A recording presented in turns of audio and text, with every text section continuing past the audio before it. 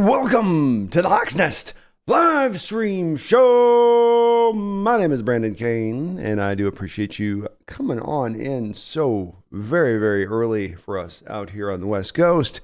9 a.m. I didn't even know the sun rised at this time, I tell you. But we are up. We are ready. Our Seattle Seahawks have 6 selections on the final day of this draft, rounds 4 through 7. Already some decent damage done in a good way, I suppose, or I guess depending on which Hawk fan you talk to in regards to that. But nonetheless, I think we feel pretty good coming into this day with at least the number of picks that they do have. There are some very good players still left for us to be able to go through here. Certainly, certain positions have gotten a little bit dicier and thinner than others as far as what's going to be in the landscape of this draft at the back half of it. But nonetheless, I think we will end up seeing what hopefully we'll see what the full plan here of this draft and what where Schneider wanted to accomplish, how he wanted to accomplish what, which positional groups he was looking to attack where. And the Seattle Seahawks will be picking fairly recently up at the top of the 4th round here as we begin things. They are the 6th selection in this 4th round. They do come back again then are the 21st selection in the 4th round as well. So 2 4th round picks, 2 5th round picks to kick this off. And it looks like we're just about started here on their side of it. Let me say hello to everybody in the chat. I hope you guys are all doing well, and I'm definitely going to be voice low today. I'll be excited at times, but I got to pick my spots. I'm the 38-year-old shooter on the floor who's just there to shoot, and I got to pick my spots today with the voice because it's definitely starting to fade just a little bit. I hope everybody's doing really well. It's been a tremendous couple of days of the draft here at the Hawks Nest. Love what we've been able to see as far as the growth and a lot of views, everybody checking this stuff out. So thank you to all the new folks who've jumped aboard the Hawks Nest and subscribed up. All the folks hit the like button and did all that too, as I've asked you guys to do. It's been great. So we'll finish this off strong here today. And I think I was trying this out for you guys to see if this was something that you would want. We can potentially at that point then. I was going to think about doing the Sea Dragons playoff game tomorrow. So if you guys want me to live stream that during that, let me know in the chat today. That's something I'm kind of presenting as a possibility because I've got to do the Brendan thing later on tomorrow. So, why not just do it on the front end, 12 o'clock and whatnot. That works, right? Maxwell Stern, how you doing, man? It's good to see you. Daniel Bailey's in the house. Hello, Megan Cock Roger, my lady from Danenda. Hope you're doing well. Says 2 a.m. here, B, and with coffee in hand. I'm here. I appreciate that, Megan. Stay strong today. I feel you on it. The marathon comes down to the last leg today. Flag says, let's go. Jeff Shekel, hello. Let's go. Drunk. What are we looking for today? I think you got to definitely laser lock in, focus on that defensive line at this point, and let that be carrying much of the day here somehow, some way. I think I wouldn't think that they would go back to cornerback here. Safety, I think, is going to be a spot that we hit. Running back is going to be a spot we hit once again today. Offensive line, guard, center. These would definitely be positions I think that I say with a fair amount of confidence, are going to be part of what you're seeing. Luke Wilper, Maxwell. Luke Wilper is a solid center, one of the best remaining prospects that's probably out on the board just period. He's not necessarily the pure scheme fit center type that we're looking for in the respect of he's able to move, he's able to hit the reach blocks, get to stuff in space. He can do a little bit of that stuff, but it's not the forte of his game. So while Wilper is nice, I don't know if the Hawks will view him as much as a fit into what they do. And that being said, it's good value for him at this point in the 4th round. A lot of folks like myself had a 2nd round grade on Wilper, so picking him up here wouldn't be too bad. It does look like Goodell is announcing the beginnings here of the 4th round. Tobias Larson, how you doing, man? He says D-line hopefully today. Hopefully indeed D-line we get it there. King Prodigy, let's do it. Maxwell Stern. Sorry, I always said hi, Maxwell. See, I'm mad out of it. What am I going to do? Jonathan Magana, Jared Clark's on the board, looking pretty good. That would work. That would definitely work. Moro Jomo, I'm with it. Cooper Mills, Antonio Mafe. I'm more of a John Gaines guy next to Mafe there at UCLA, but I like both the guys. They both well graded by PFF last year. Both are worked in his own scheme. I just don't know if he's going to quite be able to do the movement-based stuff that I know Gaines is going to be able to do. But nonetheless, I think solid prospects at the back end of the draft. I think Docs is one thing I give John credit for in the first 2 days. Big Ten, SEC, Pac-12. 4 players from great competition. It's very true. No small schools in there. Megan says, early 9 a.m. here, 2 a.m. here. I know. But I was up working on that Derek Hall video to like 3 last night. So. MJ Seahawks, how you doing, man? It's good to see you. Cameron Young, Calvin Avery, Jared Clark, Flag Sabbath. So there's some guys here. There's some workable guys here. Grug out of Wilper. This guy Wilper out of Warren. Skinner and 5. Clark, Zavala. Grug, that works, man. Your list works for me. I like that. If we come away with that, I'll feel pretty good. Punk91 says, hey, B, how you doing, Punk91? I started reading your book last night before bed. I ended up staying up way too late and halfway through chapter 4. It's amazing so far. I was hooked from the first page. Thank you, Punk91, for doing that. I'll definitely get that for you guys in the description today, the link to my book. But I'm so nervous about this, Punk91. I don't have to tell you because I've released this book being that you guys that are reading it for the first time. It's such a big monster of a book. It ended up being a pretty big actually when it came out in the Kindle deal of it. But I'm hopeful it's good. I promise you, I've worked long and hard on this one, and I'm hoping it does come out well and you like it. I'm going to warn you, Punk91. It's going to get significantly darker as you go along a little bit. Not bad, but it's going to go dark. You'll know it. You'll know when it happens. But thank you. I appreciate that. I'm definitely nervous on that one a little bit with the book because I'm not sure I just don't want it to suck. I don't want to waste people's time on that one, but it's great to hear that through chapter 4 you're liking it, and I appreciate that. That's awesome. I'll definitely get that in the description section. I've been meaning to do that. The Saints are indeed on the clock, and you're awesome for checking that out, Punk91, by the way. I know not a lot of people read now. Not a lot of people is into books, so checking out my stuff on that, it puts a big smile on my face this morning because, you read your word out, you want people to read it, especially if you think it's going to be pretty decent or you hope it's going to be decent. Fat Daddy Stack says it's 6 a.m. here. I woke up at 4 a.m. to get my routines in before the draft. I should have done that. I woke up starving to death and realized like the other day, I think I tossed away like almost a whole loaf of like bread just that was still okay because I was half awake or thinking about something else. Ethan says, Adi, to start off our first day 3 pick would be lovely. That would be lovely. Good morning, Nick. James Files, how you doing, man? Cooper Garth Knight, thank you for the $5 donation. Says, Brando, I'm sold on the draft. You and Brendo have me down in the Kool-Aid. I do wonder where the eventual mesh of BPA and need will intersect, though. I have a feeling that that's going to be coming pretty darn quick, I would imagine here, Garth, because the list of defensive tackles is not that broad even through the back half of this draft at this point. But, it probably has got to be pulled into place at some point or another. I think that if you're going to go and be drawn to a little bit more to need at one given point, and you're going on the back of value for your philosophy and ideology at the front of that if you're going to pull away from it, you'd like to preferably be pulling away from it if you have to more closer to the back of the draft rather than being to do that at the front of the draft. So I think, it makes that a little bit more likely to see a little bit more of that now. And I can see why there'll be some trepidation from folks who won't necessarily love this pathway here and be looking at it like this is, this is, not going to give us the returns, or when are the returns going to come, because you're doing the slow build, which is going to be kind of for the long-term thing. It's like that investment you put in. That's like, you're not pulling that out within 9 months. You got to let that sit in there and kind of cook a little bit. But I do believe in it. If you can apply it for years on end as a strategy, you will feel that benefit. But it might take a little bit of time fully because they just transitioned to this in the last 2 years, in my opinion. But we'll see today. We got 2 4th-round picks. If they were to pass on defensive tackle in this 4th round with the 2 4th-round picks, you might hear me over here going, okay, I like value, but I think we've got I think we got to look to a different spot on this one.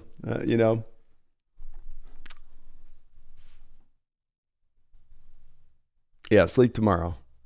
Sleep tomorrow. Megan says, hell yes on the Sea Dragons. All right. Kraken are also playing at the same time, Hawks Nest. Oh, wow. Well, that's tough. Maybe I'll have them both going. I'll do a little side-by-side cam action. Delkey, how do you solve a voice, Brandon? Oh, well, you wait till the end of this day.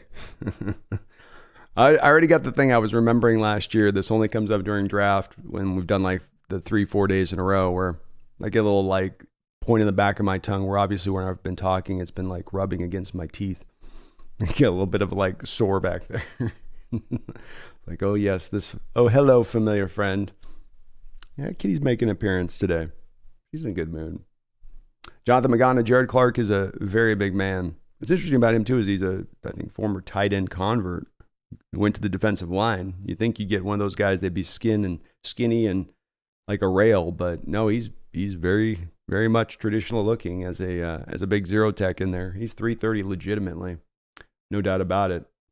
It looks like we're going to have an offensive lineman off the board here to start things off, and I'm going to go ahead and put this up so you guys can see where we're at with the draft today, because there's no way I'm going to be able to keep up with what's going on the other end of it. So Nick Salderi, offensive tackle out of Old Dominion. I did look at Nick.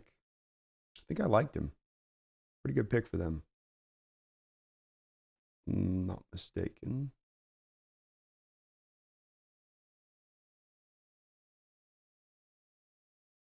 Yeah, that's a good value. I had him with a 4th round grade. Got that one right. How about that? And I charted in the Old Dominion prospect at the right spot. That's my grade on Nick. Punk 91. Thank you for reading that book again. Make me so happy to hear that. I got to definitely get the link put in. Oh, we're waiting for our pick.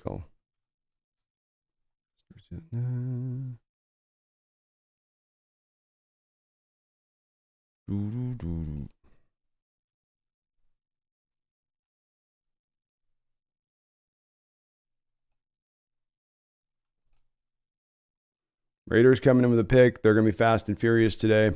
No doubt about it. No doubt.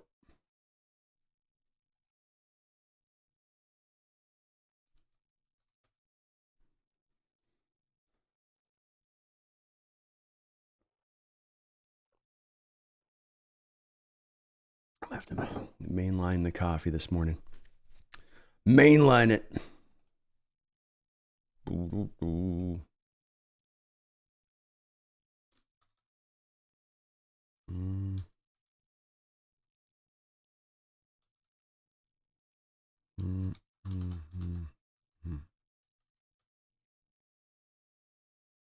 Okay. I think that's going to work doing that. Okay, the Raiders selection is up here.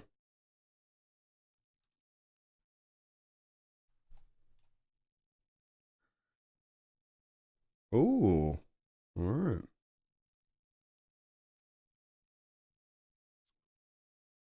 So,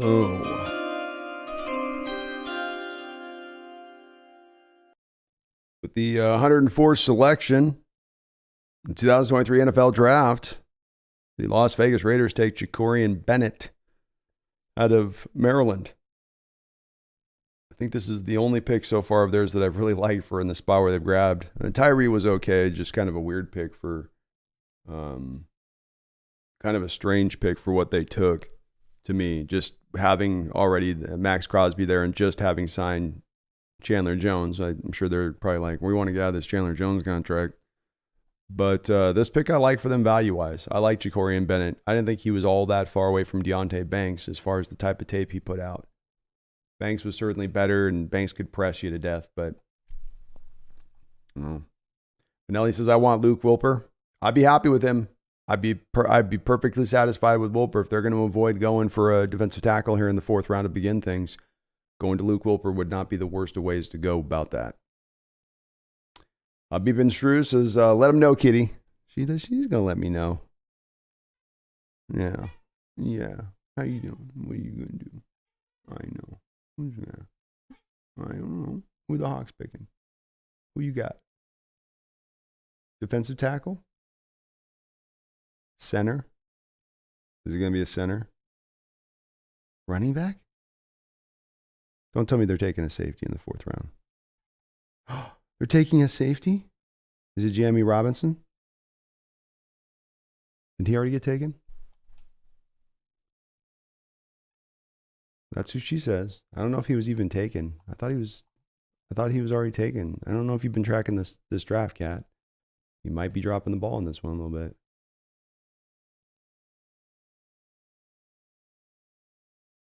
Jamie's there. This is not me speaking. I'm telling you, that's the Cat speaking on that one. So, she says Jamie Robinson. She says safety is the position they're going for. It's not going to make them very happy. I know you're not concerned by that, but I mean, you might want, okay. You might want to think about it. I'm just saying. Roshan Johnson, love. Oh, I wouldn't hate that. What a backfield you'd be stacking up with that crew. Oh my goodness. Pick is in here for the Eagles, who've had I think the best draft here so far. Sorry, Cat. That's what you're mad at me about, is I'm dinging you. My bad. Okay. You have your nap. Delicky, I heard Dwan Jones weighed in 400 pounds on his pro day. Well, it's the thing with him, if you could say that he carries it really well, it's a natural 400 pounds. It's like you get to 6'8" on a football player that's a tackle, they're probably going to be up, ideally speaking, up around 400 pounds, He probably plays out there 385. Mark Harpercorn, thank you for reminding that. Please hit that like button and sub up this morning if you have a chance. I would really appreciate it. Ooh, the Eagles just keep it rolling. Man, they're turning into the Georgia crew out there. The Georgia crew.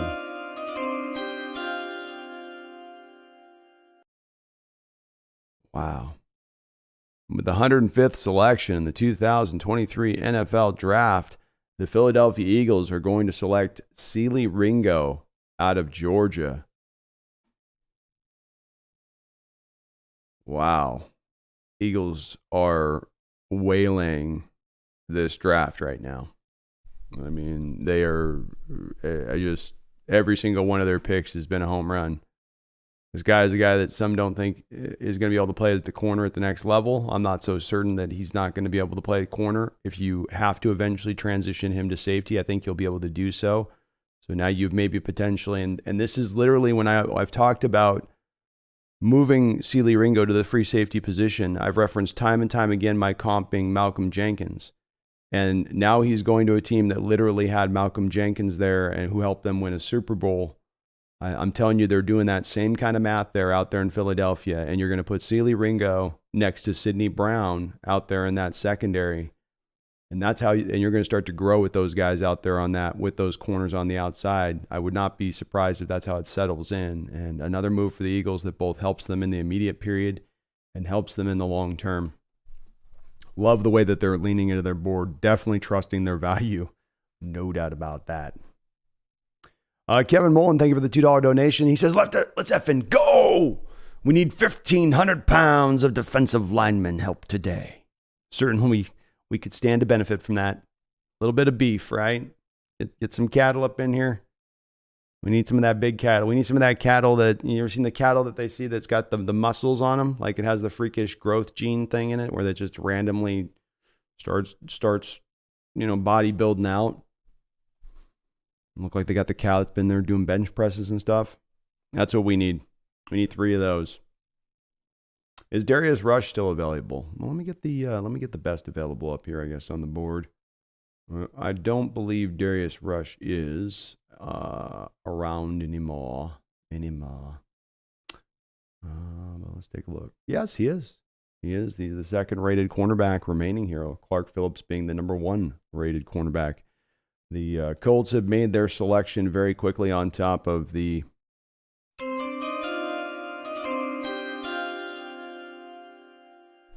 Eagles. With the 106th selection in the 2023 NFL Draft, you have the Indianapolis Colts selecting Blake Freeland. Left tackle-ish. more probably a guy that will likely kick inside at the next level. But the Colts needing to kind of repair a little bit of that offensive line, which was not the strength for them last year that it's been recently. This pick makes a lot of sense from that standpoint. Not bad value for Freeland in the 4th, I suppose. I was really not high on him, though. I did have a 4th round grade, but it was a begrudging 4th round grade just because of all of his testing numbers and stuff. Very, very begrudging. Kevin, thank you for that donation, though. Appreciate you.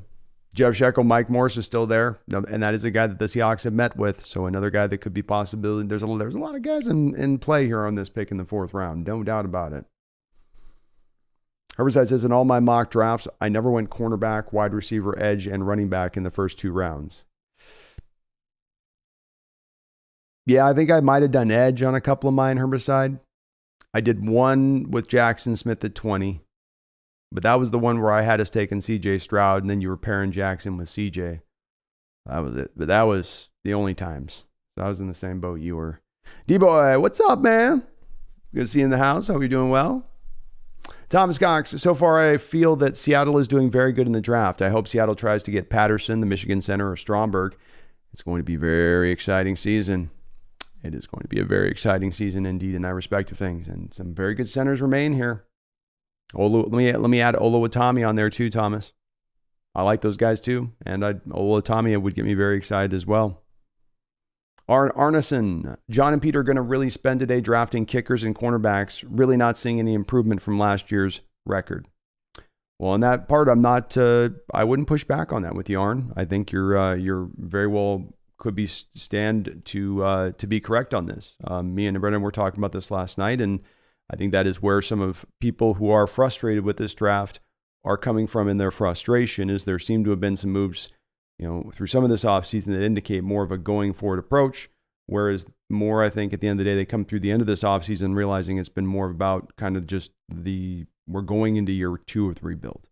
And we had success in year 1 of the rebuild, but that doesn't change the fact that they are indeed moving into that year 2 of that rebuild kind of status of things. And so that does mean things go, a little bit slower than they do faster. And that could mean that you're not necessarily hugely improved past what your record was in that respect, Arn. I think it's a valid point to make. Yeah, Herbicide, Niners went kicker. Haha, where's Keldon? Niners not only went kicker, they went Latu, who the Niner faithful I was seeing up on Twitter this morning were not too happy with that guy when they started diving into more tape on him, which I'm not shocked. Like, yeah, he's not a good tight end. That's not good. Dick the Hawks. Yeah, I couldn't find it on Kindle last night. I must have misspelled something. It's a little bit buried right now because Kindle's got I've got to get the hard copy on and all the other stuff. So that'll be my next project this week, is to get a hard copy created. But the description's now in the link to my book is now in the description section. So if you just follow that link, that will take you to my book on Amazon.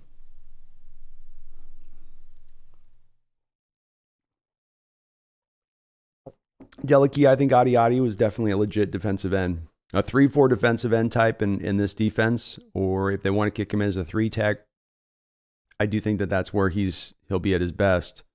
Obviously, he is a little bit of the workout warrior thing. Thomas Cox, thank you for the $5 donation. I do appreciate it, Thomas. He says, if you could choose between the Michigan center or Patterson, I guess you did say Michigan center in your deal. That's my bad. It's early, Thomas. Bear with me. If I did select between the Michigan center and Patterson, who would I select? God, that's a really good question, because Patterson does give you guard flexibility where Olu Oluwatimi does not give you guard flexibility. I think I would lean back into Olu Oluwatimi because I feel like he's more of the pure fit to the scheme. All of Olu Oluwatimi, why I like that guy so much is if you go watch his tape, every single block is a reach block. He's not doing like what Luke Wilper does on tape. It's a lot of double teams at the point of attack and helping out his guys, doing just traditional center stuff. With Olu Oluwatimi, it's snap after snap of minimum. He's having to hit a single reach block to where he's got to shield block it, or he's got to get to the second level, or he's got to pull back out around in space. And he really does all that stuff admirably well without ever being dominated in any realm of it. but accomplishes the task that he needs to do within that movement-based offense, which is something our linemen have struggled to do at times. It's not a matter of them not being big enough or strong enough. Merely they can't get to the spot you need him to get to or hit the block you need him to hit to in this particular offense, which mimics a lot of what Michigan would be doing in their run game, I think. So I go to him first, but I do like Patterson. I do think that he could be a starting center in this league. I think he gives you not the empty Ethan Posick ability to play guard, but that he's actually so big and rugged and strong that he could play guard, legitimately right guard. So I do like him as well. Wouldn't be mad with either of those two. They would help. George Samuel says, have you seen the video of Jerrick Hall? It's amazing. Must watch. He was meant to be a Seahawk, I think.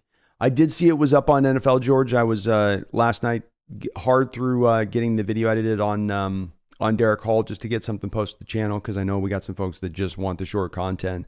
And then I was starting to get to work on the Charbonnet, and then I just passed out.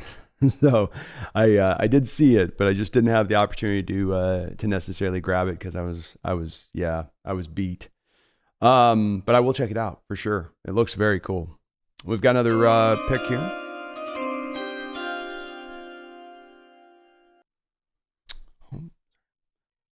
With the 107th pick in the 2023 NFL Draft, the New England Patriots select Jake Andrews. Jake Andrews is the selection, and that brings up the Seattle Seahawks as the next selection here coming up. So we'll see what they do here. Daniel Bailey, thank you for the $5 donation. And let me give you guys a look here at what we've got best available here at all positions. Adetomiwa Adewale is here. DeJuan Jones. Roshan Johnson is here. Darius Rush, a cornerback. I know that's not the want here necessarily because you're fine there, but the value's there at least. I love Tyler Scott. Don't think they'll go back to receiver here. Antonio Johnson, a lot of you loved him at safety. He's looking him in the eye there. Israel Abakanda, Moro Ajomo, Luke Wilper, another center in there. So you've got a couple of centers. Olu Oluwatimi still in play at this point. JL Skinner, some of you love him as a Cam Chancellor 2.0. He's sitting out there.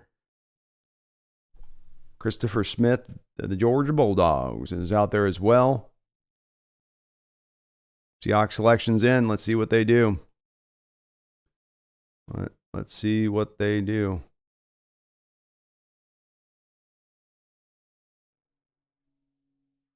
Okay. All right. This will work.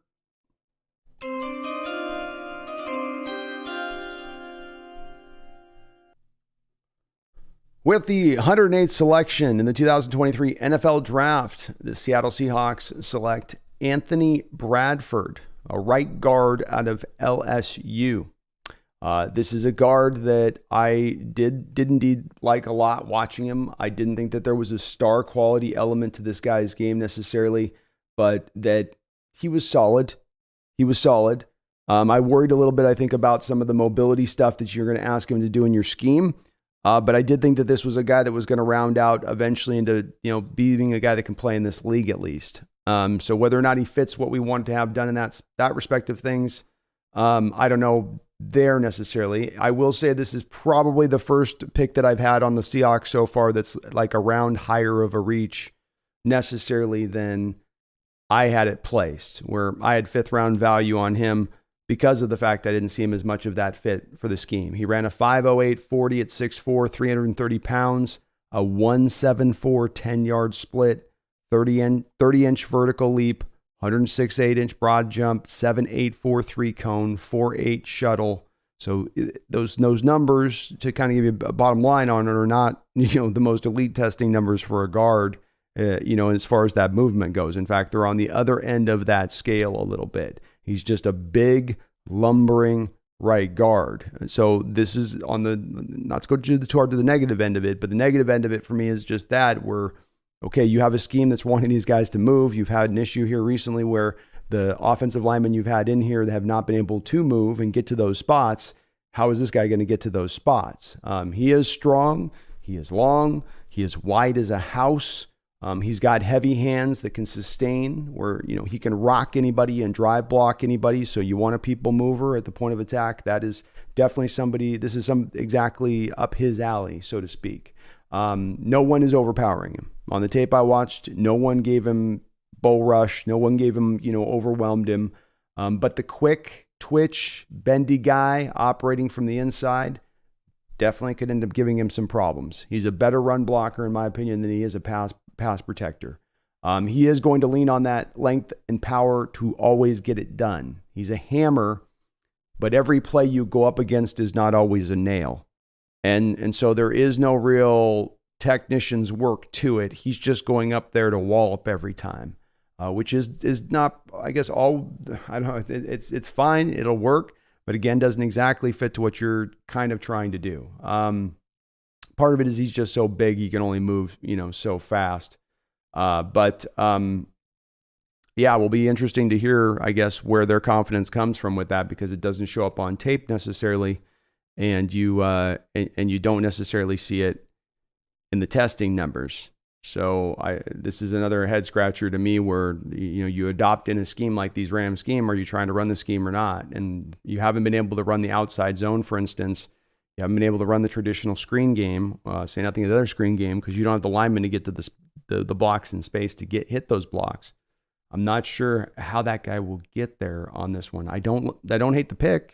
He should be a functional right guard in this league. He should be a guy that absolutely will push Phil Haynes in this first year, and will be good depth behind Phil Haynes. If he's got to come off the bench, he should be ready to play if you need him to play. But certainly a little bit of an oddity from my standpoint with it, just in that I'm not sure I see the fit there schematically. It's you don't ask in your offensive line. It's a transition that I think is a little difficult, because we've had this for so many years in this other way, another fashion, where even in Holmgren's day, you look for the big lineman. So we were very used to that here. But you're moving to the Rams, line, like I was talking with Olu Oluwatimi. Now it's more about hitting reach blocks, shield blocks, second level blocks, pulling, wham blocks, back across the formation, post snap. This is what you're asking your linemen to do at a high proclivity amount of the time. So that's a little bit of the worry, I guess, I would have with this pick. But I suppose they feel very confident that he can perhaps pull that off, or they drop 15 pounds on him and he'll be fine with it, I guess. On that, we had a couple of the other guys go here. Adewari's drop stops. So certainly it would seem like the Hawks were not high on Adewari, having passed on him a couple of times. He goes to the Indianapolis Colts at pick 8. Dylan Horton, a defensive end out of TCU, goes number 7 overall here in the 4th round to the Houston Texans. So we will be pushing forward and fast here throughout this these rounds, no doubt. Daniel says, thank you, Daniel, for the $5 donation. Says, I realized what we're overlooking, not just BPA. Our front office is prioritizing character highly. All our dogs, work ethic, high character, and love ball. Indeed they are, Daniel. And indeed they are putting together a team that is that way. And that is a great thing to be putting together. I get a little worried at times with and it's not that I'm not against this way they're going, but always a student of history, always just a student of history of stuff that happens in Seattle. And I see him going down a certain path, or I see him replicating a certain path that took you down the line to having to learn a kind of a tough lesson. And it's really hard to find the great player with the work ethic and the high this, and then the love the football. And you're going to now make sure that it's got to be all these things if we're taking that guy. And if he's not having that thing, then he's not part of the culture here. And that hopefully will work out to the best. But we did try it with Ruskell back in the day. That was Ruskell's whole thing too, as a general manager, was getting these, high character, no issue guys. And you build a team of Boy Scouts, which is great, who are all about ball. But at the end of the day, you also need the talent. You make sure you got the talent there for sure. And these guys got the talent. I'm not saying they don't, but that's just when I see that being that, well, every guy's got to kind of have these, it's already hard enough to kind of find guys at times that can be talented enough to round out a roster. But I can understand that's their methodology, and I think they've probably been burned in the past with, not feeling like they're getting guys that were all ball. Certainly the Legion of Boom era players were all about ball. But it's hard to pick apart these guys as far as players and who they've taken, maybe past Chandler here, up until this point. They're good players. They're going to help the team out considerably. That is to be sure. Garth Knight, thank you for the $5 donation. I do appreciate it, man. Very kind of you. He says, Brando's book will be to Hawks fan what the catcher in the rye is to serial killers. I hope not. Then I'll have to be going and living I'm already living as a hermit. Who am I kidding? Who am I joking there, Garth? Thank you for the $5 donation. Maybe very well, maybe be true on that one. The Cleveland Browns with the 111th pick here in the 2023 draft have selected tackle DeJuan Jones out of Ohio State. They're showing DeJuan out there locking down a guard in high school in the open floor, dunking it. How about the big man moving? I like that pick for them. I don't know what they're going to do with him, though. So they got 2 tackles out there already. I mean, they're guessing they're going to kick somebody inside. Interesting.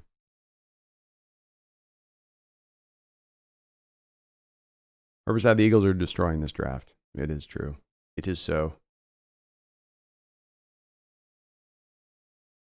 Louise, they didn't go Zavala, but they did do Chandler, so.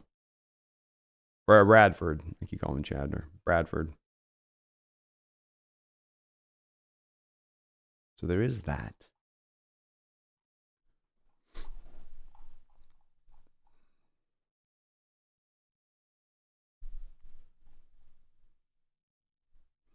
Thomas Cox, thank you for the $2 donation. Says, Brando, I hope it's not a running back after last night. Well, they didn't do running back, that's for sure. It's a little bit of a shocker with Bradford, though. I will say that. I wasn't seeing that one coming there on that pick. Kind of thought he'd be a guy they'd be like, maybe not. Maybe not on that one. Yeah, we took Bradford ahead of DeJuan Jones. And I think the Browns are going to move DeJuan Jones to guard. So if you're already going to get a guy that's a guard that can't move, I don't know. I might have wanted DeJuan Jones. At least he provides some potential versatility to kicking out to tackle, I guess, at that point. Hawks' next pick is within about 8 picks or so here in the 4th round.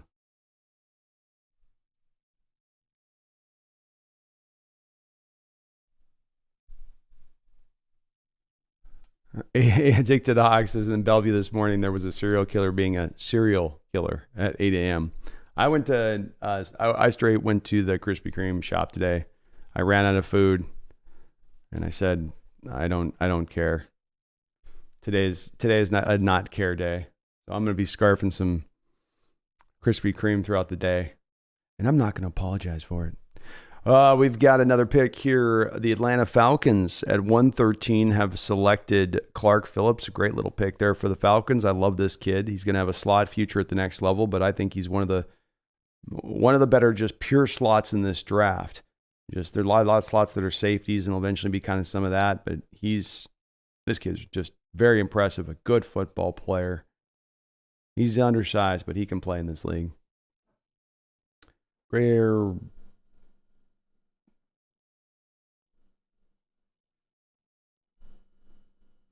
Ethan says, Brandon, I love the cover of the book. I was a bit indifferent about the other one you showed us a few weeks ago with the other colors. This one is clean and beautiful. Well, thank you, man. I paid a guy on Fiverr to do it, and I had to go back and forth with him 4 different times, and he just kept not quite getting it. He got it close near the end, and then I had to kind of bring it home to what I wanted it to be. But I definitely finally feel happy enough with the ending product. Like, okay, this one looked good. This one captured what I had kind of in my mind. Appreciate it, though. And keep in mind, folks, I'm putting that book title in the cover. I want to make sure I put it out there. It's not what my football content is. So this is it's not super dark. It gets pretty dark.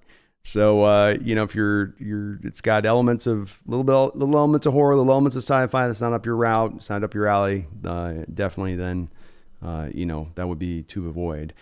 And boy, 14th pick here to the Carolina Panthers. They select Chandler Zavala. So many of your guys' favorite, a guy that I probably would have preferred myself over Bradford, goes to the Carolina Panthers, 114.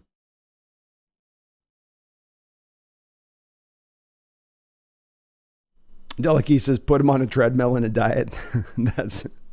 Hey, maybe it is. Maybe you just get him down to 300, and he's moving like a beast out there. I guess it's possible. Yeah, the Patriots drafted a kicker in the 4th round. Kickers are going so hot right now. Megan says, the Hawks Nest, read it in one go last night as I had to stay awake. Well, give me do I got a thumbs up, Megan? Is it okay? Does it pass the mustard? I guess you'd probably text me offline if it didn't. Like, take the book down. It's not right. Get it down. Get it down. X-Men 406, how do I donate? I got to ask a question. What are the thoughts on Cameron Young from Mississippi State? I believe I've got my notes on Cameron Young. You don't have to donate on that, man. I'll figure it out here. Cameron Young. Okay, so Cameron Young, the Mississippi State kid. 6'3", 304 pounds. 5'1", 140, 1/8, 10-yard split, 34.5-inch long arms, so good long arms, pretty good build overall. Run stuffing, 0 tech, slow off the snap, and a little top heavy, causing him to lose his feet a great deal of the time. Not much notable power. He comes off the line, and on contact, it's routinely a draw, and he gains no further movement. Doesn't do much with his hands, possesses no bend. He can be relatively stout at the point of attack, though.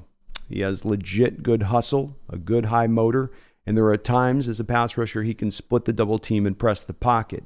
He doesn't use his long arms to his advantage, just drives into the body of the offensive line and then combos that by getting too high. Good at pursuing. He'll work to the edge on outside runs, will rally to the ball, and I do like the effort overall. I just see him as a rotational run-stuffing defensive tackle, later round guy. So... he's not a bad player, but I think you can definitely wait with that guy a little bit later on. And at pick 115, another potential maybe Seahawks target goes off the board in Roschon Johnson to the Chicago Bears. So we're seeing some of the names that I think that we had kind of a side eye towards, a glance towards entering into the day. And they're definitely starting to get pilfered just a little bit here.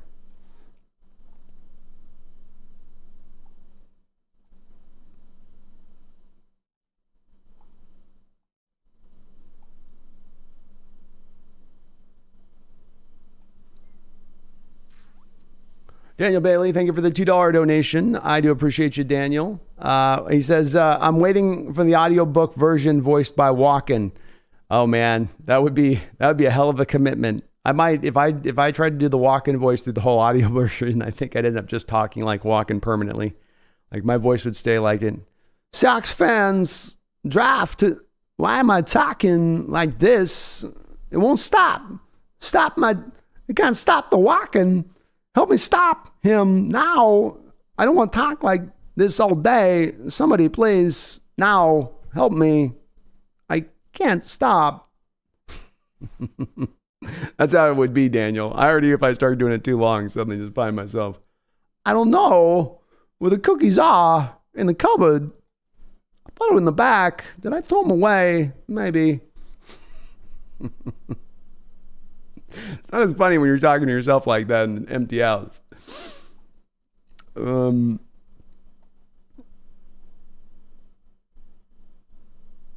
It digs the Hawks. Krispy Kreme, yummy. Yeah, I'm good about not going to it down by my house. I'm pretty religious about not going to it because I know it's about one of the worst things you can eat for you. But today I had about a half hour Krispy Kreme about 10 minutes away. I had to make a call. Liam Alcheriel says Bradford got a 9.8 out of 10 out of a Raz score. I mean, I guess I don't know how he pulled it off with those numbers because he's pretty he is very, very lumbering, but that's good to hear. He's got power. He does have that size, which are part of the applications of those RAS numbers. And he's going to move people at the point of attack. You're not going to get the big, strong zero techs in there. They're going to root him out. I think the Hawks, as I was joking about voodoo donuts last night. Damn, I'm hungry again. It hit me this morning, and I was like, I started feeling guilty at it, and I was like, I'm not going to feel guilty about it. I'm going to go get my donuts. That's what I'm going to go do.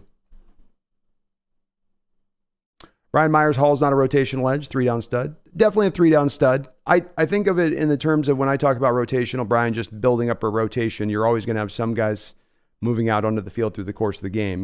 Nobody's playing out into the 100% of the snaps through the course of the game. You're rotating everybody through. He's a 3-down definite player, but like often we've cited from the Legion of Boom era, you had no defender on that defensive line playing more than 40 snaps during that time period. That is certainly still, I think, the ideal that we're trying to aspire towards once again. Patrick, Pete, and John picking whoever they want will run up the scoreboard and increase our offensive time of possession. Defense will be well rested next year. I suppose so. The super offense is alive and well. Tyler Morano, do we get a linebacker? It's possible. Eventually, we got to make our way over to defensive tackle just to simply at least get a body. Say nothing of someone with some talent. So that would be nice.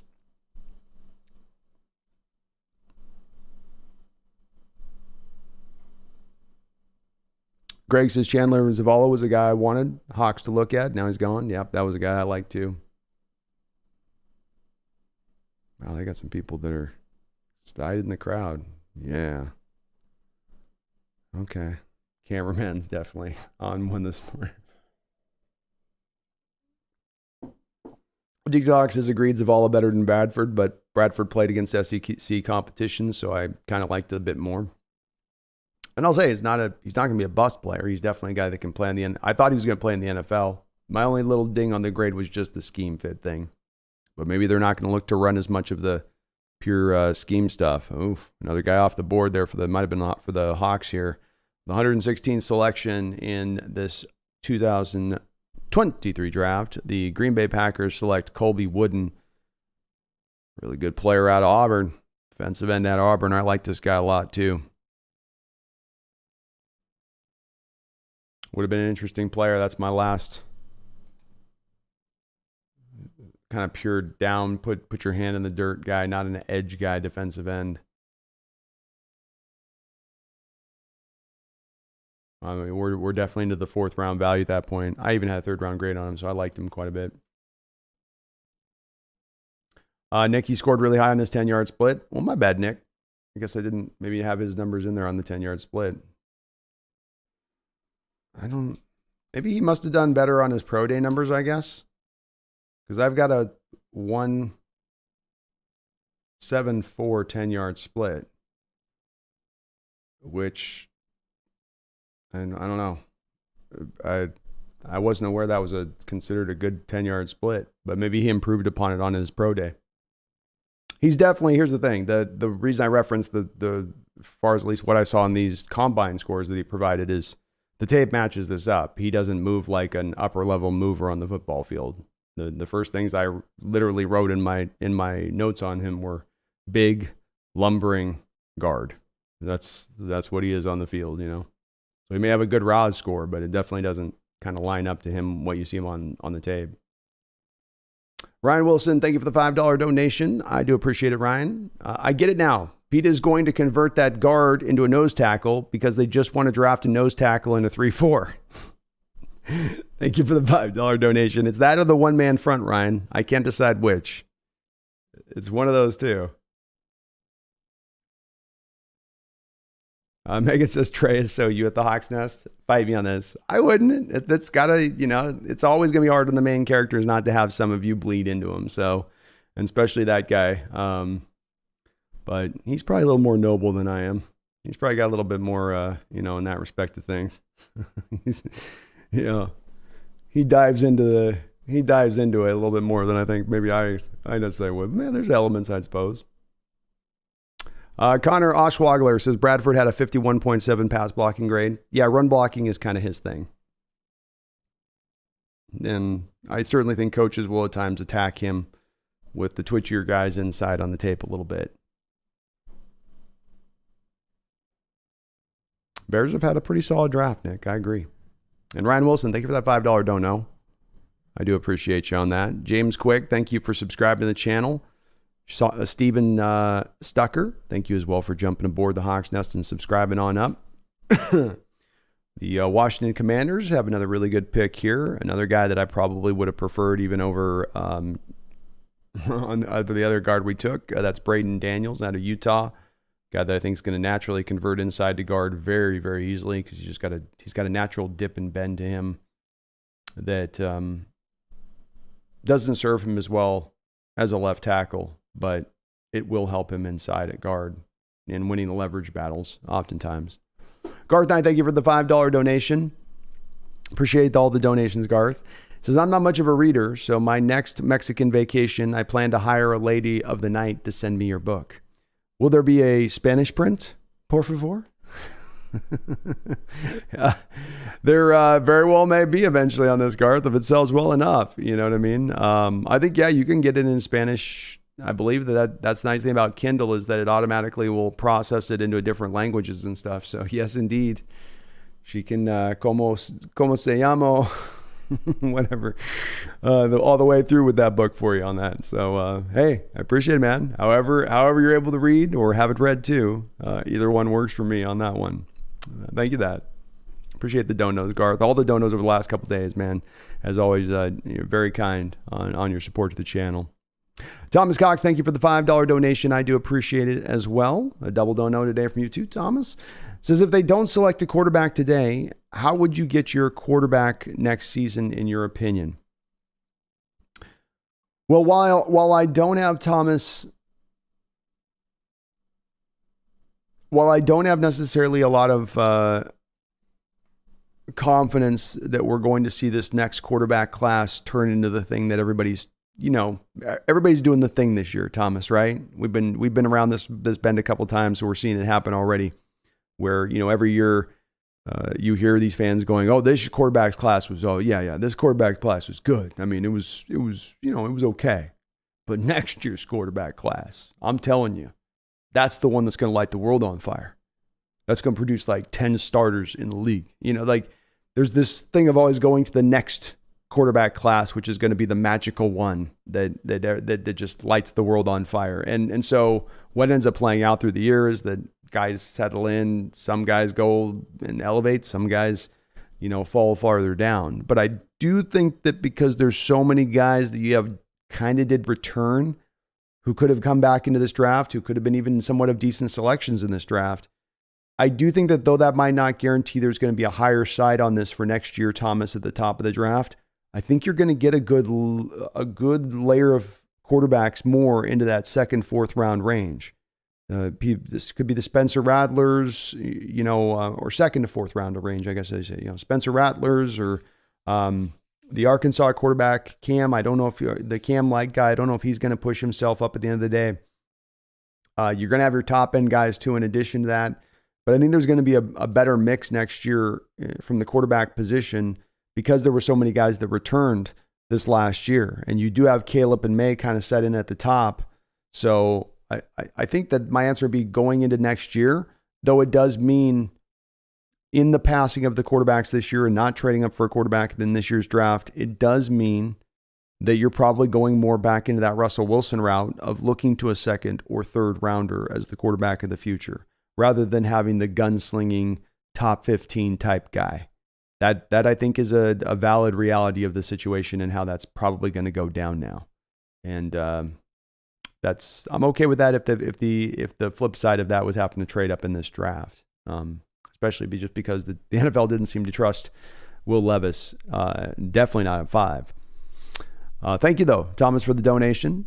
Daniel Bailey, thank you for the $2 donation. Says, think I'm bad luck. I'll be back after 124. It helps. You're not bad luck, Daniel. Not bad luck at all, man. And look, I'm not, I guess, glowing about the Anthony Bradford pick, but I don't hate it. And he's going to be a guy that I know is going to play in this league. You can put him out on a football field, and I think he certainly is going to be able to hold up relatively well. I just want to see them be able to max out this offense for all that it can bring. I want to see the fly sweep game brought better into play. I want to see the guards getting down the second level on linebackers, like we had to watch offensive linemen get down to the second level on our linebackers this year. I would love to see our own offense be able to do that a little bit more at times. And it's hard to do that with the guys that aren't necessarily. But if he had that great 10-yard split, if he improved on what he did at his deal, I'm gonna have to look that up today and see how did I get to the. I just can't imagine 174 was considered an elite 10-yard split for a guard. That seems just like.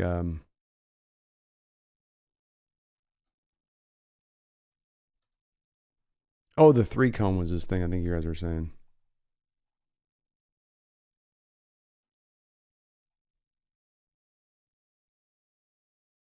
I definitely had him right on the 174.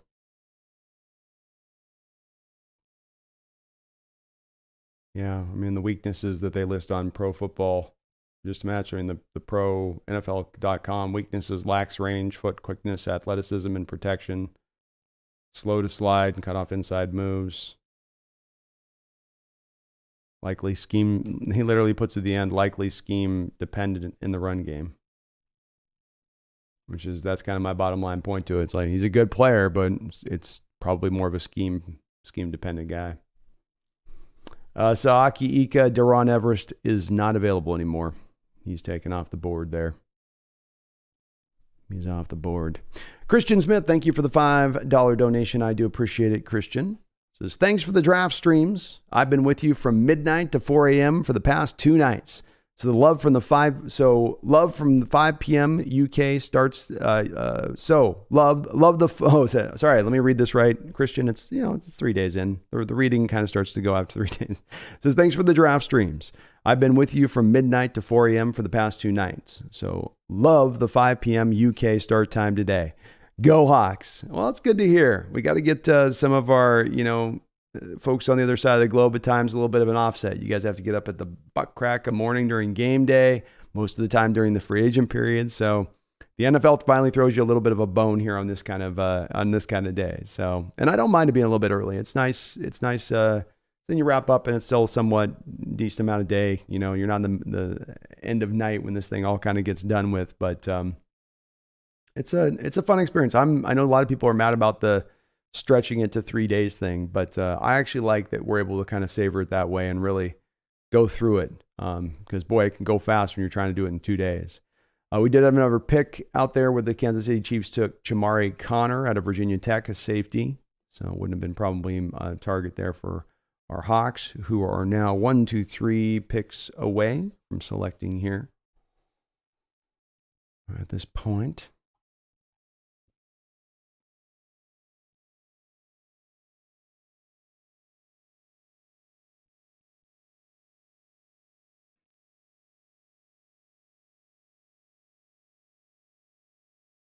Tony Borges says, why is Wilper dropping so much? Tape was okay. It was solid. I don't think it was spectacular.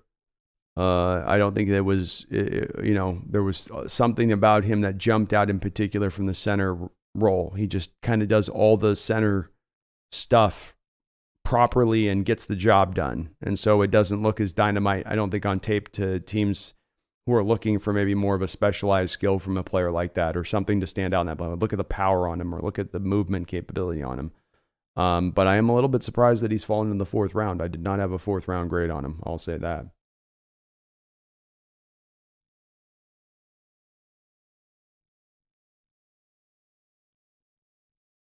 Jason Peters says Zavala is twice the player Bradford is.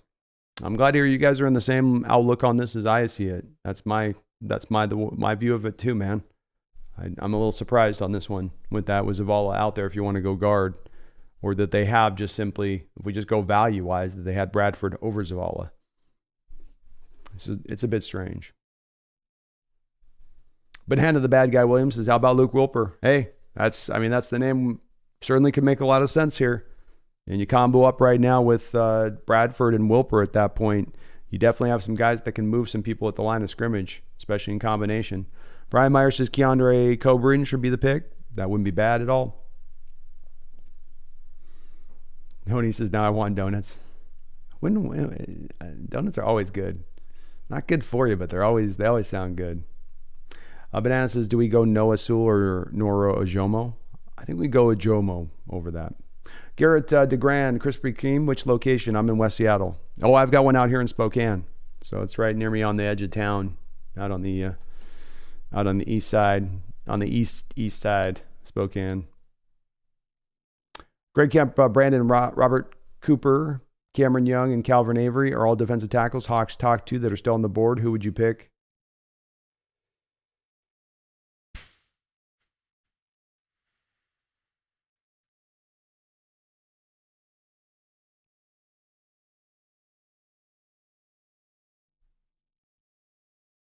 I would probably go with Cameron Young. I have, I believe, a 6th, 7th round grade on. I know I have a 6th round grade on Robert Cooper, and I think I have a 6th or 7th round grade on Calvin as well. So just barely, I'll go with Cameron Young, but I'm not super stoked about any.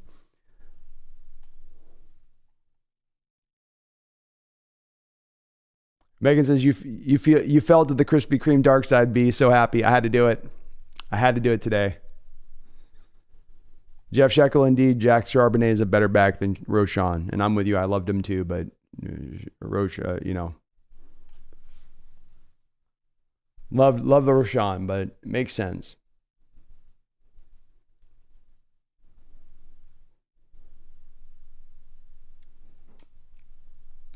Mystic Dog, big fan of Corey Trice. He's a pretty good player. I think they met. Didn't they meet with him too? Was he one they met with? Delikey says, I hope we have some quality UDFAs on speed dial. Me too, man.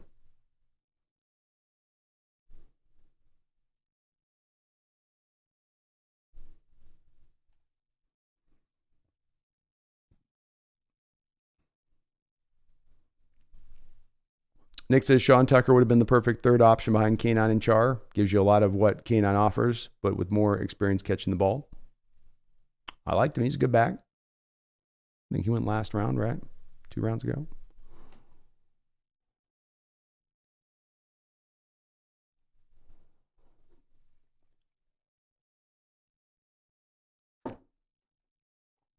Oh, Cardinals, what a good selection that is for them. Darn it. All right, well, we got the Jaguars at 19 in the 4th round here, taking Ventrell Miller. The Cardinals are coming back at 20 in the 4th round with John Gaines. Another guy that, to me, I mean, if you're talking about him or Bradford, John Gaines is the guy that was, more of, again, the pure scheme fit for what you want to do. But that, again, doesn't, this, when we talk about what historically Carroll looks for linemen, he wants historically the big people movers. But Gaines is the athletic kind of guy that you look for in there that can move in space and hit those blocks.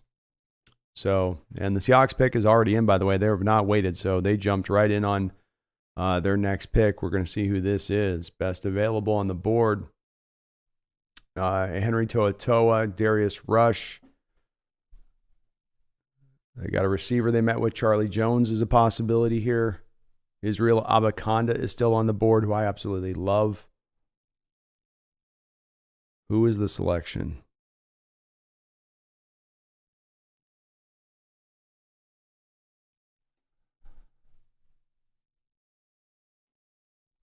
All right, here we go.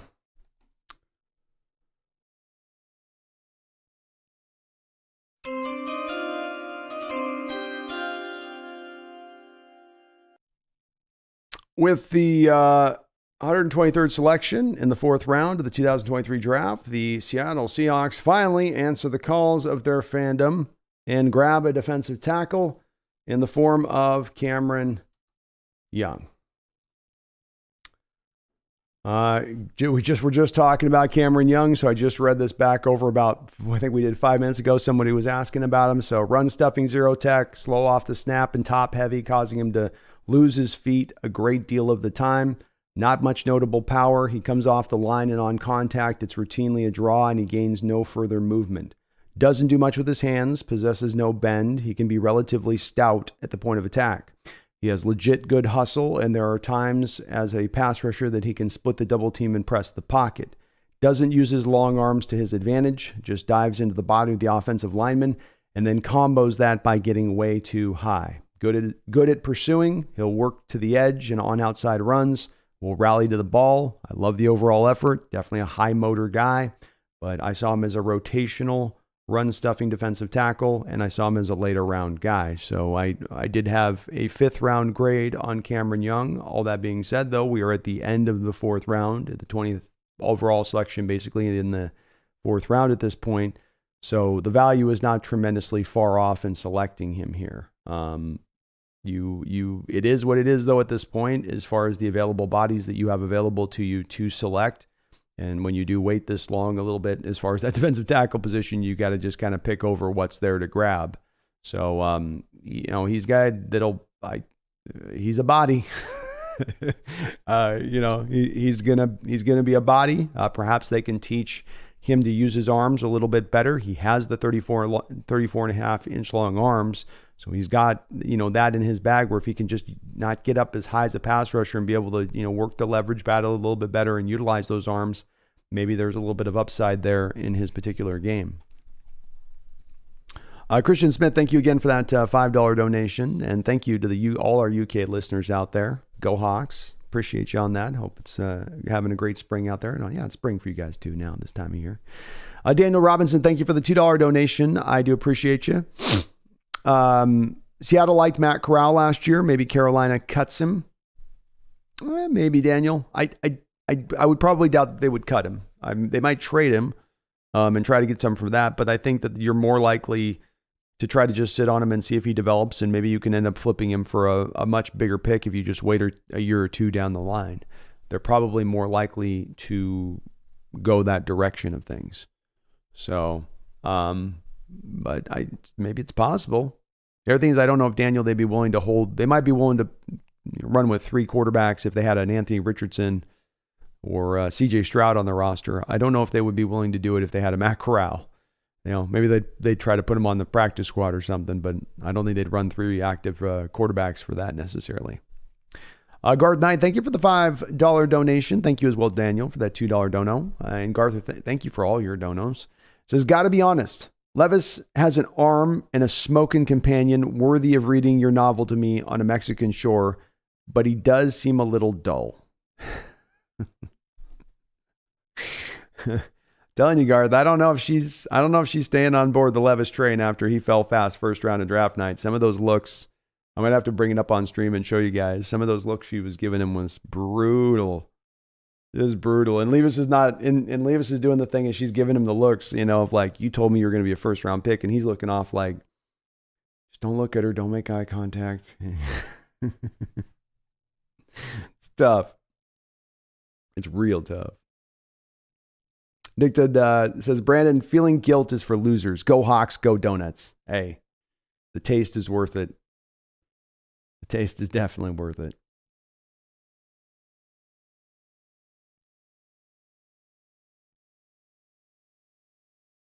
Keandre Coburn was available, Delikey. I would have gone over him over what we took. Oh, I don't know, actually. I can't. Maybe a little bit. I have a 5th round grade on Keandre Coburn, too. So, Jared Clark would have been a guy I probably would have liked better. But I may be just on my own with that one because he's Coastal Carolina. And something that's been pretty consistent in this draft is that they've gone for the big schools. That's why I was saying there's a little hesitancy on this where I'm getting the Tim Ruskell vibes. Ruskell wanted the clean prospects. They all had to come out of the big schools. And it's hard enough as it is with the prospects available to you to lock in on the right ones and just be removing down now small schools and the ones that aren't playing the top end talent. And then when you want the Boy Scouts on top, you do start to kind of lower down your net for all the players you can potentially capture there a little bit. Greg Kemp, Jamie Robinson still on the board. I definitely had his high values way too high in the 3rd round. Way too high. And we've got picks coming off the board here really fast. Tavius Robinson of Ole Miss, an outside linebacker. We've got Darius Davis, wide receiver out of TCU now going. The Chargers look to really hammer their wide receiver position. That's their 2nd wide out here.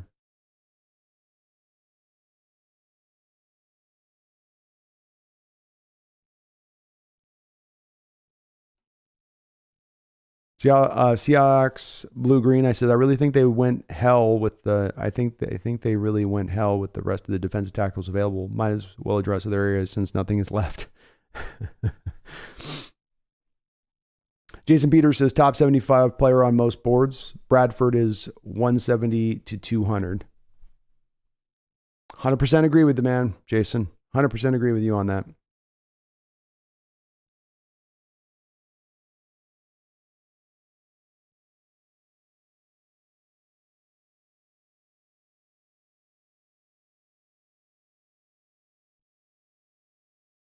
Maggie says, you're Noble B. You know how to do it. The only thing that makes you on par with Trey is you would say what you promised, as Trey is a man of his word after all at the Hawks Nest. He is indeed. I am indeed on that. So we're of like mind like that. Greg Kemp says, dang, Braden Daniels is gone. Hawks liked him. Yeah, I don't know why you didn't take him there instead of that. Been get another pick where it's John Gaines, Daniels. These are guys that fit to the scheme and what you want to do, on top of being probably just overall better players than the guard you took. You know, not to hammer it too much. It's not a big deal. We're later in the draft. These are all flyer selections at this point for the most part, kind of.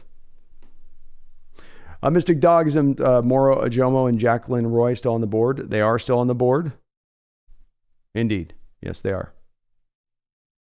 Mystic Dog says, Brandon, does Dip and Ben sound like a really crude short shot at a bar? Bad joke. -1. It does indeed. But it's got to be a dirty hole in the wall bar. That's the prerequisite on that one. IM says the kid's going to be a mauler. He can pull as well. So he's going to be a mauler, IM, for sure. And maybe he does end up pulling well at the next level, but he did not pull well on the tape. That may come along with him, but that wasn't necessarily something at the forefront of what he did out there at LSU. Thomas says, I like Wilper. I just thought he was gone, but there's 3, maybe 4 good centers. There's still some more left here. That's for sure.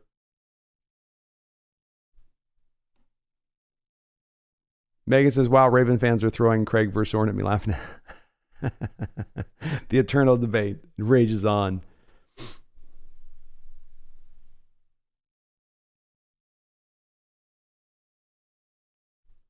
It does rage on.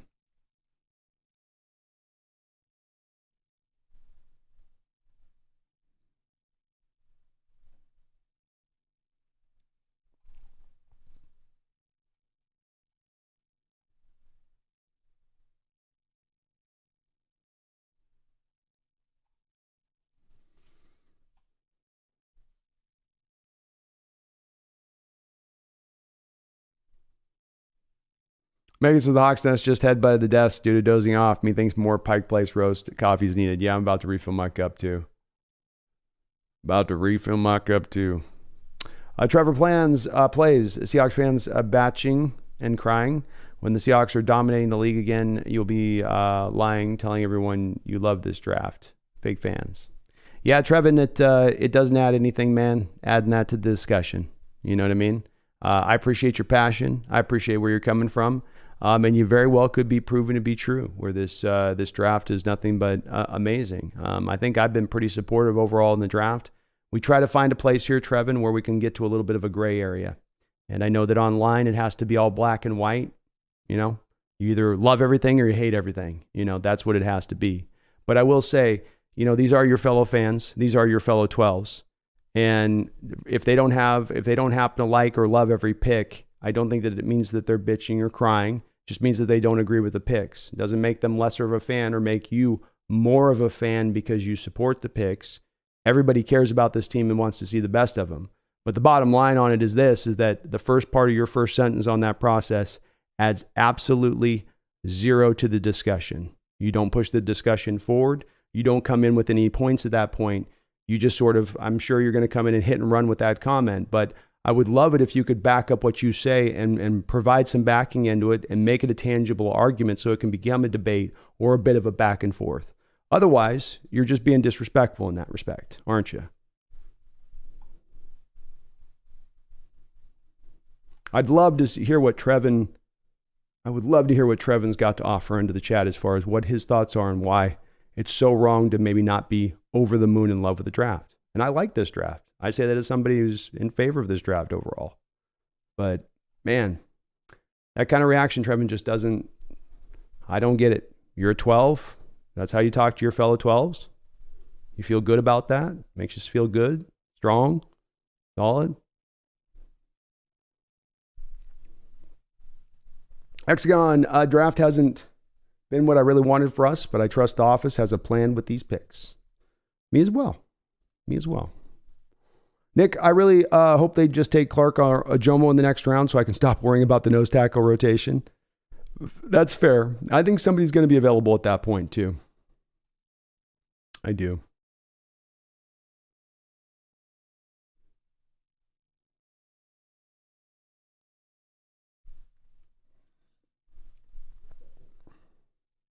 Rodney, I was watching Bradford. I like it. He looks like he is quick with his feet. Man, I don't know, Rodney. I just don't quite see it on the tape with what I saw myself with him. He's not a bad player, but quickness is not the first thing that comes to mind for me on Bradford myself. My first note was lumbering. But maybe I'm just wrong on that. Thomas, come on. Seattle has many picks, and you're saying it's C with getting the best corner and the best app. Oh, you guys are speaking to someone else in the deal. I'm definitely not saying it's a C. Nick, yeah, Nick, see the old Titans combination, Lendale White, CJ2K. We got a little bit of that going now. That's right. Fire and ice. Thunder and lightning, I think, is what they used to call them. Popoe is still there, Herbicide. Another potentially interesting pick. Is Herbig gone? Herbig is not gone, I don't believe. I think he's one of the top available according. Yeah, he's 5 on the board of top available guys right now. We got Toa Toa, Darius Rush, Tyler Scott, Terrell Smith, Nick Herbig, Antonio Johnson, Charlie Jones, A.T. Perry, Israel Abaconda, Luke Wilper, J.L. Skinner's out there still, Jacqueline Roy. I like Jacqueline Roy. You want a zero tech, there you go. Digzox says, Brandon, isn't dirt hole in the wall bar redundant? Yeah, but that's kind of the whole charm of it then at that point.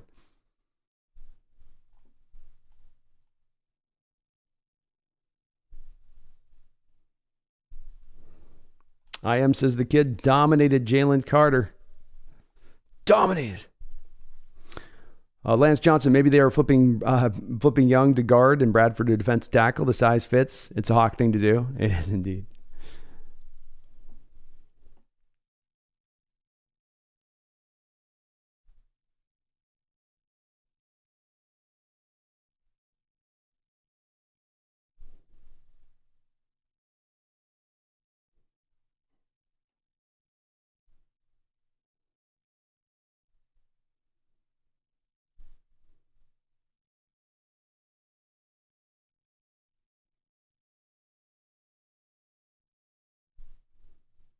Addicted to Shelby, 100%, Brandon. I don't know why people always have to make a fight out of everything. I agree. It doesn't have to be. Some I'm trying to keep on, not, but that comment kind of stood out. Everybody's being cool and easy, and that guy comes in and tries to take a dump in the middle of the room. Like, dude, really?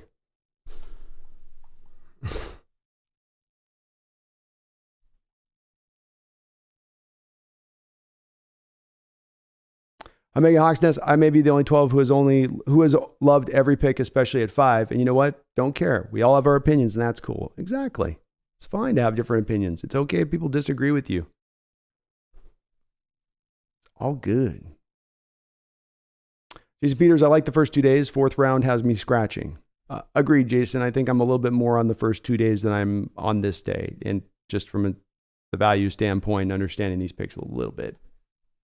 But some folks are feeling like he can move really well in this scheme. So maybe that's something that is there that I've missed on with this. I just felt like it was the thing that's why I led it with my first note with him. The lumbering lack of ability to move thing was the first thing. That was the very first note that I had on that guy before anything else, before I got to his power and what he was as a run blocker. New Black says, I thought Wilper's more of a fit for our scheme, but not going to complain about a guy who won't get pushed around and seemingly held up well against Jalen Carter. Indeed. Remember what Jalen Carter is, part of what lack of the production came from this year was also the multiple injuries he was fighting through at that time. I don't know what point in the season they were dealing with LSU, but I would wonder where that torn PCL and rolled ankle were at that point in time. But it is noteworthy that he did well against Jalen Carter, that's for sure.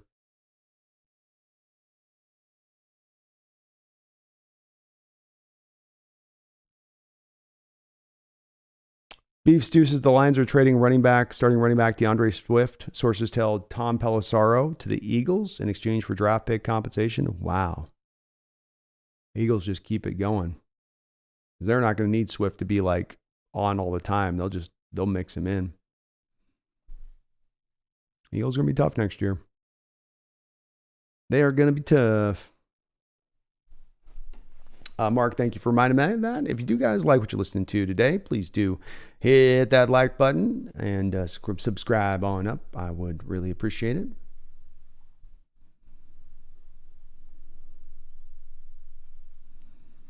Deadly says, there are two draft decisions I really don't like. Drafting Hall when we could have been White, who could play inside. We already have too many good edges. Trading down where talent drastically declined. Understandable on that. I will say I was watching back some more tape last night of Hall when I was trying to prep up my video for him, and he actually did a pretty good job. They did move him inside quite a bit there at Auburn. So I will say that was kind of noteworthy on that aspect of things. Let me see where we're at here with the rounds. Last couple picks here. We've got Tavius Robinson, outside linebacker, going to Ravens. The Chargers took a receiver out of TCU, Darius Davis. Isaiah McGuire, really nice edge out of Missouri, went to the Browns. Jake Haener, a running quarterback out of Fresno State, goes to the Saints. Stenson Bennett, a little quarterback run here, goes to the Rams. The Rams in on the Stenson. In on the Stenson.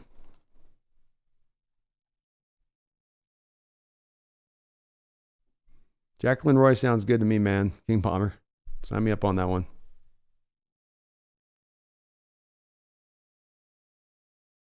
They went Stenson. I like that fit, Stenson with the Rams. That's good for them.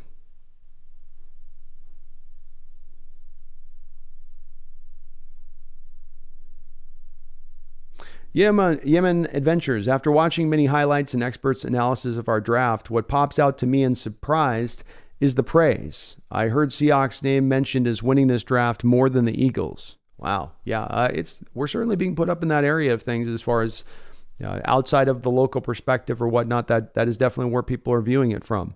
And I think that mainly comes from the spot, Yeoman, is that the recognition of when you draft a value, that's going to be something that stands out to people and they're going to recognize it. I also think, Yemen, we've got to recognize too that when you are a team that has the 4 picks in the first 2 rounds and you're selecting that much, when there have been teams in the past that are selecting to that degree, that many times or near to that many times, they always seem to end up as one of the top teams drafting just by the sheer nature of the number of picks that they have loaded to bear. And so that is a little bit of that part as well. You see that as kind of a common theme every year when they're grading drafts like that.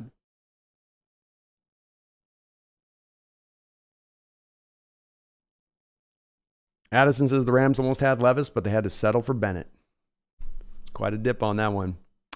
Arthur Mercer. So basically the Seahawks made little to no changes on the defensive line. They're putting their faith in Jerrick Reed and Bobby Wagner, I think. That is kind of accurate, I would say. That's I think, a fair way of putting it. There may be another deal that they have to make after this is all said and done that maybe makes some of this make a little bit more sense. Beef Stew says, bro, how are the Eagles pulling off this masterclass? They got all these great drafts and just added DeAndre Swift. Man. Frustrating to watch.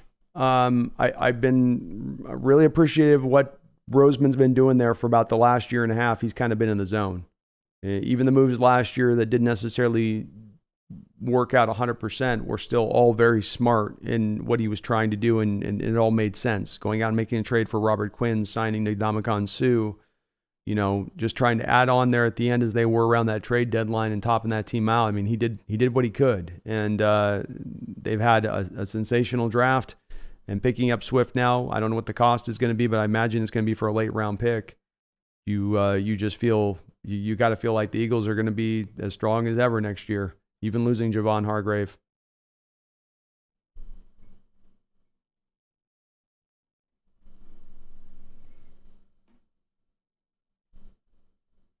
Or said, I'm starting to figure out combine means nothing. It definitely doesn't mean as much as onto that tape when you go back onto it. That's always going to carry as much today. Mr. Kane, what's up, man? How you doing? Much love right back to you. Hope you're having a good night, good day, good morning. We're still morning. What day is it? Wu-Tang, I got no faith in Bennett as a pro. I don't either. I don't think, as a guy that can be a backup that comes in here and there maybe, but not as he ain't going to start. Aaron Donald says, let's get a nose tackle and I'll feel better. I think everybody will. Corey says, get him, Brandon. Yeah, man, we got a cool little spirit in here. Guy comes in like, come on. Read the room. MJ Daniel, and the Hawks really did need a diehard hitter opposite Woolen. I'm happy with this draft. I am too. It's a good draft. A draft for value is a draft that'll make me happy. Bottom line. New phone, who dis? Being critical of a draft choices doesn't make you a fake fan. No, it doesn't. And it's always one anyway. I always bristle it with the people will come in and start telling people who are fans and who aren't and who are real fans and who isn't this and all that. I hate that stuff. You're going after your own. It's like being in a family and you're going after your own family members. Like, why? Why? Daniel Robinson, Bradford only committed 2 penalties out of 899 snaps. You can improve Bradford's conditioning a bit, but avoiding dumb penalties is a nice skill. Well said, Daniel. Well said. Thank you for that little stat you dropped in here. And that's a great little tidbit to add on to his game. So having that ability to play it cleanly just in your natural play style is a nice thing to bring.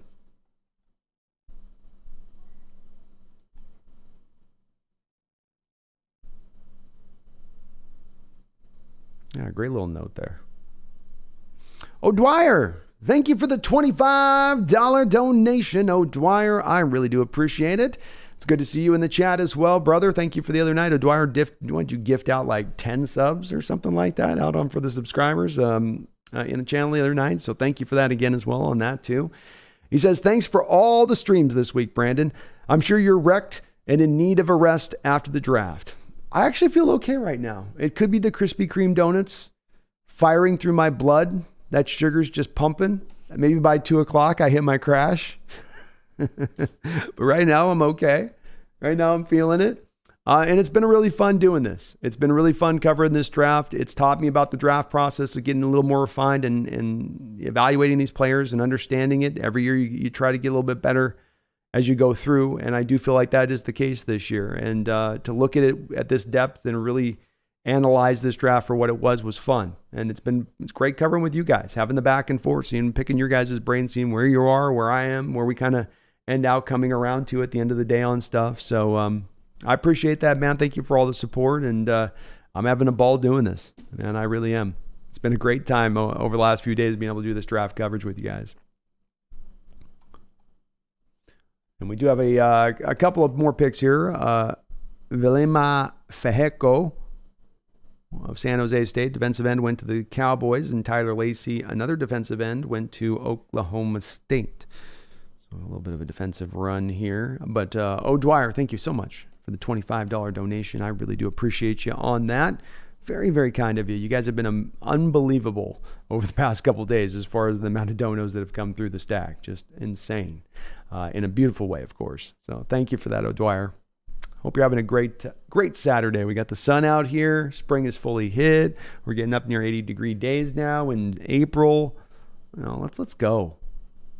Andrew, thank you for the $2 donation, Andrew. He says, is Carl Brooks a good option for a 3-4 end? Well, it's the big question, Andrew, with Carl Brooks. You have a 300-pound man who had only played at Bowling Green off the edge. They did not use him inside, I don't believe, on any of the tape that I watched. So when he goes to play end, that'll be kind of the first time he's playing end. And, I like him as a player. I love what he was doing off the edge for Bowling Green. He was functional out there. It was kind of funny to watch when you watch this guy that's so big and how he uses his hands. But that's why he's dropping in this draft, is you don't have that tape to fall back on to make that determination. You're doing it flying blind, so to speak. But you look at how he uses his hands. You look at how he just has a knack for getting past the blocker in front of him. I feel like here probably as we get in the 5th round, somebody probably ends up jumping on him at that point. That seems to me to be like where his floor would be at that point. But it's hard. It's hard to draft a guy that you don't have in your back pocket that confidence to know that what he's giving you, what he's bringing. It's a little bit of a question mark there,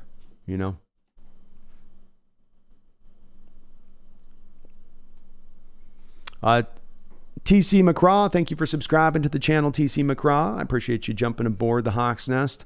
X-Man406, thank you for becoming a member of the channel. I just did drop a little draft guide over there, so go over to your community post, X-Man. You can see all of the articles I've written over there on the channel, and then in addition to that is the draft guide that I dropped for this year's draft, and you can check that out there, about 45,000 words over there. So thank you for becoming a member of the channel, and that is available to you. I'll be doing some more membership benefits here as we get through the end of this draft this next week. I'm going to try to kind of start to expand on that stuff a little bit, including eventually we're going to be doing, if not a daily show, a show every once hour, 2-hour show, week here and there for folks that are members of the channel. As we kind of get, I think definitely as we get rounded towards next season, but once I catch my breath from this draft. Wu-Tang Financial, Derek Hall is a physical beast, and I liked his tape quite a bit. And to get the value of him here, I think, to get the value as they did, I think it's good value in the 2nd round. That's where he needed to go. I think some people had some worry last night. We talked about him not playing on the inside. I mean, even go and look at that video I dropped last night with him on some of the highlights I included in that package, and I included them purposefully. There's highlights of him operating from the inside. There's highlights of him pass rushing from the inside. I think Derek Hall, I know people were like, well, he's 260. How does he pull that off? But I do think he's got some ability to be bounced inside and operate in there. And with his strength, with his length, be able to give you a little bit of flexibility to his game because of that. I like what he brings in that element. Lance says, has anything tipped us off whether or not we are going back to a 4-3 defense? The only thing you could say maybe, Lance, is that the lack of spending more time on 3-4 personnel would be indicative of the fact that they're going back to more 4-3, because now you're just needing the 2 big bodies at the 1 tech and the 3 tech, and you've got the edges to make the ends make do. So your depth now doesn't look quite as in tough a shape as it does when you have a 3-4 defense that you've not, in the 2 years since you've transitioned to it, really brought on a lot of guys that purely fit the down linemen you need in this kind of scheme. But I don't think it's fully said that. It could, but I don't think it's fully said that. Nick Guzman says Swift went to Georgia as well. Philly is committed to this. Geez, are they ever? I've never seen an NFL team do this. Have you, Nick? So if you look at this, folks, Sealy Ringo, Swift being brought over there, Jalen Carter this year, multiple guys out of Georgia drafted last year, Nolan Smith at the end of the 1st round this year. Pretty interesting. The Eagles are going to go all Georgia. They've been saying here for Georgia the last couple of years, oh, this Georgia team's so good, this national title team, you could go put them out on Sundays in the NFL, and they'd probably go beat a couple of teams in the NFL on Sundays if you did that. Well, I guess we're going to see if that's really the truth. We hear it said. Vagabond says, I hate this draft. Vagabond, I do think this is a draft that's going to be one that is a bit divisive for the fan base. What will be interesting with this, on my perspective of it, which will be hard, and as I'm going to try to find that middle ground, is the fact that I think that it is divisive in a way that is extreme. That the folks that love this draft will really love it and point to the fact that the pundits are giving the great grades, and that the folks that are on the other side of it not liking, like yourself, are really going to be in a spot of hating it. So it's something that I can understand.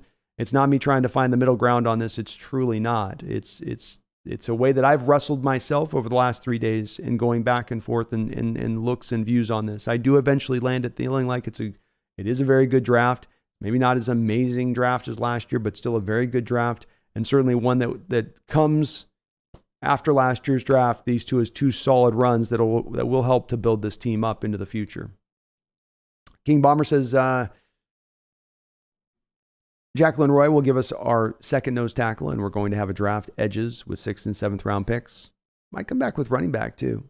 Don't forget that. I think running back might be one of these selections.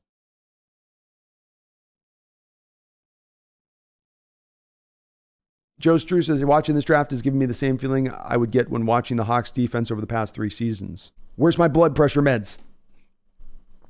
Kevin Klein, why did we wait till the 4th round to get a defensive tackle? I wish I had a better explanation for that, Kevin. I do not have a better explanation for that. It's a bit of a question mark in my mind as well as to why you would wait that long. They seem to, I would, if I'm going to be forced to answer, I guess what I would say is that the way that the Seahawks brass viewed the top defensive tackles in this draft is that they were similar in talent to the later defensive tackles that they could get, while at the end of the day not being also defensive tackles that they found to be very impressive. The Seahawks have told you that with their drafting style of how they viewed the value on their board. And so that's where they went with it, I suppose, you know.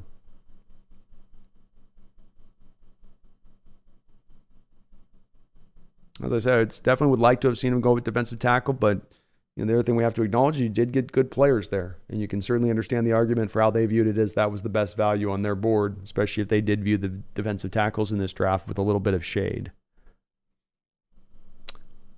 Dick Docs, Brandon, do your Homer voice, Simpson. Donuts. Donuts. It's been a while since I've done the.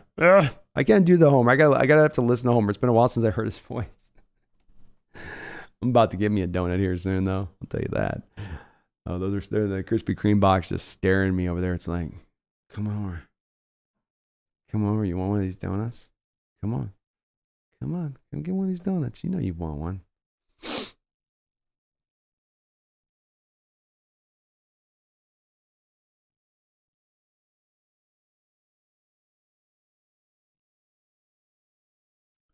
Megan says, when is our next pick? Not feeling the best, so I'm wondering if a nap is needed. I think we are going to be, so let's take a look here. We got 2 selections left here in the 4th round. Clicks us over the 5th round, and then we'll be selecting at the 17th selection and the 20th selection in the 5th round. So we're probably about 45 minutes out from our next pick, approximately.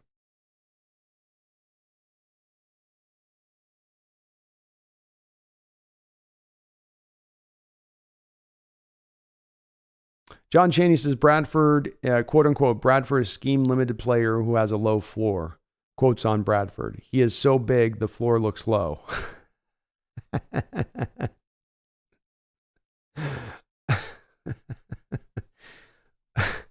Exactly.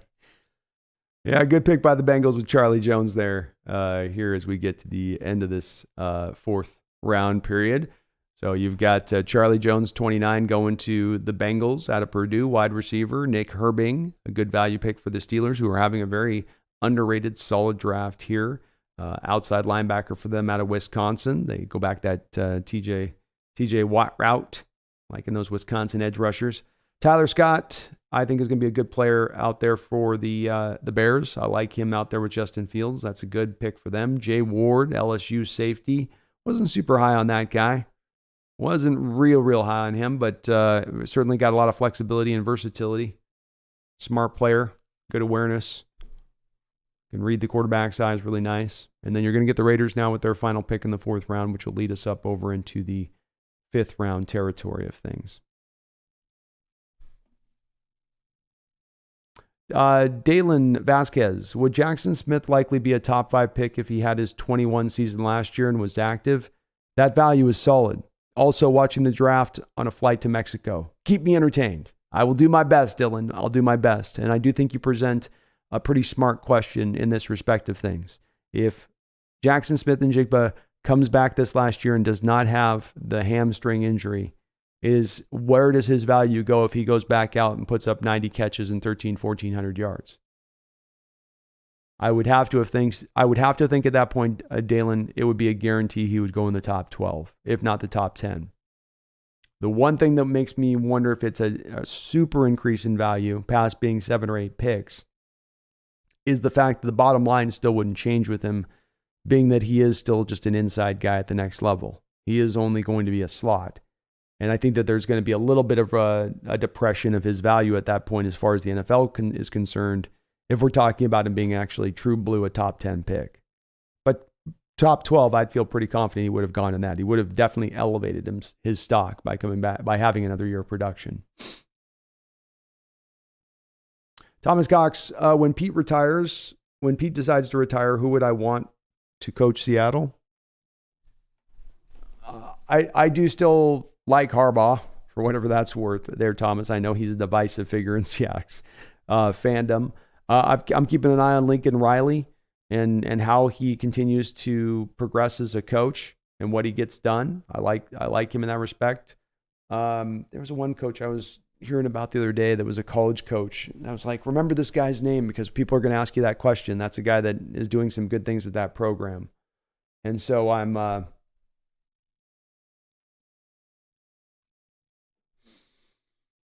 have a lot of good names for you on that. Those would be two off the top. From a college standpoint, I'm trying to think of who would be who it would be beyond that.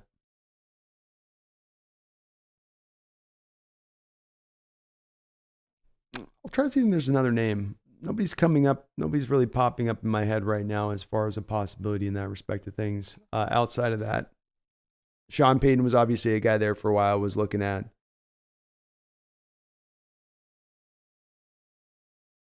I think I'll make that more of my goal this year is to try to take a look at the college coaches, especially out there, the up-and-coming guys in the ranks, and who's really coming up as maybe a pro prospect kind of coach.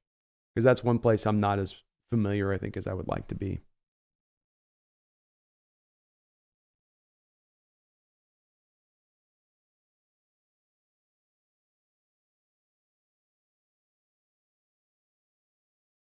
Long live the king. With the secondary being bolstered, do you think the Hawks will finally unleash the blitz? Seahawks coming in hot this year. He's got a great question. Does long live the king? I'm going to get some more coffee and I'm going to come back and answer it for you.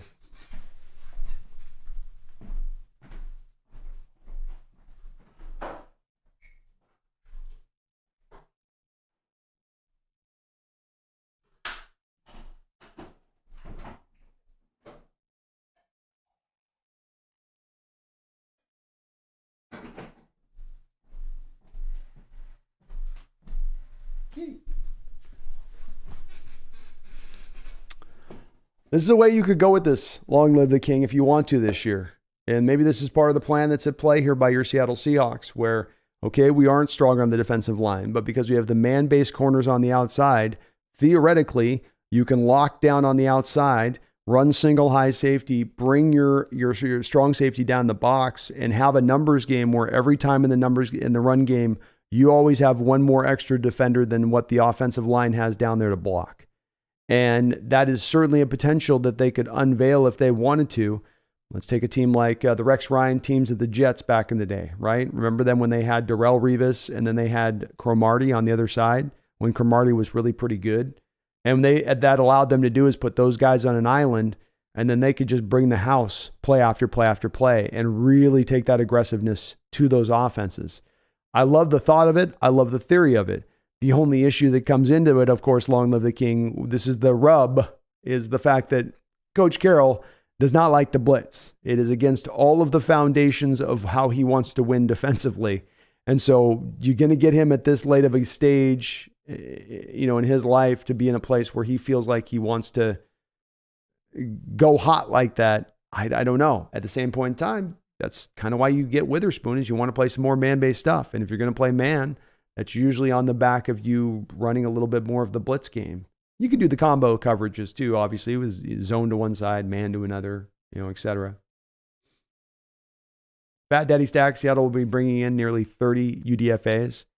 Well, that'll be that's where the strategy shows itself, Fat Daddy Stacks, because then they don't draft a lot of defensive tackles, but then they look that much more enticing to the UDFA defensive tackles, so they'll get their Poona Ford equivalent this year for a 3-4 end.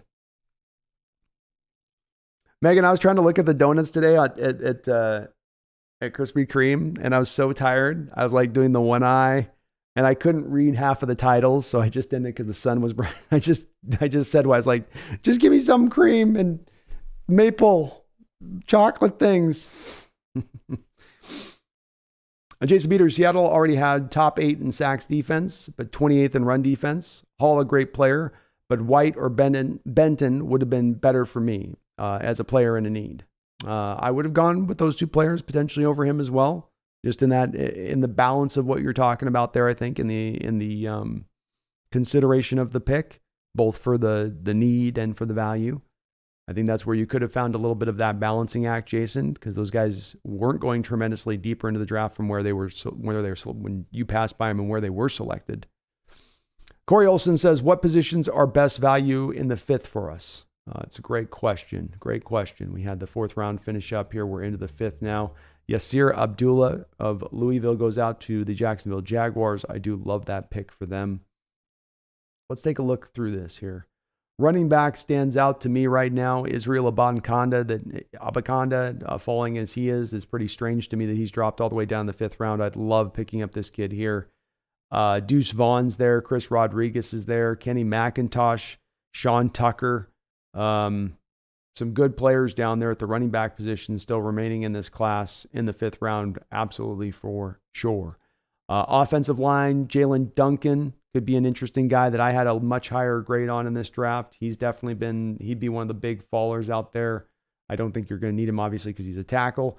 But TJ Bass is a guy that I think can work into guard. Jackson Kirkland's a guy that could work into guard. I know they already took one of their guys on that, so probably not going back to offensive line here, or at least offensive guard necessarily. Emil Ekiyor out of Alabama. Nick Broker, Antonio Maffei, Andrew Voorhees, some very interesting guards. So I'd say guard, running back are two real positions that stand out to me. Center is another one we've got to add into that. Luke Wilper, Olu Oluwatimi, Alex Forsythe, Jared Patterson, Alan Ollie. There's some centers here that are interesting. Defensive line's getting thin. I'm not going to go to that early. Mike Morris, Carl Brooks, KJ Henry, Moro Ajomo are probably the most notable names in that group. Defensive tackle is Jacqueline Roy, and that's really it. Jacqueline Roy, Jared Clark, Keandre Coburn. It's about what you got there with that. Inside linebacker, there's some names. Toa Toa, Pace Jr., Owen Papoe, Noah Sewell, even Servassier Dennis, which would be a fun name to say all the time. Servassier with another tackle. He's an interesting player. D Winners, at the very least, these are guys that could offer some special team help and ability. Safety is one other spot that I would look at, that there's some really good value here. Antonio Johnson, J.L. Skinner, Christopher Smith, Jamie Robinson, Anthony Johnson, Jordan Houghton. There's some guys here, Ronnie Hickman. I think one of these safeties they're going to come away with in this draft remaining too. I do believe that. So good, still some good value out there, man. Good value, Corey, out in this draft.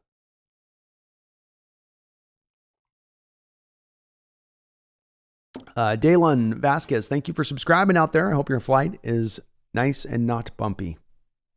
Corey Olson with a $5 donation. Thank you for the double dono, Corey. I really like Hall. I think he can be an animal at the next level. The guy has amazing power. He seems like a great kid off the field. That is important. No doubt about it, these picks. You might pick them apart in certain respects, whether there's agreement or disagreement on that. There is no disagreement on whether or not these guys are all about ball, all about being the best player they possibly can be. I think saying he's an animal on the field is a good way to put it. He is very much like that. He is just overwhelming as a player. He comes in as a tackle, and you're so aware of his power from the jump, and it puts these offensive linemen into such a reactive mode in their blocking. And then the fact that he has things to call upon in his game to now not just be 100 miles an hour coming after you like that. That's all he's got in his bag, but he's able to find some counters within that I think really can allow him to kind of take that game up a notch into the next level when he becomes a pro. And, when I put the comp, I didn't try in my comps this year to throw a lot of comps out there on my draft evaluation sheets that I'm trying to really overplay a player or overstate the player in the comp. And definitely I probably went there with this comp with Derek Hall, Corey, because I did think that I saw some Terrell Suggs in his game. T-Sizzle. I was seeing some of that and how he played and how he won that. He had some of that same kind of very unique power that he was bringing from the edge.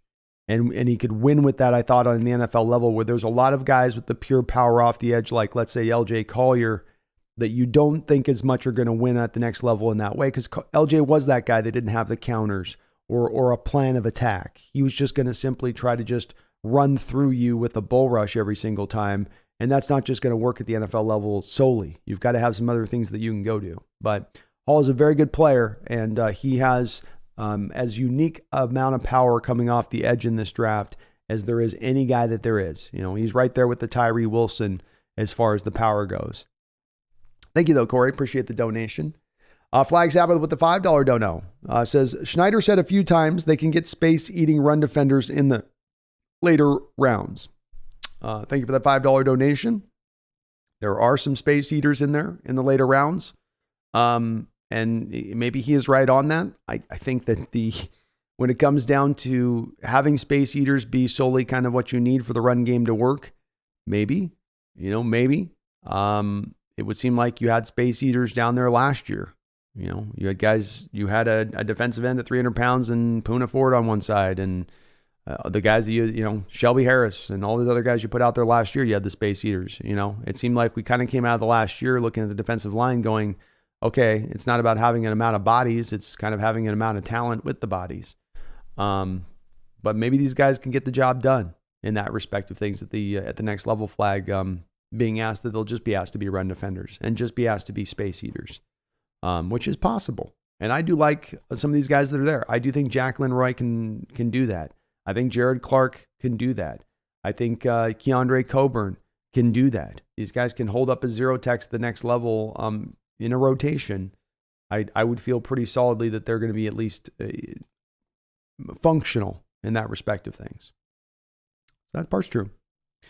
Thrill Owls, thank you for another $5 donation as well. All those donos you dropped yesterday. Appreciate you on that. He says, thoughts on Hingle McCringleberry. He's known for his excessive celebrations. I didn't see which round he went. He's due to go undrafted at this point, Thrill House, because of the celebration issue that you mentioned. He's known as the 3-pump champ and a man with very loose hips. Okay. And they get even looser in the end zone. You know, on one of those 3-pump celebrations at the college level, Hingle went out and actually dropped the drawers at one point in time and exposed himself. That's going to get you knocked down some boards, and that's going to get you taken off some boards really quickly.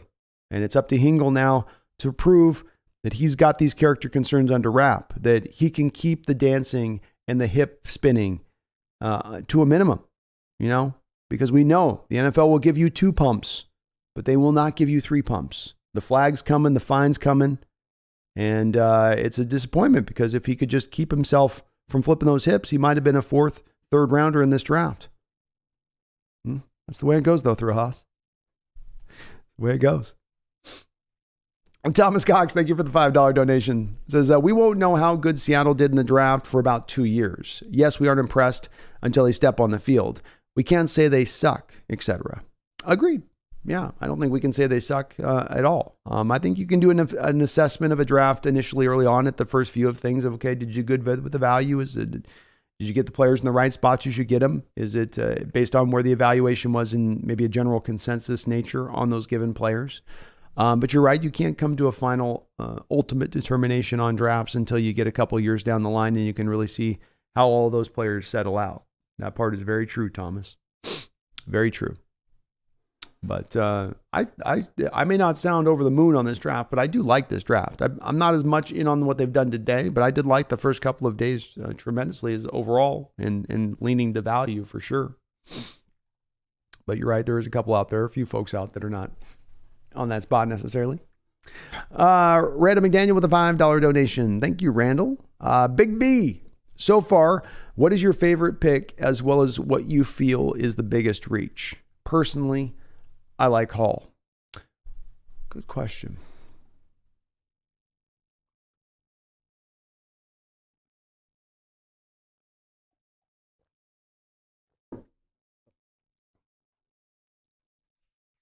I actually will go with surprisingly Zach Charbonnet on this one, Randall, because I think there's a draw here to just go for the later round running backs and think that Kenneth Walker is going to carry the day for you. And what I really liked about Charbonnet is I thought that it went to the value, that he was the highest value guy that they had on the board. I also think that it was a pick, Randall, that was born out of them adjusting their strategy as far as the running back room goes, or at least recognizing that they need to stack a good amount of talent in that room, not just one talent, and then surround them with back end guys and hope that that's going to carry the day. So I liked it at the value point, and I liked it because it had a point of indicating them correcting from what has been a problem for them or for an issue for them. And so it kind of double dipped for me on that one with it. But I would put Derek Hall as my second favorite pick in this draft. I would probably put, I'd probably put Devin Witherspoon as the next. Then I would put JSN, Cameron Young, and then the Bradford pick would be the least favorite. But that'd be my pecking order. I like Hall though. Hall's great, Randall. But I just like that Charbonnet because of the double dip of those two things it provides us on that. Thank you for the $5 dono, though. Appreciate you. Thomas Cox, thank you for that $5 dono, too. Thrill House, Flag Sabbath, you guys are awesome. And your support, just simply amazing. Gary Simonson, thank you for the $20 donation. I really do appreciate it, Gary, for that dono. He says, I'm not sold on Cameron Young. Convince me otherwise. It's I'm gonna have a hard time pulling that one off for you there, Gary, because I'm not quite in on these two picks either. Both of these two guys that they've taken in the fourth round, I had fifth round grades on, so it's hard for me to quite get on them. I'm not super beat up about it because it's the fourth round, and in this draft, especially in my opinion, once you get past the third round in this draft, once you get into the depths of the fourth round, like we were. You're beyond, you're in kind of the flyer range because this particular draft is one that just is weak. So all these guys are kind of, who knows what you're kind of getting at this point. It's all in that kind of equivalent sort of range a little bit, I would say. I'm not big on Cameron Young. He's okay. I think he'll be a rotational guy that can come in from time to time. I didn't find him to be super stout.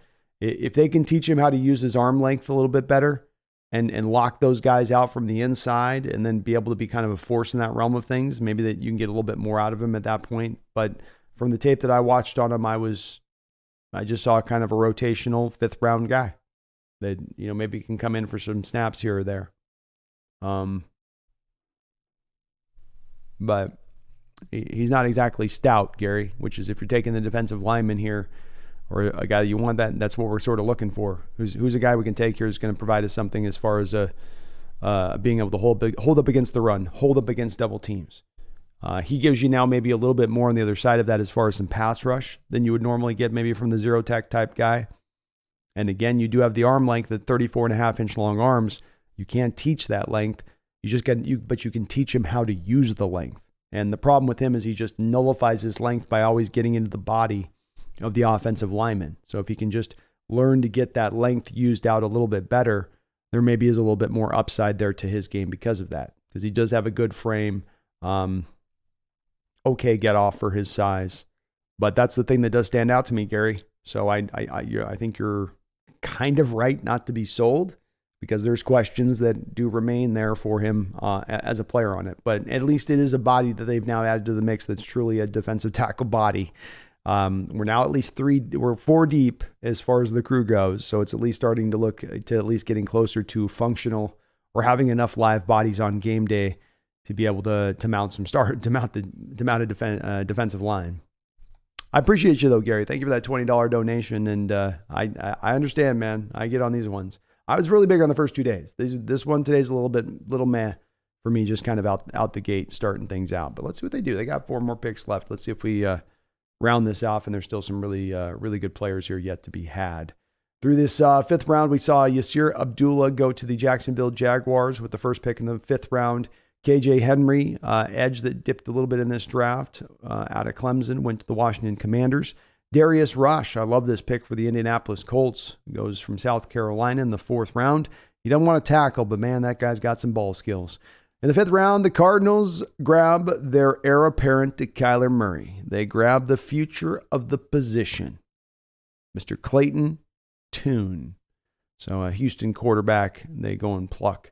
Dorian Thompson-Robinson goes after Clayton Tune, interestingly enough, as the 6th pick. So quarterbacks going back-to-back as they did in the prior round as well.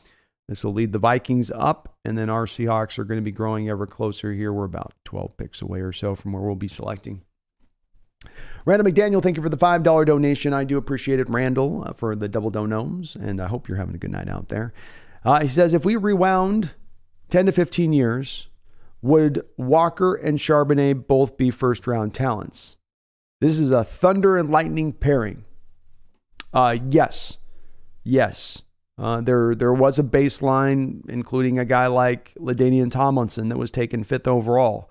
The point being, though, Randall, is there was definitely, even in the old school drafts, the 5'9", the 5'10" running back who absolutely could still be taken in the first round because of how valued running backs were. Certainly Charbonnet at the 6-foot size and his build and how his makeup is would have absolutely been a first-round pick even back in the day. But yeah, you're talking about 15 years ago, both of those guys would have been considered first-round talents. 100%, absolutely. But this is where the game's gone, where the devaluement has come. And a devaluement that I support. This is where we're at with that, Randall, where the analytic folks were right initially, but they took the point too far. They took it too far. They really did. They said they first started out, they said you can't take a running back in the top 5, the top 10. The value's not there. There's better positional value in other places. And then they expanded, said top 15. And then they expanded. They said, you know what? The whole first round, you can't take a running back. The value is just not there to do it. It's just not. You can't do it. And I was with them. And I said, yeah. And then they slid into the second round and they said, no in the second round too. And no in the third round as well. You wait till the back end. And I went, huh, what? No. And I do believe that. Because now what you've gotten is the fun fallout from the transition of there now no longer being basically first round running backs unless your name is Bijan Robinson or Saquon Barkley, is that those running backs now fall into the second round and the value is there. You're getting a first round talent and running back in the second round. That's great value. And one of the reasons I like this Charbonnet pick, because I do think he is in talent a fringe first round running back, and that you're getting that later on. He can give you short yardage. He can give you big runs, right? He had more 15-yard runs last year, I believe, than anybody else in college football. He can pass block. He can catch. He had 61 pass catches over the past 2 years. He's going to score touchdowns for you, 27 touchdowns on the ground over the last 2 seasons. This is a fringe first-round talent to me. But because of the modern age, he's pushed down. But then that means that there's absolute value there on the board for you. Oh, unfortunately, our Hawks lost another zero tech off the board here. Jacqueline Roy, the 7th pick here in the 5th round, will go to the Minnesota Vikings. Good pick for the Vikings. He's going to help them out. So he does go off the board there. But Thunder and Lightning pairing is right, Randall. It's really, they're going to help each other. Charbonnet Walker wasn't as natural a fit to me as some of the third down functional stuff that you were trying to have him do last year. Keep him as now maybe your first down, second down back. Now you have Charbonnet slide in initially as a rookie as, the fill-in guy for Walker, the short yardage back for Walker, the goal line back, and then the third down back. And so he carves himself out a real useful role where he's not just getting a handful of carries. He's going to get his touches within that, and that's going to add value to the team. And it will be that Thunder and Lightning pairing, like you say. On top of just not having Walker going up those A-gap runs and taking all those hits like he has to as a little bit of an undersized guy compared to Charbonnet, who can take those hits, who's built to handle those kind of runs up the middle a little bit better. But Thunder and Lightning is right, man. You're darn tootin'. Scott L., thank you for the $2 donation. Says, is there a Leon Washington or a kick returning specialist left? There is Deuce Vaughn. I think Deuce Vaughn could give you that if you're looking for that 4th running back. I think he's got that ability to him. Let me look through the rest of the running backs here. No. Wow, Chase Brown dropping. That's a surprise to me. I like Chase better than everybody else, I guess. I think Deuce is your only guy out of the running back room on there. I think Parker Washington can do some of that stuff. Xavier Hutchinson might be able to do some of that stuff.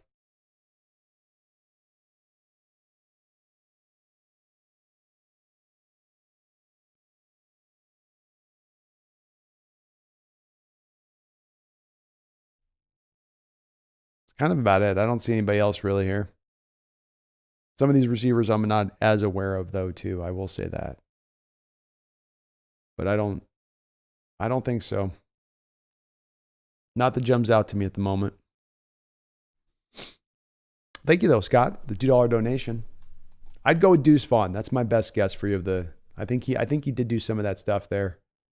He's built like he should. And if he becomes the Darren Sproles type like player I think he's going to be, then that will be where he slides into, I think, at that point.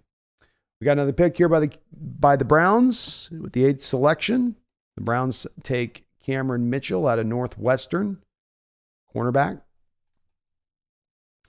Jonah the Whale, thank you for the $5 donation. Appreciate you. It says, Brandon, do you think next year we should get a quarterback? I think Uncle Rico Dynamite would be a great choice. He throws footballs over the mountain. Yeah, it's the old trick here, Jonah, where you make that old timeless mistake that all us old scouts do, you know? We just get stuck with our whistles and our binoculars, and we just get lost sometimes in the forest despite the trees. And all of us old cagey scouts, we all get caught up on that arm strength, you know? It's just the way we go after all these years of seeing these powder puff arms operating across the nation. And Uncle Rico Dynamite indeed has himself an absolute howitzer of a gun out there. I mean, there is not one throw in an NFL field that Uncle Rico can't make. You know, the legend goes it's the mustache that's given him his extra powers and that's allowing it to happen. I don't know if it's the mustache, okay? I don't know if it's his Midwest upbringing.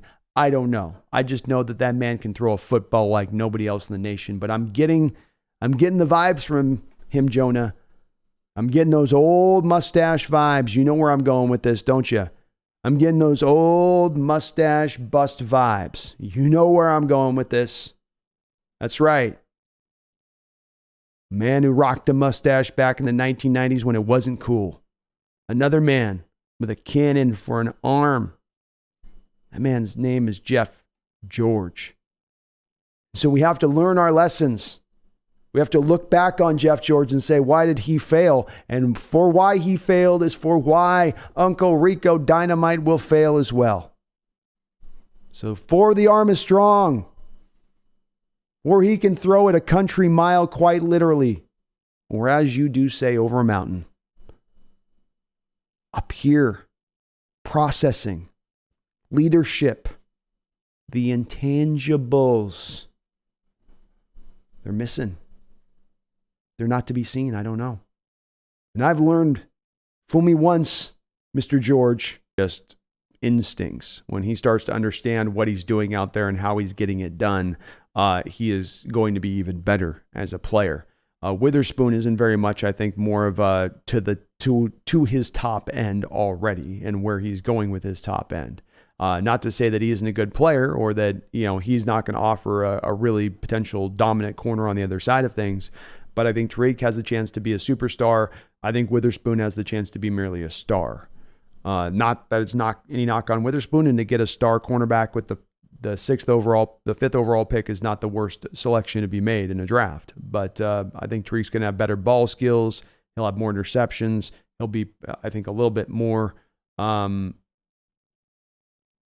better in that respect of things. But we'll see. You know, Witherspoon's also a really good man, allowed a 22 rating in man. So maybe he ends up being the guy that's got the better rating, and then he's the better tackler than Tariq because he's just kind of a monster in that aspect of things. But then Tariq is just, you know, got the low, the low completion percentage, the low quarterback rating, and then he has more interceptions. You know, who's the better player at that point with those two Thrill House, those being the main attributes of each of them at that point? Hard, I guess maybe a little bit harder to say on that. But the bottom line, both very good corners, and they're going to help you win some football games when they're both on the field at the same time. That's for sure. Thank you for the donation, though, Thrill House. I appreciate it. Snail, thank you for the $5 dono. Appreciate you too, man. He says, NFL released a vid on Hall. Pretty cool. May hate the draft, but I love this kid's story. Hope he kills it. I do hope he kills it as well. I can't wait to look at the vid. I saw it released last night. I just didn't have quite a chance to take a look at it and check it out. But a lot of people were kind of raving about it here online, and he seems very much like a guy that is absolutely all about ball. Absolutely is going to give you everything he's got. You see this on the football field. The hustle's there, the fight's there, the fire's there.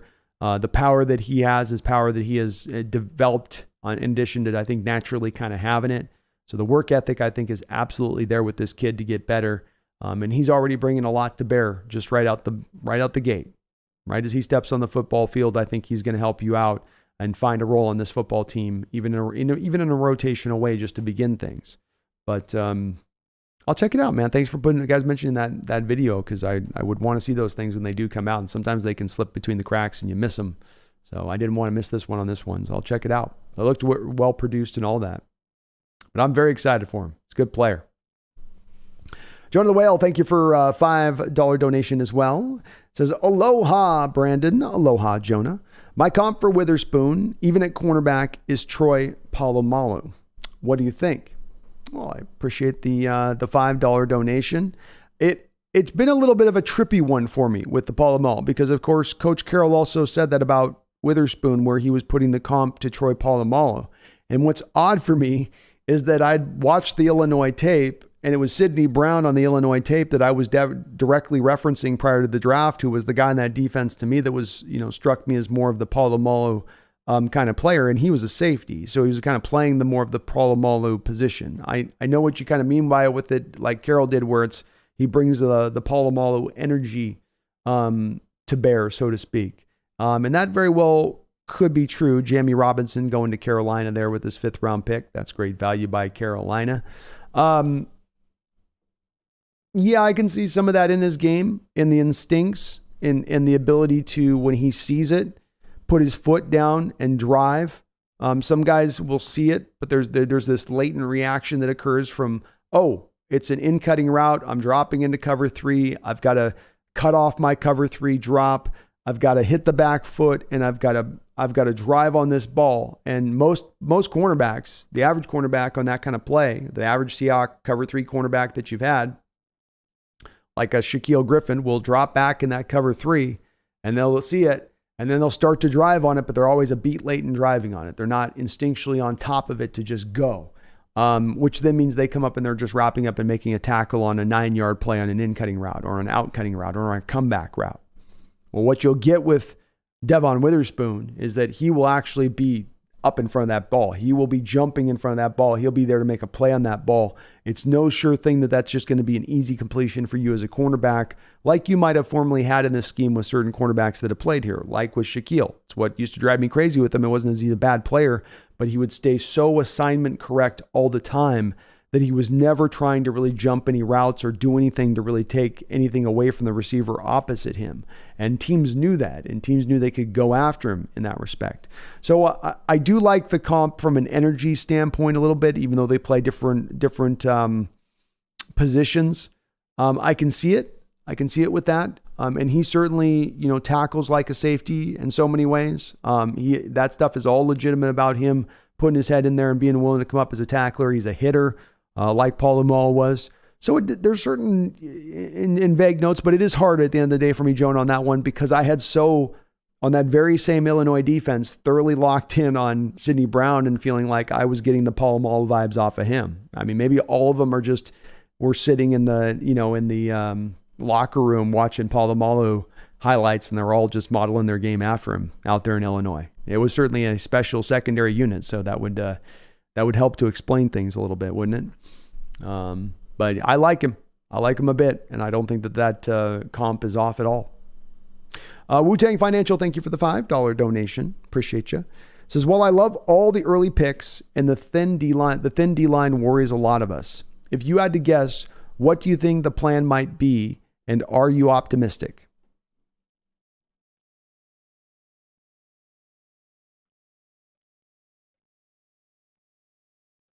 Well, this is certainly not our first rodeo when it comes to coming out the back end of a draft and saying, boy, we're not strong enough at given a positional group. Usually in the past, I think that's been, for the most part, Wu-Tang, defensive tackle and edge. So you come out of this draft with that feeling. How have our Seahawks dealt with it in the past? Well, you had the 1 year where you were desperately needing a 3-tech, and you made a trade to go get Sheldon Richardson. You got that trade on the books. You got the Jadeveon Clowney trade in the year that you didn't go strong enough on the edge because you decided LJ Collier and Ziggy Ansah was going to be enough. So while this team, I mean, this is to give some optimism to people because you said optimism at the end, Wu-Tang, so let's get optimism here. And I actually do have some optimism with this. We've been in a position before where we come out of the draft in a positional group that's not fully fulfilled for the given start of the year, not good enough to be functional for the given start of the year. Though the front office may have times where they run into this, where they've gone through free agency in the draft and not accomplished what probably would have been ideally accomplished in that period, they have shown a good ability to be able to pivot in training camp, recognize the deficiency, and go out there and address it, even if they have to be aggressive in a trade in order to address it.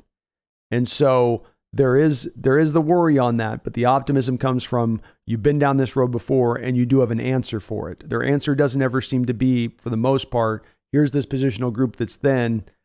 Let's just ride it out and see what happens. They will come back and say, okay, let's reinforce this. Let's go. And let's remember too, with this Wu-Tang, you got that extra 3rd round pick now from Denver, and you talk about those kind of trades that occur where you get that valuable defensive tackle, let's say, in here, who's good. Maybe he's not a star, but he's a really good player in the league, still held to high value throughout the league. What does that cost end up being? Right around, I think, a 2nd, 3rd rounder. That's certainly what Jadeveon Clowney's cost was to bring him in at the time you did. And so that's maybe where the place I'd give you a little bit of optimism on. And I'm kind of thinking and believing within this that is a little bit of what is the plan at place here. A little bit of, we'll look at where we are at the end of the training camp and see where we are with the guys we drafted, and if we've got to make that move, we've got the picks, we've got the we'll have the want to go out there and do that. And with a defensive tackle, it's not like an offensive lineman that you have to slowly acclimate in, get the chemistry, get the continuity going. You can bring a defensive tackle in and just be like, hey, pin your ears back and go. And so it doesn't require as much of that. You've got to get it nailed down early in the offseason so you can install all of the stuff that you're going to want them to do. I think that provides you a little bit more about flexibility with that on the timing of when you get those guys, Wu-Tang. Thank you, man, for the donation, though. Appreciate you. Randall, thank you for the $2 donation. He says, Niners took a kicker in the 3rd round. Rare, talented kid. I mean, most people were saying for a while, Randall, that he was the most talented kicker in this draft. Is he rarefied air? Is he, Justin Tucker coming out? I don't know if he's that. I got to admit, I didn't seriously scout him in depth or anything, Randall, because we had re-signed Myers, and so there was no point. I would have if we hadn't have re-signed Myers. But it's a pretty high jump for the Niners to go up there and grab him at that point, in my opinion of things here. The Niners have, in my opinion, had they've had not the greatest draft. They obviously didn't have a lot of picks because they're still down their 1st rounder from the Trey Lance deal. I think this is the last 1st rounder that they've got on that. Where's the Niners here? I wanted to bring them up. I think our Hawks are picking here soon too. Let me see where we're at. We're getting close here. We're 1, 2, 3, 4 out. So Jordan Houghton, Jamie Robinson, 2 safeties go back to back here in the 5th round. 2 guys that I think the Seahawks would have definitely have taken a look at here in the 5th round potentially. That's tough. Antonio Mafe, guard, went out of UCLA to New England. That's tough too. I love the Pittsburgh Steelers getting Israel Abanikanda in the 5th round here with the 9th pick. That's great value for the Jets. Getting that kid out of Pittsburgh. He's going to be a really good player for them. And Josh Wiley, a Cincinnati tight end, goes here to the Tennessee Titans. So Seattle is 3 picks away at this point in time from a best available standpoint. We've got Henry Toa, middle linebacker, up on the board. Terrell Smith, cornerback out of Minnesota. Antonio Johnson, safety. A lot of you liked him a lot. I wasn't big on this guy's tape, but I know some of you really did like him. A.T. Perry would be pretty good value at this point, I think, in the 5th round if you're talking about looking at another receiver. But I know many of you are probably locking in here a little bit on Luke Wilper for sure, or Olu Oluwatimi could be a possibility here. Moro Ojomo out of Texas. He's more of a defensive end than a defensive tackle, zero tech. You got Keandre Coburn still here. Christopher Smith, safety out of Georgia. I like him quite a bit. Noah Sewell, linebacker out of Oregon, still available on the board.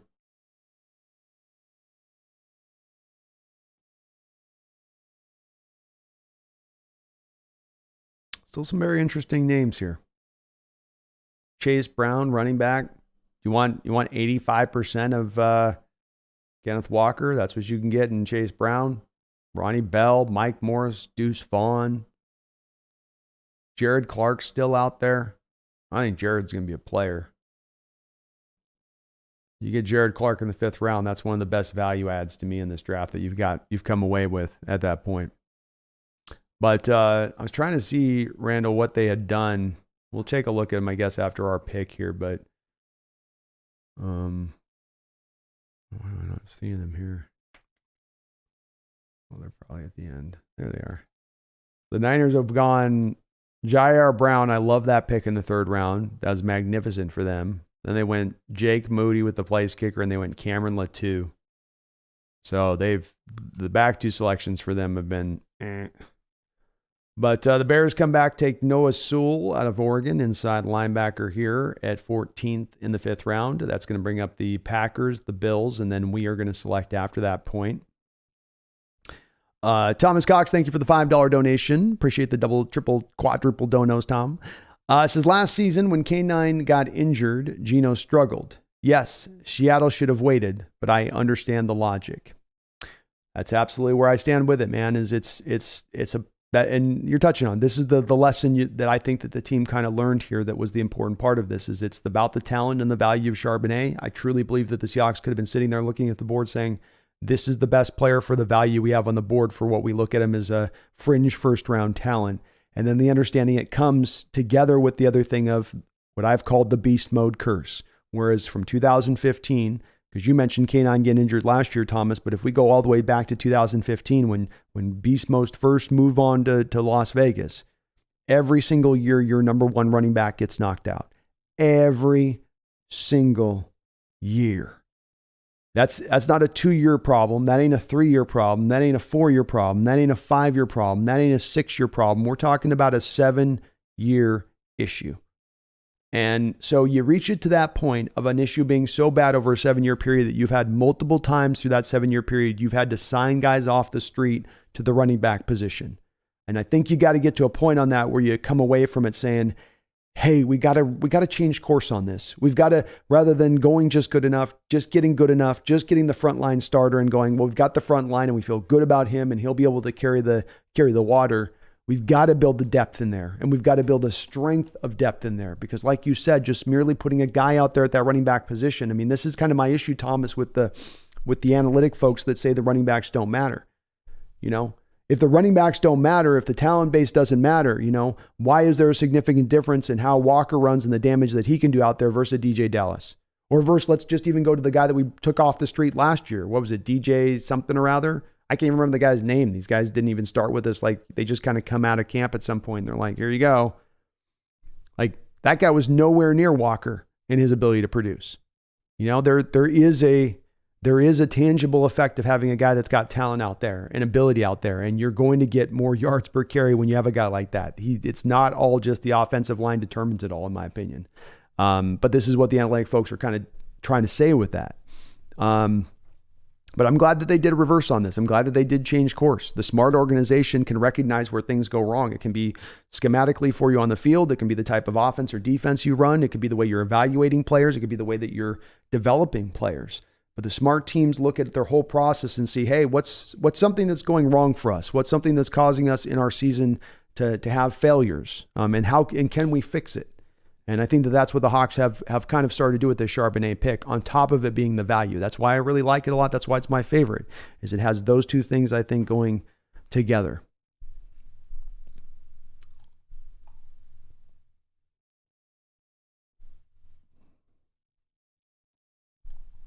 Random McDaniel, thank you for another $5 donation. It says, talk about the guard we drafted. I have a draft mag, outdated I know. He wasn't listed amongst the 15 prospects. I see he tested really well at the combine. Yeah, I guess he seemed to have tested pretty okay. I guess my understanding on 10-yard splits for guards is, maybe I'm being hard on him, because I thought at 174 you're kind of in a relatively slow phase of things as a guard, but I suppose that's, people are saying they actually maybe ran a faster split or a 3-cone or something. So maybe there is some short area burst on that. I liked him as a prospect that I thought could play in this league, could start for a team in this league at right guard, Randall. I did think a little bit like what I was reading just a second ago in the combine, on the NFL.com combine breakdown of him, where they said, he's going to be scheme dependent. And I do think he is going to be scheme dependent. And what that meant by that was that he really needed to probably go to a power running style type team, more of a mano-a-mano kind of blocking style team, that was just going to let him maul play after play. That wasn't going to be asking him to move in space, hit reach blocks, get to the second level, all of that stuff. And so when you watch him on tape, to me, Randall, I see a guy that's very slow and lumbering, moving around out there when he's got to move in space. When you keep him in the phone booth and he's just got to put his hands on the guy and drive him backwards, he does that very well. He is very physical, and he is very strong, and he's very powerful, and he's got good long arms. He's got a lot that he brings to the table from that aspect of things. But I don't think that he can get the movement stuff going, really. And that's where my worry comes with him, because we're trying to transition ideally to more of these offensive linemen that fit the scheme, and that's been one of the problems up until this point, is having offensive linemen that haven't exactly fit the scheme and what you need them to do. But he should be a guy that pushes Phil Haynes. He is a guy that Phil Haynes doesn't give you a lot of movement, so he's got a very good chance of coming out there and starting for you in the first year. The other issue that comes into play with him here, Randall, a little bit, is that the twitchier guys are going to give him issues. Now, he plays right guard, so a lot of times right guard, you're not going to get the twitchier guys that you get from the 3-tech. And it looks like we got our pick in here for the Seahawks. So let me announce this here, Randall, and I'll get back to your comment here as this pick is coming in for our Seattle Seahawks. Let's see what we got as far as the selection here. Who is it going to be? So many good players here up on the board still.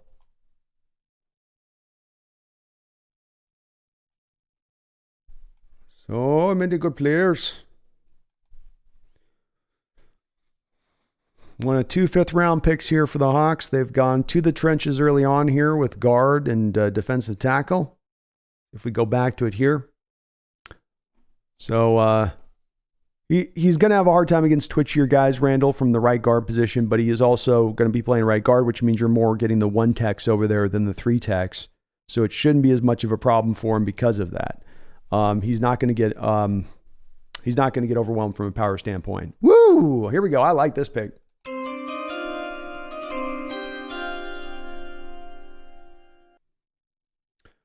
With the 5th selection, with the 151st selection in the 5th round of the Seattle Seahawks, select Mike Morris, Michigan power edge.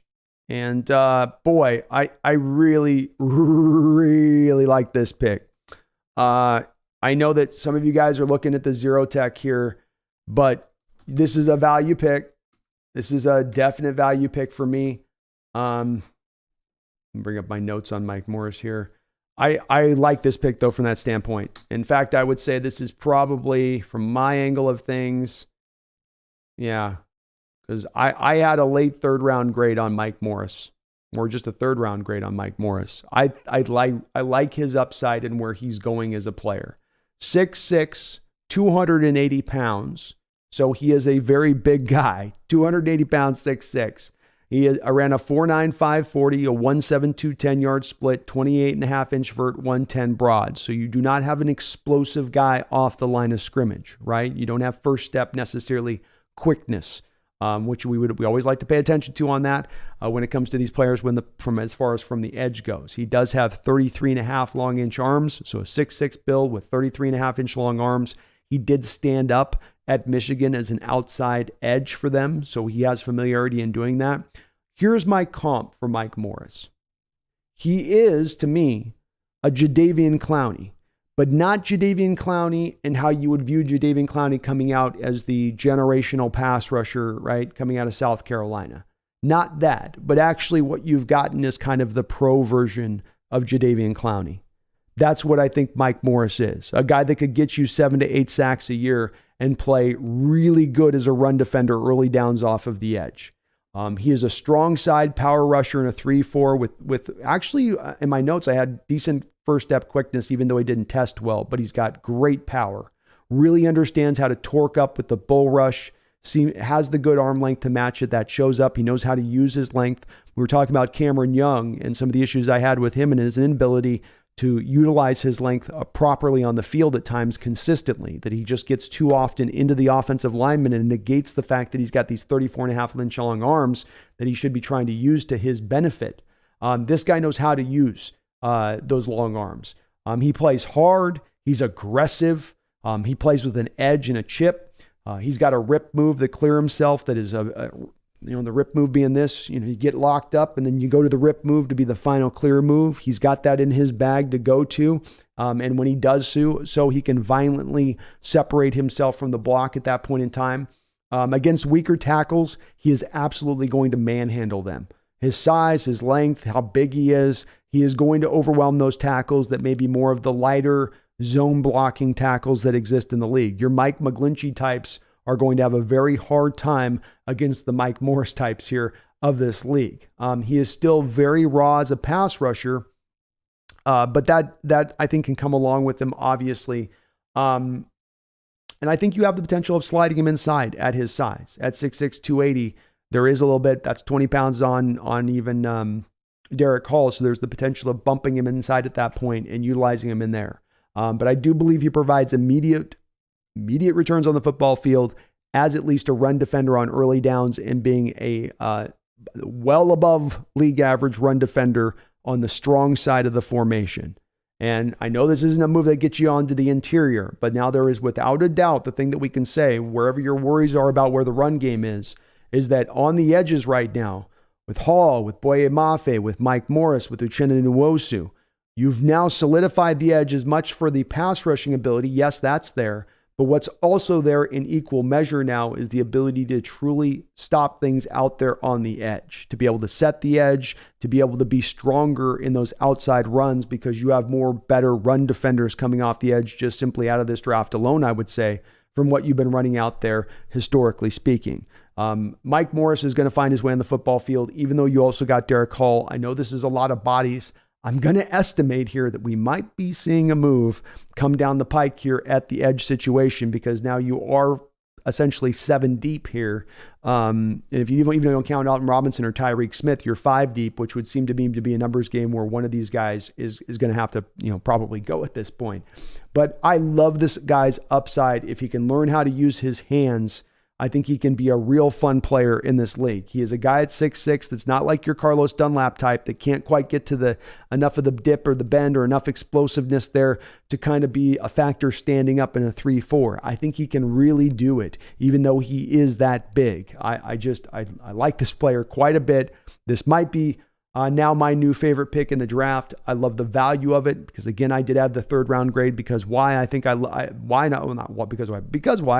trust his upside. I trust where he's going to go as a player. I love what he gives you initially, and I think with his frame and his build, which is very unique, he gives you that down the road view of once he develops how to hand fight and get a couple of moves into his bag on top of that rip move, he's going to be a pretty good player.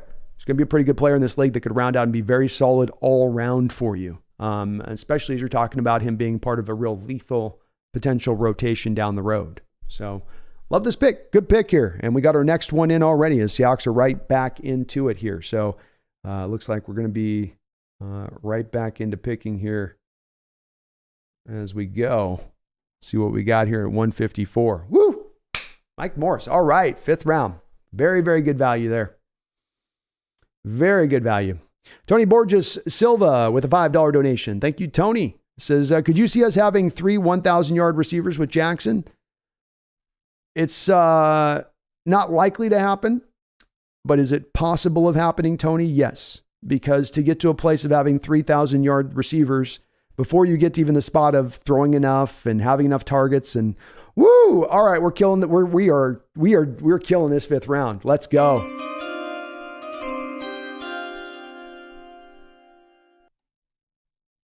All right, we're making some hay now. We're making some hay here now. Hay here now. Hay here now. With the 154th selection in the 5th round of the 2023 NFL Draft, the Seattle Seahawks take Olu Oluwatimi out of Michigan, a center. And I might have a new favorite pick. I got a new favorite pick. Olu Oluwatimi is a fantastic center. You guys have heard me talk about this. I've been hammering this time and time again, right? I hit this on the Bradford pick, so let's come back around to it now. You got to get offensive linemen into the scheme that fit the scheme, fit what you want to do, fit the mobility stuff. And what you have in Oluwatimi is a man that can do everything purified from the center position that you're going to want to have done in this scheme. You want him to pull out back across the formation? He's got that. You want him to hit the reach block? He's doing that on every snap at Michigan. When you watch these centers, when you watch a Luke Wilper type, you're watching Wilper snap after snap go to a double team, which isn't bad. That's what a center is normally asked to do, is to be a double team kind of player. That's what you want of them. Okay, so it's not crazy that you have a guy just doing that snap after snap. But go watch the tape of Oluwatimi of what he's doing snap after snap. And the Michigan offense is often calling upon him to have a single block. And it's a single block that's being done not with him mauling guys like you might have a Corey Patterson do out of Notre Dame, but in a lot of times it's just him laying a shield block or him hitting a reach block to a certain place where he's just trying to navigate a shooting defensive lineman out through the back edge of the play. But he's being asked to hit those reach blocks over and over and over again. And then when he's not being asked to hit the reach blocks, he's being asked to get down to the second level for Michigan and get to those linebackers or come across and wham block post snap across the formation. You've got this guy moving all over the place in this Michigan formation from the center position, landing his blocks, getting the job done, understanding how to play the center position. So to get this guy in the 5th round, I really think there's a very good chance he ends up being your day one starter there at the center position, even with Evan Brown walking in here. I loved this kid of all the centers in this draft. John Michael Schmitz didn't quite move to the level that you wanted to be a scheme fit. There was a couple of guys like maybe Tippmann kind of moved a little bit better, so you felt maybe a little bit better with going with a guy like Tippmann maybe. You know, that gave you a little bit of a more warm fuzzy there, but they weren't in themselves really pure scheme fits for what you're wanting from the center position at that point. They were good, but just not pure to that fit of what you were wanting. This is a pure lineman fit to the Waldron scheme, to the McVay scheme. This is what you want from the center position and being able to get this done. He's very accomplished, well graded by PFF last year. Really hard, in my opinion, to pick apart, unless it's a matter of you saying, well, I want more of a mauler at the position, right? I want more of this guy that's going to be able to take a zero tech, root him out, drive him down the football field. That's maybe not going to be as much his game, but it's not going to have to be as much of his game in this given scheme. So I really like this pick quite a bit. This is going to be right there with Mike Morris in this 5th round as far as being two of my more favorite selections in this draft. You guys are going to like this kid as a center. Really good prospect. Again, think he's going to fit in here and probably start for you almost immediately, I would say. I would dare say on that. But well done by the Hawks. We're coming back in. We've got the guard. We got a center. Two guys that can play in this league. You've got at least a body defensive tackle-wise. We do need more. But now we're coming back here into day 3 now and starting to hem up a few of the holes in this given fabric. And that is encouraging to see. I love these two players, you guys. These are players that are a big part of why Michigan was as good as they were this past year. So I hope you guys like these picks too. I've been a little bit, I wasn't sure on the first 2 picks out the gate in the 4th round, but I love the 5th rounders way more. These are good. These are real good. Tony Borges with your $5 donation, and thank you for that. Let me get around to answering your question on that. The one thing you need to get to 3 1,000-yard receivers is a bad defense. You need a great offense that can produce the numbers. You need 3 quality wide receivers that can catch it. You need the quarterback that can sling it. But then you need the defense on the other end of that who can give up the commiserate points to where your offense is never in a position of just bleeding out a clock because they're always ahead. It's like what we had in 2020 a bit, Tony, where you had the offense going crazy, going ham through the first part of the year, but then the opposition's offenses were going ham against our defense. And so your offense kept having to cook, kept having to throw. That can get you to 3 1,000-yard seasons. So it can happen. The last point I'll say on it, though, Tony, is that it's not a good thing necessarily in it happening then because of that. Because if you end up with 3 1,000-yard receivers, it means your defense was probably pretty bad, which then means that maybe there is a limit to how high your top end is going to necessarily be as a team if your defense is inhibiting you in that way throughout the course of the year.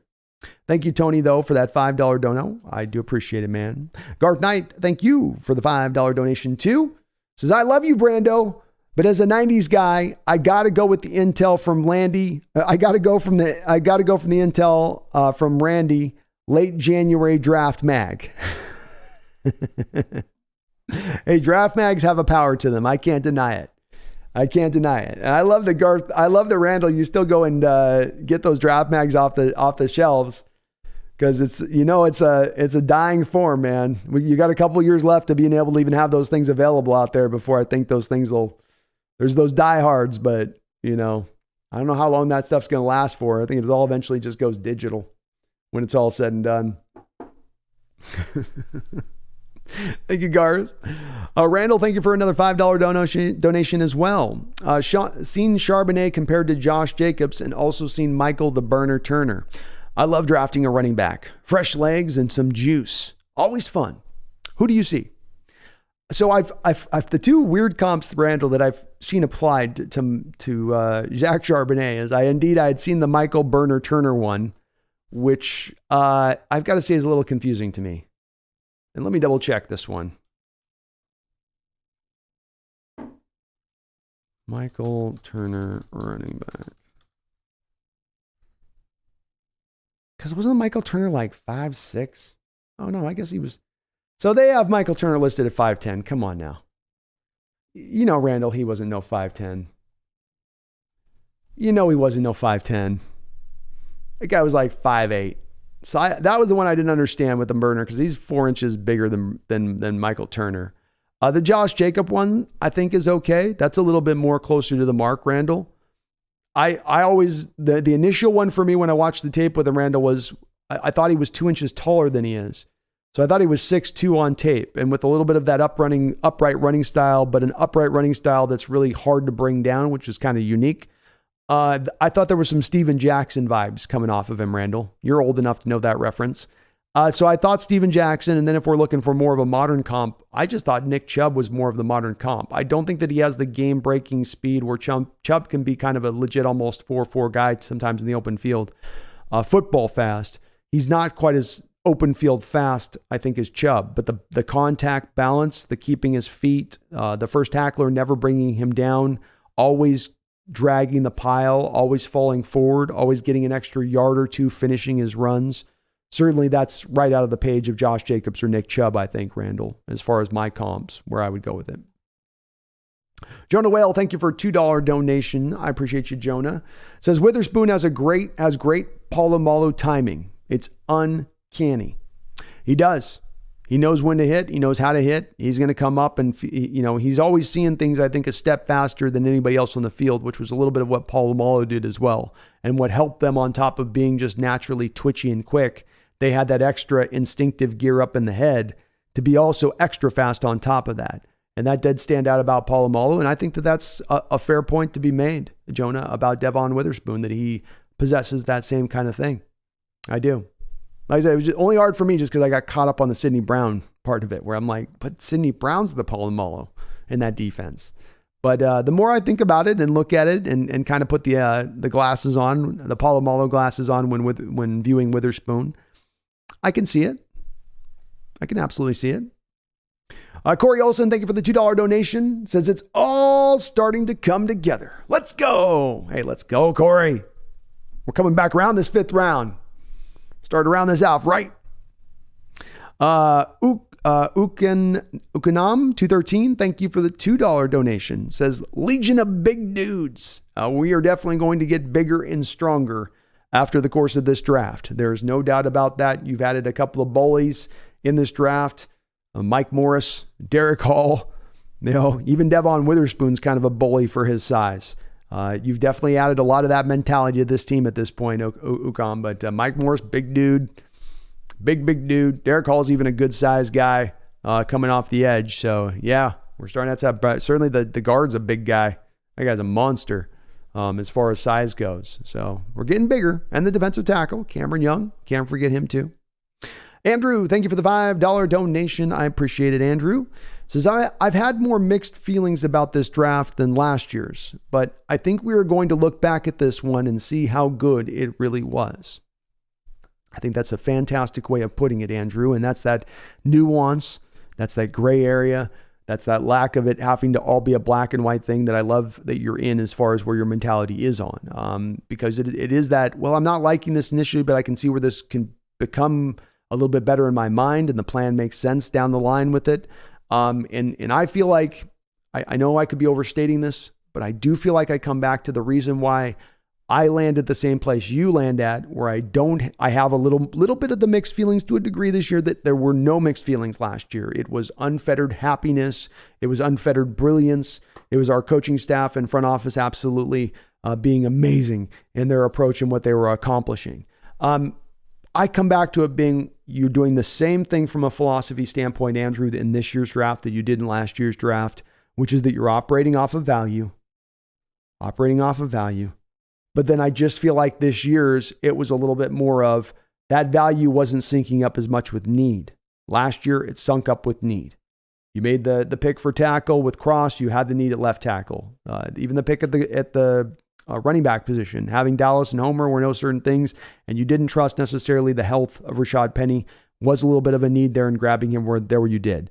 You went and got Abraham Lucas. And you had a need at right tackle, but it was also amazing, tremendous value to go get him there at that spot. And obviously, with Tariq Woolen, you've got more of the same kind of thing going on there. Even though you drafted Brian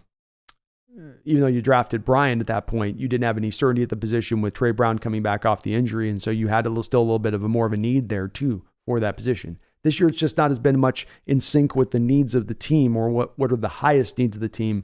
And I think that's causing some of the mixed feelings a bit. And it is in me a little bit too. But then I come back from those mixed feelings like you did in your comment with your donation. I then kind of come back around over to the side of it where I say, but I'll probably down the line feel better about this.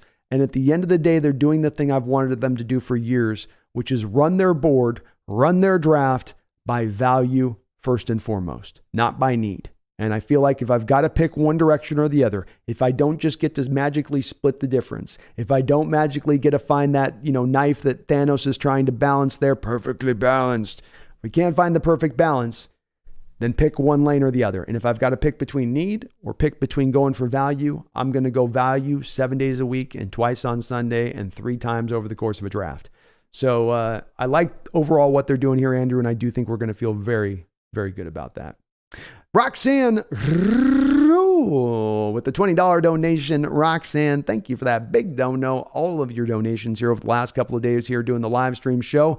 I really do appreciate it. The support here has been unbelievable from you guys. It always is. It's been especially so during this draft. So thank you for all of the folks, including yourself, Roxanne, that have done multiple donations over here.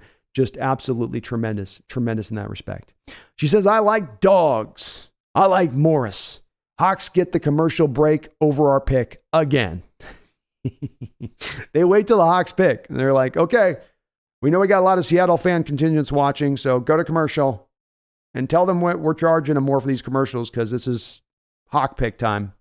I like dogs too. Mike Morris is a dog. Derek Hall is a dog. Devon Witherspoon is a dog. I mean, these are guys that are absolutely just, they will fight you to the death on the football field kind of mentality than what they bring. And I love adding that to this defense. It gives our defense a little bit more of an edge, in that respect of things. And he's a real good player.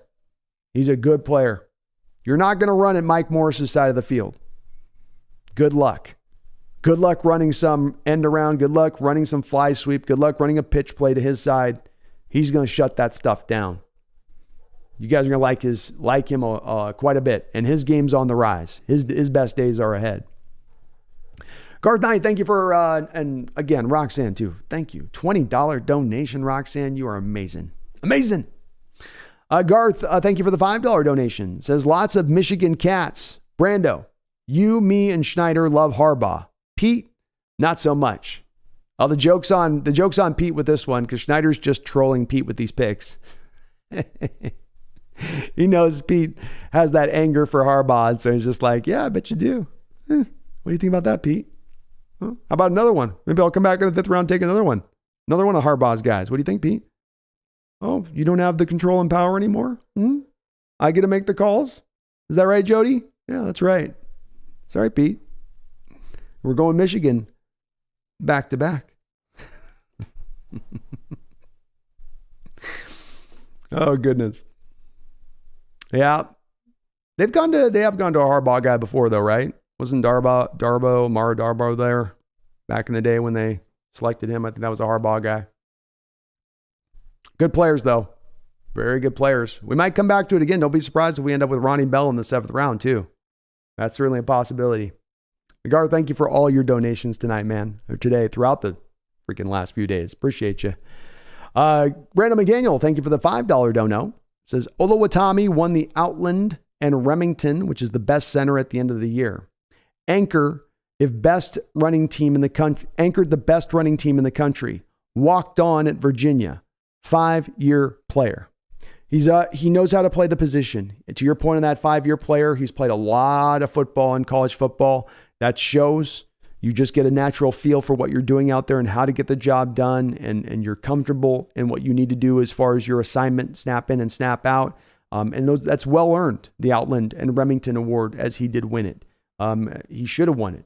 He's a very, very good player out there on tape. It showed up over and over again. One of the higher graded PFF centers that were out there this year.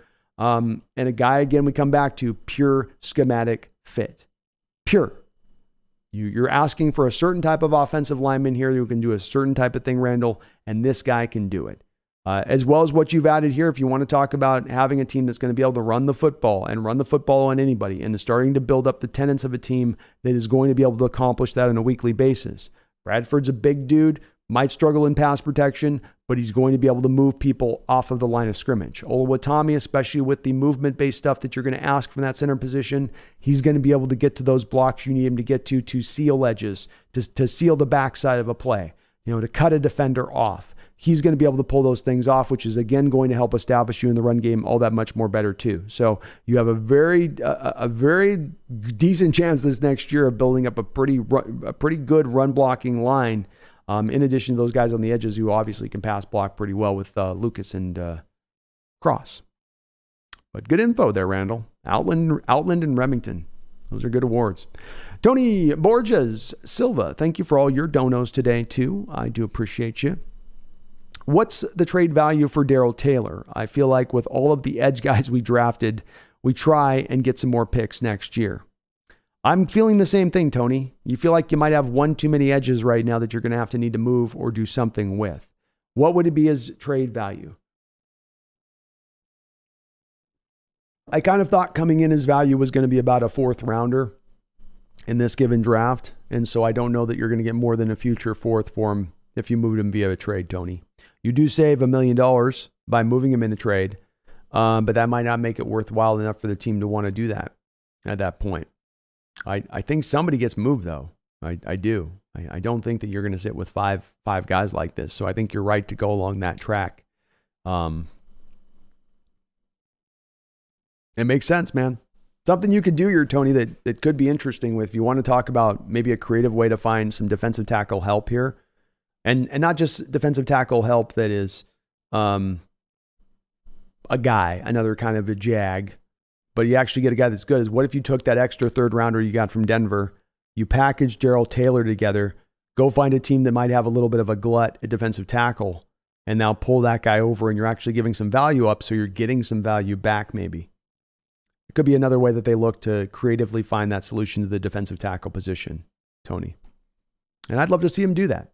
And I think it's absolutely possible. We may have to wait for it to around training camp, but I do think it is possible. Andrew with a $2 donation. It says, Hawks make a bad pick in the 5th round? Impossible. Very true, man. Very true. That is the sweet spot on their baseball bat. You know, that's when they're ringing it up just right. It seems like is the 5th round. So many 5th round guys over the years, from your Shermans to your Tariq Woolens. It has been an unbelievable spot for them they should just be trading back up in this 5th round just because of how well they do within it.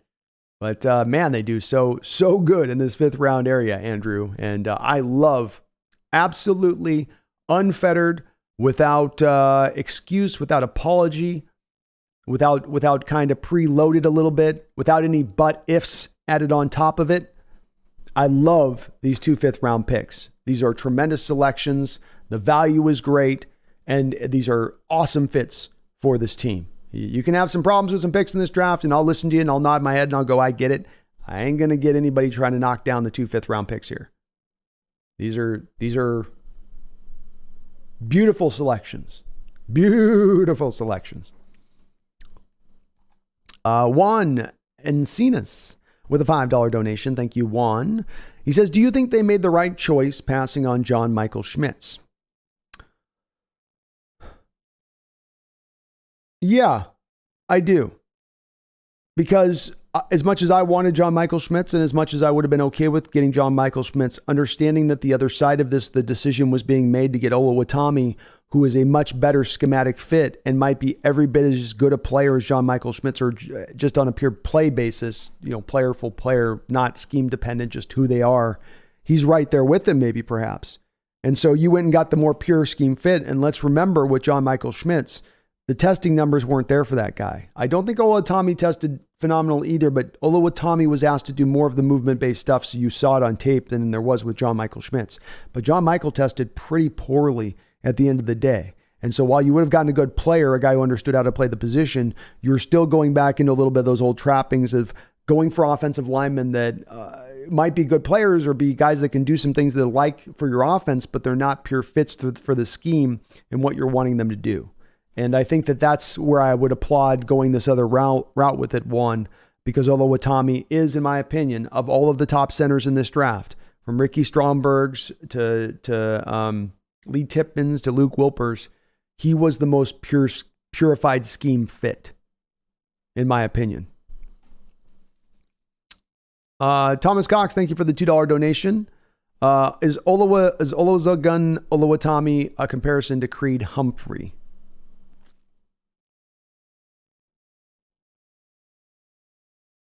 Well, both guys played a lot of center coming out of college, so both have a lot of the Thomas. And thank you again, Juan, for that $5 donation. Thank you, Thomas, for the $2 donation. Both of them have a very long track record of playing a lot of games in college, which just makes them look very comfortable at the position and very natural in their movement and the blocks they got to reach, and just feeling like, okay, these guys understand what they have to do out there as a center. They have a good understanding of just how to play the game. It's inherent in how you watch and see them go about it. So from that standpoint, yes. I can't come to the comp, though, when it comes down to the movement-based skills, getting guys working out in space.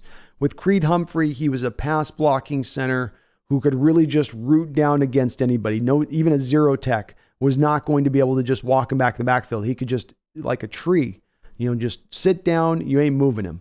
They have similarity in where Creed would become more of like a shield blocker in the run game, and not necessarily as much. His power was more on display as a pass protector than it was as a run blocker.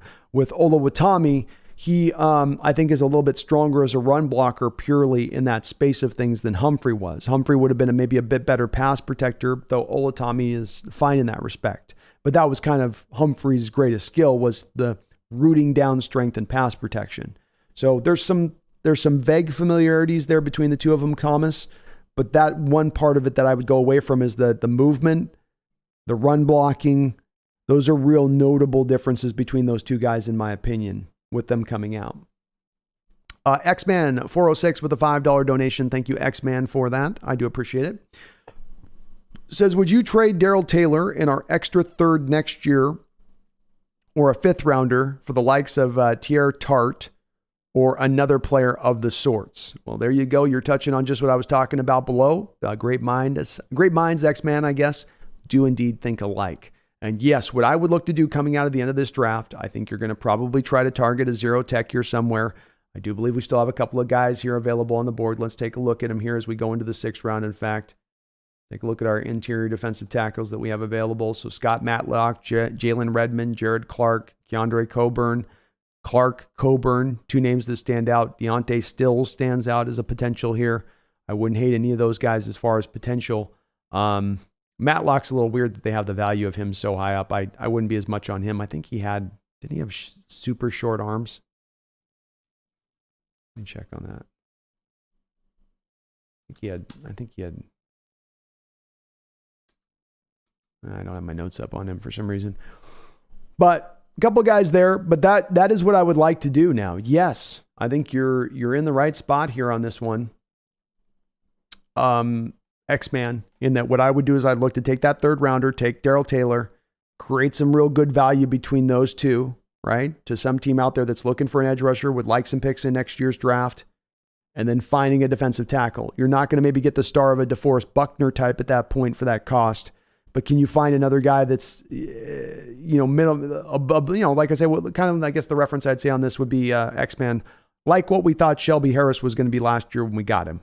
That kind of defensive tackle, not a guy that's at the end of everybody's tip of everybody's tongue when they talk about one of the better defensive tackles in the sport, but a very solid, really good, steady guy that you could come bring into your team that would really add into this rotation. And that would be the place and the direction that I would look to go if I was the Seahawks here after this draft. Even if, again, you got to wait more into the training camp period to kind of attack that and accomplish that.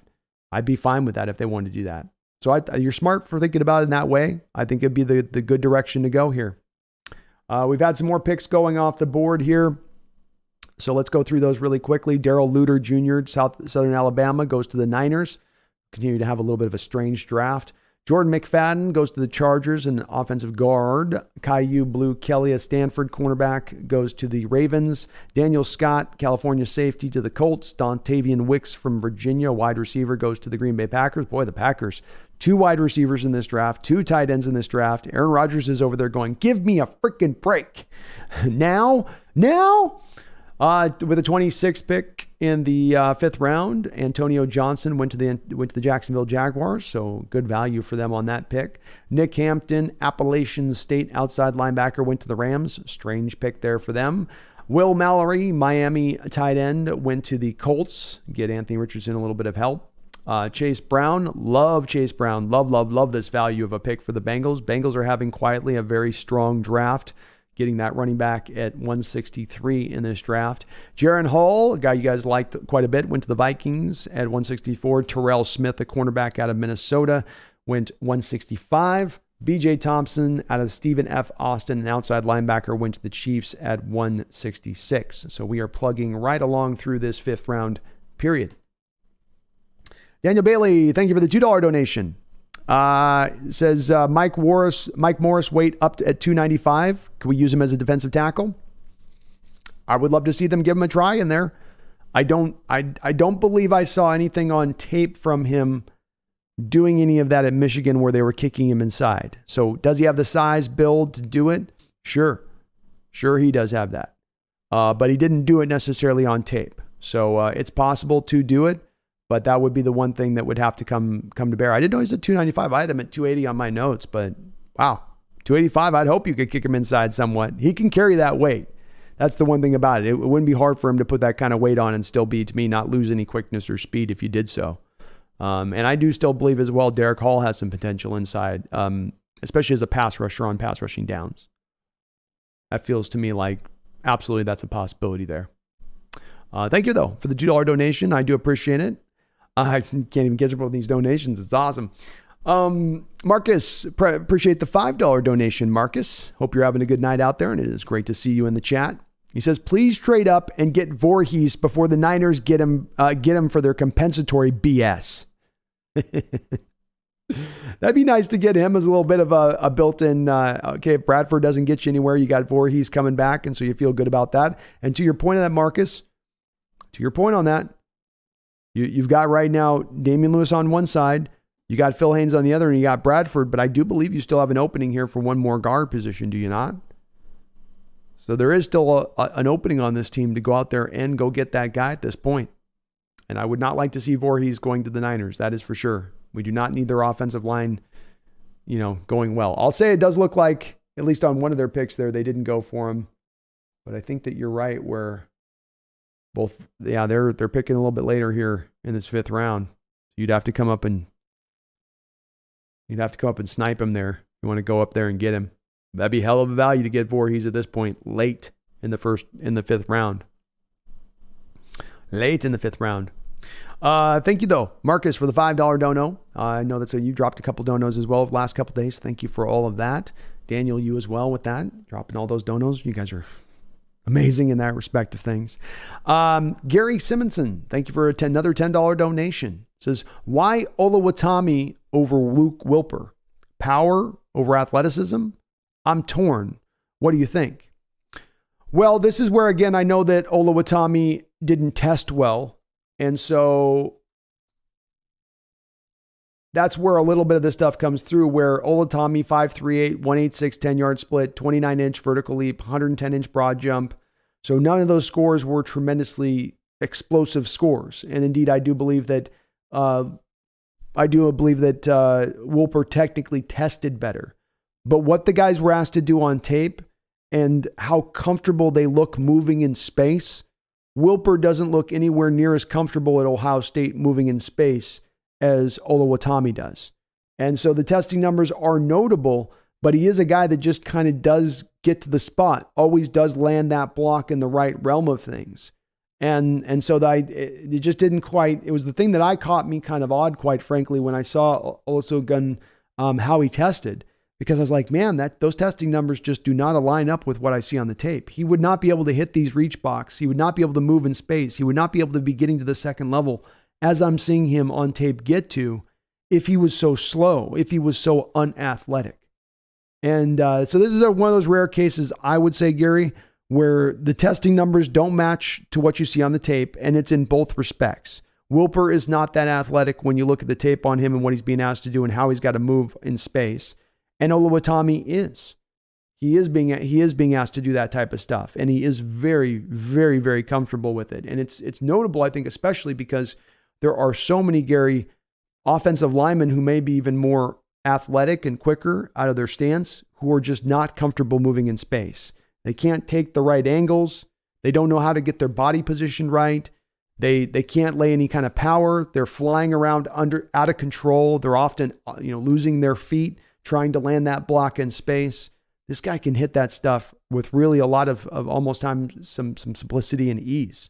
So I don't get it with the testing numbers on that, why he tested so bad. Maybe he's just not a tester. Like CJ Stroud said a couple days ago about that S2 test. He's like, I'm just not a tester. He's a shower, Gary, not a grower. Okay. That's what this really boils down to.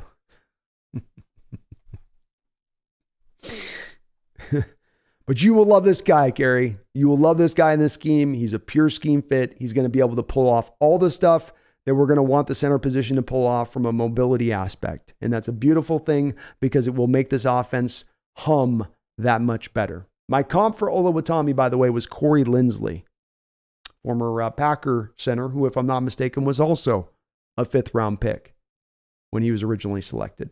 And also a guy, if I'm not mistaken, who started day one for the Green Bay Packers as a rookie. Thank you, though, Gary, all the donos. Garth Knight, thank you for the $5 donation. Says, I just chatted with Randy's Draft Mag. Randy is a first-round father, but a third-round talent evaluator. I don't know about that, Randall's got a pretty good eye, Garth. He's hit some ones out the park in recent years. He's gotten some ones on the button pretty good. I don't know. I trust Randall's football mind. Thank you for the donation. Nuclear Salmon with a $2 donation says, Russell is the number one Hawk. Russell, number one Hawk? Well, for me, Nuclear, it would be Steve Largent. But that's one of those in the eyes of the beholder kind of thing. You know what I mean? But I guess maybe you're saying he's the number one Hawk because of all these picks we got? which, I can't argue with that, I guess. I cannot argue with that. A couple more picks have come off the board here. We've got the Houston Texans with some good value here, taking Henry To'oTo'o out of Alabama at 167. 168, we got Owen Papoi, Auburn. His slide falls and stops. This is where you got to trust sometimes your original evaluation of players, where I originally watched Owen Papoi. I put a 5th round grade on him, and then I let the combine stuff trick me. And I end up dropping him up 2 rounds because of the combine the combine speed and all that type of stuff. He's got good tape. Should have leaned back on my original evaluation of him rather than stretching and moving him out of that 5th round grade where he originally ended up falling to. Lesson learned on that particular one.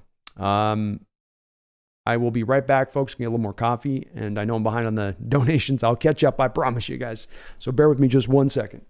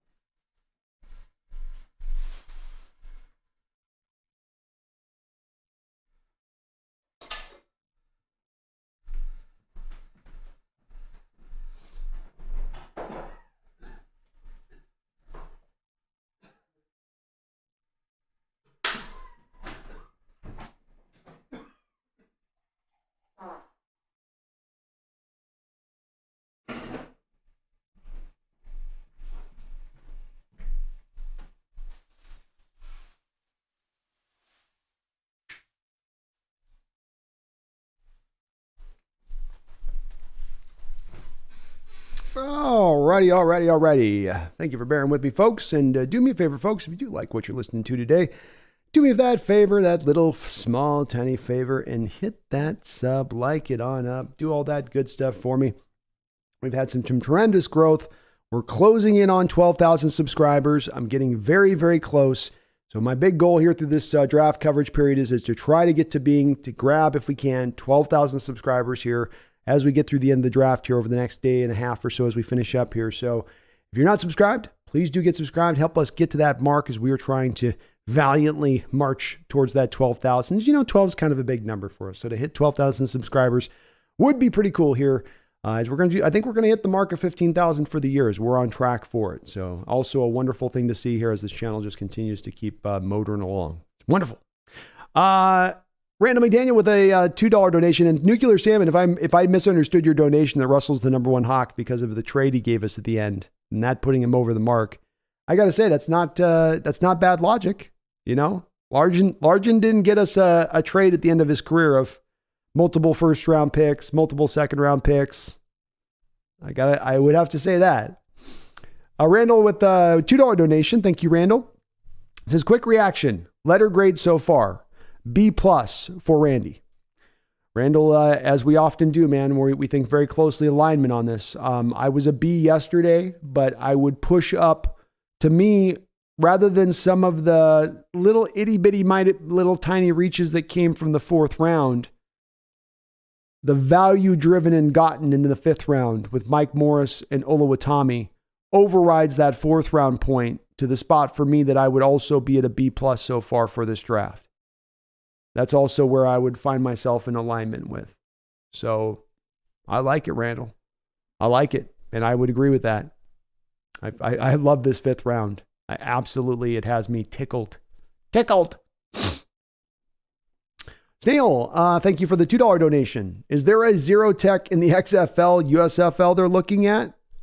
Maybe there is. There's certainly going to be some of these guys that do go to the NFL after what they've shown at the XFL. And I don't know of any guy that I'm aware of that they could be looking at or that is standing at the head of their list in that respect of things. Hard to say, I would say there. There are still some zero techs left in this draft. So, we haven't gotten through all of those as of yet. The end is not there totally yet. You do have still the 6th, 7th round here to kind of maybe come through and do something else with. So, not a lot left, but a few. But maybe they're thinking that, Snail. It's possible. Dr. G with a $20 donation. Dr. G, thank you for the big $20 donation. I really do appreciate that. You're awesome, man. He says, hey, Brandon, just wanted to drop in and say, what's up? Been lurking, but really loving the draft coverage. Well, thank you, man. I appreciate you, Dr. G, and another one of my longtime OGs here on the channel. Thank you so much for that $20 donation, and appreciate you guys watching however you do. Whether lurking, whether in on the chat, you watching alone is just, it's fine by me, man. It's all I can ask for, and you're going to make me perfectly happy in that respect. Things just there. But thank you for the donation, man. I've had a fun time doing this draft coverage this year, and we are going to every year absolutely be trying to get into the depths like we did this year.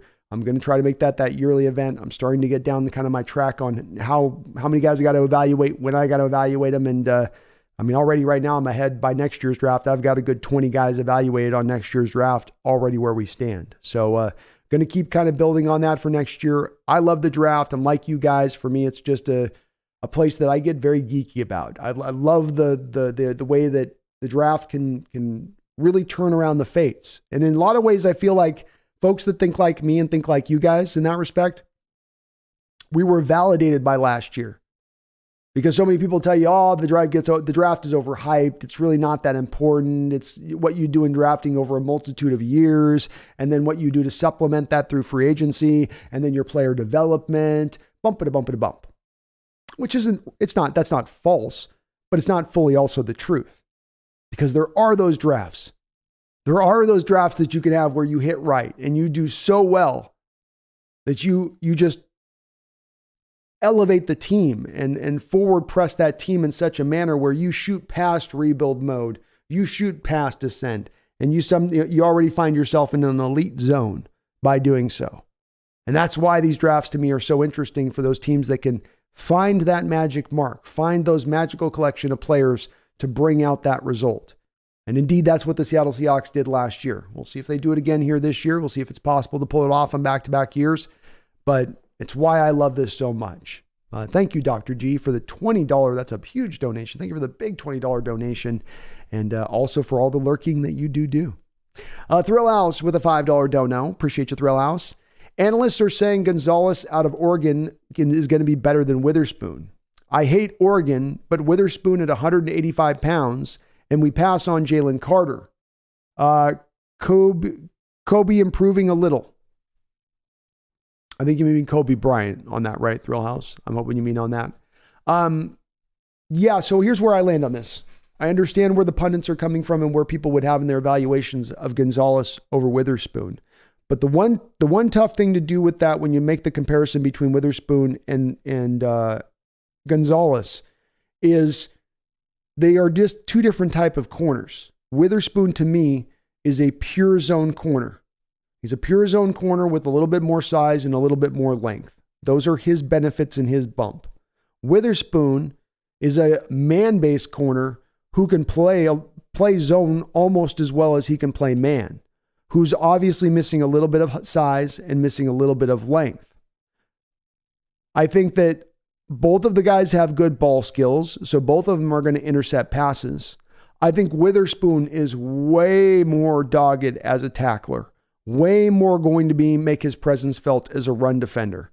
Gonzalez is going to kind of do just enough. He'll do just enough to get off the blocks, do just enough to be, in and around the run game. But Witherspoon will be dogged with it. And so, Gonzalez got the testing numbers, the size, the length. He's in a zone-specific scheme. You're talking just a pure zone-specific scheme. If you're evaluating the two players, you'd take Gonzalez over Witherspoon. But if you're going to play a scheme that's going to play both types of coverage or play a high prevalence of man, Witherspoon is far and away at that point, to me, the better player. But that's why it gets hard in these evaluations to be thrilled as far as making it a simplistic argument. Those ribs do not look good. I don't know if they want to be giving those ribs out. Those things, do those look fully cooked to you guys? Those do not look like good ribs. It's like they're trying to just get the ribs off the thing as fast as possible. Ugh. The passing on Carter. You know me, man, with this Thrill House. I was as big a person as anybody on Jalen Carter. I was as hot to trot as anybody. I am probably as guilty as anybody out there for, I know, being a little bit of a voice in the Seahawks sphere who has pushed as aggressively for Jalen Carter to, I think, kind of help in generating some of this interest that's so far out there for him. I'll own that. But I always did say throughout this process, Thrill House, that if the team passed on him, I was going to trust the fact that it was really that those character reports were just that bad. And we've heard other reports coming out, not coachable, conditioning. This isn't even getting to the stuff that has to do with the racing. That's problematic. And I have said that if you're in the 5th pick and you're looking at this guy's dossier and he's just a problem child from start to finish, from what the coaches are telling you to what your local contacts are telling you on the Georgia scene, well, then I did 100%, as I said at the time, will 100% support passing on Carter at that point. Because there does come a spot where you're given that information and it does get to a place where it's telling you pretty succinctly, this guy's a problem. This guy's likely to continue to be a problem. And you're going to have to hope that that light bulb magically turns on and he suddenly is able to become, everything that you hope he can become to become that great player. The flip side of this is, of course, though, there are those rare players that don't work hard and are still great, that are just so naturally freakish that they're able to just basically roll out of bed and dominate everybody. There are those rare guys. Those guys also that roll out of bed and act that way also can sometimes tend to have that crazy background profile where they're just off the field a little bit wild with it as well. So Carter does fit that type where there is that truly boom or bust part that is applied to him. But I do, at the end of the day, do trust back and lean back on understanding where Schneider said, I can go get this guy in Witherspoon that's a lockdown corner with star potential that he's likely to hit, or I can take this Jalen Carter who's got star potential that he's likely to hit if A, B, C, D, E, F, G are all taken care of. And I'm not sure any one of those things will all be taken care of. Let's say nothing of all of them being taken care of. And I think that's valid on Schneider's part to come to that conclusion from my standpoint throughout. But I appreciate where you're coming from. I understand. Young with a $5 donation says, Michigan fan here. Morris shows flashes and has the chance to play better than a 5th round pick. And Olu is extremely solid. You all will love Olu Oluwatimi. Go Hawks. Hey, Younged, go Hawks, man. Sorry it took me a little bit long to get to the donation. I'm backed up a little bit here right now, but thank you for that. And I share your feelings on looking at those guys' tape to exactly what you said. To me, Morris is not a finished product. He is still on his rise. And in Olu Oluwatimi, he may not be as much on his rise, but you know exactly what you're going to get. Peanut butter and jelly. He's going to be a solid center, a guy that should be able to start in this league, a guy that I think is going to push Evan Brown right out the jump. It's no guarantee that Evan Brown starts over the top of this guy. I know Carroll doesn't tend to like to lean towards having rookie centers, but this might be the guy that's able to push that in a way to be the exception on that particular rule. But I love you Michigan fans coming in, any fans of any teams coming in, giving us some inside information on these guys. I love that. Thank you for that. Definitely helps us to get another perspective from the outside on looking at these picks. David, thank you for the $2 donation.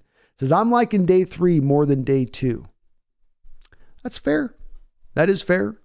I was big on day 2. I'm pretty big on day 2, day 3 as well. I'm a little split on day 3 a little bit for me, David, where I like the second half of this day 3 than the first half of the day 3. But at the end of the day, solid B+ level of draft when it's all said and done from where I'm sitting right now. Thank you, though, David. Appreciate the $2 dono. Roxanne Roll with another $5 dono. Thank you for all those donos, Roxanne. Says, B, in your view, how does Olu Oluwatimi compare to past Seahawks centers of note, Chris Gray and Max Unger? So let's go through, Roxanne, let's go through. We've got notable centers in Seahawks history. We got Pete Kendall, Blair Bush back in the day, which is one of the all-time great Seahawks name. Blair Bush. You got Robbie Tobeck, Max Unger. Who would he be the closest of that lot that he would compare to?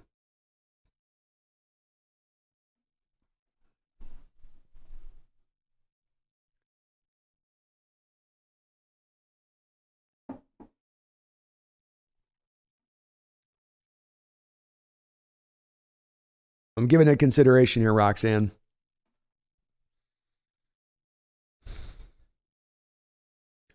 So I think Olu Oluwatimi's closest comp would be probably to Robbie Tobeck. But he's also not, Robbie was just a bit undersized. Olu Oluwatimi 6'3", 32.5-inch arms. He's not an undersized center per se. So that would be the one difference between them. But Kendall was a second-round graded player. Unger was a second-round graded player.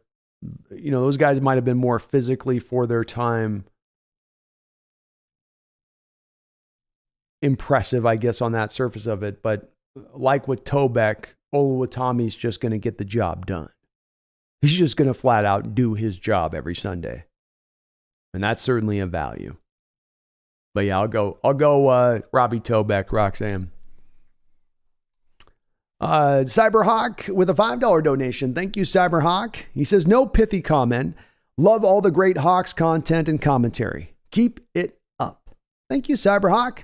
I'm going to be 100%, man. I'm having a ball with this. I love doing what I get to do here. I've got a great community of folks in this chat. They're here with me every step of the way, supporting me, keeping the chat going, keeping me thinking, keeping me on my toes, keeping me laughing. Just making this, as I always say, my favorite thing that I get to do is I get to hit that go live button. And I know I'm going to laugh and just have a ball with you guys for a few hours every time that I get to do it. So thank you so much, Cyberhawk. This is an awesome, awesome thing that I have the honor of being able to do with you guys here. It is definitely a privilege and an honor. So the Niners went with Robert Beal, Georgia defensive end. Good for us. We had some worry out there that they were maybe going to go for the Voorhees route there. But we avoided the Voorhees Friday the 13th situation there with the 49ers as it concerns their last pick in the second round. The Rams went with Warren McClendon out of Georgia, an offensive tackle. That's a pretty good pick there for them as they continue to try to rebuild their trenches through this draft. Started with Avila. Currently, they're with McClendon, so definitely they're taking care of their line. I think that's pretty good for them. The Giants went with Eric Gray, Oklahoma running back. Interesting selection there to go with Eric Gray over some of the other names that are available. I do believe we still have, if you look at the running back room here, some good names in the running back room, 6th round. Look at that as being a possible target here for your Seahawks because there are some very, very, very interesting names available. In fact, let me bring them over here to you guys so you can see them. Best available here in running backs now. Dwayne McBride, Zach Evans, Deuce Vaughn, Chris Rodriguez, Kenny McIntosh, Keaton Mitchell, Sean Tucker, Mohamed Ibrahim, Evan Hull. Still some very, very good players there. Defensive tackle-wise, remaining, we've got Scott Matlock of Boise State, Jalen Redmond of Oklahoma, Jared Clark, Keandre Coburn, PJ Mustipher, DJ Dale of Alabama. So Dante Stills, I like Dante Stills. So still some guys in that respect of things. Cyberhawk, thank you again, though, for that $5 donation. And we're going to keep this rolling, man. I swear we will. Guard Knight, thank you for the $5 donation. I appreciate you as well. It says, Largent didn't get us to a Super Bowl or an invaluable trade. Number 3 did. I mean, I've been a long-time guy on Largent. And if this trade ends up, Garth, bearing out the fruits of another Lombardi. I might have to do it at that point, Garth. I might have to switch. We might have to get a Russell Wilson Denver Bronco jersey behind me with a little note on the front side of it saying, thank you. You can't deny it. He gave us a hell of a gift on his way out the door. I will say, though, that we did have to pay $26 million of dead money on his way out the door, too, though. So it wasn't just a clean, free release, right? We didn't just get out easy on that one, necessarily. But it's a good point. It's a very, very, very good point. The Rams are coming back with back-to-back picks here. So now at 175, they're going to go with Davis Allen out of Clemson. Good little pass-catching tight end who's a real good contested catch catcher.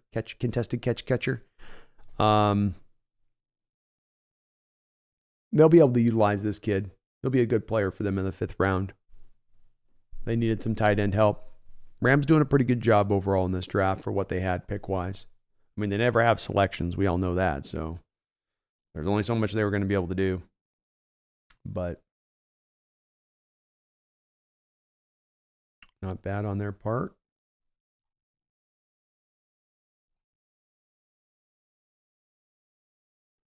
So Rams got one more pick here. Colts got a pick to go here. See which route they go there on that one. Scotticon 385 says, how old is your cat? It seems old to me because it's always laying down. Yes, she's a big girl too, Scott. She carries a little bit of extra weight on her. I'm not gonna lie on that. That probably slows her down a little bit. She is about 10 years old now. So she is certainly at a point here where she is getting to be a little bit of an older girl. She ain't developing any gray hairs yet. She ain't as old as my other one, which I think my other one's like 14, 15. Not really sure on when that one was even born. But yeah, she's chilling, man. It's very stressful for her to watch me do the stream, you know. She's relaxing to give me the energy to make me be able to do this for hours and hours on end. That's how this works. So she's helping. She's like my little battery next to me, man. She's keeps me going. My little energizer, even in her sleep. Plus, I can look over and she looks super cute. And eventually, I will tell you this: we are, Scott, getting a cat cam eventually on this channel. Oh yes, we will have a cat cam. Nick Brando, thank you for subscribing to the channel, Nick Brando. I really do appreciate it. Like I was saying earlier, we're trying to get to 12,000 subscribers. So if you aren't subscribed up, please do get subscribed. Join Nick Brando in helping us get over the 12,000 subscriber mark here. If we can make it here by the end of the draft, that would be phenomenal. But thank you, Nick. Tony Borges Silva with another $2 donation. Chris Smith to the Raiders, crying. Yeah. That was a tough one to watch there at the end of this round. If he could have slipped into the 6th to go get Christopher Smith, whoo! I would have had a bold take of saying you're getting a starter of the future at that point into the 6th round if you were able to go get him. The Raiders have had a pretty putrid draft all the way around, in my opinion. It's not been great. And so that's at least one good value pick for them that I like, grabbing Christopher Smith at 170. But he was a good safety. Raiders are going to like him a lot as a player. He's going to help them out, I think, considerably. He was good on that Georgia defense. Thank you, Tony. I need to get myself...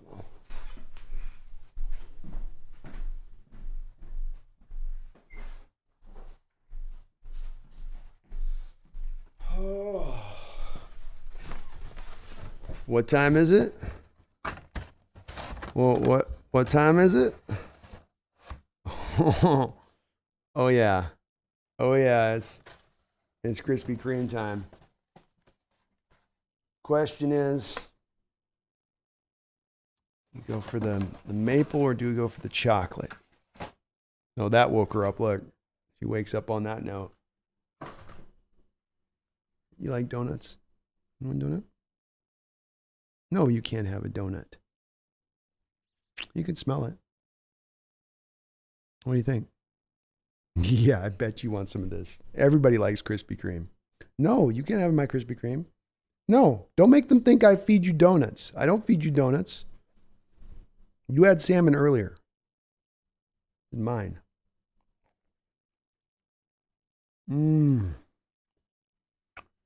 This commercial break is brought to you by Krispy Kreme, America's donut.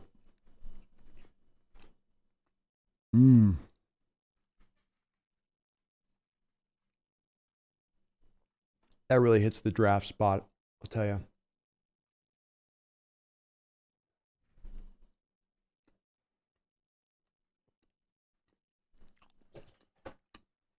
The Hawks Nest, sponsored by Krispy Kreme. New sponsor. Kind of a big deal. Thrill House, thank you for the $5 donation. School recess. Who you taking? Dion or Bo? And also, Randy Johnson or Nolan Ryan? All right, Thrill House. I'll play your little game. Number one, the first one's easy.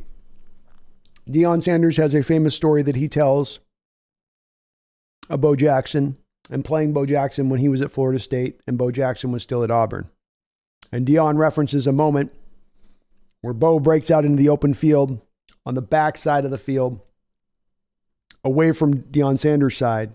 Deion gets up on his horse. Here's my moment. I'm going to go up there and I'm going to run down the great Bo Jackson. And he runs up to catch up to Bo. And he says that Bo gave him a little stiff arm right to the face and put him right to the ground. And it's funny, if you go watch this clip of Deion Sanders talking about it, somebody's obviously put the clip over the top. I love YouTube. They've put the clip over the top of him talking about it.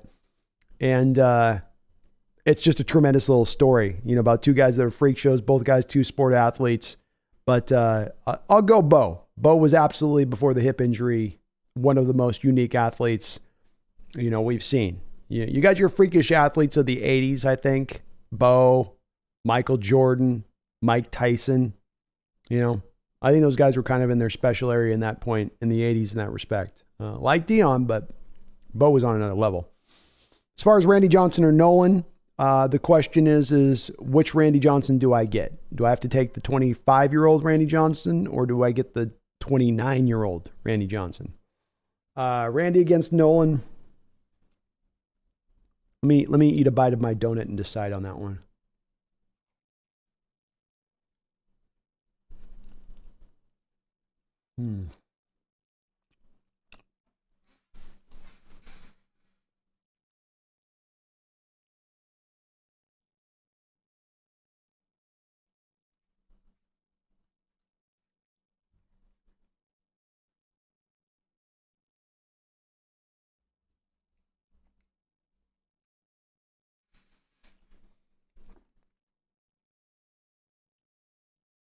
I think I got to go Nolan.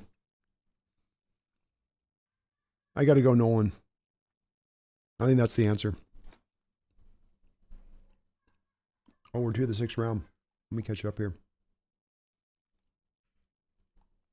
We are to the beginning of the 6th round. So the Seahawks pick 21st in this round. There'll be a little bit of a wait until we select.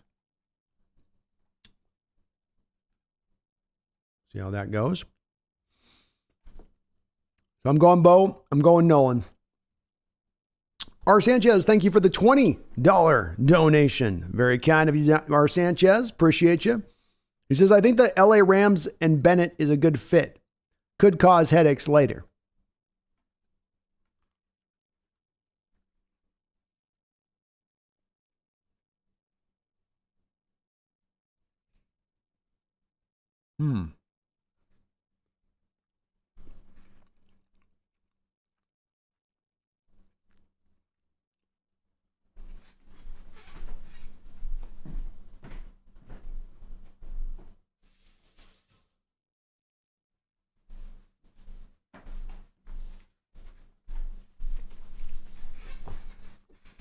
I think it is a good fit. First off, I like it as a fit.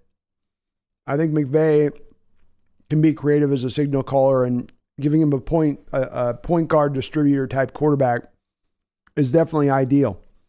And Stenson can operate a West Coast offense and hit those throws, I think.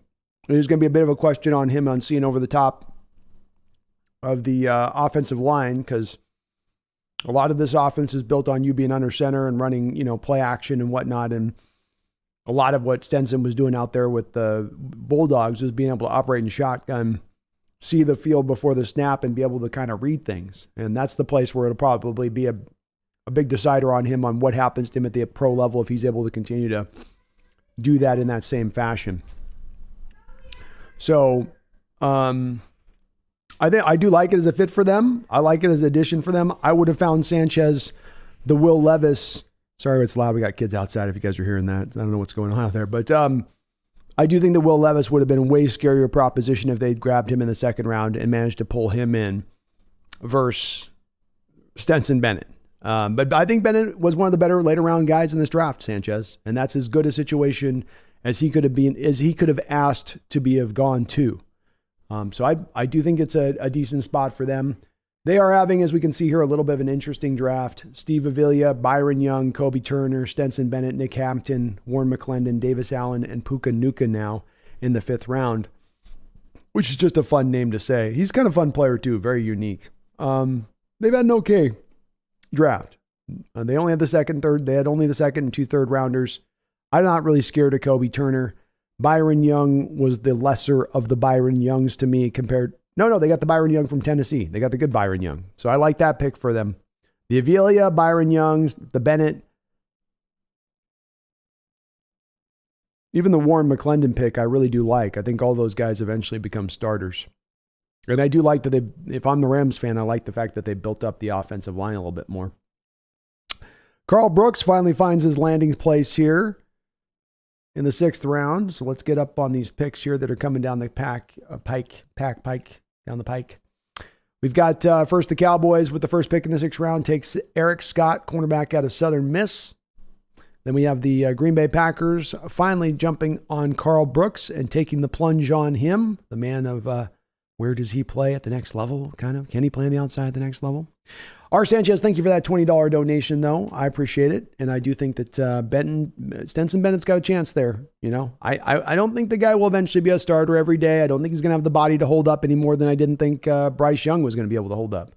But in the place where you're taking him at that point, that's worth the risk for maybe some of the upside that is there if he is able to remain upright and keep himself healthy on the football field at the NFL level. Slightly toasted. I placed the call out there to my fellow 12, such as yourself, saying, please do come sub up to the channel here if you're not already. We're trying to get over 12,000 subscribers. You answered that call, my friend. Thank you for doing that. Thank you for subscribing up to the channel. You're helping me get up over that mark, and I really do appreciate it. So thank you so much, man. We're gonna get up over that 12 mark, be right at it or over it, right as around where the draft ends. Might be a little bit short, but we're gonna be close enough to where I'll feel good about it. So appreciate you on that. Max Sherman with a $5 donation. Thank you, Max.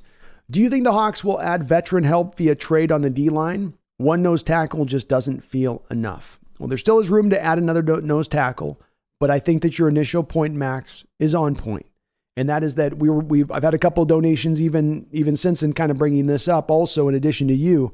So there's a few of us that are kind of thinking like this, which just leads me to believe, well, if a couple of us are thinking of this, this has got to be a viable possibility here.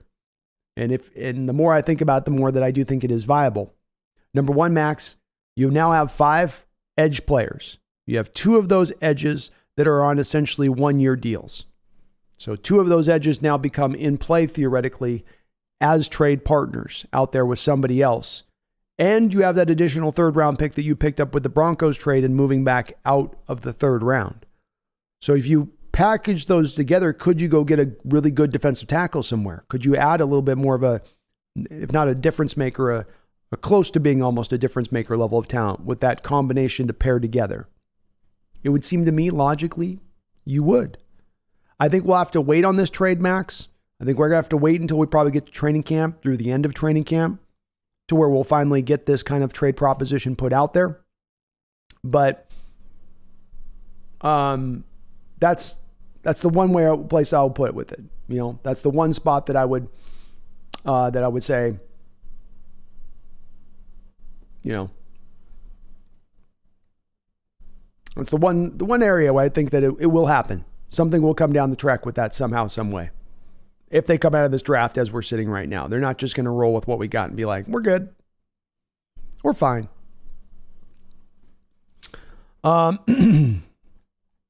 Tony Borges with a $2 donation. Thank you, Tony Borges. I do appreciate it. Says pace in round 6 might be blitzing a lot. I'll tell you this, Tony, if you're looking for one single indication that we've not been able to quite glean from this draft, as far as, are we going to be just a 3-4 team? Are we going to go to a 4-3 team? Are we going to be a mix of that? Are we going to now blitz heavier because we have the man-based corners on the outside that can get it done? Are we going to do that now more? Is that what we're going to be doing? Well, if you got pace and you selected him in the 6th round, that would be an absolute to me indicator that the team, I know it's a 6th round middle linebacker and that's flyer type, and there'll be some of you saying, well, you might have just taken him to be a special teams guy as much as anything else. He's there for depth and special teams. But that is a guy that you draft with a theory of, I want to blitz him a lot if I get this guy, because that's how the best to utilize him. He is by far, it's not even close. It's not even like the second guy, he's like 1, 2, and maybe there's a third guy behind him as far as being the best blitzing middle linebackers in this draft. So if you do take him, I think that, Tony, it indeed would be an indication of that. That is for sure.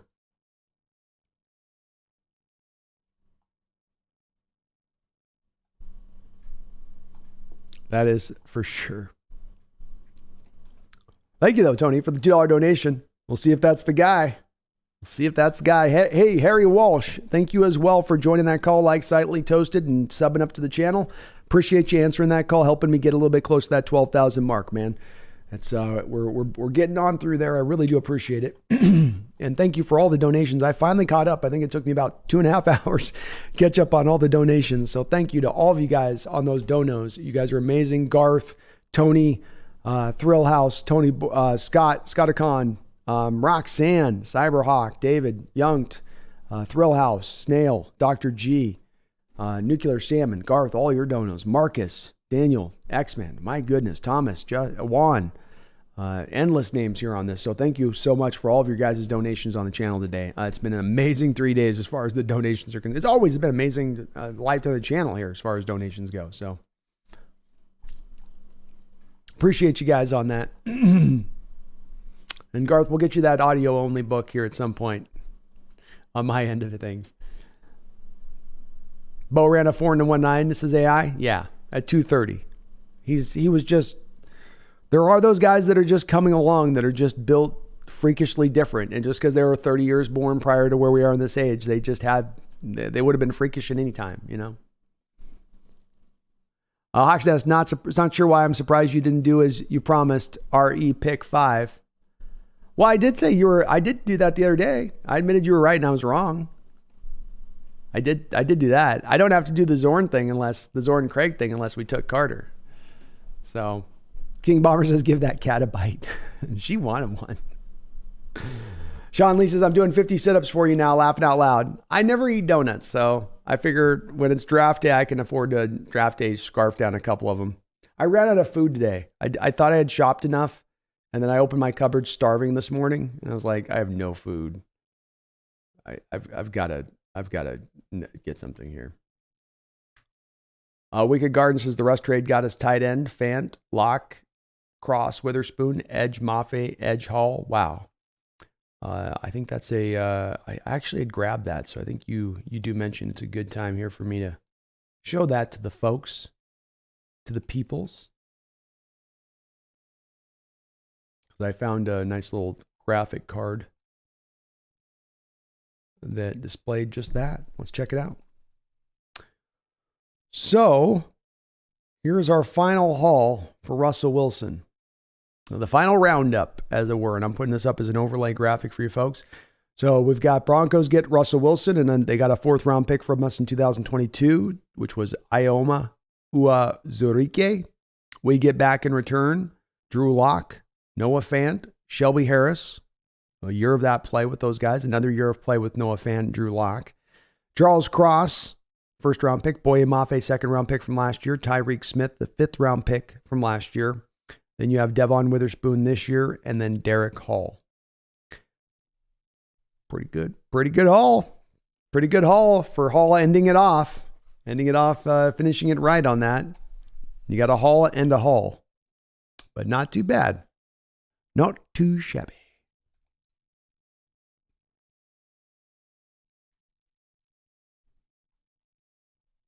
The cat's moving. You guys see what it takes to motivate my cat. Think she's a little food motivated? Just a little bit. News and Arturo, no donuts for me. No cheat meal for me. I wouldn't have done it, but I had to. My hand was forced. I had no time to go out to a regular store. All I had was the donuts that were close by. A slightly toasted Chris Rodriguez or Dwayne McBride. Chris Rodriguez all day long. All day long. Pumpkin wants a bite so bad. She did. She jumped down. She's staring at me now with like anger in her eyes. You brought that out and then you didn't give me some? I'm not going to give her a bite of the bread. She's big enough. She's already on the edge of diabetes. I don't need to be feeding her donuts now. Brian says blueberry fritter for this AM for me, B. Well, I'm glad I'm not the only one, Brian. At least I'm not the only one in this eating not great today. We've got an excuse. We're doing draft coverage, okay? We got a good excuse.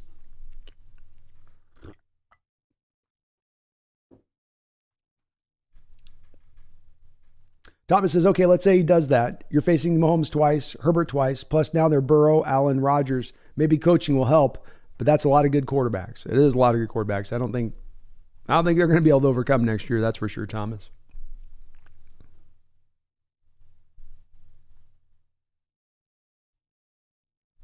Nick Brando, Randy Johnson just for the lulz. That would be pretty funny.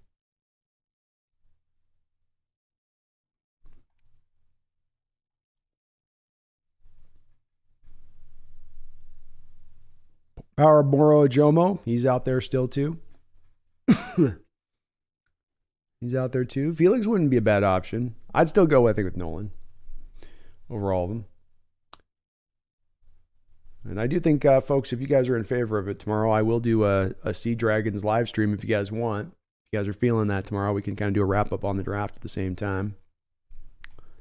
Flag Sabbath Randy, the bird killer. He dusted that bird.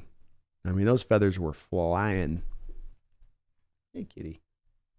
Have you forgiven me for not feeding you donut? Okay, no. We're not going on the lap. We're not doing that.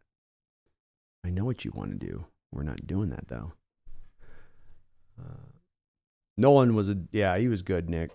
He was good. I'd have to go with him. I love Randy, but Nolan was different. Tired Canadian indeed. Randy Johnson once exploded a bird with a pitch.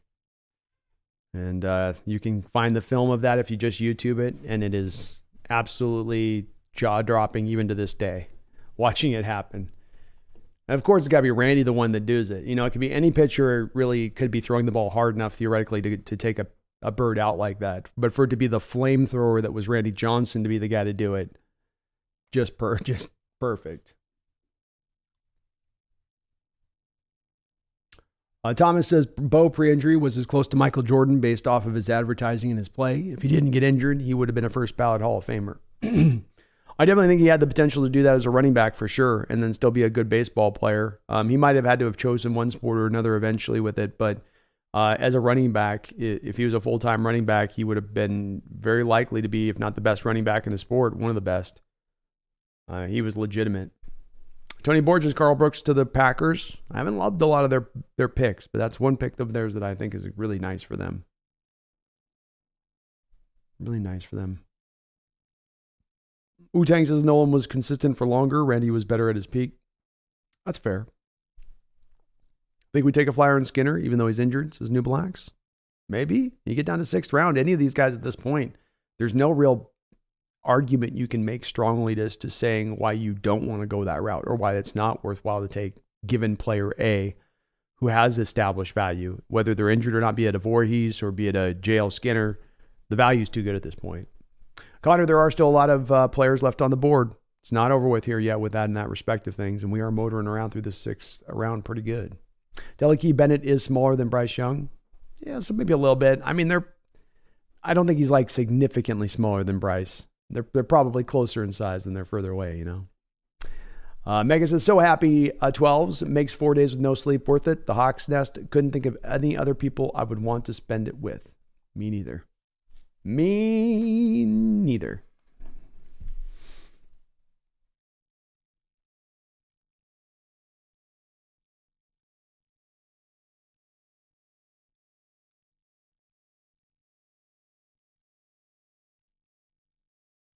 Ayosh says, wish we had taken Simpson or Darnell over trading down. That still stings. I would have been with it. I would have been okay if they just took the picks there too. Does sting a bit. Jonas says, damn, Brandon, I would like some Krispy Kreme. Krispy Kreme is gold on Oahu. We don't have a Krispy Kreme here. Only Maui for some reason. Krispy Kreme is real select about where they put things. Oh, the Broncos took Skinner.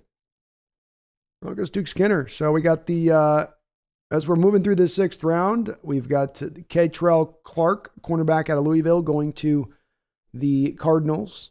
So a Cardinal takes a Cardinal. Josh Hayes out of Kansas State, cornerback, goes to Tampa Bay. Travius Hodges Tomlinson out of TCU goes to the Los Angeles Rams. So we have a little bit of a cornerback run there. JL Skinner, safety out of Boise State, goes to the Broncos. Like that pick for the Broncos quite a bit.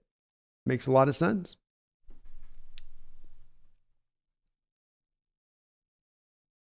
Adam Furley, I'm a Nebraska and Seahawks fan. What do you think of Seahawks drafting Trey Palmer for some wide receiver depth? Thoughts? I'm higher on Palmer than where he's going to go in this draft.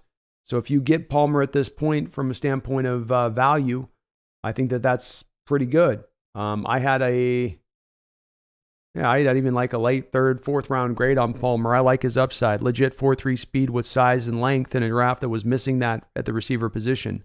But the freak show wide receivers aren't drawing very much interest. Bryce Ford Wheaton also seems to be still remaining on the board. But Adam, I like this tape. You could instruct me a little bit as well as to what you think from your perspective. But I thought he brought a good amount to play on the football field. Let me grab this. I got my notes here on him. So yeah, he was I guess only 6 feet, but 6 feet, 4.33, 1.5, 110 yard split, almost 32-inch long arms. He can go up and get it with the best of them, so he's got leaping ability. He is kind of only a straight line guy to me, which is probably why he's dipped. He has really tight hips. Probably the reason he was kind of restricted to in his route tree there. But he does have some subtle shakes and fakes that he can work off that are not as established ways that receivers kind of generate their separation on routes. He uses that. He is very raw. He's got a long ways to go. But I did feel like there was some real potential with him. I obviously had him a little bit higher than I should have had him in this draft. I just liked him for being a legit 4.33 guy that showed up on tape and who wasn't like in this draft at 5'9", 180 pounds. So I do like him, Adam. Do like him.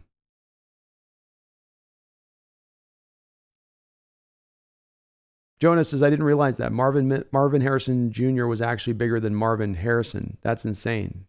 How's this guy not going to go number 1 next year? Caleb Williams and Drake May. So he'll end up going 3rd overall right now as it stands. But yeah, he is legitimate. Very legitimate. William Leonard says, hell yeah, Hawks Nest. Addicted to Hawks. Brandon, is there a pseudo pumpkin character in your book, animal or human? No, I don't think I worked that in.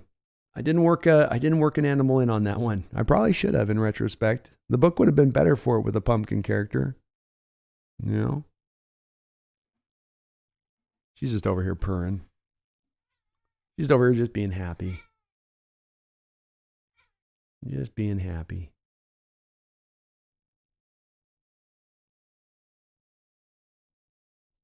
Megan, how did we get the pick from Pittsburgh? It was part of that Achilleo Witherspoon trade from 2 years ago.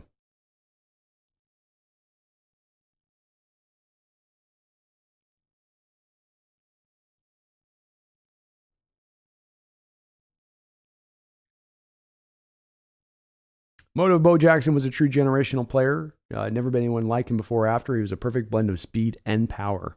He did things people can't do. He was amazing. Very true.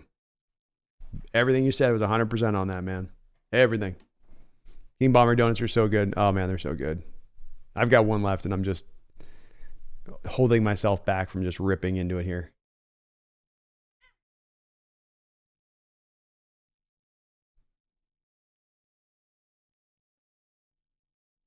Luis says, what a trade, man. Laughing out loud. What a haul. What a haul.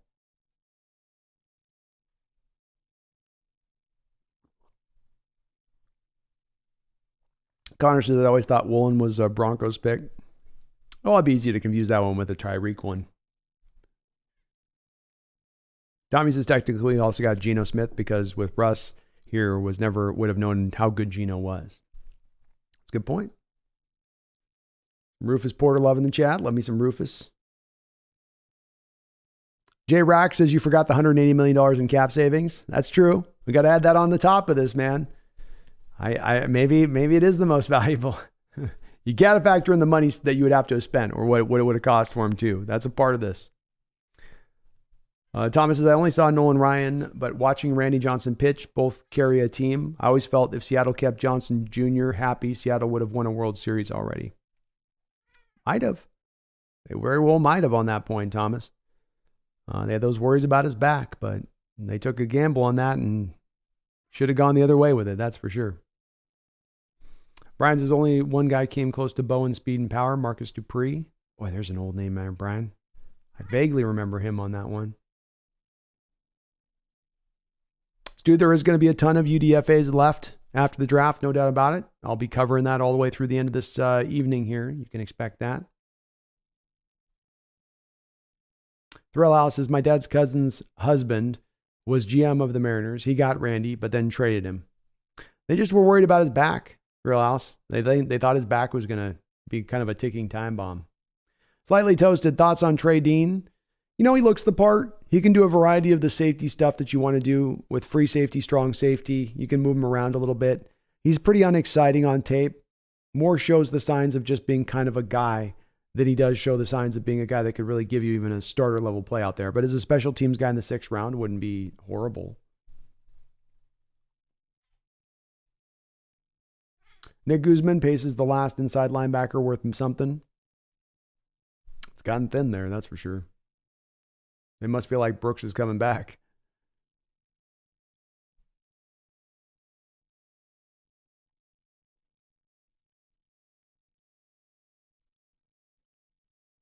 Sanchez, yeah, Nolan Ryan threw 7 no-hitters and did so over like 30 years. Like when he first came in the league, right as he's leaving the league, he sprinkled them all the way through.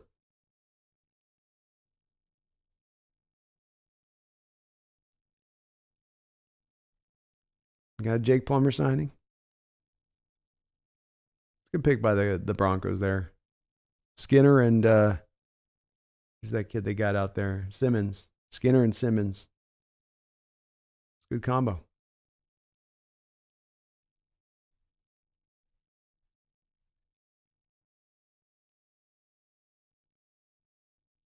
Ross's dude said cocaine, freight train energy. X-Man, do I like Aubrey Miller Jr.? Isn't that the guy that's 5'8"? He's a 5'8" middle linebacker. Am I remembering him right?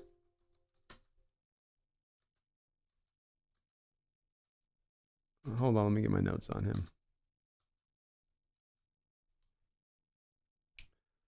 Let me get my notes on this guy. Aubrey Miller.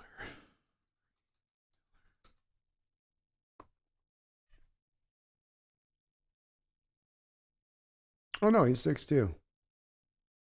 I'm blanking on if I had a chance to maybe check. I think I had a chance to check out his tape. I got through kind of the end guys that good, but I didn't have a chance, I think, to really take a look at him. Small school guy. Probably wasn't able to find much tape on him, was probably my reasoning process behind that.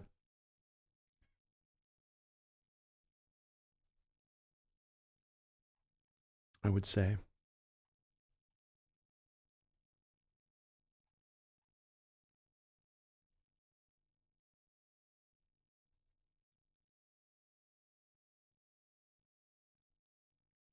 Let's do Ford Wheaton. Hell yes. I'd take Ford Wheaton here.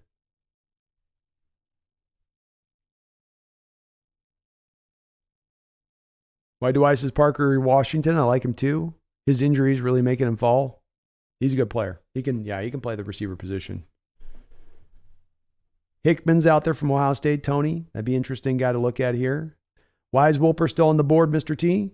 I think teams don't look at him as being scheme fluid to a lot of different types of scheme. I think his tape is solid, but it's not spectacular. There's not any one skill set thing that he brings to the table that stands out above anything else, which maybe makes him kind of blend in with everybody else in the rest a little bit. If you don't have one kind of skill you're bringing, then that can kind of cause that to happen a bit. Couldn't end up becoming really good value for a team here in the 6th round to grab him, who is a guy that could round out to becoming a starter. Greg Kemp of the Hawks go wide receiver. I hope they pick Parker Washington or Bryce Ford Wheaton. Either of those two guys would get me excited in the 6th round. The value would continue to be tremendous. And one thing that we can say about this, Greg, is that this has been a draft, much like last year's draft, that was driven by value, by who was the best guy on their board. And you very well could land into that 6th pick here, this 6th round pick, going, okay, the best value on the board for us here in this particular pick is indeed going to be wide receiver. Thomas Carter says, Trey Dean, Brandon, Joseph, Ronnie Hickman. All good? I would go with, to me, Hickman's the best of that bunch. I'd lean to him first and foremost. But those guys are all good. Thomas Charter says Trey Dean's a heavy hitter. He hit a little bit. And Power Code, thank you for the $10 donation. Appreciate you, Power Code, for that. He says, cheers to this draft, Brandon. That 5th round got me hyped. Hey, it did me too, man. It woke me back up. The 4th round, I was kind of like, I'm okay. 5th round, I was like, oh yeah, here we go. Here we go. Ola Sungun is going to be a stud at center. 100% agree. Our interior line is going to take a step forward. 100% agree. And we have some 3-tech defensive ends and interior linemen filling holes. Agree on the 3rd point as well. I'm an outstanding 5th round in Power Code. Very well could be, if we're just talking about the best value-based round in this draft for your Seattle Seahawks, the 5th round might very well be that. They came back and they got great value on these players. I had on Olu Oluwatimi, so I had a 3rd round grade on Olu Oluwatimi. You got him in the 5th round. On Mike Morris, I had him with a 3rd round grade, and you got him in the 5th round as well. So when I say I love this round, and this is the one that's got me as hyped as any round, even though there's other players that might be better from other positions in this draft, the sheer value in this round is just tremendous. Tremendous from my standpoint. I love these 2 kids coming out of Michigan like you do in Power Code. It's great to hear you're in the same mindset as I am. Love these guys coming out of Michigan. Really think they're going to help this team out into the future. And with Olu Oluwatimi, you're getting a guy ready to go from day one. And in Mike Morris, you're still getting a guy who helps you day one. And much like a lot of these other guys in this draft, still does have some ceiling above him, still has some upside to his particular game. So thank you for that $10 donation and Power Code. And I got hyped up too, man. I saw Oluwatimi after Mike Morris, went, okay. We're going to finish this draft off right. We're gonna seal this up. We're gonna just get the last bits, the cherry on top, whatever you want to call it, is whatever metaphor you want to use, but finish this off correctly, And if they can keep adding a little bit more value at the end of this, they might be able to, even in my chart, stretch this into it's a B+ right now, but they might be able to find a way to stretch this into more of even an A- grade at that point for me when it's all said and done, if they can really kill these last couple of picks.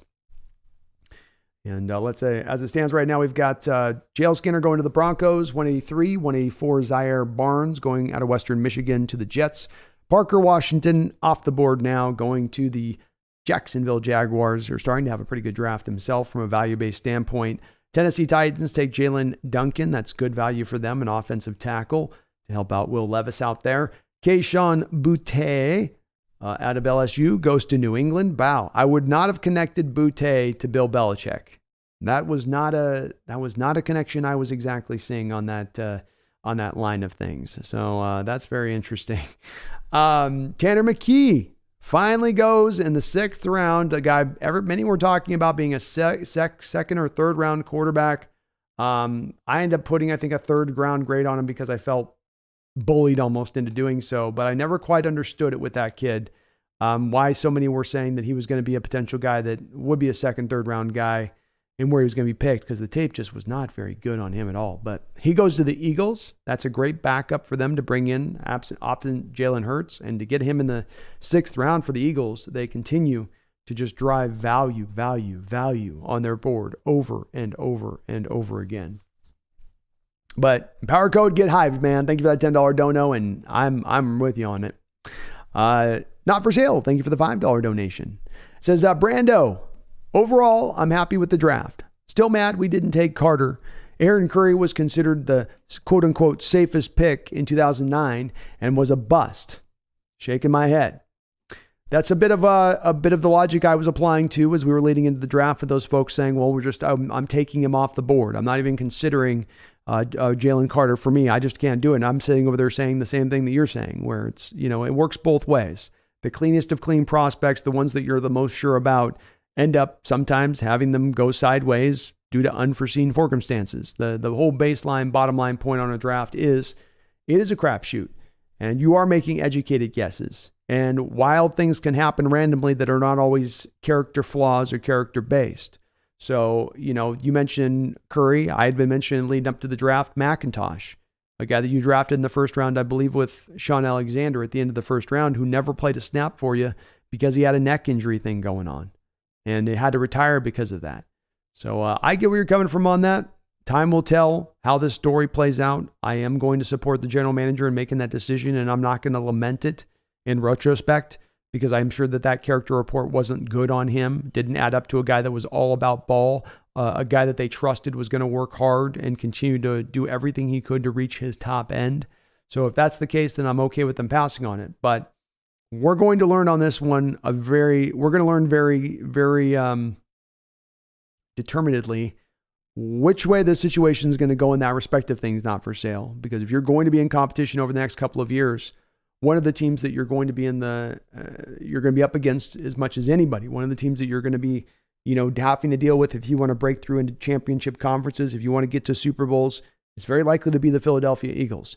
And if they're now going from being a team really, really good now to now even elongating out this Super Bowl window because of these picks they've made here recently with guys like Carter and Nolan Smith, and having the draft they've had, Sidney Brown that they've brought in, It'll feel even a little bit tougher at that point, having passed on him, won't it? That'll make it sting even a little bit more. You're in a conference championship playoff game to get to the Super Bowl, and Carter has a game-wrecking performance with 2 sacks, 5 tackles, 2 tackles for loss, 5 quarterback hits, and you're going, man, that character background, that character report. But we'll see. We'll definitely see. We'll just have to kind of wait and see how it plays out.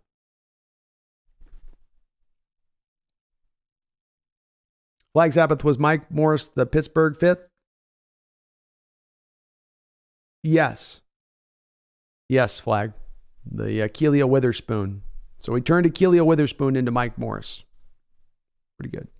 Garth, is the Orange Cat like round 2 3PO in the SW? Basically the narrator?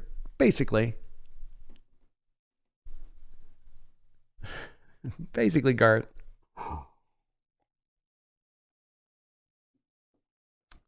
Mana Scrooge says, damn, good self-control with the donuts. I'd be pigging out. I'm not done yet. Make no mistake about it. I've got my UDFA donut sitting on tap. Okay.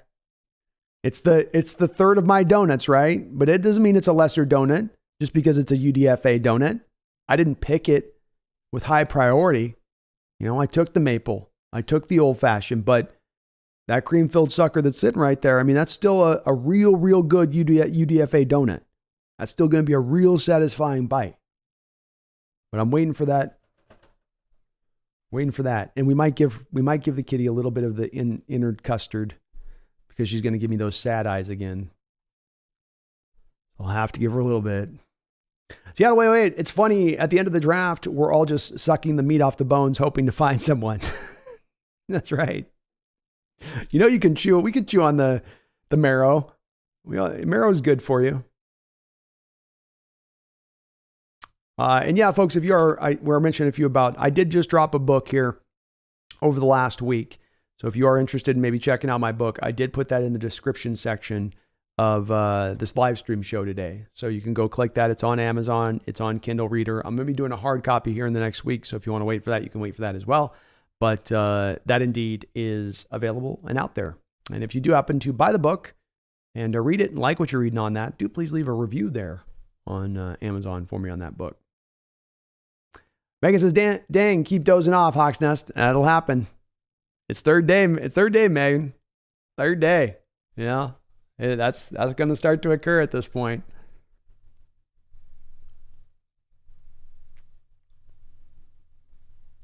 Jose Rodriguez, I loved the center that we took, man. He's a different center from any of the other centers, really almost in this draft entirely, in that he's a pure scheme fit for what we want to do from a mobility standpoint on the offensive line. He can do all of the movement-based stuff.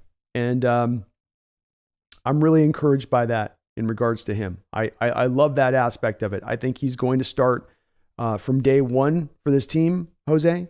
And I'm tickled by it. I love the 5th round. Very well, Jose. This 5th round could be the round that I liked the most of any in this draft because of the value that you're pulling out of it. I love it. Mario 2.00 agrees with me. He says, I like those 2 Michigan players. We got a steal. That center and Mike Morris are studs. Well said, Mario. 100% agree. 100% agree.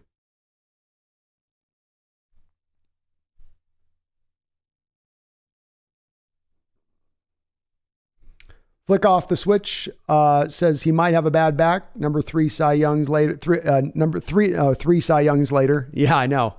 I hope the Mariners fired that doctor. Whoever made that call, or they're no longer going to whoever made that evaluation. Derek Watson's L draft. I wanted Jalen Carter. You're not alone, Derek. A lot of folks found themselves in that state, and it's been, I think, hard for a lot of folks to be getting past that a little bit in this draft. That was really where a lot of for them, the key kind of lied with what they were looking at and what they wanted to see. I get it.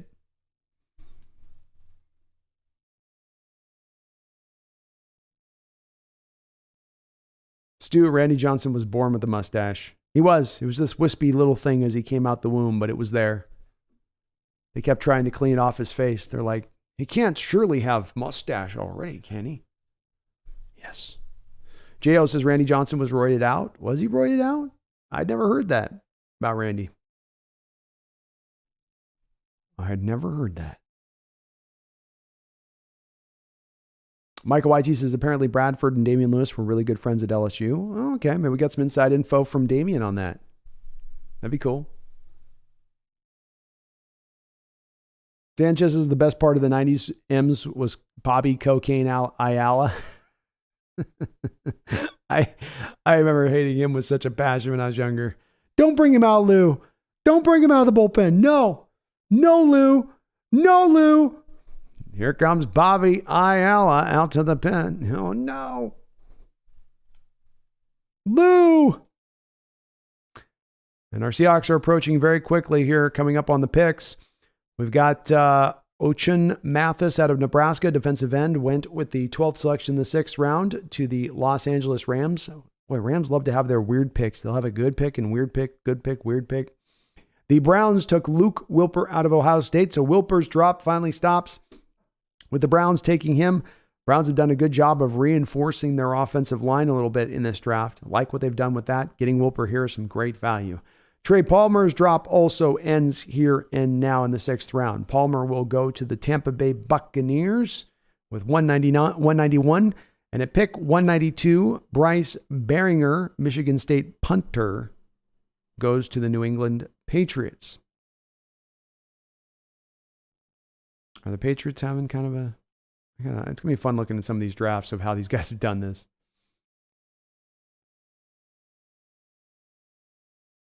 White Wise says, if the Garden Center work out, Seattle has just built a complete unit on offense, like Super Bowl caliber.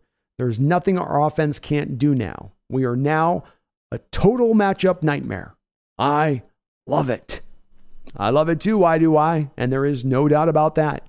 You can't pick any part of the offense really apart at that point.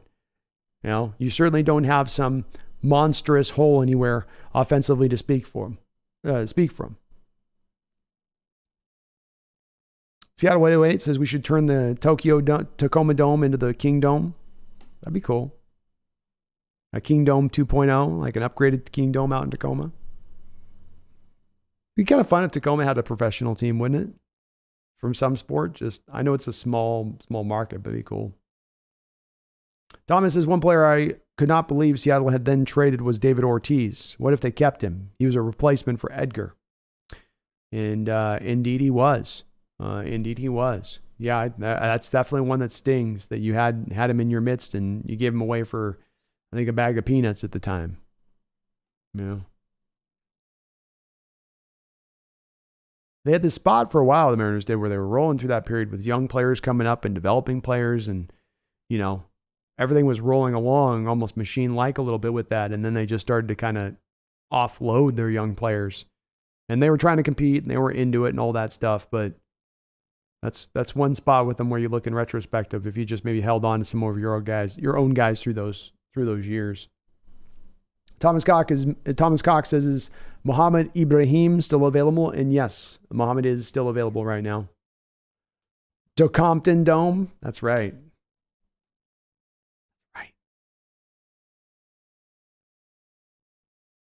Not for sale says, no Tacoma hate.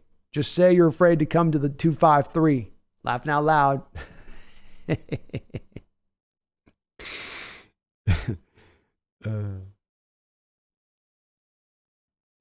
Us North Enders have a little fun at your guys' expense down there in Tacoma. We do. We can't help ourselves.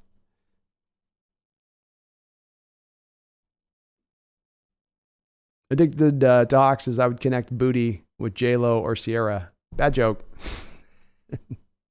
No, there are no bad jokes on day 3 of the draft. Greg Kemp says, does Hunter Lepke get drafted? Probably not. Oh, he's a guy like the Patriots could end up drafting him at the end of the 7th round,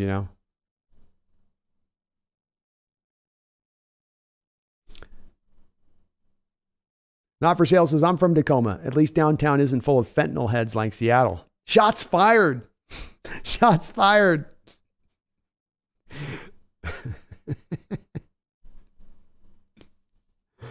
Brian Myers fires back. Downtown Seattle isn't as close to as bad as the media wants you to believe. Maybe after 2 a.m. Why do I? Offense has 3 issues before the draft. Interior offensive line would get pushed around. I think they fixed that. Had trouble with 3rd down, shortened goal line. Zach fixes that. The wide receiver would get X'd 2 times. JSN fixes that. Agreed. You have shored up the few problem areas, why do I, that were there on an offense that was a top 10 offense last year. And no reason to believe that this isn't an offense now that should be able to certainly be able to sustain a top 5 level of performance throughout the year, I would think.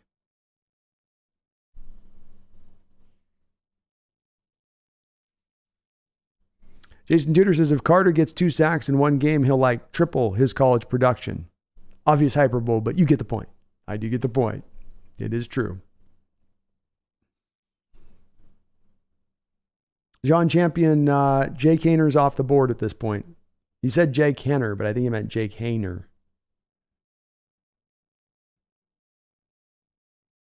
Thomas says, looking at the Hawks schedule is tough, but looking at every game Seattle is playing against, I can't say this team is more talented than Seattle. Maybe Cincinnati, Philly, San Francisco. It is a tough schedule. You're right about the talent level. I would say, though, that your point on that is notable one, where it is a tougher schedule than last year by, I think, a considerable degree, especially with how it will play out, not just how it looks on paper. Because last year's schedule didn't look as tough on paper, and it played out a lot easier than I think we're going to see this next year. So it's early. Things can still kind of twist and turn on that, but I think we're going to have an uphill battle at times from a schedule standpoint next year.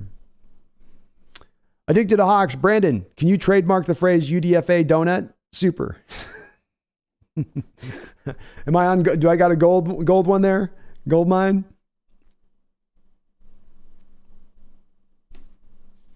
Sanchez says, I had lived downtown Seattle. When you're a tourist, you don't notice the day-to-day nastiness. Every day I saw people shooting drugs or peeing in public. Yeah, it was when I was living in Seattle, probably not living in Seattle, but going to work downtown Seattle 10 years ago. That was definitely something I was running into as well.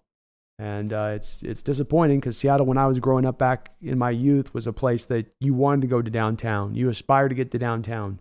Didn't matter whether you're really young or you got to be a teenager or you got to be an adult. Going down to downtown, there was always an event in the summertime. I do hope eventually they can find an answer for, and I don't have the answers, so it's not like I know what to do about it. But do hopefully eventually they can find some answers down there to get that kind of reclaimed a little bit.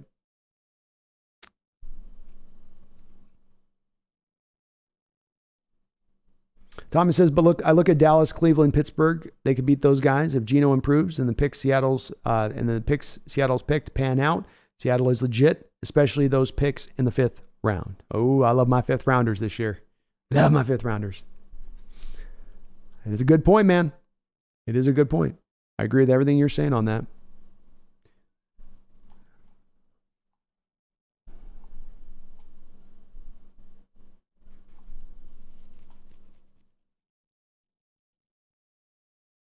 Flag Sabbath, who's the next Owen Schmidt? There's not an Owen Schmidt in this draft. Hunter Lepke's the closest thing, but he's not the beer truck that was Owen Schmidt. That's a whole nother kind of thing right there. Thrill House, thank you for the $5 donation. I do appreciate you on that, Thrill House. He says Hingle McCringleberry is still on the board, I believe. I watched his video. He really was trying to restrain himself. Can't believe he's falling.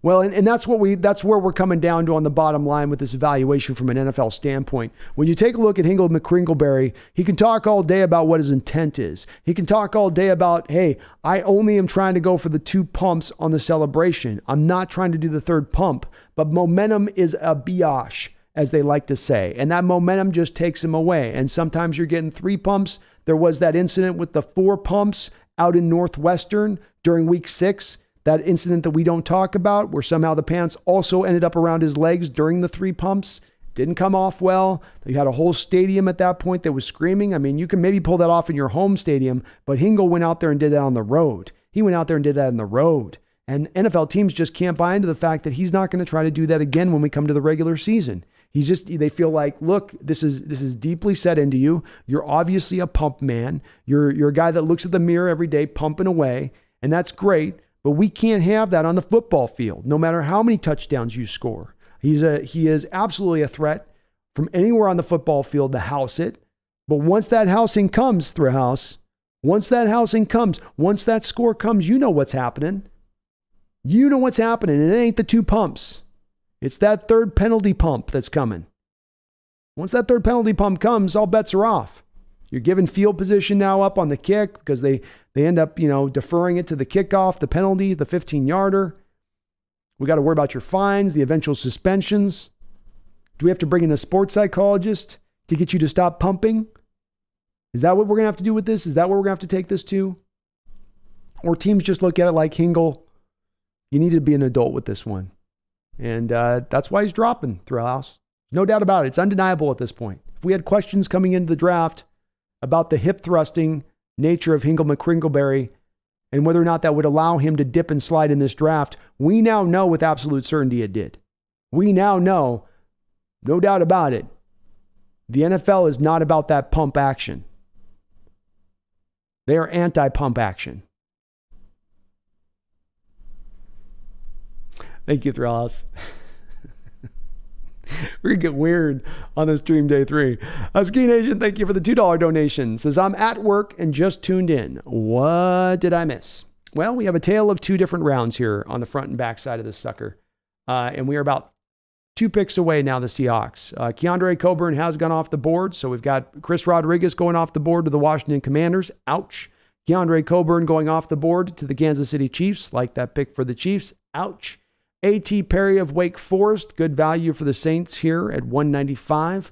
And then we'll have the next 2 picks, 196, 197 with Tampa Bay and the Miami Dolphins. And then we will be back up on the board picking at that point in time. So it's been a tale of two rounds for me. I'm okay with the guard we took, Bradford, at the first pick in the 4th round. We came back, took Cameron Young, a defensive tackle, in the 4th round. Both those guys I did have 5th round grades on technically, but they weren't huge reaches. They're fine as players. Bradford, I think the chat's even a little bit higher on, and there's a feeling like he will be able to do the mobility stuff in the scheme. He's certainly a really good mono blocker. We'll see on Cameron Young how he rounds out to a player. I was a little bit low on him. They came back in the 5th round, though, and they've absolutely been just wrecking shop in the 5th round. Mike Morris, great power edge out of Michigan, going back to Michigan with Olu Oluwatimi. Love those 2 selections. It's been as far as I'm concerned, that's what's carried the day as much as anything else. And I'm as happy by what's happened in the 5th round as any round in this draft for how they've grabbed the value there. It has been just tremendous to watch them pull that off, and hopefully we can keep it going here in the 6th round.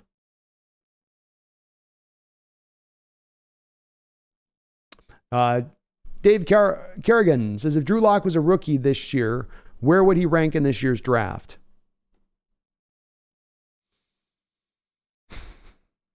He probably would have been the 5th guy.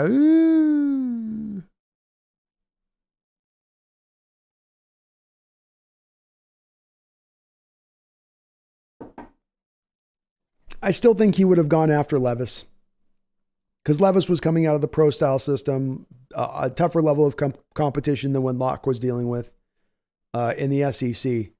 I think that would have been enough at that point in time to kind of went out with that a little bit. And it looks like the Tampa Bay pick is in. So the Tampa Bay Buccaneers with 196 are going to take Jose Ramirez, an edge out of Eastern Michigan. That puts Seattle 2 picks away now. If we take a look at the best available players on the board here at this point, Corey Trice is the number 1 guy according to the board I'm looking at here. Antoine Green, wide receiver. I did not watch any tape on him. Moro Ajomo, a very good run defending defensive end, but I think that right now at this point with Seattle already taken 2 of them, I don't think that he's really in play because you're looking more zero tech. You could go Scat Matlock as a defensive tackle. I don't think he's as much a pure zero. Jalen Reed can do some of that. So he is still available in there as the zero tech kind of de facto, maybe the top guy-ish that you would look at here. We've got running back values good. Dwayne McBride, Zach Evans, Deuce Vaughn, Kenny McIntosh, Sean Tucker. Love Sean Tucker here if you can pick him up. I think there are some injury worries with Tucker, which is why he's dipped a bit. Mohamed Ibrahim, tremendous amount of production coming out of Minnesota. If we look at defensive tackle specifically, Matlock, Jalen Redmond, Jared Clark is the guy that would be the name that would be very, very interesting for me. That's my favorite of the defensive tackles remaining at this point. That's the guy with actually some upside that you could get in the 6th round here. And he can handle the zero tech duties.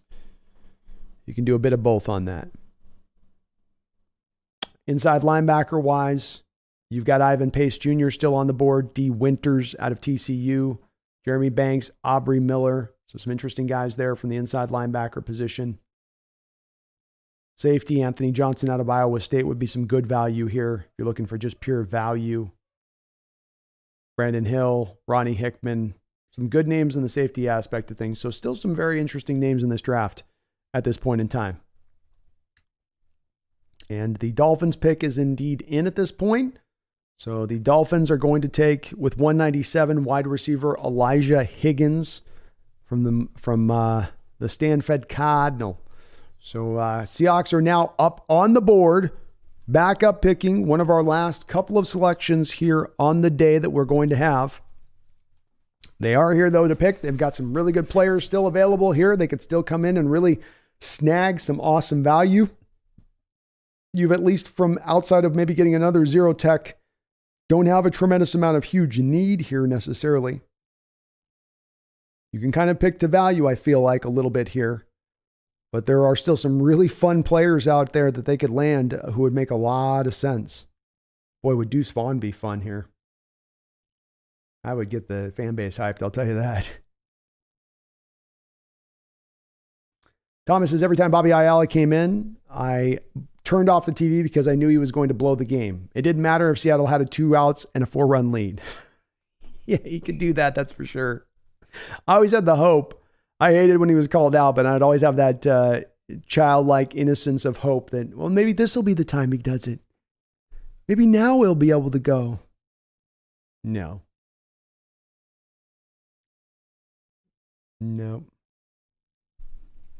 Thrill House, Bobby has no backup. He does not. It's true. I guess they're counting on Jordan Brooks coming back. Yeah. Bush being maybe the backup at that point.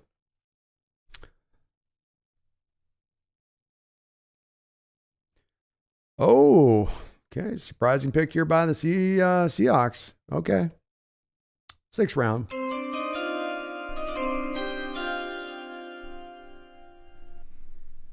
With the 198th selection in the 2023 NFL Draft, the Seattle Seahawks select Jerrick Reed, safety out of New Mexico. So Jerrick Reed, a safety out of New Mexico.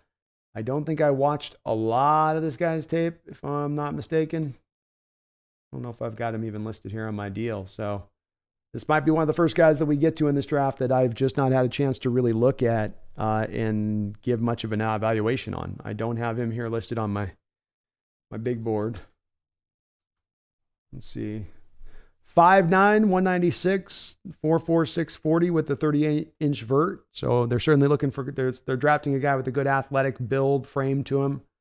196, so good weight on 5'9", to get up to 4'6", but did not have any chance to, that's one of those guys right at the end of my evaluation process I didn't have a chance to really jump into and take a look with. So I don't have any real thoughts on this one with you guys. We'll look up here in a sec. We can kind of track what he is beyond that. Bear with me one sec here, though. I got to get some water. One sec.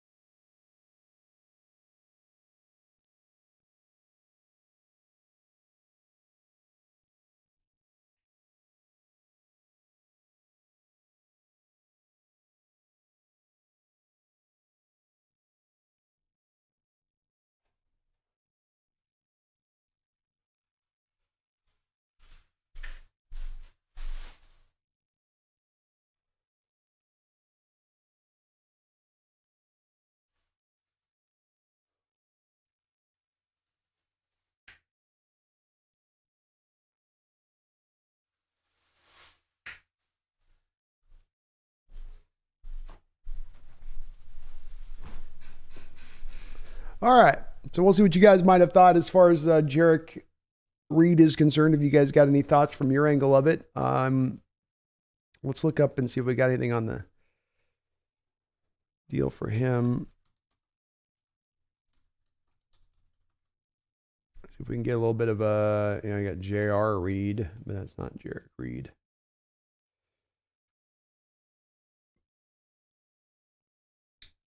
So his 4.46 40-yard dash would have ranked 3rd among safeties at the NFL Combine, which is, I guess, noteworthy, certainly. Athletic prospect with a versatile game, outstanding run defender who quickly locates the ball handler and makes they worded that weird. Locates the ball handler and makes plays up the field or out to the flanks. Who wrote this? Stays with the assignments and quickly diagnoses plays and coverage and is quick flipping his hips. Stays downfield with receivers and follows them out of breaks. Works to keep the action in front of him. His weaknesses are that he lacks size and is easily blocked from the action. He's more of a drag down tackler, over pursues plays and takes himself from the action. Overall, Reed is an athletic prospect with the speed and range to play on Sundays. He must improve his play strength, but comes with upside. So based on that, that makes a little bit of sense here for what they're looking to do on this particular pick. You are in the range at the spot of the draft where these are all flyer situations, right? None of these guys are going to be worthwhile of getting too worked up over if it's a miss out on a guy you'd want or not. He is a guy that has an athletic profile that you're usually not going to find when you're taking this in the 6th round. That shouldn't be understated. And it looks like to me with that kind of speed that I'm guessing that this is a guy that they theoretically feel like they can maybe move in behind Quandre Diggs as the backup free safety and have him slide into that role a little bit. And you have a need for that, especially if you want to look to potentially down the road the possibility of the getting out from under that contract a year from now if you're not necessarily liking where you're at on that Quandre deal. Because after next year, the combination of money you could save on both Quandre and Jamal if you move off in that direction would be substantial. So this maybe starts to give you a little bit of laying the groundwork to eventually get to that point. And as I said, 4.46, that would have been the 3rd fastest time of any safety at a combine when there was a lot of safeties in this last draft that weren't very fast, that were a little bit athletically challenged. And he's coming in with that 38-inch vert. So, he's also coming in with that explosiveness on top of it.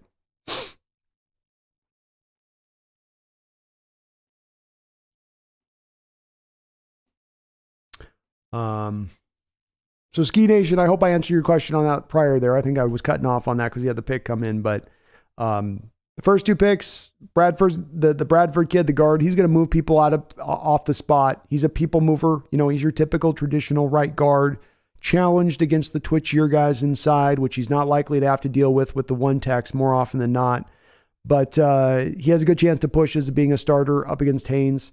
Cameron Young's probably my least favorite pick. I don't think he's going to provide or give this team a whole heck of a lot myself. The 5th round, though, was awesome. Mike Morris, great power edge. He's going to be really good for you. And Olu Oluwatimi is going to start, I think, day 1 for us at the center position. So I really like that pick there, Ski Nation, especially for the value. That 5th round's got the best value in this whole draft, in my opinion, for our Seahawks. Rashad, GED. Thank you, Rashad, for subscribing to the channel. If you're not subscribed, folks, please do me a couple favors. If you haven't already, just hit me that like button if you could. A little small thing here on this video is just click that like button. And then on top of that, if you haven't gotten subbed up, please do get subbed up to the channel. It doesn't cost you anything, but it does help me out tremendously by you subbing up here to the channel, helping in the growth of this channel, helping me get a little bit bigger. We're trying to get to 12,000 subscribers here. We're on the road to doing it. We've had some great growth even over the last couple of days. We've been getting like 40, 50 subs a day. So that's been fantastic. But if you're not subscribed, please join Rashad GED on this and get yourself subscribed up right now as well. Help this channel out to get over that 12,000 mark. Help out a fellow 12. Ski Nation, thank you for another $2 donation. It says, awesome. Finally, some trench picks. They finally got around to it. It took day 3, but they got around to it. And these are some great trench picks at that. Even in a guy who is an outside guy, as an stand-up 3-4 guy in the respect of Mike Morris. He's guy 6'6", 280. Somebody else was mentioning in the chat, he might even be up to 295. That would tell me that that's at a size then who should be able to hold up on the inside, who should be able to do some damage from the inside at that point in time. So I like these picks a lot, Ski Nation, and it rounds out this draft very well, almost with what you did in the 5th round, comboing up that with what you did in the early part of this draft. I feel very, very excited by that at that point. So it may not have been exactly what we all wanted at the interior and with edge, inside rushers and zero techs and stacking them up 2 at a time, but it might be just enough to get the job done, especially if there's maybe another trade that happens a little bit longer down the line that makes all this even make a little bit more sense beyond how much it makes sense right now. So thank you, Ski Nation. Appreciate the donations. Expat, Adventure Turkey, I put the call out there, said, hey, can we get some folks subbing up? Please do if you're not. You answered that call, my friend. Thank you so much for doing so on that. You're helping me get to that 12,000 mark, and I really, really do appreciate that. It's a big deal for me to be crossing into this mark. We want to get to 15,000 before the end of this year. We're right on track. We want to get to 15,000 before February. That's our kind of induction date here on the channel. And so we're motoring along well towards that mark, already up almost right near 12. They're definitely showing a lot of puppies here on the screen, and it's definitely distracting me. Wow. All the puppies are being like good too. They're just like sitting in the hands like, okay, I'll just sit in the hand. How they get them all so well trained. You ever try to hold a puppy like that? They don't not want to be held. They're just sitting there. taking it all in. They're doing a Darcy off the charts jaw strength, natural bender, quicker than fast. It's funny. Well, it gets to day 3. Things start getting a little silly day 3.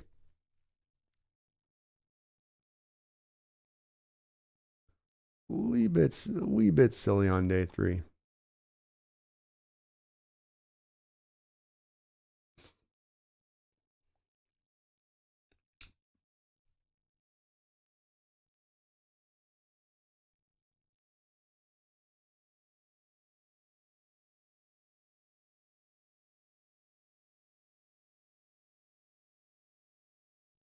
Ryan Anderson says, "Oh man, I was feeling happy that we didn't draft any safeties so far." Laughing out loud.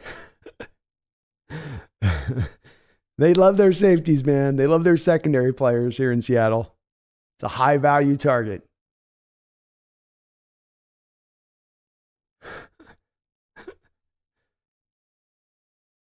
Dr. G's, if you search Bobby Ayala on YouTube, the first hit is Mariners' 9th inning collapses.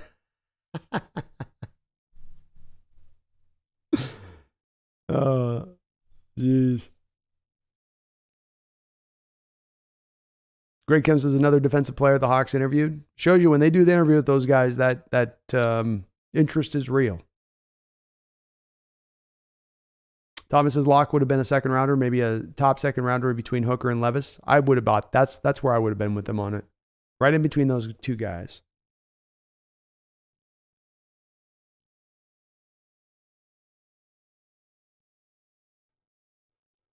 Right between those two guys.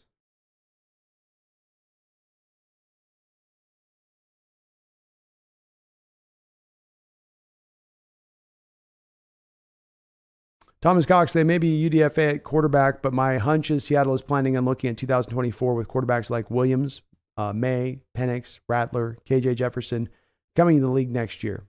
It very well may be that. And I think even beyond the top guys like the Caleb Williams or the May, could be Thomas more just into that track of looking at guys into that second, third round range, which some of those guys you mentioned few of them will probably slide into that spot. TP Filler says Rob Stanton had this safety rated in the 4th round. Okay. And I didn't get a chance to look at him, so I might have put him up at that spot if I had a chance to give him the view. I just didn't get to he was one of those last guys on my list, and wrongly so, thinking that the team would be maybe, since you signed Julian Love and you got Quandre Diggs and you went, you got Jamal Adams and, maybe you wouldn't go safety, but I get it.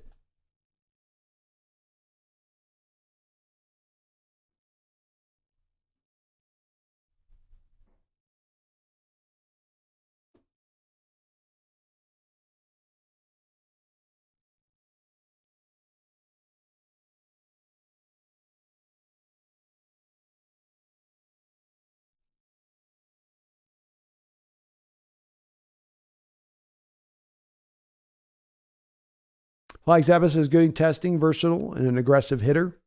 I like it. Sounds really good. Sounds like sign me up. Seahawks Jose Rodriguez says I saw his tape and I liked him. Okay. I'm with him, man. We'll check him out tonight. See what we got. Diddy Cat Lover, is there any of the 30 Seattle met with you think they will pick?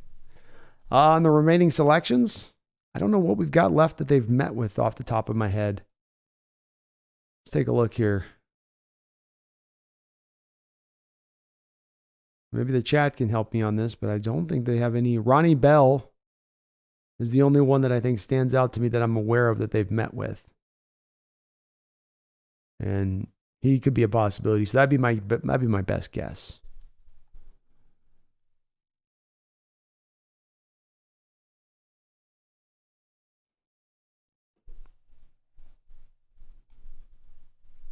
New Black says Brady Henderson just said, we just talked to Mike Morris, who said he's bulked up to 295 pounds since the combine, and that he thinks he'll also play some defensive tackle in Seattle's defense.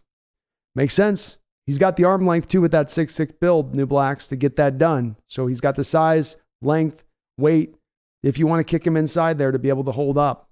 And he's a hell of a run-stuffing edge. Imagine being able to have an edge that's at 295 pound on early downs. You essentially get kind of, especially going strong side of the formation on that offensive strong side, you're able to kind of create that Red Bryant-like role there early downs to the strong side, like Red could be, where you just couldn't go at him at the point of attack. You certainly couldn't move him. If you're going to ask a tackle to move Red Bryant off the spot, that wasn't going to happen. Tim DB11 says, good job, sir. Thanks for the effort and the wonderful content for us to consume. Go Hawks. My pleasure, man. I love what I do, and I'm so happy you guys love watching. So it's a great pairing. Louise, do they sign the UDFAs today as well? They do, Louise. It's a mad scramble as soon as the draft ends where we start to get the news trickling in about the UDFAs. So we will start to learn about that here as we do go along.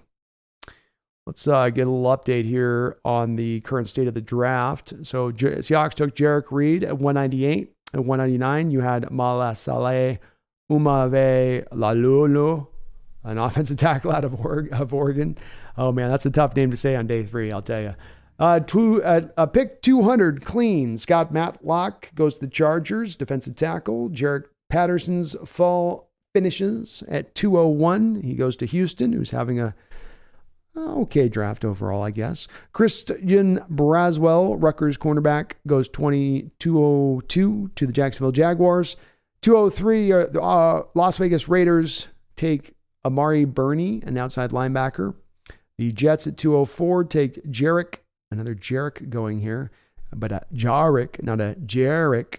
Bernard Converse. I hope he wears Converses. If your last name was Nike, and you're wearing Adidas just to be, get the Nike on. But that's a cornerback out of LSU. So the corners have definitely gone in a very high margin here in this draft. There's no doubt about that.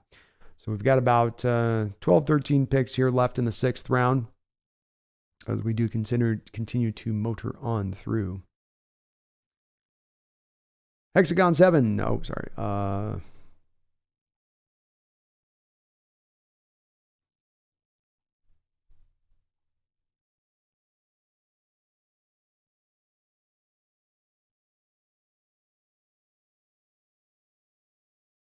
John Chaney says, Reed's a smaller athletic safety, hybrid defender with NFL speed, plus run defender, chippy, misses tackles, and will get overwhelmed by bigger wide receivers and blockers at the NFL level. Athletic flyer. I like that assessment of him, John. And those 5'9 guys, we've seen it, whether it was Earl Thomas, whether it's Quandre Diggs. You got a 5'9 free safety running up and rallying to the ball. Let's be real. There's going to be moments of missed tackles with those guys. There does come a point where it's like you're at that size and you're going to go up against a guy that's 225 running full speed your way. It's you hold on for dear life, you get in the way, you slow him down, and you wait for the cavalry to arrive.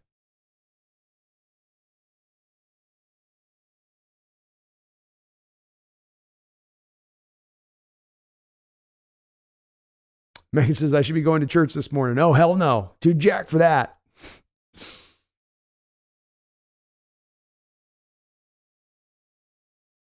Jason Peters, 14 Mariners have K'd in 7 innings. Worst lineup in Major League Baseball. Yeah, there's too many strikeouts. It may get better, I think, as the weather warms up and some of those balls that they lift up in the air start to carry a little bit, but it's a problem. Dom H, Yo B, thanks for the awesome draft coverage these last few days. Where's your overall grade sitting right now for the Hawks? I'm at a B+. I'm at a B+. And pretty much right, 88. Right there, dead center in B+ville. I like the draft overall. I do. I don't have any picks that I have any real major issues with. I think that the Cameron Young is probably the one that would come closest to that. But, you stretched 10 picks, 15 picks further than I would have liked into the depths of the 4th round. Not a big deal. Not a big deal. Mark Harborcorn, 33. Andrew Shute, When the Sleeper Awoke, Chapter 1 so far, I like it a lot. You weren't joking about Deep Dark. No. And thank you for giving it a read, Andrew. I really do appreciate any of you folks giving it that try, man. It's I know it's you can be doing anything with your time. So to read my book is definitely really appreciated. And I'd love to hear what you guys think about it when you do get through with it. But no, if you do read this book, if you do click the link that I put in the description with this book that drops this week, I do want to make sure I'm putting this out there. Very dark book in the way it goes. It's not all dark. It's not some complete like the Saw version of book or something, right? But I just know most of my football content doesn't tend to be, doesn't have kind of necessarily the same edge that this book will. For whatever reason, when I do my writing stuff, you guys will see too. I'm going to be publishing my screenplays here soon on Amazon as well. And you guys will come to find out on that I for whatever reason get very dark when I become a writer. I don't know what it is, but I go very much to the darkness a little bit.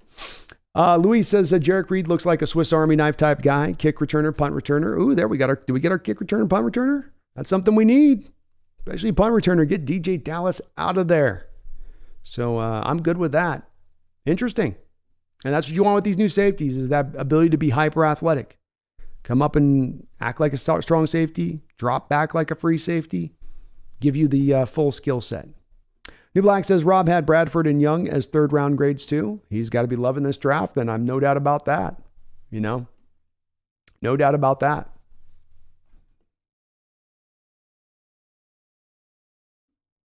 Tim DB11 says, let's not forget we got a second, third next year, solid B.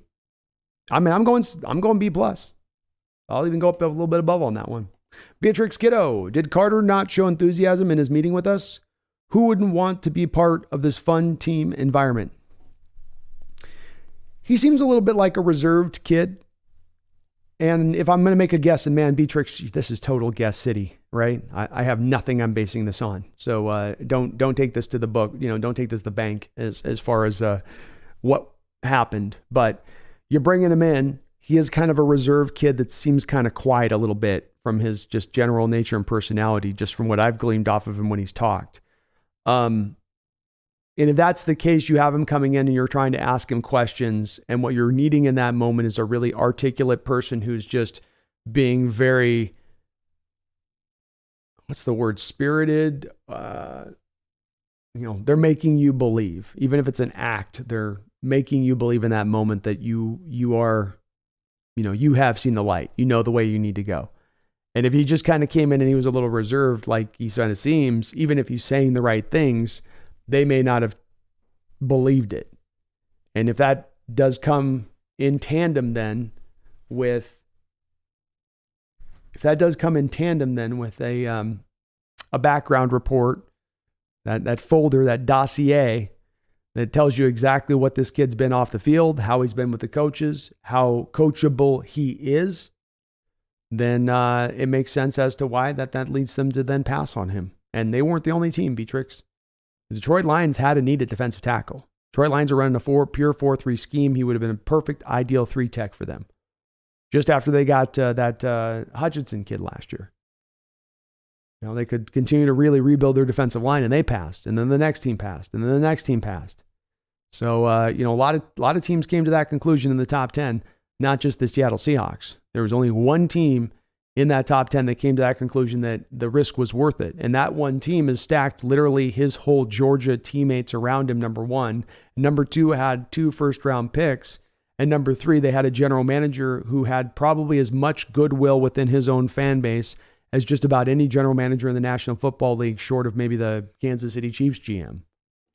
And that allowed him to be able to afford to miss on this pick and have it fail and it not be a death knell for that organization or him and his tenure there as a general manager.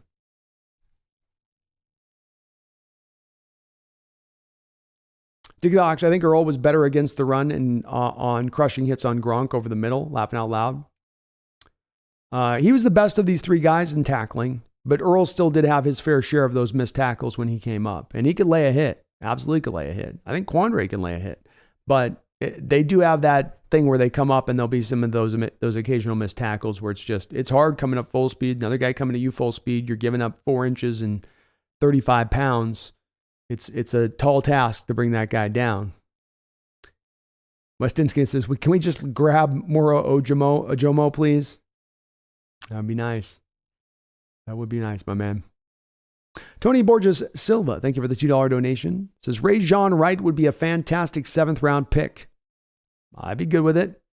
I love Rajon. I had a very good grade on Rajon Wright. I think I had a 4. What do I have on Rajon Wright here? 4th round grade. I had a late 4th round grade on him. So pulling him in there would be great value. Sign me up with that, Tony. Ball skills, length that they look for in the position, willing tackler. I like it. Roxanne Roll, thank you for the $5 donation, Roxanne. I really do appreciate all of the donations the last couple of days. She says, B, I understand about slipping into darkness when exercising your creative muscles. I do the same thing when I write music. I'm glad I'm not the only one on it, Roxanne, because, I don't want to freak people out, that's for sure. And at the end of the day, I'll say this, the story itself is overall positive and has, I think at the end of the day, it's not some, one of those things where you're reading like the book with the guy, was it The Road, right? With the dad and his son. And the whole book is just this slow downward spiral to the, I'm going to be giving spoilers out, but death of a major character and then another major character just at the end being sent off to somewhere. You're like, there's no resolution there. That doesn't make me feel good. That was depressing. It isn't that darkness, but just that it has those dark elements for sure within it. But yeah, something about doing the creative stuff does do that. Maybe it's like, it's our way of kind of, you're working it through, Roxanne, you're just working it out of the system at that point. Pulling it out free and clear. That's how I remain so happy-go-lucky. All the darkness goes to the page. Thank you, though, Roxanne. Appreciate you so much. Sean Lee, how many from last year's and this year's draft do you see being big contributors moving forward? Big contributors moving forward. Your first 2 picks certainly will be big contributors. I would think next year those guys will be big contributors. The 2 guys you drafted in the 2nd round will be contributors. They'll be more of the rotational contributors next year, but long-term, really good contributors. So they will be, they are not going to be the full returns next year of what they give you in year 2 and 3 is, I guess, what I'm trying to say. So those guys would be that. Olu Oluwatimi is going to, I believe, start for you day 1 as a center. Mike Morris should be, if I'm making a guess here, Mike Morris is going to find his way on the football field as an early down run defender for the Seahawks in his first year. So there is some immediate returns from these guys with some ceiling. It's been a very common denominator with these picks where they give you some floor as far as some immediate production and some long-term ceiling on top of it.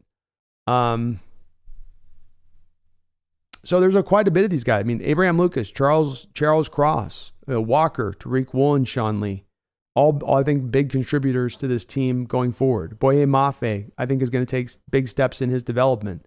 I still think Jerrick Young is going to be a guy who could end up being that answer of who's the backup outside guy for Tyler Lockett and DK if one of them goes down. And I think Jerrick Young could be that guy for you.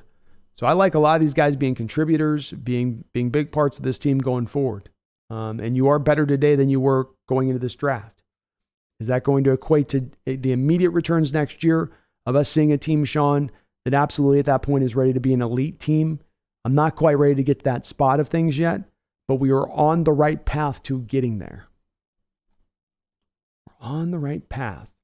A couple other picks going on here. We've got the Houston Texans taking Xavier Hutchinson, wide receiver out of Iowa State, getting their quarterback there, C.J. Stroud, another guy to throw to. Another receiver went back-to-back with the Cincinnati Bengals going for Andre Izasolvos. They're certainly seeming to indicate with a couple of these wide receiver picks that they've taken in this draft that they're leaning towards probably not paying T. Higgins, I would guess, at this point. Anders Carlson out of Auburn, the place kicker, went to Green Bay, who was having, Green Bay has some strange drafts, man. They have some very strange drafts. The Jaguars, Eric Hollett, the second, a safety, went 208. Trey Hawkins out of Old Dominion, another cornerback here at 209, going to the Giants. Demario Douglas out of Liberty, a wide receiver, goes to the New England Patriots. And that takes us down to the last 1, 2, 3, 4, 5, 6, 7 picks here in the 6th round. Thank you again, Roxanne, for that donation. Really do appreciate you. And is your music on YouTube, Roxanne? You got it on there, somewhere on there? You don't have to put a dono in it. You can just put it in the comment section, but I'd check it out if I can find it on YouTube or something. EC, thank you for a double donation, EC. Appreciate the $5 going back to back. He says, thanks for the delay coverage, Brando. Overall, a solid draft. Not as good as last year, but still very good. As many of the comments have come down the pike over the last couple of days, EC, I find myself walking away again and again saying, I just love the comments that can exist where there's just a full amount of nuance in the comment, where it's not just looking for the black and white win or loss, who can I dunk on, how it was awful and horrible, or how it was magnificent and the greatest. And I love that your comment finds that, more middle of the road, which I think is accurate to what we're seeing from within this draft.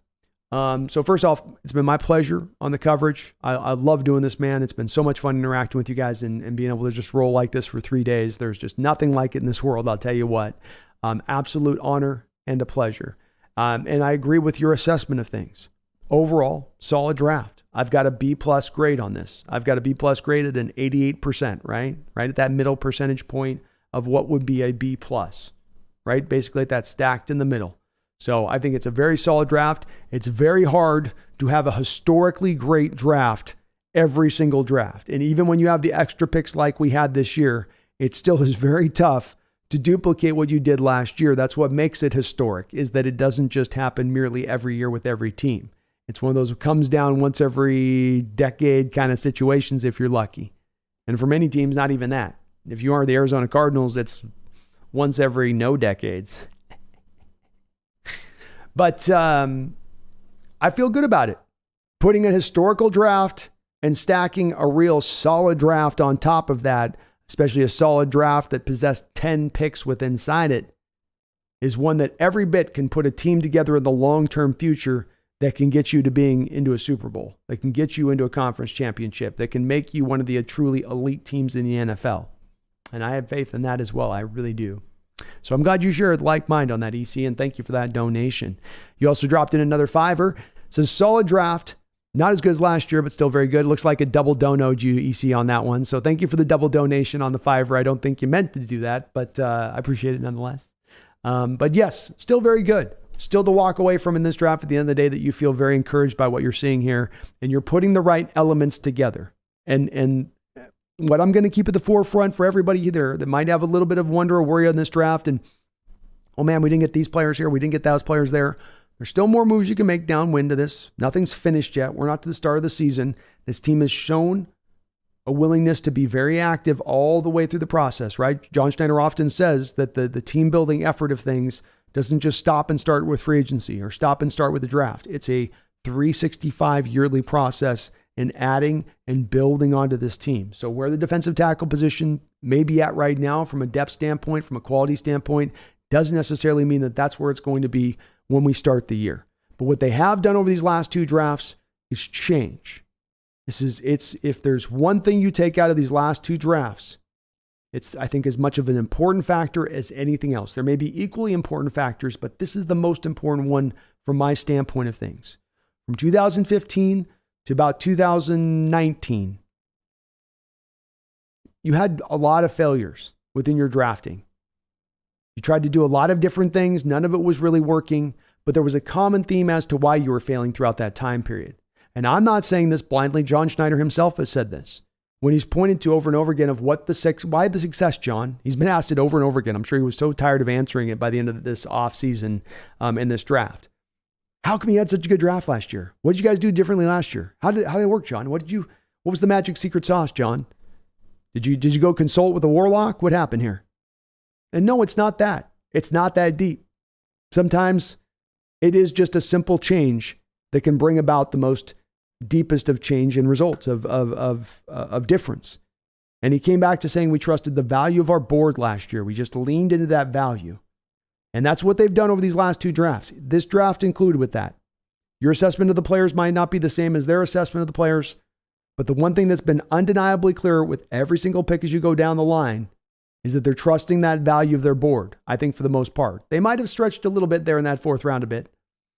But outside of that, It's into that value of that board. And if they continue to do that year after year after year, when so many organizations make that the fatal flaw of their drafting process, that will help to bring out, I think, ultimate success. And I'm going to have faith in their process if they can continue to sustain that.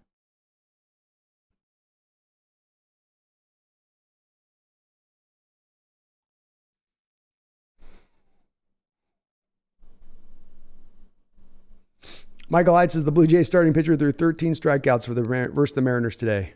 And they strike out too much. This team's got to find some contact on those bats.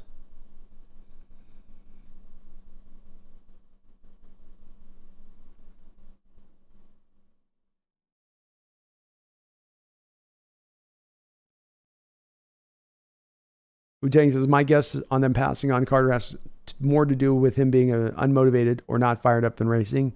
Pete is taking guys with issues if he thinks they're bought in to win. Great point. 100%. Very good point.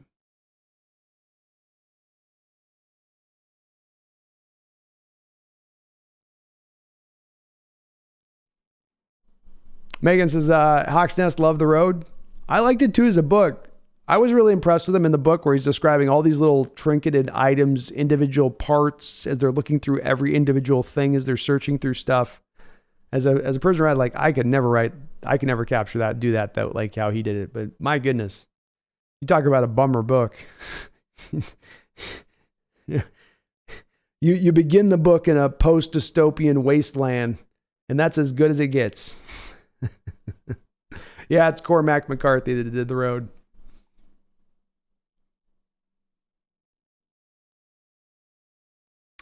Drad 996 playing with Fire not taking a true linebacker higher in the draft.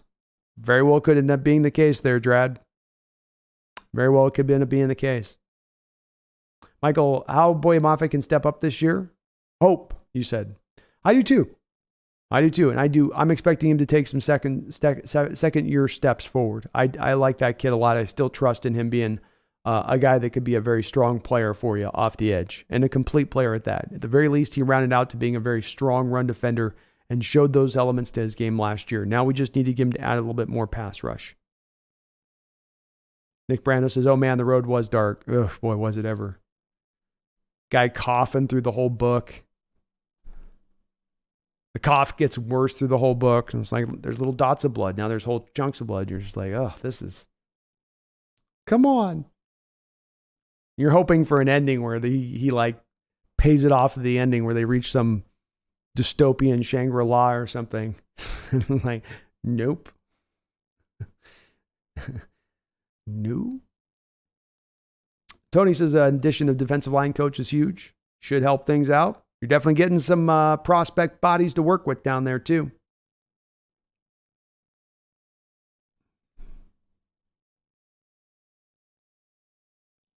Mary Lebec says, one of the announcers said Pete Carroll and the Hawks have chosen character in a player over talent.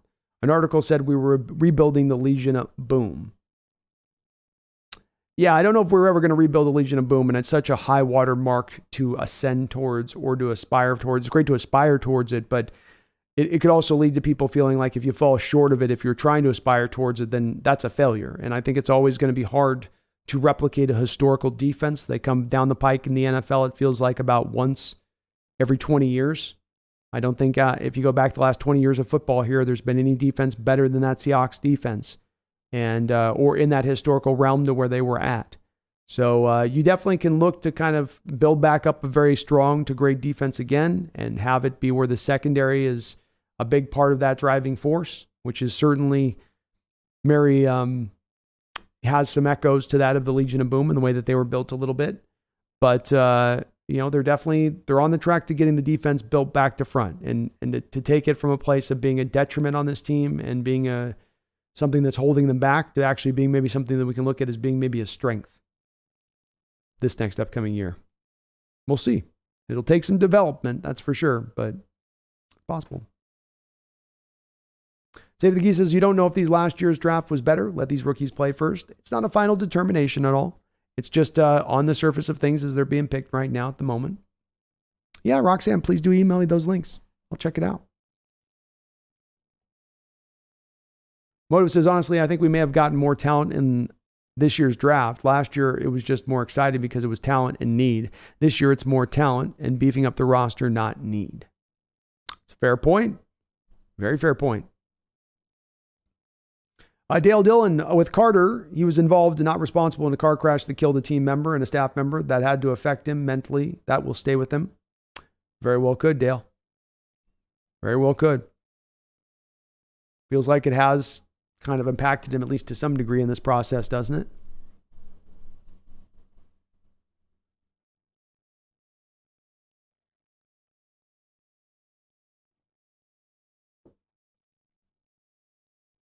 AI says, I see us being the 4th seed, possibly 3rd seed, winning a playoff game. We need one more draft. I second your sentiments on this, AI. I think that this is a draft that is successful. The last 2 years have been successful. I love the way and the direction that this team is going. The future is extremely bright. I got to put on some shades. It's so bright. But does that mean that next year I'm expecting them to take that 10 amount step forward to becoming that elite team? Maybe not quite yet. But I don't think that's a negative thing or a bad thing necessarily either, because their fundamentals are strong. Beatrix Kiddo says, Hawks are great at developing talent, so I'm overall positive about it. And I like your Kill Bill reference, by the way, on that. That's where I'm at. I'm positive because they are great at developing. They're applying the right fundamentals to this drafting process, and that's going to encourage me. Addicted Docs, Brandon, not enough nose tackle, not enough cowbell. I know, tell me about it today. What are we going to do? Zero Tech, where are you? I don't know. Hello, Zero Tech, are you there? No, not there. We need him. How are we going to get him? I don't know. Getting scary. Maybe a trade. John, who you got out there? Call him now. Let him know. We need somebody here on the line. Jonah the Whale, don't jinx us, Brandon. You know the Cardinals have 11 draft picks next year, 6 of them before the 3rd round. Yeah, they're loaded. They're loaded. And they haven't had a completely putrid draft. It's been Cardinal-esque. It's been Cardinal-esque, but not completely over it. Mike Glennon, I have it as an A- to a B, but then I'm Canadian, so what the hell do I know about football? Hey, you're right around the same spot I am, man. I land on B+. So if you're A- between A- to a B, that's a B+. We're in the same place, Mike. American and Canadian alike. We can see of the same like mind when it comes to this draft. We are one country when it comes to this draft. B+ just sounds nice. B+ sounds strong.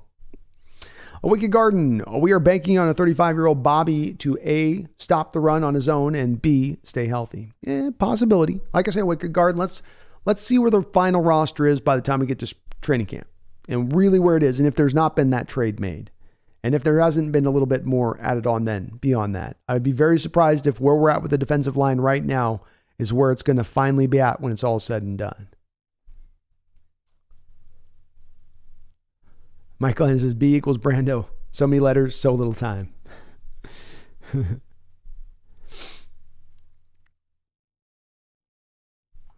Let's get a couple updates on the picks, by the way, here.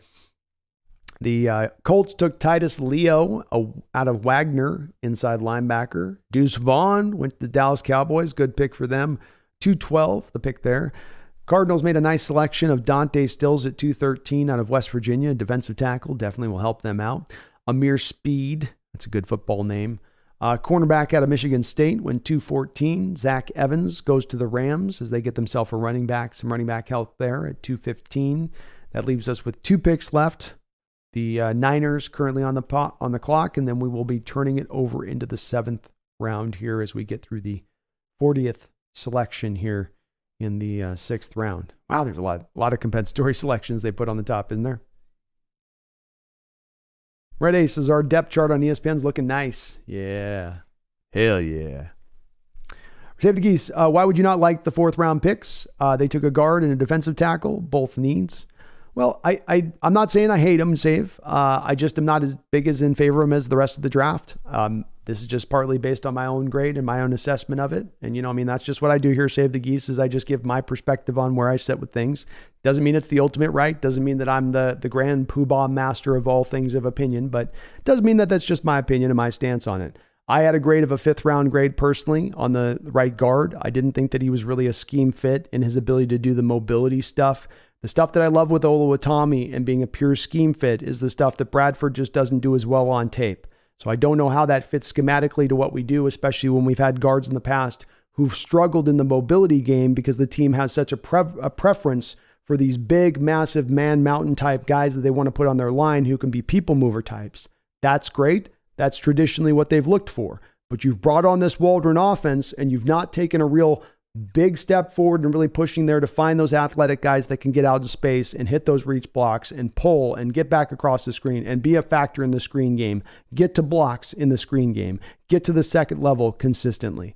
So that's where my worry comes in with him. He's not a bad player, but is he a schematic fit, especially when some of the problems that have held you back offensively, not in a major way, but in some way, have been your inability to find guys on that offensive line that fit you for what you want from a mobility standpoint, like what you're getting out of Oluwatimi in the 5th round. When it comes to Cameron Young there as the defensive tackle, I just don't see a whole hell of a lot in his game. He's a 3 tech he's a 0 tech that struggles to hold up at the point of attack. I kind of need your base skill set when you walk in the door as a 3 tech to be that you can hold up at the point of attack, to be that you can occasionally hold up between double teams. He'll every once in a while split a double team. He gives you some more pass rush than you normally get from a 0 tech in that position. But to me, there's a lot of limitations there in his game, especially with where you could have gone at with some of the other players with that pick. And when we get to the spot in this round, in this draft, and these points, none of them are going to make me, lose it at this point because I think they're all kind of flyer picks at this point. Geese, but that's why I come to where I land on it.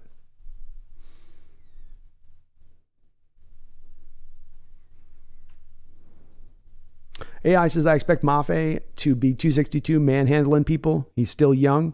He is still very young. No doubt about that. Still some upside there. Wicked Garden Wise, Bryce Ford Wheaton still available. Limited route tree. Very, very limited route tree. I think he also had, didn't he have like the short shuttle? He's got the DK Metcalf testing numbers a little bit. Not as maybe as much production.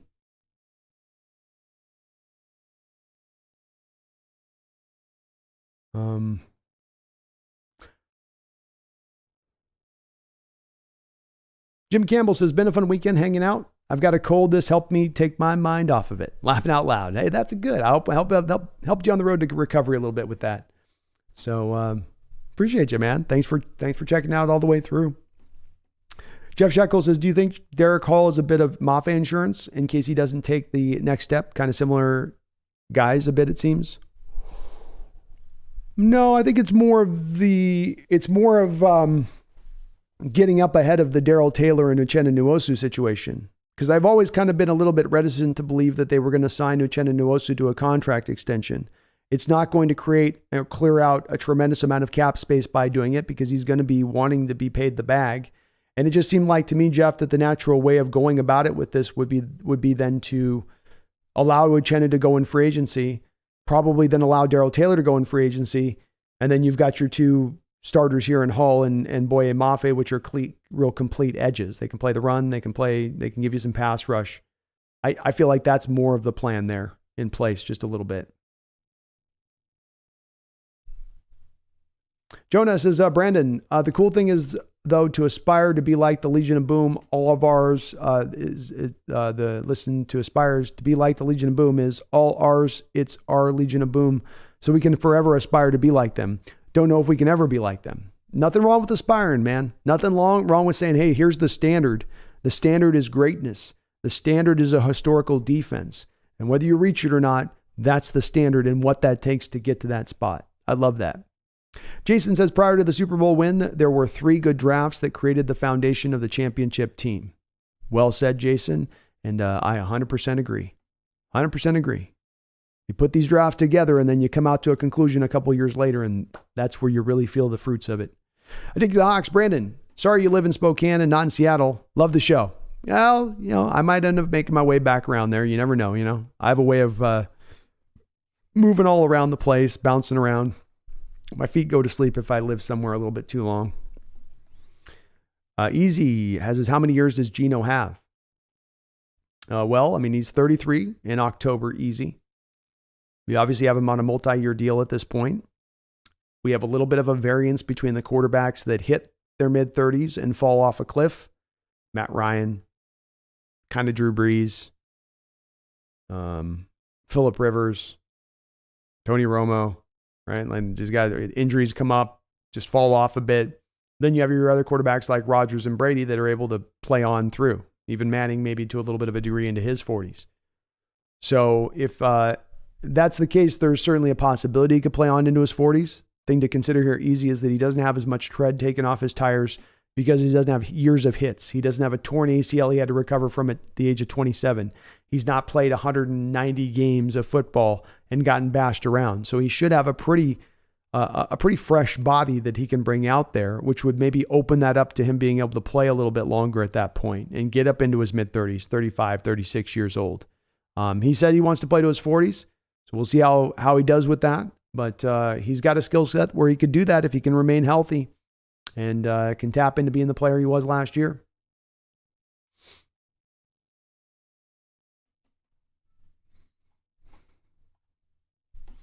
Beatrix Kiddo walking. You like my walking?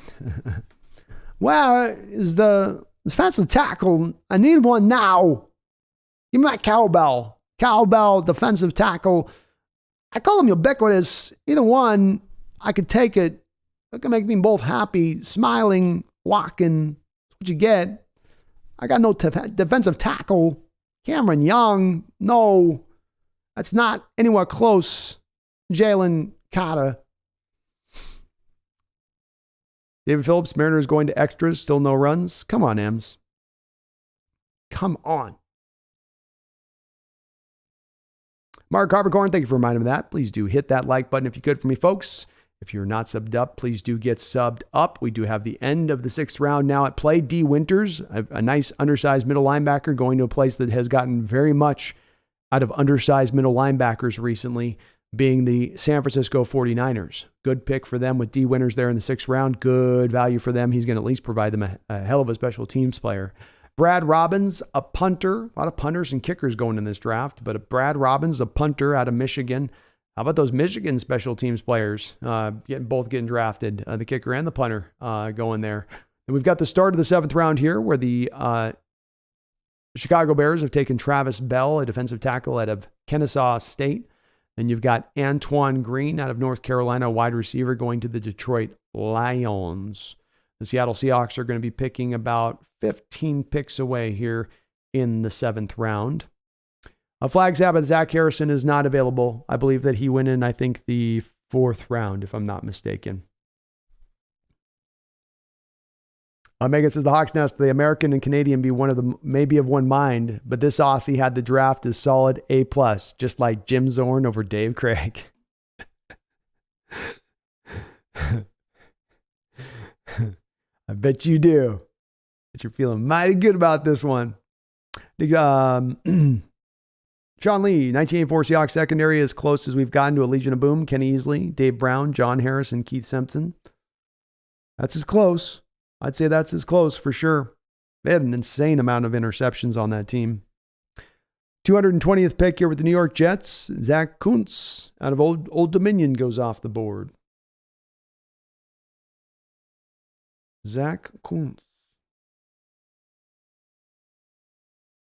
Brian Myers, B. Bradford versus Torrance comp. Oh. Well, there's probably more similarities, Brian, than there is differences between them. Both guys you have as really big, ideal-sized, plus-sized in a good way, in a non-derogatory fashion. Plus-sized guards. Both have good length to them, good power, good strength. Both of those guys are as good a guards as you'll find in this draft at just purely driving a man mano-a-mano off the ball. So that they have a lot in common with. Pass protection, they both have issues with some of the twitchier guys. So that part shows up with both of those two guys as well. If you put a power guy on them, they'll hold their own against the power guy and not have any sort of issues at all. But if you put them up against a twitchy guy that can get a little bit bendy around them, you give a guy like Bradford or Cyrus Torrence a Kalijah Cansey across from him, it's going to give them some problems. They're going to have a hard time staying with those guys, and those guys are going to kind of make them look silly at times. A guy like Aaron Donald going up against Bradford is going to give Bradford some problems. He's going to struggle on that. I know a lot of guys will, but he will especially struggle on that. If I was looking for some keynote differences between the two, I would give Bradford a bit of ability, even though I don't think he's a good mover. He's a better mover than Torrence. Torrence is certainly a guy that would get kind of stuck down in his spot, and he's not going anywhere but that spot. He's just so wide, it's hard to get around him, and he can move anybody. So it is what he was in his game. Torrence also had kind of a fatal flaw in pass protection, where Bradford just loses out to guys that are twitchier, that he doesn't have the foot speed to stay with. Torrence loses in pass protection by getting overly too far. He's leaning so much on his power that he starts drifting over the top of his skis, and then he gets pulled by the lineman sometimes, right? Where the lineman's pushing him and then realizes that he's trying to push back too hard against them, and then he pulls him down. Or he just gets going too far, too overshooting him a bit in pass protection, and then loses his man in pass pro, and can give up a sack, can give up a hit. Torrence is the better player because of what he does good. He does good almost at a dominant level. But that's the only real keynote differences. And again, too, with that, Brian, I'd say there's really more in common with them than there is separate. Wicked Garden, Cameron Young can't hold up as a nose tackle. I'm not sure he can either. I mean, he wasn't in college, so I don't know why he magically does then in the pros. Jonas says, dang, the Rams just snagged Zach Evans. He was a running back that I really like too. He reminds me of Natron Means. Natron Means business. I love that guy. I remember that dude. That's a great comp, Jonah. You're going back on that one, bro. I love the deep comps, man. Deep comps are the best comps because everybody wants to go for the recent slices. If you go for the deep comp, then to me, it's you truly went out there to go look and try to find the true blue guy that did foot the bill. Jonas says, everybody in our conference is taking a crazy running back and are copying us on defense. Just an observation. It does look like a little bit, huh? Maybe we are being a little trendsetters here.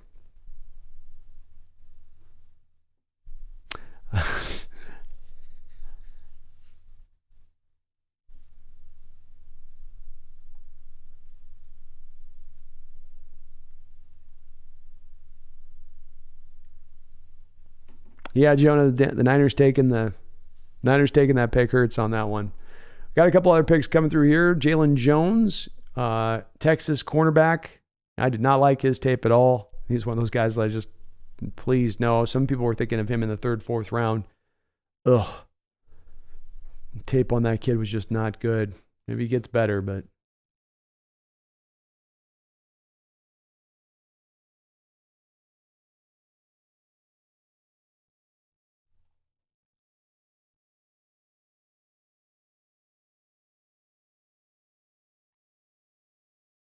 Beatrice says, Hawks Nest, do you do any other impressions? Well, I do my Howard Cosell, which is, it's hard to do the impression at this point. I'm 5.5 hours in on day 3, so the impressions aren't good at this point. I'll give you that. I'm usually a little bit better with the impressions, but I can do we've got a little Howard Cosell today. This draft is becoming one that turns out ultimately solid for your Seattle Seahawks. We got the walk-in. I do a little bit of a piss poor Al Pacino. Oh, this draft, it's a good one. Not a great Pacino right now. I got Nolte, but I only do Nolte and grumbles and moans. So I do Nick Nolte, but he doesn't really say a lot. He just kind of grumbles and just, God, I don't need a draft. Give me all the draft. There's my Nick Nolte. I do Robin Williams doing Sean Connery. Undo your bow, Miss Moneypenny, and I'll come over there and get to know ya. What else do I got? I got a bad Charles Barkley that I'm working on. Yeah. This is just a terrible draft. I'm telling you, it's a terrible draft. It makes me want to go eat a donut, Krispy Kreme.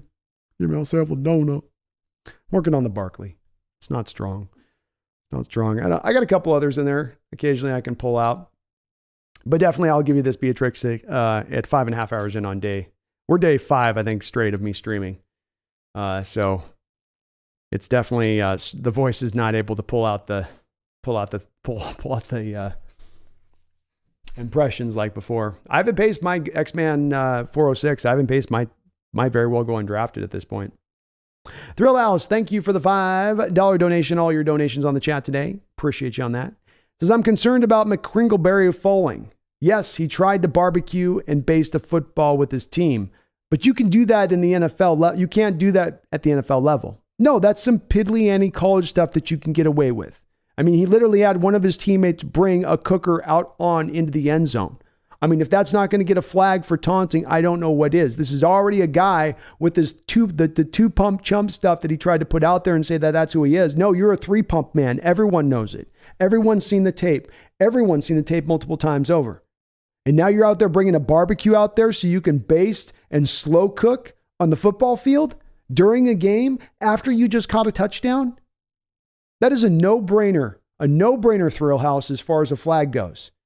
And the fact that he thought he could get away with it 3 times over the course of a college season when he wasn't able to get away with it the first time just goes to show you the level of immaturity and the growing up that needs to happen with Hingle McCringleberry. He needs to take a few of these pumps out of his game. He needs to put the cooker away. He needs to save the barbecue for Saturdays and the football for Sundays. You know what I'm saying, Thrill House? But between the pumping and between the barbecuing, I don't think he's getting drafted. I mean, he's going to have to make a strong case.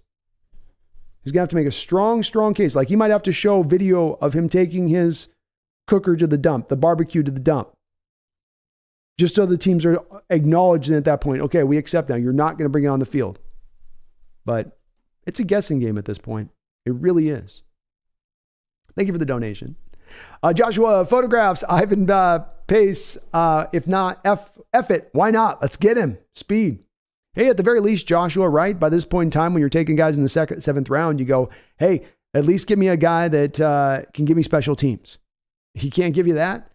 Kid can run like the wind. He can hit. He can get around blocks. You know that as you watch him blitz. So sign me up with it. I'm okay with going that route. We do need some help in the middle linebacker position. Jason Moose, Michigan with 7 players drafted and potentially 9 when it's over. Michigan's program is on the rise. That's a team that's going to be out there talked about as a potential national title team next year. They're bringing the quarterback back. They've still got a very stacked team up around that. They're looking very, very, very good. Moo woke up to see that we drafted 2 offensive linemen and a defensive tackle. Please tell me the DR was in the 5th round, so I know he'll be the next Aaron Donald. No, sadly, the defensive tackle was in the 4th round, so he will not. But the good news is, Moo, you are right about the 5th round and that your 5th round picks were phenomenal. Phenomenal selections. Aiden Simmons, trade a 7th and a future 5th for Chase Young. I don't know if they're accepting that, Aiden. They're probably going to want that future 3rd from Denver to make that happen. And at this point, you're stacked up with so many edges, there's no spot for Chase Young. There's no room for Chase Young. I guess maybe if you want to include Darrell Taylor, flip Darrell Taylor for Chase Young. Straight up. Darrell Taylor for Chase Young. Straight up.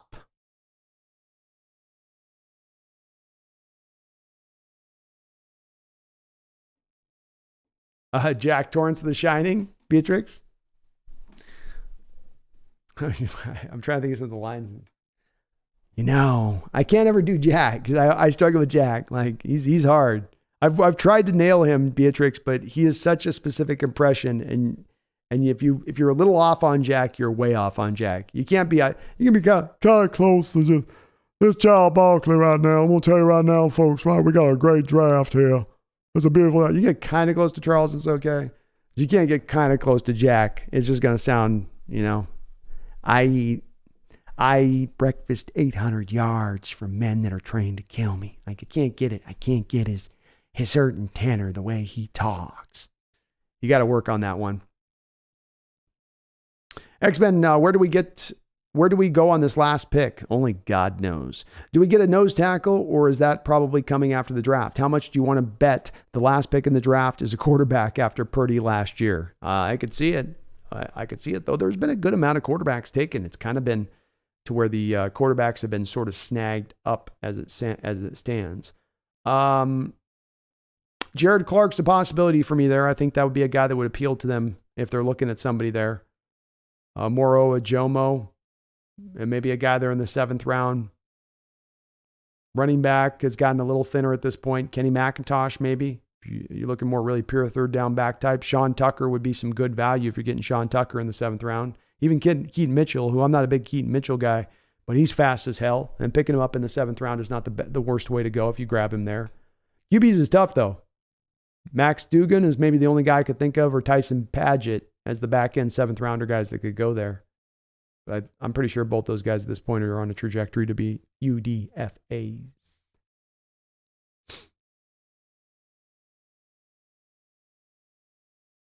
UDFAs. Natron Bomb. That's right, Garth. Natron means business.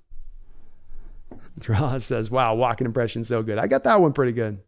It's all right. I've done it a lot through my life, so I got it pretty good, but I improve the others. My Al Pacino, for instance, Al Pacino, talk to him a little bit. I'll talk to him when I've got something to say. You'll hear from me all day. Right now, no. Okay, Al, we get it. Oh, I do have a Jerry Jones too, Beatrix. I do have. Cowboys, the best team ever. Okay, we've had the best draft. We got the best players. We're going to Super Bowl next year, all right? That's the Dallas Cowboys, Super Bowl winners. You write that down. Maze Smith, I got a human wall down on my defense right now. I don't need a wall on my border. You want to know why? I got one in my stadium. That's why. All right? That's what Jerry Jones brings to play here. That's what I am as a general manager and as an owner. Megan says, you know I'm all about Cassell, B. Oh, I know you like some Cassell. Definitely, I can feel like the impressions are tough right now. Brandon is in many ways holding on for dear life. His voice, folks, left him 35 minutes ago, and he is now purely going off sugary donut energy, coffee, and just pure unadulterated will.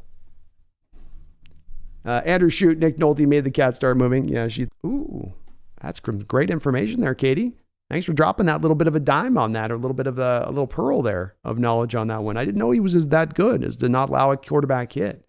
So that's outstanding information. And maybe I could have been maybe off on my assessment with this guy, in my first view of him. And I didn't hate him, by the way. I mean, I didn't have him as a back end guy. I did have him as a solid, 5th round guy. You took him at the end. Or just more of the beginning-ish of the 4th round. So that's not bad as far as the poll goes from that to the other. But does sound like he absolutely, Katie, has it in him to push Phil Haynes and be maybe an upgrade over what Phil Haynes is. And that's encouraging to hear if you got that out of the 4th round, which is exactly right where you got Phil Haynes too. So he should at least give you a solid depth minimum in what he's bringing to play. He's going to be able to move people in the run game. You're not going to have to question that. He absolutely can do that. And he's been doing so in that respect out of the SEC, which is impressive. But thank you for that little nugget. That's interesting. Beatrix Kiddo says, I do a bad Trump impression. I do too. It's the worst when everything else is the best. Best draft ever.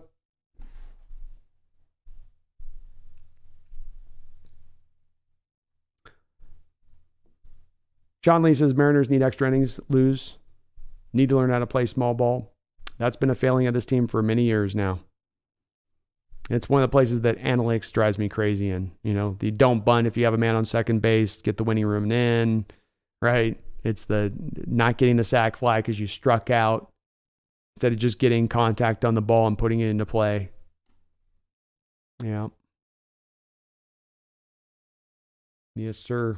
All right, let's look at some of the picks here as we've had a couple of selections go off the board here. Ethan Evans of Wingate, another punter going here. Wow, punters and kickers. Is there just a lot of talented punters this year, or is just the NFL not liking this draft class? It's like the 5th punter and or kicker taken in this draft. We've got DeMarco Helms, safety out of Alabama. Good little player. Jovan Gwynn out of South Carolina, a guard. Cooper Hodges, who went to the Falcons, by the way. Falcons got DeMarco Helms, and there's some tough names to say in this draft. Jovan Gwynn. So they went guard safety back-to-back there. Connor Hodges, a guard out of Appalachian State, went to the Jacksonville Jaguars. They as well got to pick back-to-back and took Raymond Voasek out of North Carolina, a defensive tackle. So we're getting into the depths of the names here now, folks. You know what I'm saying? This is definitely getting into those like who? Who'd they say?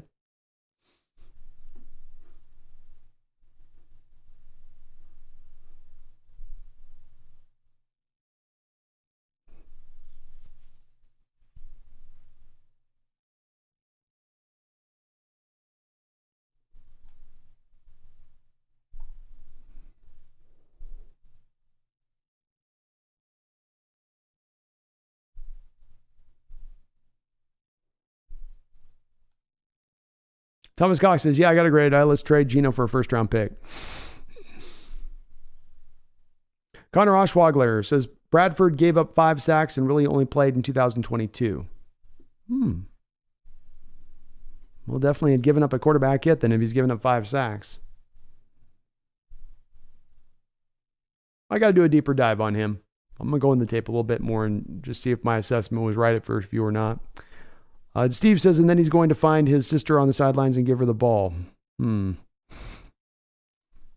is that, Steve? Did I miss one of your other posts? Oh, Steve says, when Zach Charbonnet breaks into the clear and takes it to the house, you might smile. Brandon, it's going to be good. I love, Steven, I love the Zach Charbonnet pick. Randall McDaniel was in asking earlier on a donation saying, hey, which of these picks is the best value? Which is the one that you like the most? And before we got to the Zach Olu Oluwatimi picks, that was the pick for me. I love Zach Charbonnet. I love the value of Charbonnet in the depths of the second round where you got him. I'm not one of those purified analytic folks that say you only take a running back in the 5th round and onwards. I don't believe in it in that way. George says, yeah, Jerry Jones is walking. I got a couple there, Beatrix. I'm working on it. I'm trying to build up my stable. You give me a couple years from now, I'll have a good 15, 20 of them in the bank. Thomas says, it said they practically no-hit them and still lose. Something needs to be done. You can't compete with Astros by playing money ball. I agree. They're going to have to make some moves on this. They can't just sit there with another dead lineup through the years and just everybody striking out. It's something that you wish they would start to address a little bit more, and I don't know why they haven't made more of a habit of, you play in a park that's a park built for small ball. Why do you not have more hitters within your ball club that can play some small ball? The two go together. It's why your 2001 team did so well. It wasn't because you were launching home runs all over the place. It was because you had guys that could move guys over. You had an ability to play that small ball. Teams would come in that couldn't in that home run era still at that time. It's driven me a little bit crazy with that they haven't gotten that a little bit better. Kelnick has turned it around, though, Thomas. He is at least an encouraging part, and that's going to stay, I think, a part that's not going away anytime soon. Thank you, Mark, for mentioning that. If you can, folks, if you haven't already hit that like button for me, I would really appreciate it. And as well, if you could do me a favor of subbing up if you're not subbed up to the channel. We're trying to get over 12,000 subscribers here through this draft period. If we can do it, might be a little bit aggressive, but that's the mark I'm firing for. So let's see if we can hit that mark. Seahawks blue and green. Imagine if we had the Kelnick from last year. It would be a little more, we would be significantly more brutal at this point with the team. He's definitely been a carrying factor as far as his bat up until this point. Megan says, the Hawks Nest. I think I may go and watch some Kraken to see my favorite blue-eyed, blonde Canadian head coach. No worries on that. No worries on it. I'll be here for a while here for definitely a good deal longer as we got the UDFA period or after the 7th round. We still got 30 picks left in this round, so. Yeah, sorry about the scrolling up there, Alexander. My bad. I'll try to keep the kind of the main names up on the board there so you can see them. Scott Strong says, sleepy cat food in the 7th round. Maybe I'll have to give her a little bit of a cat treat so that we get a a guarantee for where's my other cat? Get a guarantee for a good pick. Beatrix, Wendy.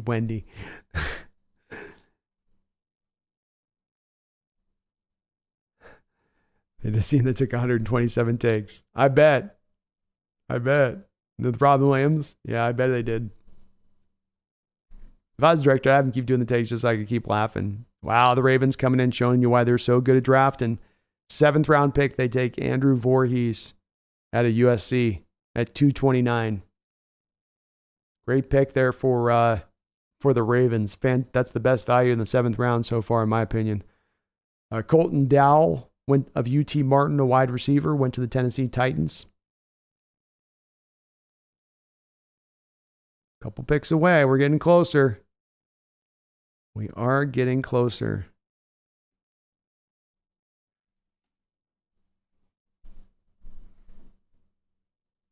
George Samuels has said we didn't get Deuce. Last pick is Jared Clark for me. I'll go Jared Clark and feel mighty fine about it. That would top this draft off, I think, in the right kind of fashion, George. Well said. Aiden Simmons, would I take a flyer on Max Duggan? Nah, I'd probably more. No, I don't think Duggan's ever going to be anything. And I think you've got a player there you can still grab in the 7th round that can help this team out, even if it's just special teams. And I don't think Duggan's ever really going to help you out in any way. Wicked Garden, I do expect us to definitely try to grab some UDFAs. Addicted to Hawks. Oh my God, Cosell talking about Brandon. I love it. He's very tired. He's failing. One can only wonder if he might just pass out on live stream. You guys just watching me with my head in my keyboard. I wake up 5 hours later. You know.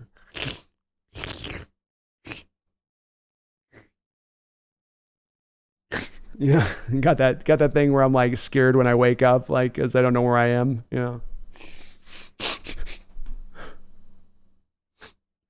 Seeing that I'm still live.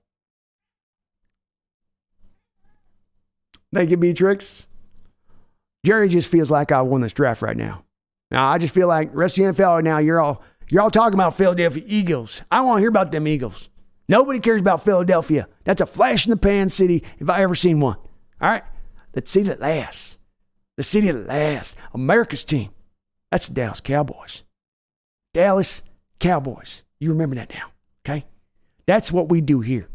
So you talk all your noise there about your Philadelphia Eagles with their just Jalen Carter. Who needs a Jalen Carter? I got Mosley Smith. I got a human wall in the middle of this defense.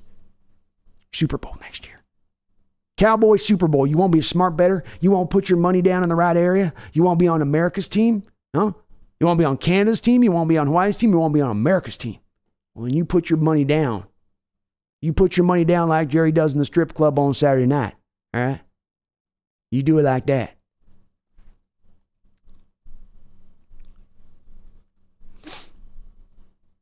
Megan says, Hawks Nest and Mr. Cosell after being awake for 4 straight days.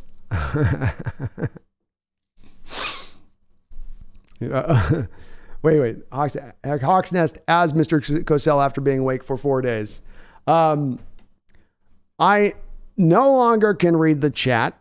I do not know who is being picked, and I no longer give a good godly F. Get me offline to the bedroom so I can sleep. Why am I seeing fairies in my peripheral vision? Is this why sleep is required at a rudimentary level for the human being? Oh man, the impressions are not going to be good the longer we go with them. I'm sorry. The voice is definitely tapping. Thomas says the 5th round picks are legit, and I feel like they could be a starter by the end of the season. JSN, Witherspoon will change the team. Bradford and the other 4th rounders, we'll see. It's a good way of putting it. Beatrix Kiddo, Nicolas Cage is another funny impression. I used to do a little Nicolas. I can't do Nicolas anymore. I used to have a couple of Pat's Nick Cage spots you could go to. I don't know why I lost that one, but he's a good impression to do. Oh. I do Keanu Reeves too, but I just do it in one verse. I do one name. Like I'll do a Liam Neeson, but I only do Liam Neeson when I do it with one word. So Niners. My only Liam Neeson. With Keanu Reeves, my only deal. Keanu Reeves, the only one I'll do is oh. That's my only Keanu Reeves. Oh. Oh. Whoa. That's my Keanu. That's it. Thomas, I kind of want to see what they do with the UDFAs. Me too, man. It's going to be fun. It's going to be exciting. There's going to be some guys available, I think. Hawks are about 6 picks away here in the 7th round for making their final selection. Casey McCracken says small ball is breathing baseball. Oh, sounds good to me. Greg, I hope the Hawks go Bryce Ford Wheaton or D-line with the last pick, but I think they might go Keaton Mitchell. They do like their explosive, fast running backs, Greg, to your point, historically speaking. Casey says, was wondering if a presser would be delayed over UDA FA stuff. Yeah, Casey, most of the time there's going to be a little bit of a delay there. They'll come out and do maybe a little bit of a quick presser and then bounce back into doing it, but I think there's a little bit of a delay between that. Mark, thank you for reminding me on that. Please do hit that like button, sub on up. If you do like what you're listening to, I would really appreciate it.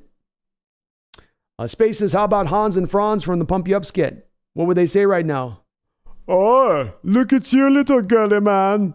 Look at you. You're watching the NFL draft and you've gotten tired. Get up off your couch, little girly man, watching your draft. Yeah, get off your couch. What do you think you are? The self-workouting machine that is going to suddenly get into shape like nothing? Yeah, you're not going to do that. You need to get up off your turn and get off your fat bottom to make that happen. Yeah, get off that bottom because we are here to pump you up. Mr. Curly Man. Mr. Watching the Draft Man. I'll tell you, the impressions are not getting good. They're struggling. They're struggling just a little bit.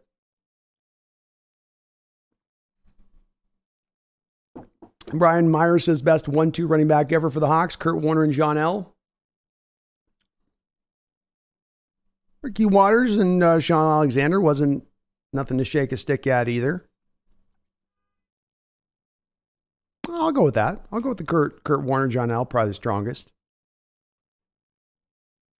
You better get through all this draft. You better get to the 7th round, Gully Man. You've made it to 6, you might as well make it to 7. Yeah. You make it to 7, you get the mustache ride.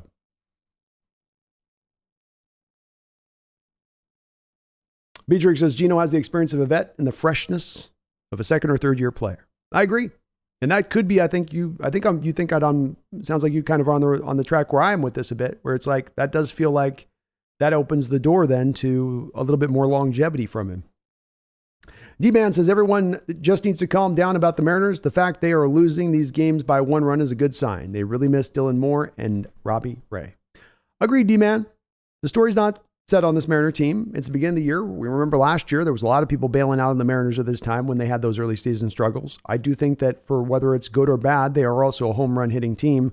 And when you're a home run hitting team, when it's cold, that doesn't always lend itself well. So we need the fields to warm up a little bit, the ball to carry a little bit better, and maybe the runs will start to be produced at a little bit of a higher rate. Potentially.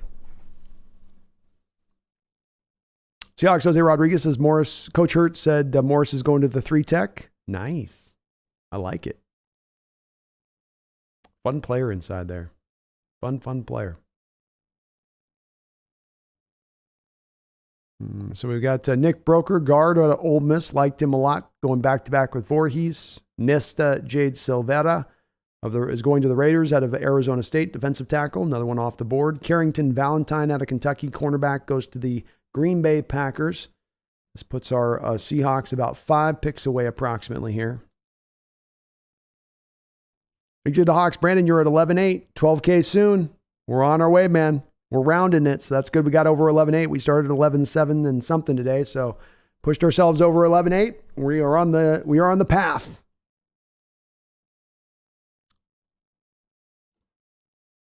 Thomas says, I honestly don't want to screw Julio, especially when he figures out not to swing at every pitch. I also believe Mariners should keep top talent like Ford, Miller, Hancock, Young. I'm with it, Thomas. I'm with it. And Julio will round out here when it's said and done. The thing about these baseball seasons is they're long seasons. They are the definition of marathons. Jason Tatum, hello, man. How you doing, man? Appreciate you jumping in the chat. Love your game on the ball court. Hell of a player.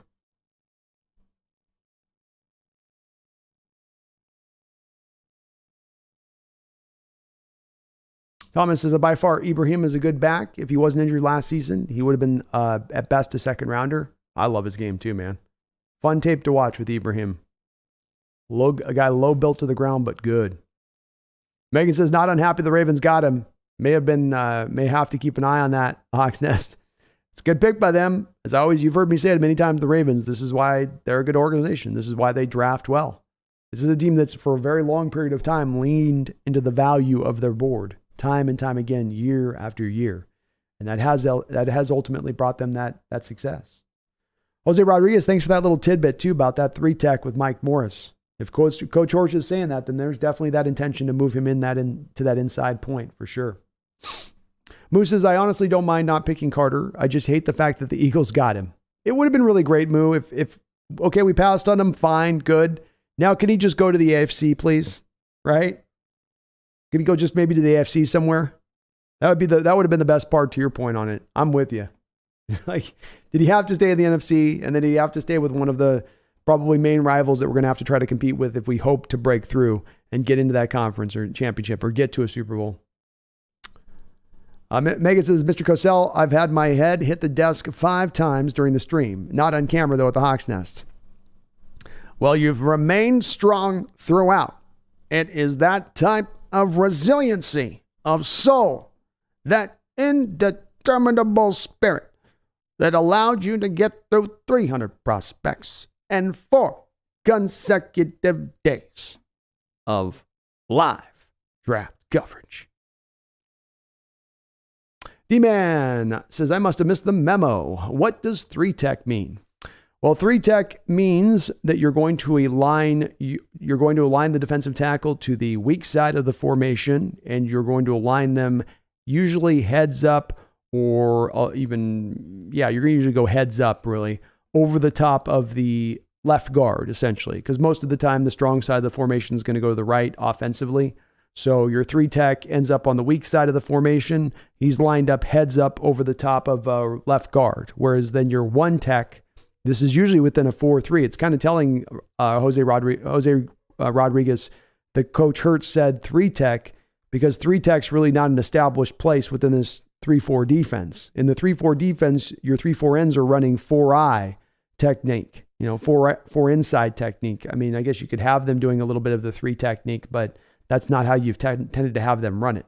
All that being said, that's what 3 technique basically means. 1-tech is going to be aligned usually either heads up over the center, or he's going to be aligned usually most of the time. A 1-tech is going to be between the right shoulder of the center and the left shoulder of the right guard. And that's a 1-tech alignment. But the 1-tech, 3-tech, 5-tech, it's all just about the alignment of the defenders on the football field. Okay, so a couple more picks here. Andre Jones, outside linebacker, goes to the Washington Commanders with the 233rd selection. With the 234 selection, the Los Angeles Rams take Jason Taylor out of Oklahoma State, a safety. This puts the Seattle Seahawks 2 picks away now from selecting. Kobe Trice is still available, Wicked Garden. Kobe Trice. Chris Cam says, I do too. Well, Airway Heights, but close enough. That's close enough. I'm on the opposite end of the town here. It's close enough, though. I think the Hawks bread. Oh my God, stop it. I can't breathe. Love it. Thanks, man. Megan says, the Hawks Nest, Mr. Cosell was there 2 days ago, but am waiting for Brandon to say something he promised. I think I'll be awake for the rest of the year. Oh, well, whatever it takes, I guess. My promise to you was that I said the Craig Zorn thing only if Carter was selected, not if you were right about Carter not being selected. That's the renegotiation thing don't work for me on this one. Our negotiations, our intense negotiations were Jalen Carter was selected to then keep you in the fold. I would need to tell you that Jim Zorn better than Dave Craig, but that didn't occur. So I'm off the hook for my requirement. Jonah the Whale says, you're not human, Brandon. You're an effing machine. You are a machine. Thank you, Jonah. Only you catch me right, I can be. Wu-Tang, Nicolas Cage is a tough one. He really is. You know, he's got just that. If you nail him right, it's hilarious though, because he's got his own certain delivery and style to, you know, how he does what he does. Mac Attack hasn't been picked. Not as of yet. Not as of yet, Casey. Thomas, if I have said last, if all of the first year and rookie each game, watch out. I'm still laughing. Russ is really kicking himself now. Yeah, I'm guessing he is too. He's going, I made a big mistake. A big mistake. First year and rookie each game. I said last, if all the first year. I think a couple words got left out there, Thomas, too. Not quite sure what you mean on that one. I think I know what you're saying. I'm not sure. Kayshawn Beaver. Seahawks' next pick will be Georgia running back Kenny McIntosh. It's possible. The value is there. The value is absolutely there. Let's take a look here at best available now at this moment. We've got Kobe Trice, one. Moro Ajomo, a run-to-stopping defensive end. I don't think that's in play. You got a defensive tackle in Jalen Redmond. Ivan Pace Jr., inside linebacker. Lonnie Phelps, fun little edge out of Kansas. Rajon Wright. I like him a lot as a corner here. I know Kobe Trice would be the guy for a lot of you, but boy, I do like me some Rajon Wright. Emil Ekiyor, if you're looking for a little bit of a guard competition at that point with Bradford, you could bring them in. You got Ronnie Bell, wide receiver, another guy they could look at. Hickman out of Ohio State could be attractive here to the Seahawks. Kenny McIntosh is one of the top on the board. Bryce Ford Wheaton, another receiver. You got some options, different places here. Some guys that could make a lot of sense. A lot of sense. I like it, Kayshawn.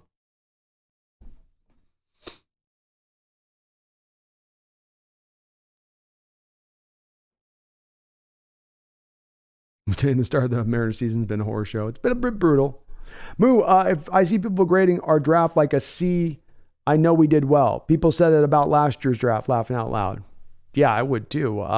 We always seem to get dinged on our drafts. It doesn't matter even what draft is, if it's a great draft or not. Somehow or another, it's always getting dinged somewhere or another. There's no way I feel like you can look at this draft and put a C grade on it. You know, you can't draft. I don't feel like you can grade a draft on what you think the needs are for the team. You grade the draft on what they drafted and who they drafted and the quality of the players. Very hard not to be in B place. You might be B minus, but you should at least be in a B spot with this. At the B spot. Jonah the Whale. Beetlejuice. Oh, God, I used to do Beetlejuice. What was the Beetlejuice?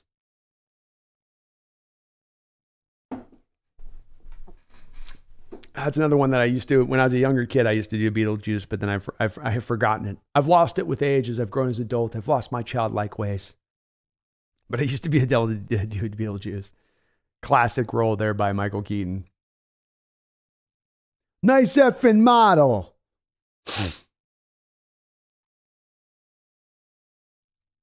Megan says, girly man. I haven't heard that in years, B. Don't want to be a girly man with your little watching your draft coverage getting tired. Get off your little sofa, man, with your little girly man arms. You should be doing push-ups in between the picks. Yeah, you should be doing push-ups and sit-ups and squats at the same time. Yeah, you should be doing all three of those, sitting on your couch watching your draft. Watching your extensive draft coverage.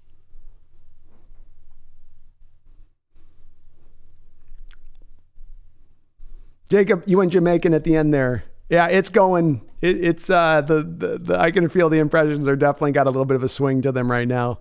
I might go from Jamaican to Irish to Scottish all in just one sentence at this point. Man. Yeah, man. Thomas, but with Seattle drafting Charbonnet, I doubt they will draft him. Maybe not. But remember with this, Thomas, you did lose 2 running backs this offseason. Out goes Homer, out goes Rashad Penny, and so Charbonnet does fill one of those holes, but there's technically another hole to fill within that. So it is possible. And we do have our Seattle Seahawks now officially on the clock. The Green Bay Packers have taken Lou Nichols, running back out of Central Michigan, with the 235th pick. With the 236th pick, the Indianapolis Colts take Jake Witt. So all of the names you guys are mentioning that I'm seeing pressed in the chat as far as possibilities here: Wheaton, Trice, Jomo, Jared Clark. I mean, all of the names that you guys have kind of put, any of them are all of still available here now in the 7th round. There's been a lot of kind of no names going here in the 7th round. So you've got some possibilities here now. Again, let me bring up the best available here so you guys can see that as we look at, do you want to go middle linebacker? Do you want to go corner? Do you want to go back to receiver? I mean, hell, you get Ronnie Bell or Bryce Ford Wheaton. You talk about feeling way better about the receiving core because now you got some actual stuff on the outside. You got some help there with Lockett between Jerrick Young and a Bryce Ford Wheaton. And you have the slot guy in addition to that. It's going to be very interesting to see where maybe Seattle is drawn to a little bit on this pick. They've met with Ronnie Hickman out of Ohio State, but they did just draft a safety in the prior round, so that probably takes that off the board. Got to feel like running back, defensive tackle, or receiver is where maybe the draw is going to be here for your Seahawks. Inside linebacker is certainly a possibility, but there's not as much of the value there. Your Ivan Pace are kind of nothing. These other guys are not going to be much more than, even in the best case scenario, special teams kind of guys. And the pick is indeed in here for your Seattle Seahawks. Final pick of the draft, the finishing selection, the one to cap it off, the cherry on top of the beautiful Sunday, of the beautiful B+ Sunday. Oh, somebody called it in the chat.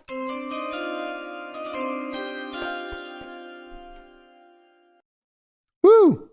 With the 237th selection in the 2023 NFL Draft, the Seattle Seahawks select Kenny McIntosh out of Georgia. So indeed, I was right. They were willing to go back. You had to go and get another running back here. This pick makes sense. This is not a crazy selection for your Seattle Seahawks at this point. This is one that does add up. Let's break this down. So first off, right off the jump, you lose 2 running backs this offseason. Gone is Rashad Penny. Gone is Travis Homer. So we bring one guy in Charbonnet, but there is still a hole here. Now, could you have maybe got that guy as an unrestricted free agent, not being this guy here in McIntosh, but a running back, period? Well, maybe. I will say that the running back, strength here has kind of been reduced down. Keaton Mitchell, Sean Tucker, Ibrahim. I mean, there's not a lot of names here, and maybe you wouldn't have gotten one of these guys as undrafted free agents because now you are sitting on, 2 deep at running back, 3 deep at running back. That's not going to look very enticing to a undrafted rookie free agent who's looking to go to a place where he actually has an opportunity to truly play.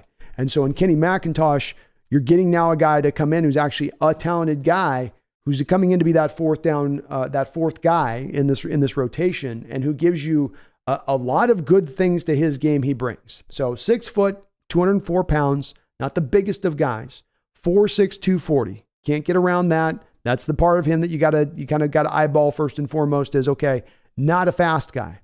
But he paired the 4'6", 240 with a 1.54 10-yard split. So he has suddenness. Now, the explosive numbers aren't great. 3.25 vert, 113 broad, 7.693 cone, 4.69 shuttle. Let's give you for instance, I was going to compare this really quickly on this one. Hold up.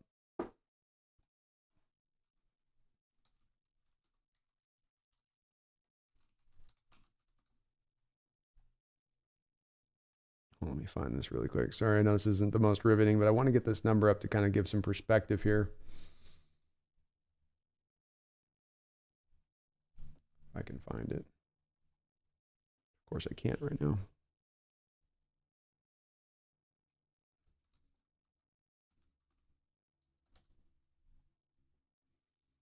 Okay, so 393, a 393 shuttle for Jackson Smith and Jigba, right?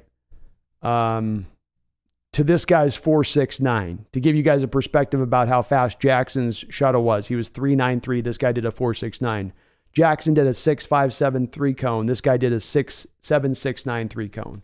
So the thing I want to get out the way, and it's not a huge negative on the guy, but from a physical standpoint, why did he drop in this draft? He dropped in this draft, large part a little bit, I think, because of those testing numbers are not encouraging the NFL, talent evaluators that this guy's going to, for them to be able to play out in the league in that respect. But the acceleration is really nice. He's got good vision. He's able to really adjust really quickly off early penetration, break those tackles in the backfield, still find his way to getting positive yardage, if not then even going and breaking off a big hole. I love the way that he was always able to kind of find the hole. If he's got to be patient, he'll be patient. If he's got to press the hole really fast, he'll press the hole. A lot of running backs in this class, they kind of can do one thing with the ball. I get the ball and my head's down, or I get the ball and I'm going to be dancing. He can kind of do what he needs to do to read the moment, what he needs to run. He darts and weaves his way through traffic really well, smart open field vision runner and feeling things and how the guys are approaching him in the tackling of the angles and how to break tackles, not necessarily with the jukes and the jump spins or the dead leg moves, but by doing so with his vision and changing direction on the fly. He's very efficient as a runner, not a lot of wasted motion.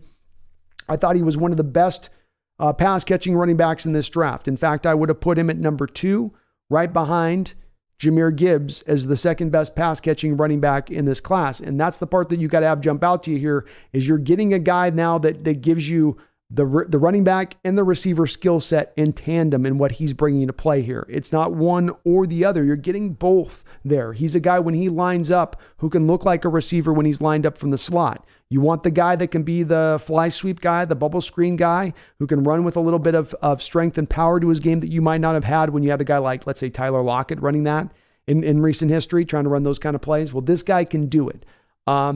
He's got stuff I think that's going to work at the NFL level in that respect of things, and especially if you're looking to find him into a role. You're talking about making this guy your number 2 running back or a guy that you're going to be the first guy off the bench. Yeah, that's different. But now is the guy that's the 3rd, 4th guy in the rotation, the guy that's going to be a vibrant part of your pass catching and as maybe probably a 3rd down back. I know Charbonnet was the guy that I thought would slide into that role, but now you have a guy in this that might be actually more your purified 3rd down back in the skill set that he's bringing. He does run a little bit too upright for me, but he does run really strong. I really love his understanding of what he's doing as the running back. So he knows what he's doing from that standpoint. He's going to catch on with his team. This is a 7th rounder that is going to make this roster. He'll be the 4th running back on this team. And much like the 2 5th round picks, I really feel like the value is really great here. You do like what you see from that standpoint of this. So I had Kenny McIntosh in this draft at a 5th round level, and you're getting him in the 7th round. I think that's tremendous as far as that poll goes. And again, Seattle did need to deal with this running back room, right? Like you were not at a place where you could afford not to round this out. And now they have rounded it out. They've dealt with a crew that's been very much beat up. It's definitely gone through their share of lumps over the last couple of years. It doesn't guarantee this crew is going to be super healthy, but at least you've tried to take the steps to control it in the manner by which you can control it, if it is controllable. But I love this pick. It's a great pick by the Seahawks here. Great value for where you're getting this guy in a back that's going to be able to help this team. Is going to be able to help this offense, who can find a role within this offense. Depth is good, Beatrice. Depth is very good. D-Zilla, laughing out loud, do Dana Carvey doing George Bush. Another one I used to kind of do. Let me get some coffee, see if I can pull that one off.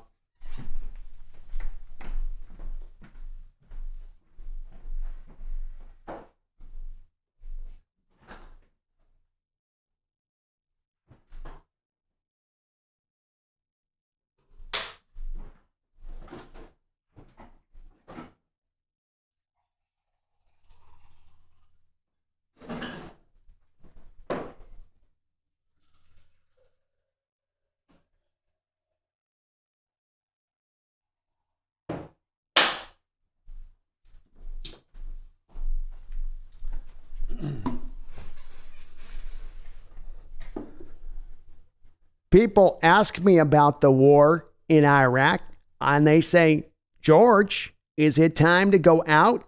I say it wouldn't be prudent at this juncture. I used to be able to do them. I can't do it now. Church lady's a good one, though. Ooh, could it be because you're a dirty sinner? been a while on that though. I'd have to hear it again. I got to go back and watch the clip. So I'll check out Dana again. Because I used to have those impressions. I used to be able to do the George Bush. Wouldn't be prudent at this juncture. 10 points of light. Look to the sky. Look to the air. Come together. It's good. We love each other. All hold. Happens well. Kayshawn Beaver, Clark McIntosh, you called it. You called it, Kayshawn. You get the credit on the day of being the one who called it in advance on that one. I'm glad to see the chat loves this pick too, it seems like. It's good to see. Jonah says, Brandon, you're going to love this pick. I'm on Hawaii time, so I got a little ahead. I love this pick. No doubt about it. Beautiful value. You got to get the running back room back good. You got to get around the beast mode curse that I've talked about that struck this crew since 2015. You get a guy now that can run the fly sweep bubble screen game when you need that guy. I was a little worried about with Jackson Smith and Jig, but that might not be exactly who he is in running that element of things. But you have that now in McIntosh. And you're giving the defense something extra to think about when he's aligned out there as a wide receiver. Are they bringing him back across the formation? And if they bring him back across the formation, he's the kind of guy that's now going to cause those linebackers to move out of their natural gap, even just a step, to stay with him in case he gets that fly sweep coming back across the formation, which now opens up back those holes in the A and the B gap as those linebackers take those false steps from where they should be aligned.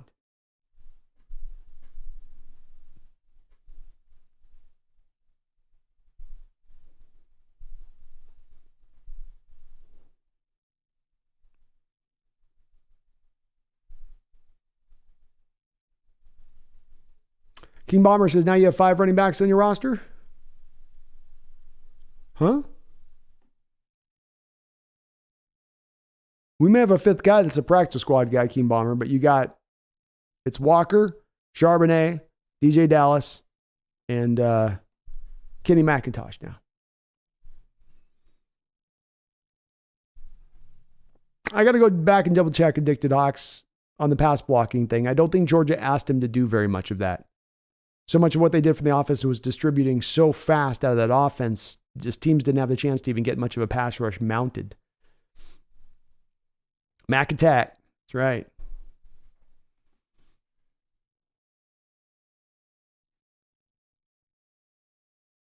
Jose Rodriguez called it. There we go. We got a great running back room. This offense is stacked. Strong runner, Casey. He's a very strong runner. Not the biggest guy, but he'll work it. He'll work hard. Kayshawn says McIntosh beats out Dallas for 3rd running back. He could. He very well could. John Aceveda says Kenny and Kenneth and Zach. Wow, what a powerhouse. It's a pretty good running back room right there. 3-headed monsters, right, New Blocks? We got the Cerebus. We've got the Cerebus. The guardians of the underworld. I think the Hawks, could McIntosh convert to fullback? Is he big enough to lead Walker through holes on 2nd down, 4th and 6 yards? Well, I mean, look, Dick the Hawks, you had Jerrick Young there as a fullback last year, leading as a fullback, who probably is about 195 pounds. So is McIntosh at 206 not heavy enough to be able to do that then? Well, I mean, technically not if you've done it with a Jerrick, but by historical standards, yes, he would be too light and too thin to be having him lead blocking for you down the lane in that way. But they could still do it as the lineman.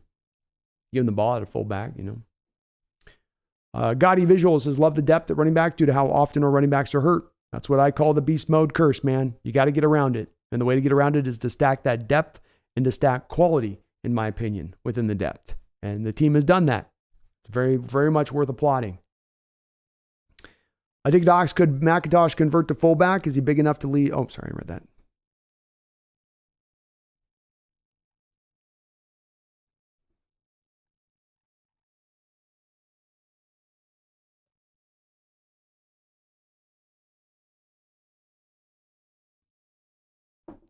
Megan says, and now I can officially crash. We'll catch up on UDFA. Sounds good, Megan. Sounds good. Have a good one, Thomas. Congratulations on a good draft. Jonah the Whale says, it says here that McIntosh is the best 3rd down receiving back in the draft. There's an argument you could be made that he's that. I had him behind Jahmyr Gibbs. I like Jahmyr as just a little bit more of a natural receiver. But he's right there step for step with him. And as much as I like Jahmyr Gibbs a little bit more, it was because Jahmyr was a little more sudden with it, which if you're going to line these guys in the slot as receivers, which is you can kind of do, you want a little bit more of that suddenness there. But I shouldn't even say that because McIntosh did do like a 1.54 10-yard split. And I think Gibbs was like a 1.52. So, but on tape, Gibbs looked a little bit faster, not track times, but just on tape.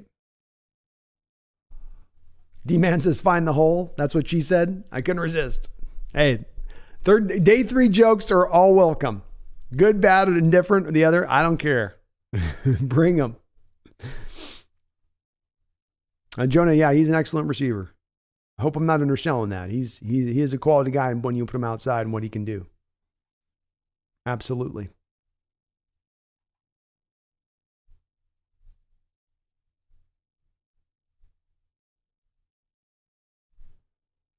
Okay, Sean Beaver says, now we need to sign Al Woods. I'm with it. I'd rather go with him than Puna. They've been talking to Puna, and it's like, Puna's just not a fit on this D right now. I'd rather go Al. Big Doc says, great show, Brandon. Great chat. 12's got to go work in the yard. Sigh. Go Hawks. Hey, go Hawks, man. It has been a great show, and I appreciate you on that. Mark Abercorn's got an A- grade on the draft. Well, let's get some of our draft grades in here, folks. I like Mark setting that off. Give me your grades. You know what? It's time for a flash poll. Flash poll. Make your voice heard. Get the flash poll. I want to see what the 12s think about this. I want to hear your voice. Let's get it going. It's poll time, baby. You guys love your polls.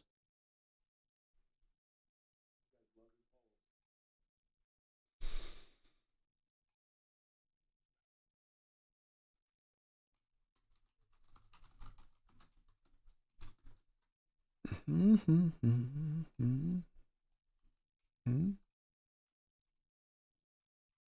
no, we're not putting any F possibilities on here. You were trolling if I let you. All right, the poll is presented to the chat. Let's see what you guys think. Let's see what you think. Beatrix Kiddo, Seahawks can turn B+ into an A+. Not worried. I like it. I'm a B+ guy myself. That's where I'm landing on this. Actually, how can anyone give an A for this draft? We drafted 2 players on the defensive line. Well, I think that's where I was pushing back a little bit, actually, is that I feel like you don't grade drafts on what your needs are. That's not historically how we grade drafts. Did you fill your needs? Or do we grade the drafts on the players you got? Did you get the talented players? Did you get the good players? In regards to that, I think the answer is yes.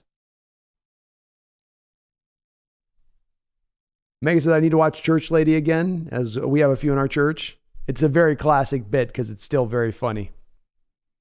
You still know people like that, Todd, I love our new running backs. Kick A. Our Bruin will be close to Chris Carson's style and buries people after first contact. He's got some Chris Carson in him.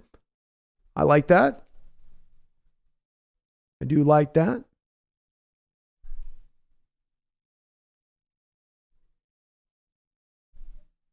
Tom Eden says, as a Bulldog fan, K-Mac was one of my favorite players to watch. I actually liked him better than the last year of running backs we've had, and that is saying a lot. Ooh. He's a good back, man. He is fun. He can play in this league. He's going to make this team.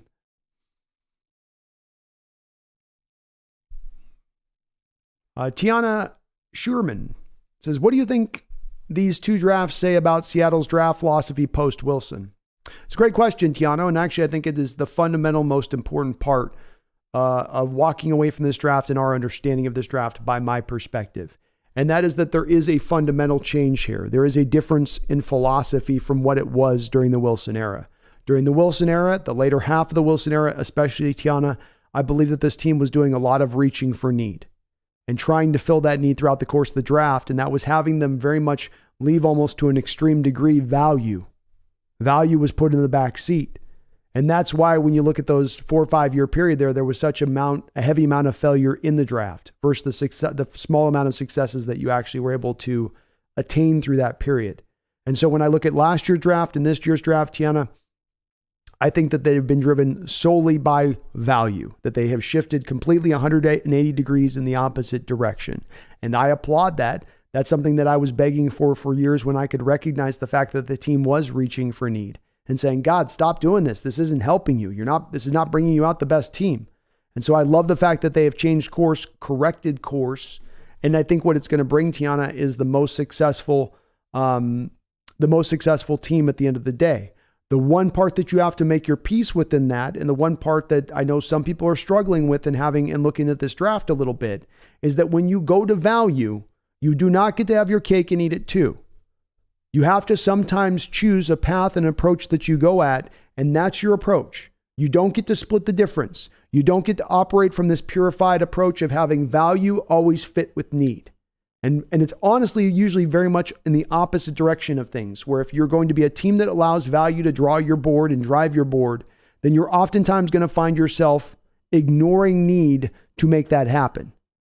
But this is a place of picking one road or the other. You don't get a third option. There's not door number 3. There's door A, there's door B. You can have a draft ran by need, or you can have a draft run by value.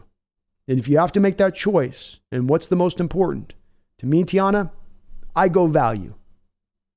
It doesn't mean that it's perfect. It doesn't mean that it doesn't have some flaws within that philosophy and that structure of it as well that can cause you to get upended. But I am much more willing to make my bones and make my peace with the downside that comes with value-based rather than the downside that comes with need-based. I've seen what that brings, and there's not a lot of upside to it.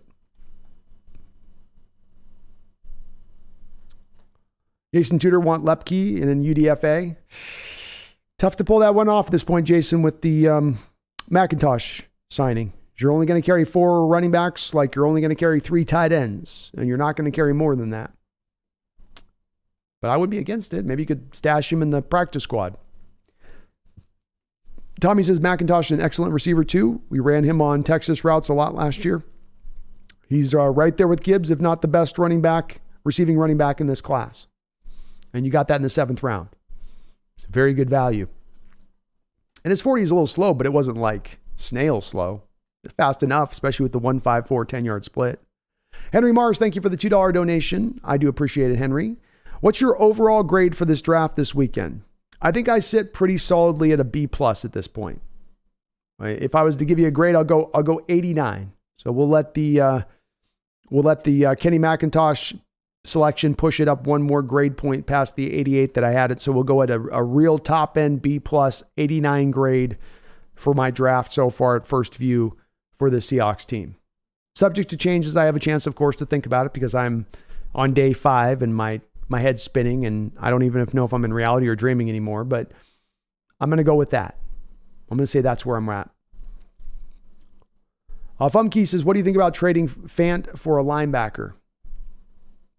I don't think I would be in favor of trading Fant for a linebacker. I'd be more in favor of trying to package Fant and that 3rd round pick or package something to go get another defensive tackle for me, Fumkey. I think that the team has indicated by not going after middle linebacker in this draft that they have a lot of confidence that Jordan Brooks is going to come back sooner than later next year. And now you have a guy in Devin Bush that can serve as kind of the backup at that point. So I'm okay with that. TB1 says if our grade was an insurance company, we'd get AAA. Yes, we would. The fullback just got drafted, Greg. Lepke just went.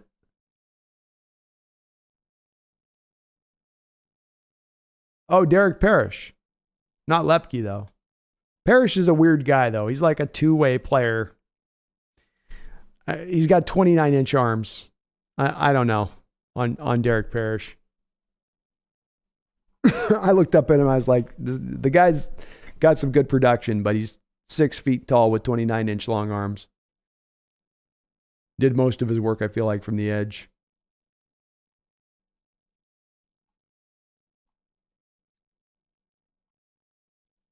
Thank you, Henry, for the $2 donation. But yeah, I'll go B+.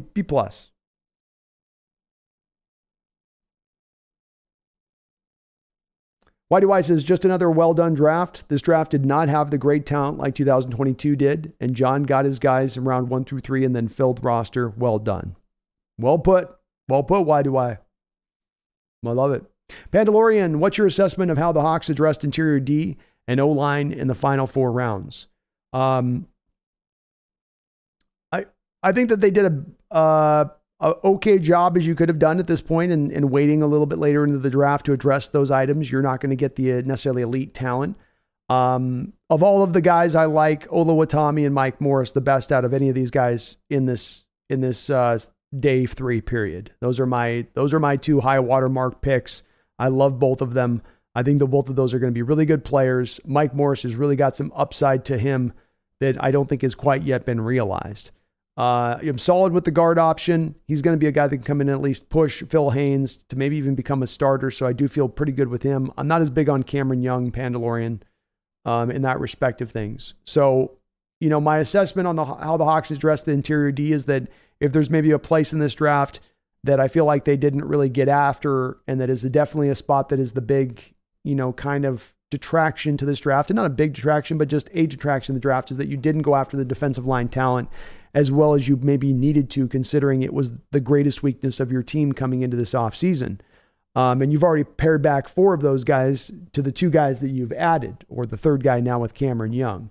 So I do think, as a kind of soft prediction I'm making within this Pandalorian, that this reality is one that I think John Schneider is going to understand as well. I don't think that he's tricking himself into believing that Mike Morris is suddenly now going to turn into a full-time interior guy, or that Cameron Young is going to be the answer for them either. I think he's going to end up making a trade for another more legitimate, certain kind of defensive player, a defensive tackle talent there for that line. It may not be a, game changer, but it should be a guy that should help out that defensive line in a pretty major way at that point. So I think there's going to be a trade. We may have to wait all the way till training camp for that to occur, but I can't think that they're just going to stand pat with where they are with this defensive line as it sits right now. That would be a little weird to me, I think. Jerrick Young Burner, the draft didn't solve every problem, but it did fill a lot of holes. O-line is taken care of, so corner, wide receiver, running back, got some more D-line help. We did indeed, man. Well said. Weston Baylor, Hawks Nest, Ivan Pace, Moro Ajomo, Sean Tucker, Rajon Wright, Lonnie Phelps, Andre Carter, Mohammed Ibrahim, Eli Ricks, still all available. They're there, man. They are there.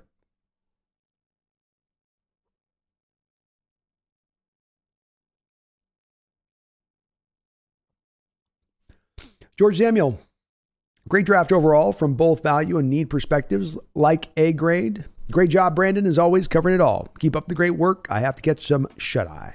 # Go Hawks. Hey, Go Hawks, George Samuel. Thank you for hanging out with me on this all 3 days of this period. I really do appreciate it. And it's been fun. It's been fun, bro. Joe Strew, wow. Chances Ojomo goes undrafted. I would think somebody would find value in him as at least a guy that can move inside, outside, and gives you some run defense. But we are getting to the last 12 picks or so in this draft, so pretty good chance at this point, I suppose. Omega says, B, I've had that Zorn jersey on for 2 days and have the white Largent on today. Me thinks I've had the white Largent on as my day 3 jersey after today. Me thinks I may have to have the white jersey as my day 3 jersey after today. Might have to be the day 3 jersey. Very successful one. I'm feeling good in mine. Mine's getting a little. I'm getting a little after 3 days straight of wearing this and no shower. It's definitely getting a little. It's not totally bad yet. I'm not in my funk completely. Like, I can feel the funk raising, but it's going to get there soon, I think. We got some A's. I like that. David Adams, now Hawks need to find a Will Tukuwafu kind of fullback. Well, Hunter Lepke's out there, David. Some more A- grades. I like it. Tony says, I'm getting off here for a bit. Go Hawks, Tony. Thank you so much. G-Man Cool 6. I think we got an A or B+. We addressed our needs. If we get a couple of UDFAs that can fill the big holes on our team, like Doug Baldwin, also Puna Ford, we will win a Super Bowl next year. Ooh, G-Man coming in hot. I like it. I like that confidence. We'll see. The UDFAs are going to be very interesting. And here come the Eagles. People mentioning an Ojomo. Every time in this draft, there's a guy coming up with great value. And we start thinking about, will this guy fall or was this guy go? And then here come the Eagles to make the right pick at the right time. I mean, they've had end to end a fantastic draft. Why shouldn't they finish it up here? They go out there and get Moro Ojomo out of Texas. The Eagles do at 249. The Eagles absolutely, in my opinion, had the best draft. I know everything's arguable, but I would almost argue it's almost inarguable that they had the best draft. Jalen Carter to start things off. Nolan Smith at 31, great value. Tyler Steen is going to be a starting offensive lineman and a good one for them in the third round. Sidney Brown has star potential for me, and you got that in the third round. Keely Ringo in the fourth round out of Georgia Tanner McKee in the sixth round, and then Moro Ojomo in the seventh round. That's really good draft by the Eagles team that just went to a Super Bowl last year. It's a really, really, really good draft. Props to them.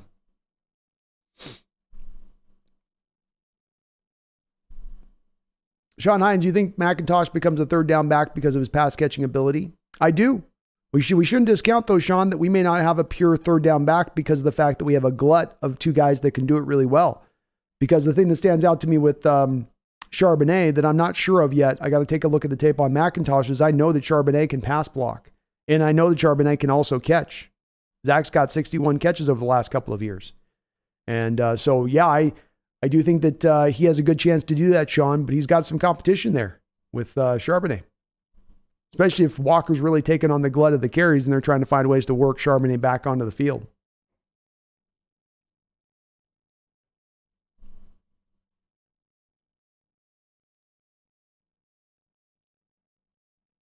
Cody W. could have had Ford Wheaton instead, that's for sure. But Ford Wheaton's not a...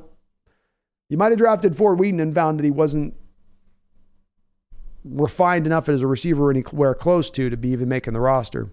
McIntosh is definitely going to make the roster.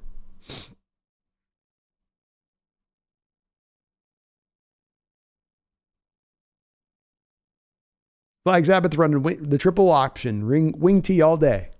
Jeff says, I like this draft, but it could have been better, but it could have been much, much worse. That's very solid. And solid is the way I go too. B+, where I'm at. I watch individually, I wasn't blown away like last year, but as a whole, excellent draft. Just surprising picks early. Beautifully put, I watch. And I would, I feel the exact same way you do on that. A little shocking doesn't mean bad, just it's a surprise. Cat Lovers got us at an A-. Our offense is going to be great. They did good for Gino. Gino's got to be a happy man after this draft, no doubt about that. He can't say he doesn't have everything that he needs to succeed. He does. Joe Strew, the Hawks Nest. What do you think the chances are that Ojomo? Yeah, so Ojomo, you're going to be lamenting this one too, Joe. Those darn Eagles. Those darn dirty Eagles. I'll tell you what. Corsos D. Gutierrez, thank you for the $2 donation. Says, why did they not get a top defensive tackle, man? I'm annoyed. Well, it's a couple reasons, I think, for this. And I think you can make this assessment once you get to the full totality of the draft and see where Schneider kind of valued these defensive tackles. I would estimate to guess that you remove Jalen Carter and maybe John Schneider was just not as big on these defensive tackles and as impressed with the early ones as much as maybe you or I were. There were some guys I liked quite a bit. John may have just not been on that same plane as level of saying I liked him as much. I would think that would be the first thing. The second reason would be value. This draft, like the last draft, was driven by value. The last draft, in my opinion, Corsos de Gutierrez, you had the value sync up perfectly with need. And so it was all very clean and easy for us to love that draft. Here in this draft, you had value, but it wasn't quite syncing up all the time with need to the same degree. And so it makes it harder on that for certain folks to really embrace those picks. But for my money at the end of the day, I just want you driving your draft process by value and value alone. And so I find myself encouraged at the end of the day in what I've seen from the team in that respect of things. I understand where you're coming from the defensive tackle position. It is problematic. We are hearing about the kid they took, Mike Morris, is going to bump inside. I think Derek Hall can get some snaps inside. Both of these two guys can especially get inside if you're talking about as inside pass rushers. If the team goes back to more of a 4-3 defense, there's less of the need for those 3 defensive linemen we were looking for, being the 2 defensive ends and the 0 tech. And now you're a little bit in a better shape if that is the case. I do think on top of this that the team is going to Corsos, make some other trade here down the line. Maybe it's all the way into training camp, but I think that they're going to add somebody else as far as a defensive tackle body into this rotation. It may not be a DeForest Buckner type, but they'll find and they'll add somebody who's going to be, I think, of good help in there and make this just a little bit more of a legitimate crew, I think, because of that at that point. Soft prediction, but it's one that I feel pretty good about. Corey Olson, thank you for the $2 donation. Says, I am a homer for saying this was an A grade draft. Not necessarily a homer on that. There's plenty of people in here that are putting an A grade on it. I've got B+, which isn't that far from an A grade, right? So I think it's reasonable. I think it's very reasonable, Corey. I do on that. So I love your grade, man. I say you go with it. Run with that grade. But have faith there, Corsos. I think they'll come back to the defensive tackle here position eventually, one way or another on that, I think. Sam Fisher, thank you for the $10 donation. Appreciate you, Sam. On the poll, I chose B as a grade, but this was an A- draft. Only holes on this team is inside defensive line, talent-wise, and linebacker, depth-wise. Values off the chart. Only the Eagles had a better draft than us. I do agree. I don't think there's going to be a lot of teams I put ahead of us other than the Eagles in this draft. I would give them to that. Sam, as I've seen many wonderful comments put within the donations in my chat, I would add yours into the mix. I don't have anything much further to add on top of what you said. I find myself at a B+ range, which is very close to your A- view. We are of like mind on that. Yep. Inside defensive line talent is the one that has you a little bit concerned still and worried. Yep. Linebacker from a depth standpoint is one that still has you a little bit of worried, but there still is some room and some time to maybe go back and address those in other places, in other ways. And at the end of the day, you do still feel good to great about the value of these past couple of drafts. And there's no reaching for need, which is to me the best part of it. It's my sort of overall arching theme that I take away from both of these two drafts. You had a 4 or 5 year period where your drafts failed because you reached for need. Now you're going to have 2 successful drafts back to back because you allowed your philosophy to be driven by value. Thank you though, Sam, for the $10 donation. I really do appreciate it. And I even love your thoughts even more on this. So thank you so much. Rob Terrell, thank you for the $5 donation. Says, thanks for another awesome draft stream, B. Can't wait to see the UDFAs signed. Well, we're going to get them. We're going to find out here soon. Niners just made a really nice pick here, grabbing Ronnie Bell, 253. That's a good pick for them, especially if they end up doing a trade there with Brandon Ayuk. But thank you, man. I've had an awesome stream here over these last few days. It has been absolutely fantastic being able to break this all down with you guys and go step by step with this and go through all these picks, end to end as we've been able to do, and go through the run of emotions as we've run through these emotions. And, it's been a process, but it has indeed been, I think, a really fun process. And one where we always continually learn more and more, don't we? Where the team is, how our evaluation process is, what needs to be refined, what's fine, what isn't. It's very much true, but it's always fun doing these draft streams. It's my second Christmas for a reason. And I've loved seeing the emotion and vibrance, dedication, loyalty, love that's out there from the 12s throughout these 3 days. That's been just unflinching, even in the points where we've had those spots where it's gotten a little bit heated within the chat. It's people coming from it with a passionate standpoint. And that part I love to see. That part I always sign off on. That part I'm always excited about because I love seeing people care.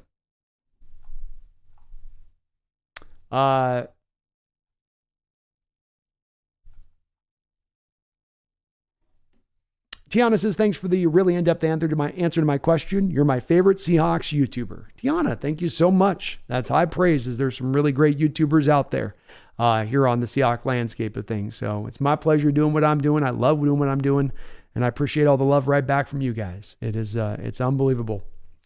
Tommy says, Lepke's going to get drafted. Yeah.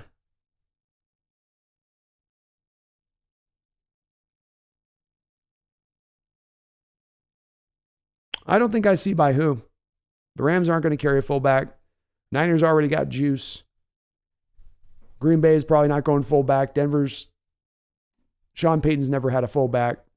And I don't know about the Bears, but I would think that would be unlikely at that point. Jason Tudor says, doesn't McIntosh basically replace DJ though? He might push him down the depth chart, Jason. But he's got to he's going to have to overtake him. It's going to be competition on that one. So I think it's just let the best men win.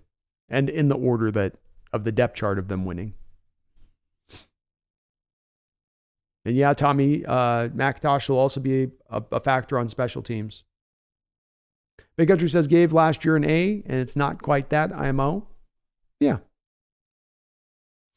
Jo says, only 1% trolls, not bad. No, we did great on the trolls. Considering we had times where we had well over 700 people in the chat here in various moments of these streams over the last couple of days. It's phenomenal that we were able to keep the trolls down as we were. And certainly the mods did some great work keeping things on the rails in that respect, which I appreciate. Tommy says, I think that guy is going to be JSN, actually. He might be. Did you guys see reaction of Devon Witherspoon? It was kind of cool on Twitter. They showed it where he was watching the Seahawks pick at 20, and you see him getting excited. They're announcing the pick at 20. He's got a Seahawk hat on. He's already been selected, and he's watching the TV, and then he hears Jackson Smith and Jigba's name announced, and he starts getting excited. He's like, oh, and he's like, I got to go talk to him. And so he ran back in the stage to go seek out Jackson Smith and Jigba at that point. It's a pretty cool little moment, I thought. Mark, thank you for reminding me of that.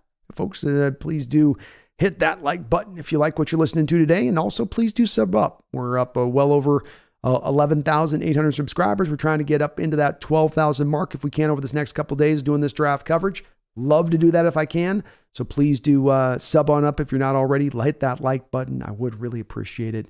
It'd be very kind of you to do so. Justin Goins, almost 12,000 subs. Brandon's going to be rolling lately. We're rolling, man. 12K, here we come.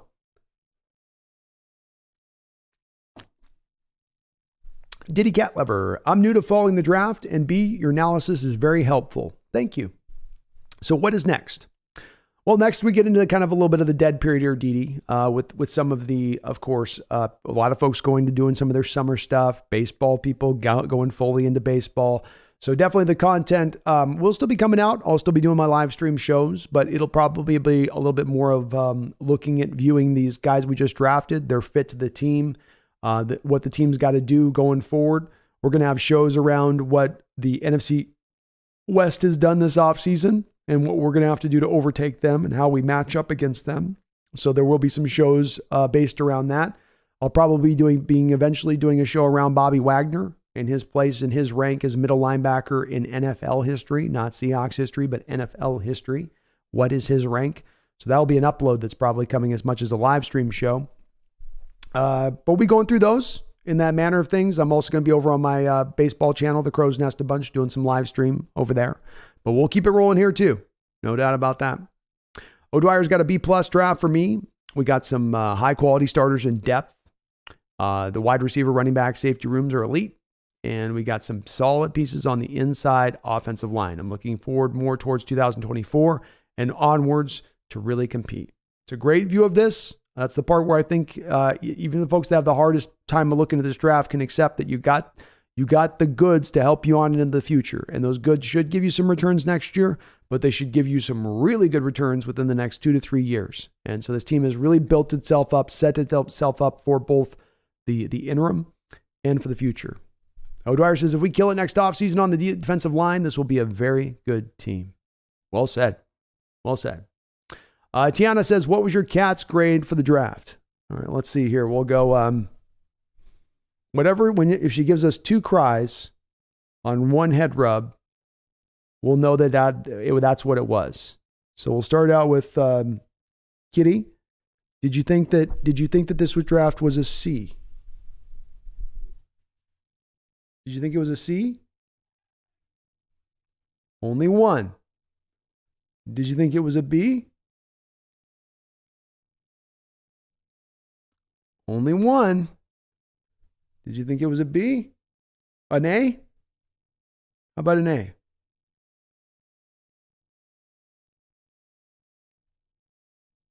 She's being very quiet, Tiana. She usually gives me an answer. Is it an A? Hey, is it an A? She's gotten quiet. She's gone quiet. We can't get a grade from Pumpkin. Maybe if I had some salmon in my hand. If I had a little salmon fillet, she'd be answering me.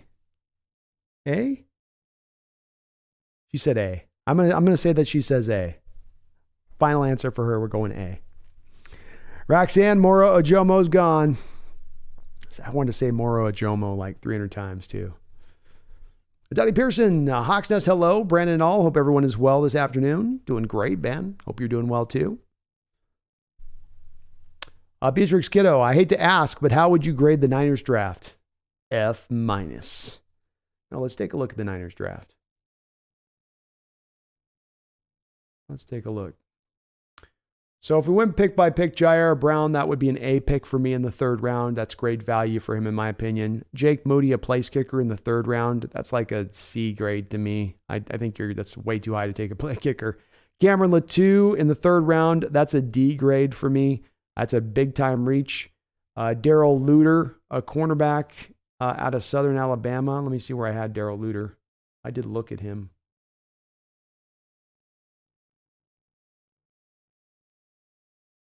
I had Darrell Luter as a 5th round grade, and they took him in the 5th round. So that's probably pretty good. Robert Beal in the 5th round. That's okay. They probably could have gone for a better player.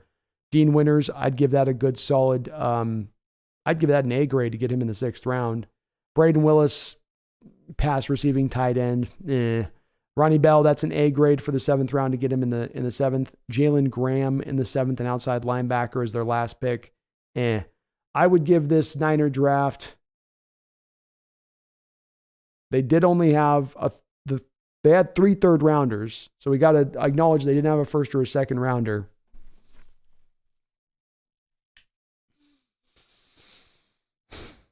I'd give him a C. C-. I hate the Cameron Latou pick in the 3rd round. I hate taking a place kicker in the 3rd round. I'd give him that. I feel good about that grade.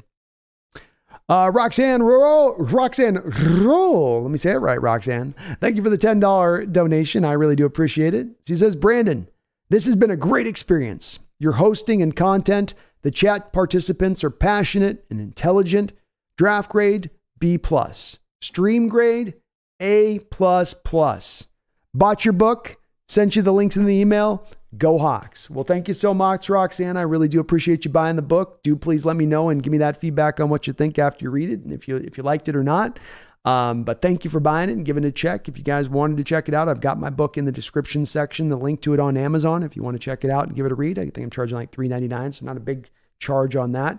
But thank you for buying the book, and I just want to echo your thoughts on this as well, Roxanne. The chat has been absolutely A++. I know we've gotten some heated moments in the last couple of days, but they were few and far between, and the heated moments are understandable. When you have folks that are passionate, when you have folks that are caring about this team, when you have folks that live and die by the football, like many of us do, you're going to get those passionate responses, and the emotions are going to come out, and you're going to get heads buttoned sometimes. I like the fact that we never fall off the train tracks here. We have our moments where it's going to get heated, but we can always kind of bring it back home and remember, as I was reminding yesterday, at the end of the day, we are all family. We are all part of the same community. It doesn't matter whether you're in the Pacific Northwest or you're all the way across the world. We are part of that community. So no matter whether we agree or disagree, we always got to remember that we're all in that same team, that we're all in that same family. And I think that is what we see, as somebody else says here, 99.99999% of the time. That is what we get in this chat. And it is an amazing thing, Roxanne, in this day and age, because I think it's such a hard thing. It's such a near impossible thing to find online where everything seems to devolve into a level of toxicity that just isn't productive. But I appreciate you. Thank you for that $10 donation. Really well said on your part. And I will check out those links. Check out that music. I always like some good music, Pandalorian, thanks for the in-depth analysis, Brandon. Appreciate the comprehensive answer. Anytime. My pleasure.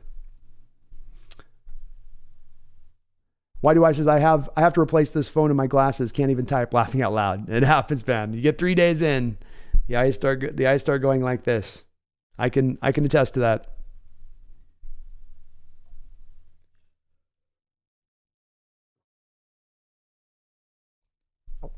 Junior Miller says 3 days no shower. No, I've taken a shower. I'm not a complete bum. You can wash stuff, Junior. What? You want people wear your outfit once and then dump it? Let's wash it. Beatrix says, if the SHTF, most of you won't shower for months. That's true. Some stinky folks out there. Michael YT, Macintosh agent, apparently was already talking to him about being in the UDFA when the Hawks called. It's good. I don't think they're going to pull him out there from Georgia at that point. He probably goes to somewhere a little bit more local or a local team, like a Dolphins or something. Red Ace, the Cardinals had a low-key nice draft. Let's take a look at the Arizona Cardinals. They were up and down for me, I think, when I was looking at them. I love their trading. First off, you've got to give the Cardinals a ton of credit, and you've got to freaking find this. Where are they? Where can I see? I got their mountains here, Arizona. I just gotta go. There they are. So first pick, Paris Johnson, good pick, best tackle in the draft. The value there is fine. That's a good pick. BJ Ojolari in the second round, really good pick there. Love that guy as a twitchy edge guy. The Seahawks looked at him. They very well could have made Ojolari the pick instead of Derek Hall. No doubt about that. Garrett Wilson, I hate that pick. I had a 7th round grade on him. You took him in the 3rd round. Ugh. Now, I love the Michael Wilson pick in the 3rd round because I think that's a guy that is really talented. He just wasn't able to stay on the field much at Stanford, but he's got a good skill set.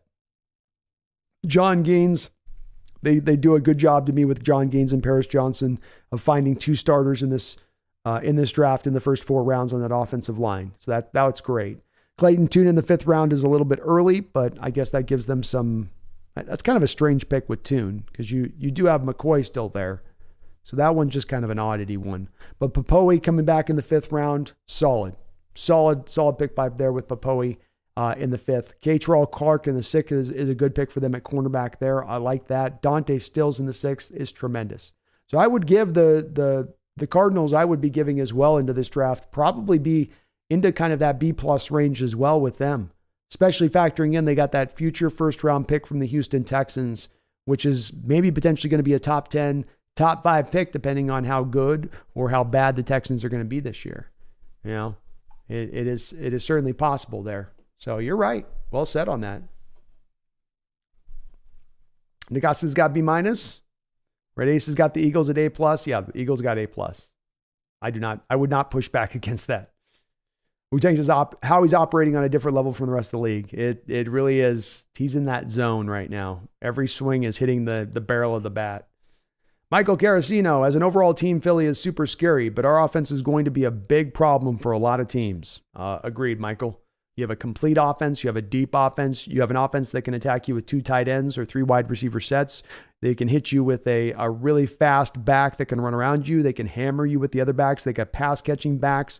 They got 3 separate different tight ends. They've got a young offensive line on the rise.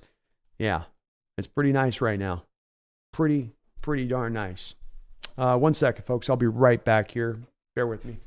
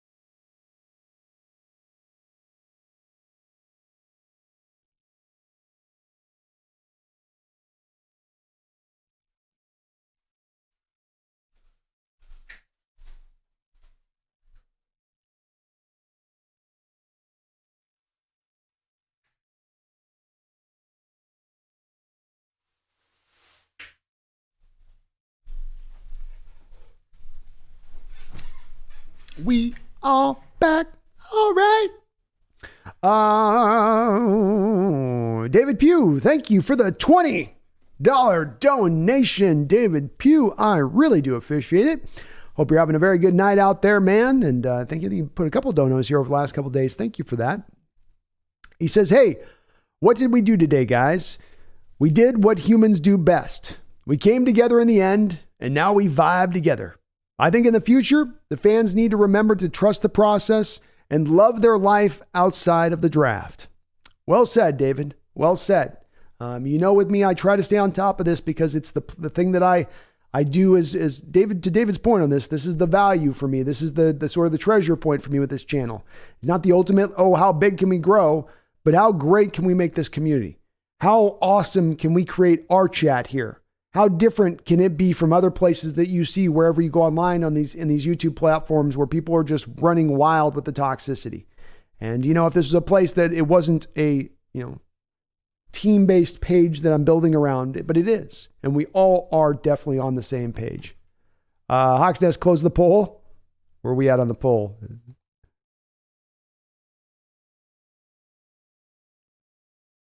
Let's see where we're at. 50%. So 280 votes in. Let's end the poll. Let's see where the 12s are at. Actually, we'll give it let's give it a last 20 seconds countdown. We'll give it a last 20-second countdown. We have 280 votes in. 50% say A. 44% say B. So pretty good. We've got 3% at C and 2% at, I didn't mean to put F, I meant D. So I guess those people are putting D. But good. Good. Let's end that poll. Let's see how it looks for you guys on that. So I like the poll, like where the 12th man's head is at. 282 votes, 50% going to A grade. Good stuff. Good stuff. Michael YT says, Grant Cohn currently essing his pants right now after seeing our draft. Yeah, I was seeing him already starting to point to a couple things we were doing the other night. And then I'm sure if I was him, if I was a content creator of the Niners right now, I wouldn't be loving that draft. And it's not a hard stretch. It isn't you're just being hard. No, it's not a great draft. You took a kicker in the third round. Jair Brown, I like a lot. That's going to be the thing that does help them a lot with that pick there where you're like, well, you did get Jair Brown. You did get D Winners later on. There's something that's going to help those teams out. They do great with undersized middle linebackers, but not the greatest draft for the Niners. Katie Ellis, have the Seahawks ever had 2 1,000-yard rushers in a season? If we run as much as it seems like we want to, we just might do it. It's possible, Katie. If you can play up from ahead in these games especially, it gives you more opportunity to definitely run the ball a little bit more.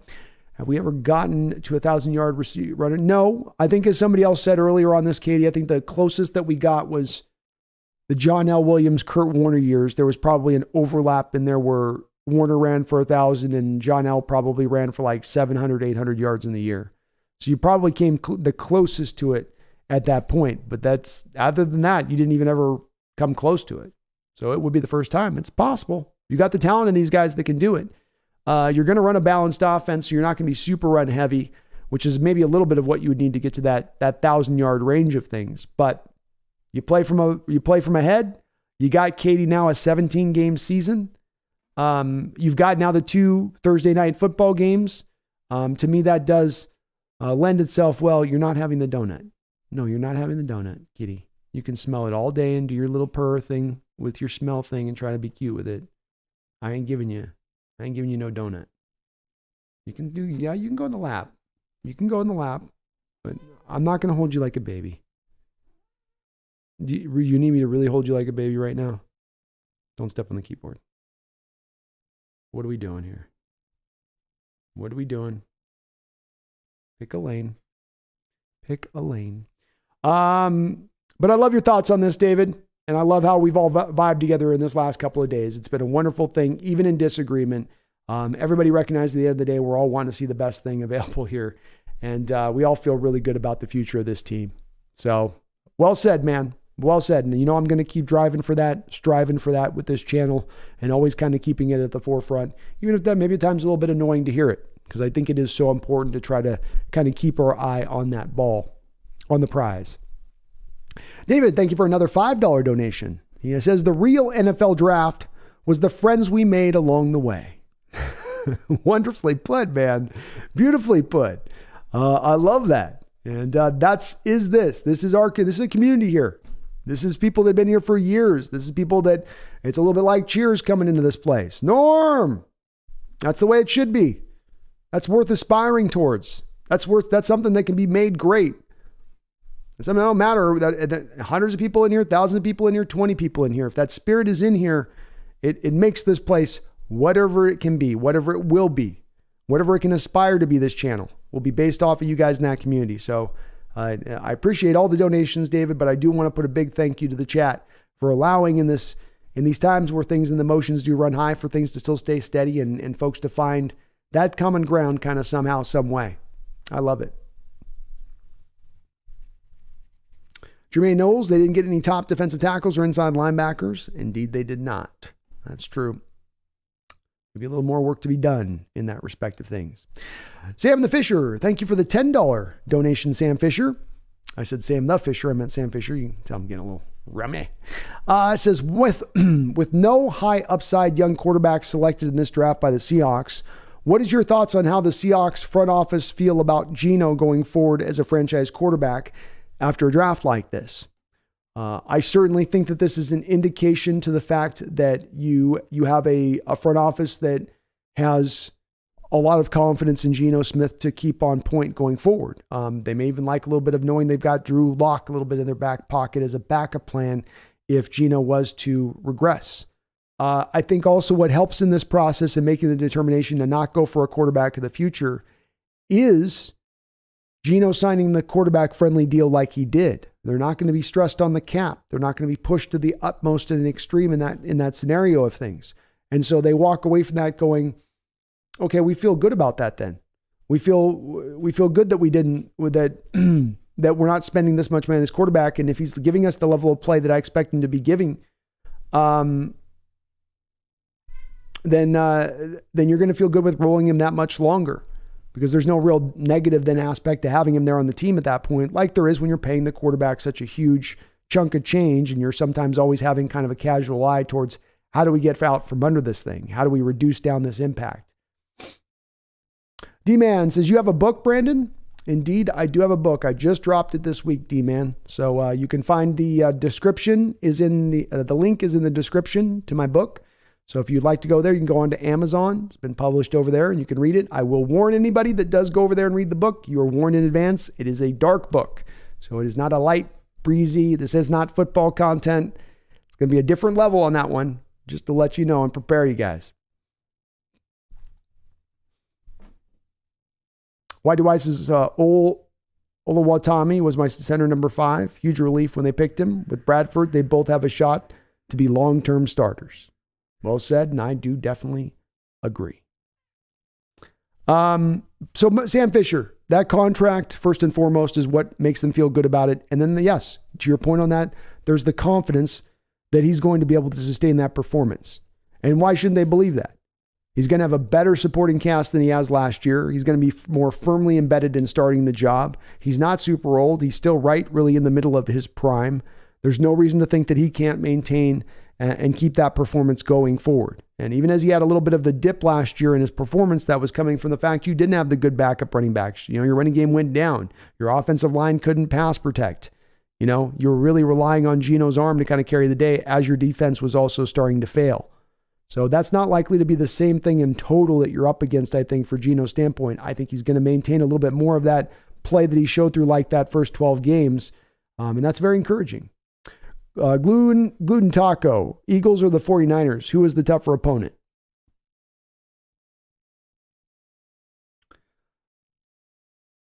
The tougher opponent for me is going to be the Eagles. Jalen Carter is going to come in and give them instantaneous impact. Nolan's going to give them instantaneous impact. Sidney Brown probably ends up rounding out to be a starter. He'll take right over for the Chauncey Gardner role. I don't think that they take any kind of step back from last year, in my opinion. And they had the Niners beat last year, essentially. I know there was the quarterback injury situation, but they did beat him. So I'll still go there. Jerry Moan, the Crow's Nest. The Crow's Nest is my baseball channel. Tiana says, thoughts on Andre Carter and UDFA? I think our edge position is solid, but some people had him in the second or third, and he was projected as a first last year. Too much talent to pass up on? Not really for me, Tiana. He was a one-year wonder coming out of Army. He gave you that 1 year production, and if you look at it, there's a lot of players in this draft. You can go look at their 2021 seasons, and there's a lot of odd uptick in productivity kind of across the board in that respect of things. I don't know if it was the vid year thing affecting things, but he had hardly any sacks this year. His production fell way off. He went out, I believe, to the Senior Bowl, Tiana, and he looked absolutely horrible at the Senior Bowl. One of the worst players out there, along with Blake Freeland. No, I think you've taken care of your edge. You drafted two guys here. Maffe's here. You still have got Nuosu. The only way I would see that being a possibility here, Tiana, is if you're looking to move one of Taylor or Nuosu. Absent that, I think you just you kind of roll with what you got at that position at that point. Mark Harbicorn, are there any good linebacker or defensive line UDFAs?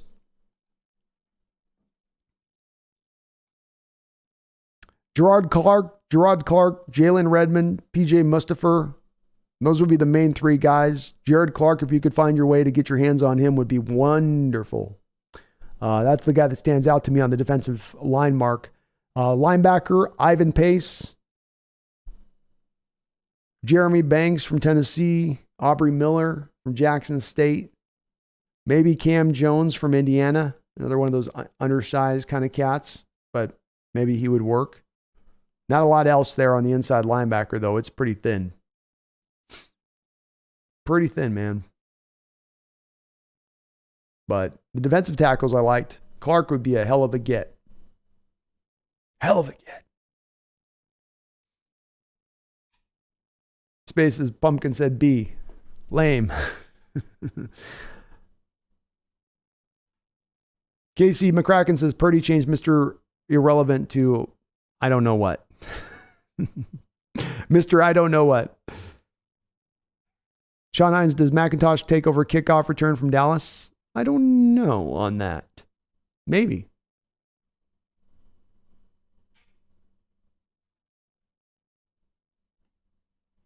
Hi, honey. What's going on? Has it been a long stream? So this is the point of the stream where she reaches where she's going to want me to hold her like a baby. Okay, come on. What are we doing? New Blacks, you should be pumped for the running back room. Okay, come on, baby. What are we doing? Okay, I'll hold you like a baby. Okay, I know. Let me get you figured out here. Okay, we're going to do this like this.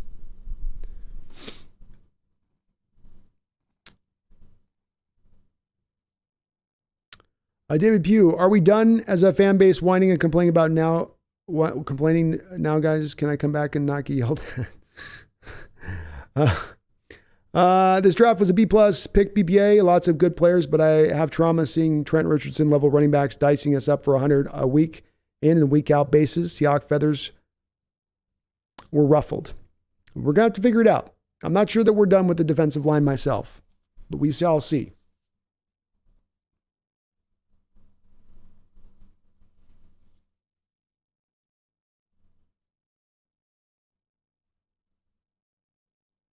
Megan says the SeahawksNest just decided you wanted feedback on the book. You say what you promised.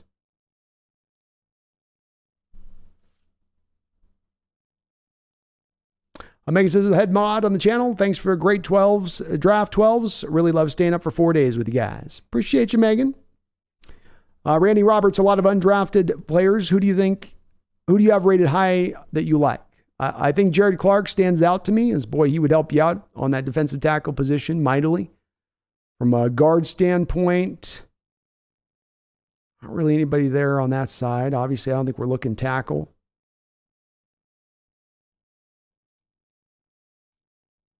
Hunter Lepke, fullback out of North Dakota State, could be kind of interesting. You'd have to carry 5 running backs to make that happen. I don't think that's likely to occur, but could be interesting. Ronnie Hickman, a safety out of Ohio State. Brandon Joseph out of Notre Dame are two guys that kind of stand out to me as possibilities. Trey Dean out of Florida also fell out of the draft. Those could be some safeties they look at, though I know it's not a need. Cornerback, there's some really interesting guys, I think, cornerback-wise, or at least two guys at the top that stand out to me that I like a lot. Rajon Wright, Oregon State guy, he's interesting. And Eli Ricks out of Alabama hasn't played a whole hell of a lot, but a very highly talented guy that you'd be getting as an undrafted rookie free agent. Edge-wise, Lonnie Phelps, Thomas Ikun. I like those guys and their tape a lot off the edge. That would be probably my collection. Ivan Pace would be the middle linebacker I would take a look at. That'd be about it. Not much there for the guard. Emil Ekiyor, guard, would be great. I'd love to be able to grab him. See what he can bring to play. Okay, come on, hun. I don't know what we're doing here.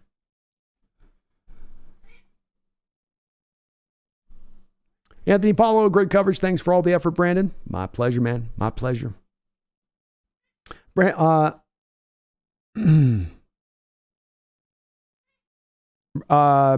says, Brandon, what was your first moment that you remember following the Seahawks?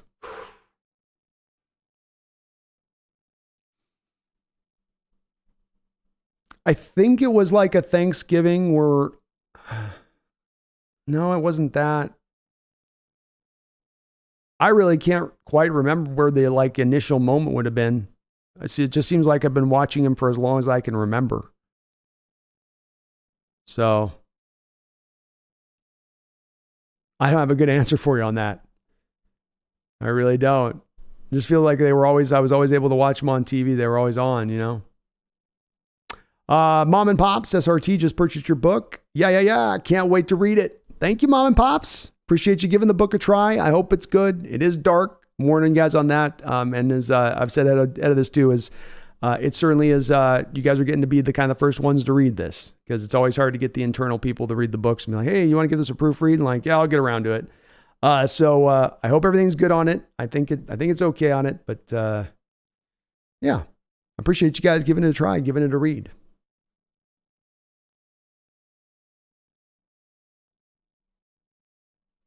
He says only 2% chatters voted our draft an F. Yeah, everyone feels pretty good about this. D-Man says, I specifically telling you is you haven't showered. I specifically you telling is you haven't showered in 3 days. I've showered all 3 days though. Greg Kemp, looks like the Hawks made the right call and the defensive tackles they liked didn't get drafted, and now they can start selling them on joining the team as UDFAs and them having open roster spots at the defensive tackle. Indeed, they did now, Greg, and that can give you a leg up when you're trying to recruit, to your point, UDFA. You got another team between you and the new UDFA trying to bring a guy in. That other team's got a stacked defensive tackle front. Hard for them to oversell, you know, because wherever you go as a UDFA, you know, this might be the only chance I get in the NFL. This might be my only shot. So I want there to be a relative open door, a pathway that's open to me to being able to go and get on the field, to be able to stay just at least on the roster. And we would be able to provide that to a guy like Jared Clark, that's for sure. Hawks, who's the better corner, Woolen or Witherspoon? Kind of tough to say for where they might end up. We don't know what Witherspoon yet is on the field. If we were to project him to where he's theoretically going to go, then I would say that Witherspoon gives you certain things that are better. Woolen gives you other things that are better. Woolen's going to probably have better ball skills and take away the ball and intercept it more. Witherspoon is going to be the better tackler. Who's going to be the better pure cover guy? Kind of a toss-up at that point. So, you know, what's the more valuable skill? What's the more valuable trait? You know, I don't know, you know, on that. Robert Jimenez with a $2 donation says, Walken, Pacino, Nolte, thoughts on draft picks. I'll give you a little bit on it, man. I got to be honest with you. I'm 7.5 hours in and it's day 5 of me straight streaming. So the impressions are hard at this point. Let me see. Here we go. I don't know how you can't, even if you're the most angered Seahawks fan, look at this team and this draft, 2 drafts back to back, and say to yourself, A, B plus, minimum. When I look at this draft, say, wow, Christopher Walken, you have seen a draft this good? No, never have I ever seen my life. It's unbelievable. But let me ask Al, he's got more of that layer head was just, on it. I get excited sometimes. Football makes me that all the time. Al Pacino, what do you think about this draft today? Oh, this draft was the kind of draft that will elevate a franchise to the heights. This will take you beyond anything you've ever had. What do you want as a team? You want Lombardi trophies. You want to fight. You want to scratch. You want to bear. Well, that's what that team did in this draft. They bared down. Bare men. And what are they going to get you now? A Super Bowl trophy with this win. But let me ask Nick. He's the one who's got the level head about this. What do you think, Nick Nolte, about this team in this draft? I don't care about the draft. Who cares about the draft? I want to go have a drink. I'm so tired. God, I'm so tired. I've watched too much football with the draft. Nick is a tough sell. I'm not going to lie. That's as good as I got, Robert. The voice is toasty. Super toasty. But thank you for the $2 donation. Diddy Cat Lover with a $10 donation says, thanks, B, for 3 great days. Enjoy your content and humor and the great mods and the chat. Thank you so much. That's very kind of you to put that, Didi. I really appreciate you. That's what we aspire for here in this place, what we want this to be. And so I do really appreciate that. It's good to hear that we're hitting that mark in that way. Love what I do here. I love this channel. It's my favorite thing in the world. It really, really is. And it makes me feel good that it's resonating with people like it is. So thank you so much, Diddy. I really do appreciate that. Roxanne Deshaun Johnson, 6'2", defensive end from Toledo, is Mr. Irrelevant. You are Mr. Irrelevant. Tough title to shake. Unless your name's Purdy. Better together, Hawks is right. Casey, that's right. AI, Andre Carter went undrafted. He did. Whitey White says the reason Seattle went with Hall over guys like Luke BJ is that Hall is an edge-setting outside linebacker day one. He is far more physical than any other outside linebacker on the board then. Very true. Great point. Can't add anything on top of that. It's right there. Austin Martin, Witherspoon reminds me of Sean Taylor. Ball hawk skills, hitting, reading plays. Very instinctive guy. Sees it clean on the football field, knows where he needs to be. And the ball skills are definitely there. New Black says, I think Howie just got 70% lucky. You know what they say. It's better to be lucky than to be good. Randy Roberts, Redmond, Pace, Ikior, Andre Carter, Clark, Cam Jones, Ford, Wyndham. Hope we sign them all. Let's get them all. Let's not restrict ourselves. Prezon, Seattle signs Noah Grindorf, tight end. Did they? Beatrix Kiddo, Pumpkin, so cute. Sleepy kitty. She's a very sleepy kitty. She's ready for dad. It's like, this has been days of no playing, no petting. What are we doing here? What are we doing here, right? Yeah.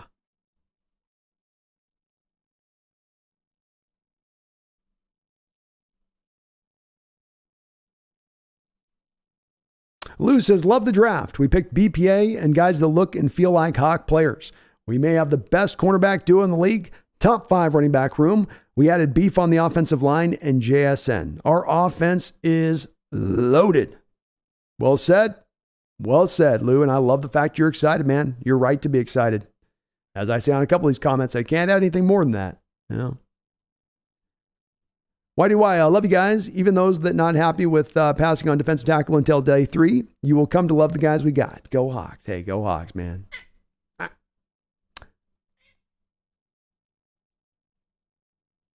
Jaras says former Alabama guard Emil Ekiyor is signing with the Colts per source. Darn it.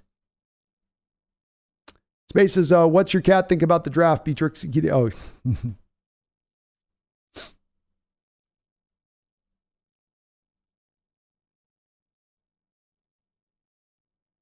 John Hines says Mike Morse hung up on Coach Hurt and Coach had to call him back.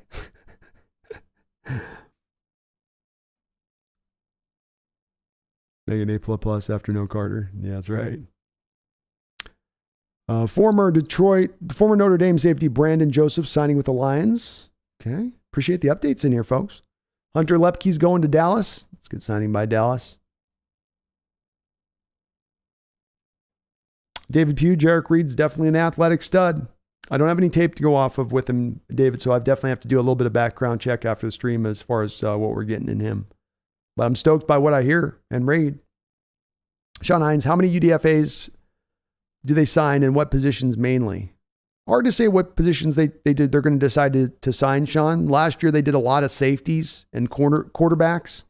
So they definitely did try to kind of just target in on certain positional groups last year for the UDFAs. But historically speaking, that's not been necessarily their modus operandi when it comes to that. They tend to go all the way around the world and grab prospects from all sorts of positions at that point.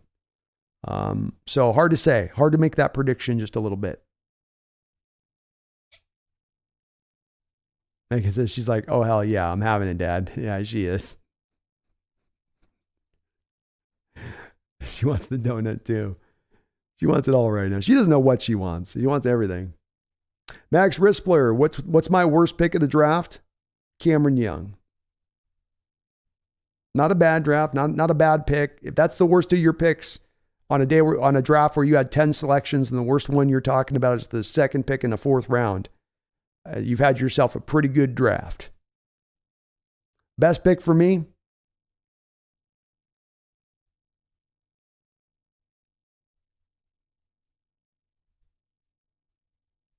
The best pick for me is going to be Olu Oluwatimi in the late fifth. I had a mid-third round grade. You're getting him at a 2-round higher spot. He's going to start, I think, day one for you at center, even over the top of Evan Brown. That's probably my favorite. David says our offense looks dangerous. Dean says, thanks, Brandon, for all of your educated input and great content on the draft. Also, congratulations to all the 12s on our new team. And while we didn't always agree, we are all in this together. Go Hawks. Go Hawks, man, and beautifully put. Wonderfully put.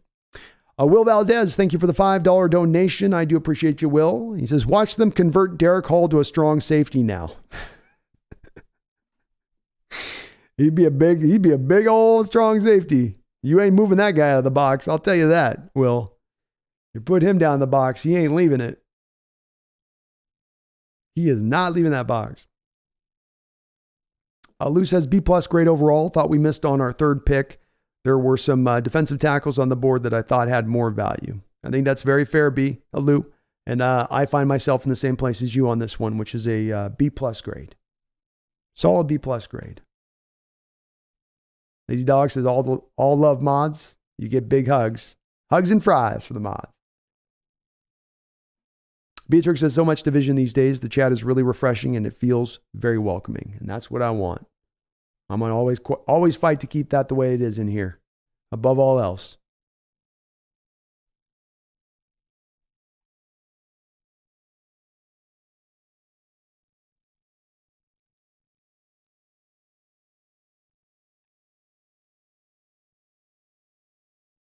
Why do I, former North Dakota State tight end Noah Grindorf, and it sounds like a name out of a Harry Potter book, doesn't it? And ex-Oregon State wide receiver Tijon Lindsey are the first reported undrafted free agent signings by the Seahawks. There we go. We'll try to get an audio book of my book eventually done. It's a big book. It's going to take me quite a long time to get that audio version done. Sean Hines, does the 12s realize we have Brandon Jones to transform our pass rushers and D-line in general? No other teams get that while he works for us. I love it, man. I hope he can. I hope he can bring it to bear like that.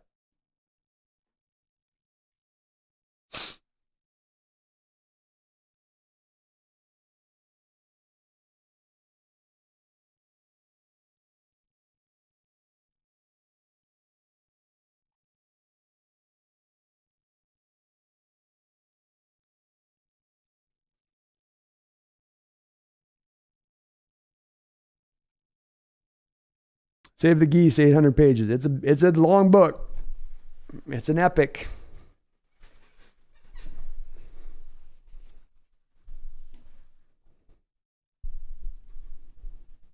It's a big one. Dzilla, what date will you be promoting your book and talking Seahawks on the Adam Ray podcast? I don't know, man. I'll have to be careful a little bit how I promote the book here because there is content within the book that's probably not all YouTube friendly. So I can put a link to it and whatnot. I can't talk as much about the details of it, I don't think, once they get in the book. But I don't know. I'm just going to kind of put it out there and see if people respond to it, see what people think about it. It may not be good. So, you're not even sure if it's good until you get people reading if it's worth promoting, CR says, love today, except Bradford, all big, all on my big board, no reaches. Solid day, really happy how it went. I think everybody is for the most part, CR, in that respect. And yeah, I'm a little trepidation for me too on the Bradford pick. Not because he's a bad player, but just on scheme fit as much as anything.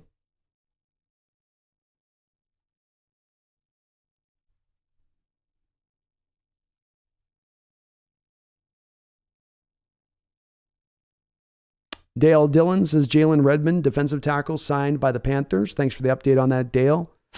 That one bites the dust. CR, thoughts on Grindorf? Did you look into him? No.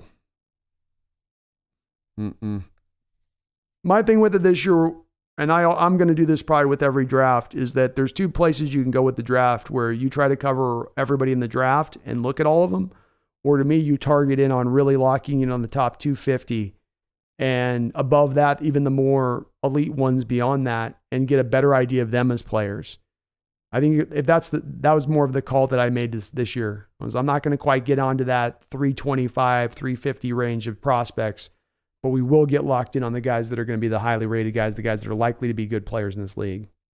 Lou says Pumpkin steals the show. She does steal the show, man. She'll steal your heart. She'll steal the show. Randy Roberts, will Morris be able to make the transition from outside linebacker to defensive end DT? I think he will. He's got the power, the length, the size to do it. So they say he's up to 295. He's going to have the weight to do it as well, Randy. I would think so.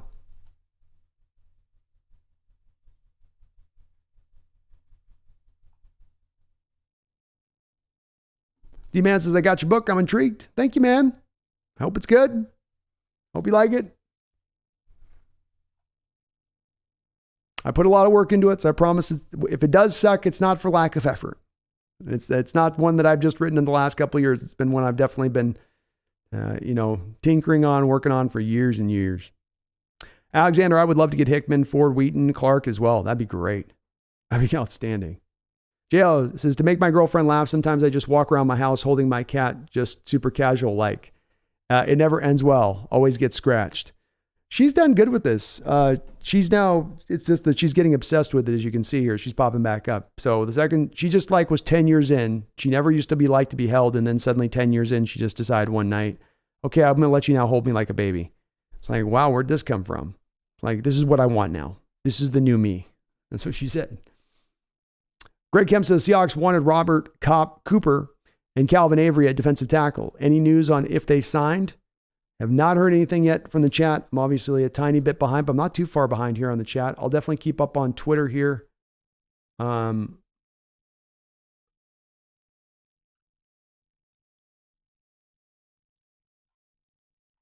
we'll see if something does come up here notable.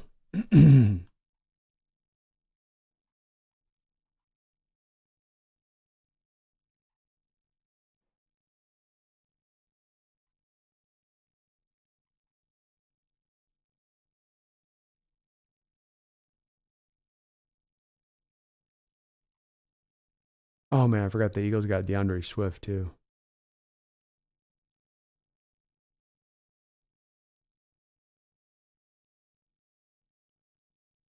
Nothing being released here that I'm seeing online quite yet. We'll keep tracking it. Whitey Wise says Witherspoon's amazing against the run, and he sniffs out screens and running back flare routes in a heartbeat. Hall, Morris, Young are all dominant run defenders. I have faith. Me too, man. You should have faith. They're all good players.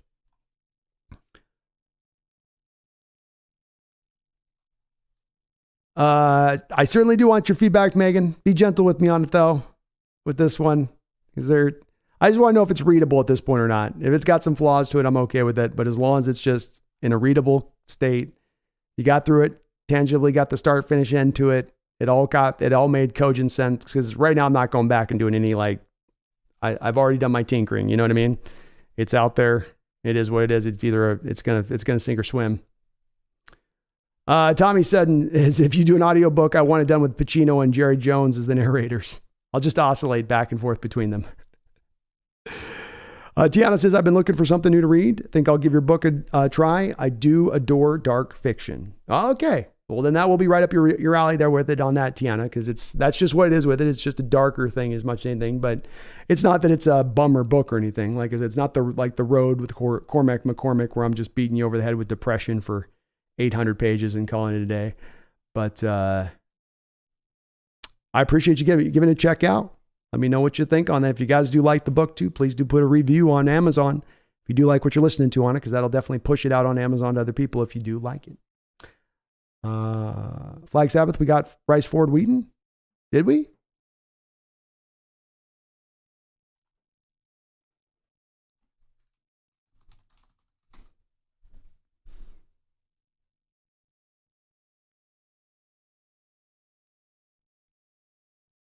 Looks like Falcons sign. Oh no, somebody's asking for them to sign it.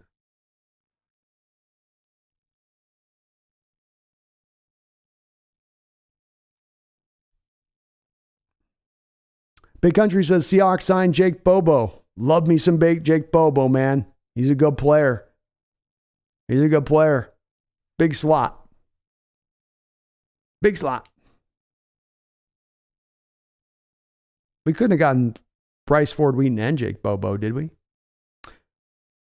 Megan asks, B, what can you explain to me what UDFA is and how it works, please? Yeah. So you have a certain number of players, of course, that announce for the draft, Megan, and there's not going to be all those guys that get drafted. So once the draft finishes, those players then become undrafted free agents, which means they can sign with any team, anywhere in that respect of things. So there really is just a competition at that point between teams, which is pretty evenly stretched. You can, on certain ones, give them a little bit extra money as practice squad kind of players. So there's a little bit of a way. Sometimes you can give a little extra money if you really value one over another. But it all comes down to really what the draw tends to be on this, Megan, is you reach out for an undrafted rookie free agent. You're trying to go for a guy that you've maybe left the position a little bit more emptier in the draft so that you can go grab that guy who's looking for his chance in the NFL, who understands he's a fringe NFL guy, who understands his roster spot is not guaranteed like a first or a second rounder. And so he's looking for the place in the NFL that he can go to find that soft landing zone to where he can hold and stick onto that roster. So that's really the draw at the end of the day. And the way that this applies to us, Megan, is you have a defensive tackle position, which you didn't address in this draft. So if there's a guy like a Jared Clark out there or other defensive tackles that they might like, they can go to them and say, hey, you're looking for a great roster spot. You're looking for a great team. You're looking for a place that you're likely to not only have playing time in the preseason, but you're very likely to hold on and stay on with this team if you come here as an undrafted rookie free agent. And that's the way you really usually got to kind of draw them in if you're going to draw them in. D-Man, what is the time frame of when you remember your first moments of the Seahawks fan? Mine was 1982. I was set up that they didn't make the playoffs that year. It's hard, man. It's hard for me to exactly to say on that. I mean, you're talking 40 years ago for me, when I'm just coming into, the story that I get from my mom, D-Man, is that she would sit me down as a kid and put me in front of cartoons on the TV and set me right in front of the TV and then go do something, right? And then she would come back and I would always be turning the television to football. So she leaves, comes back, I'm turning to football. And she's like, that's weird. She turned it back to commercial. She turned it back to the cartoons and then come back and I would have flipped it back to football. So I had always kind of had it in my blood a little bit with that, I guess, but then it was always my uncle that helped me probably really develop my passion for the sport because he looked just like Steve Largent as Steve Largent was out there doing what he was doing. So that one was definitely, catching me. I don't know if I can go exactly the exact year. That might be tough. It might be tough. Seahawks are signing former UCLA receiver and Duke receiver Jake Bobo. Good cause, good hands, good contested catch guy. We got Calvin Avery going to the Vikings, so another defensive tackle off the board for our Seahawks. Tommy Eaton says to me, Witherspoon is a combination of Brandon Browner and Cam Chancellor. It's going to be a jersey in my closet for sure. For sure. I don't know if I would have gotten that combination of Browner and Chancellor. To me, Witherspoon is Darius Slay, but a better tackler, a way better tackler. But it gives you a lot of what you'd get with Darius Slay in the coverage. Hawks Nest, can I start bragging about pick 5 yet? You can brag away. I don't got no problem bragging. Go for it. Rightfully so. And a good call on your part. Jaros, the Seahawks are signing Aztec defensive lineman Jonah Tavia, per league source. Shout out to the defensive line that plays with terrific leverage. Stout defensive lineman that plays with terrific leverage. And looking up Jonah Tavai as well, he was an excellently graded player by PFF last year on the college scene. So I had a chance to just get a little bit of a dip and a taste and a feel for him right before the draft. He's one of my last kind of guys to be scouted. But I liked him for a 7th round guy. And that's a guy that can help this defensive line out as an undrafted free agent. It's a good signing by the Seahawks. We need something, right? We need something. Megan says, okay, worst pick, Cameron? Seriously? Okay, Hawks Nest. That'd be my worst one of the bunch. Yeah, that's the one I'm least a fan of. Now, let me get my Jake Bobo notes up here. I call him the big slot, unique skill set. He is the rare big man that can run tight, sharp, and precise routes. He has really good hands, capable of catching the ball away from his body consistently and catching through contact and while falling down. He's got long arms, huge catch radius. He has a very slight burst off the line of scrimmage, but not quick. And he looks like about a 4.7 40 guy on tape. So you can see right there in that last comment as to probably why he drifted down through the draft, not being explosive, not being fast. I do like him though, because he is the definition of a receiver that shows you route running is handy. He's the rare receiver that shows you that route running is more important sometimes than speed. If you're a great route runner, that can overcome a lack of speed. He cuts at the stem of the route. His cuts at the stem of the route are outstanding. UCLA played him a little on the outside, but he was mainly doing his work from the inside. Something that he can do some tight end stuff, but his blocking isn't close to being up to snuff for that. He'll get an initial hat on a hat, but doesn't usually maintain the block. I did wish he had blocked a little better, considering he's 6'5", 215 at times, especially when he's going up against corners and safeties. He is an issue in the red zone where he can turn into kind of a power forward down in the paint and just block out smaller cornerbacks from the ball. I think he can be useful as a big slot in this league. And I don't know if there was much of a role for him beyond that, but that he could be useful at least in that little bit of a role. So I like me some Jake Bobo. Tom Eden says Cam Young is a great pick for us if we're in a 4-3, right? I mean, maybe he transitions better to a 1 tech. He just wasn't particularly good as a 0 tech in college from the tape that I watched.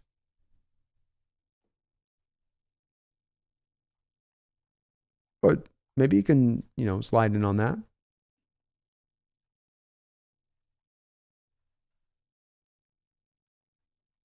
Tom Eden says, my favorite pick is actually Bradford. I think he's a beast. I'm glad to hear there's a lot of people on the plus side of Bradford.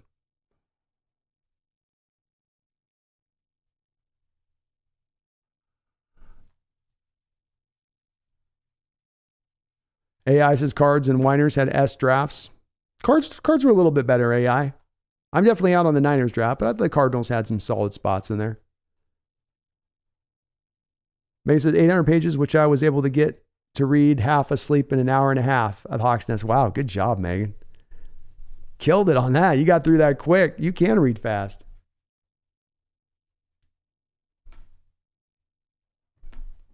Megan says, do not ruin Queen for me, B. Duras says the Seahawks are signing FSU football defensive tackle Robert Cooper, per source.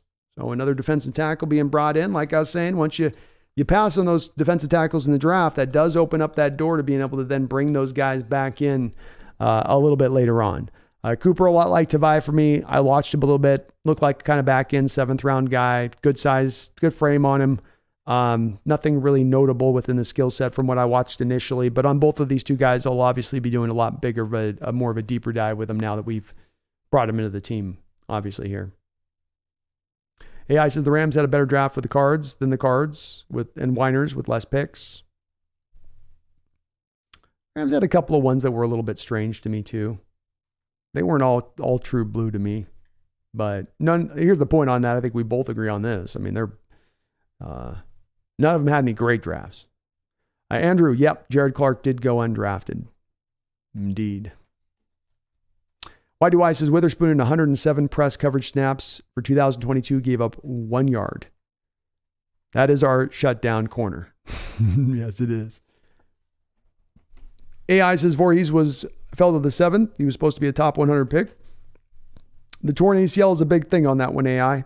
And he is a little bit of an older prospect. And I would say, other than being really powerful on tape, I don't know that he was going to really fit a mobile-based offensive scheme. So scheme limited, kind of a one-trick pony as far as what he brings to play as a guard, and then you have the torn ACL on top of it. Megan says, my aim was 350 players scouted and got to 325, along with 125 mocks. This will be my aim each year. That's a strong aim, Megan. You're going to have me beat every year. I don't think I can get to 325. Something happens about 275 where my eyes just cook over. They glaze over.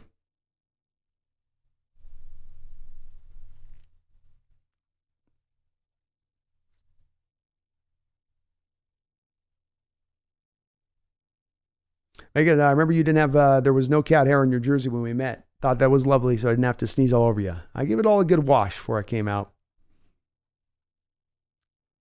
The Skis says, I didn't even think about UDFAs, laughing out loud. You can't forget UDFAs, man. We've had some good ones over the year. Doug Baldwin, Ricardo Lockett, Poona Ford. Hell, even Miles Adams played pretty good football for you. Beatrice says, my cat's the same. The older they get, the more attention they want and are willing to receive. Yeah, she's much more now about lovey, lovey, lovey. It's pretty amazing, Beatrix. I'm not mad. I'm glad she is. Because neither of my cats are necessarily have been always like super cuddly. Cormac McCarthy, B. My bad, yeah. It's late in the day. You know, going, mouth starts to warble. Giraffes, Louisiana Tech offensive tackle Josh Moat invited to Chiefs Seahawks rookie minicamps per league source. Megan says a few spelling mistakes, but I loved it. That's good to hear. Yeah, there's probably a couple in there, which, you know, Megan, would happen. Even you go through and you proof it. It's like your eyes will miss something on 800 pages, you know? So as long as it's in good readable shape, that's the main thing I'm worried about right now. And people will like what they got in there, then I'm good on it. But thank you for reading through all that. That was awesome. Nick says, I'm not putting a review on Amazon until you say what you promised about Jim Zornby. I made that promise if Carter was picked. That promise was rooted in a Carter pickage.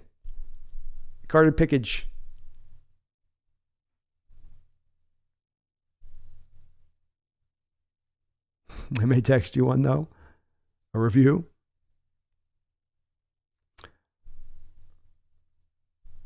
Matt Landers. Seahawks signing another receiver. Matt Landers is being signed. Oh, wow. Another guy that I liked quite a bit.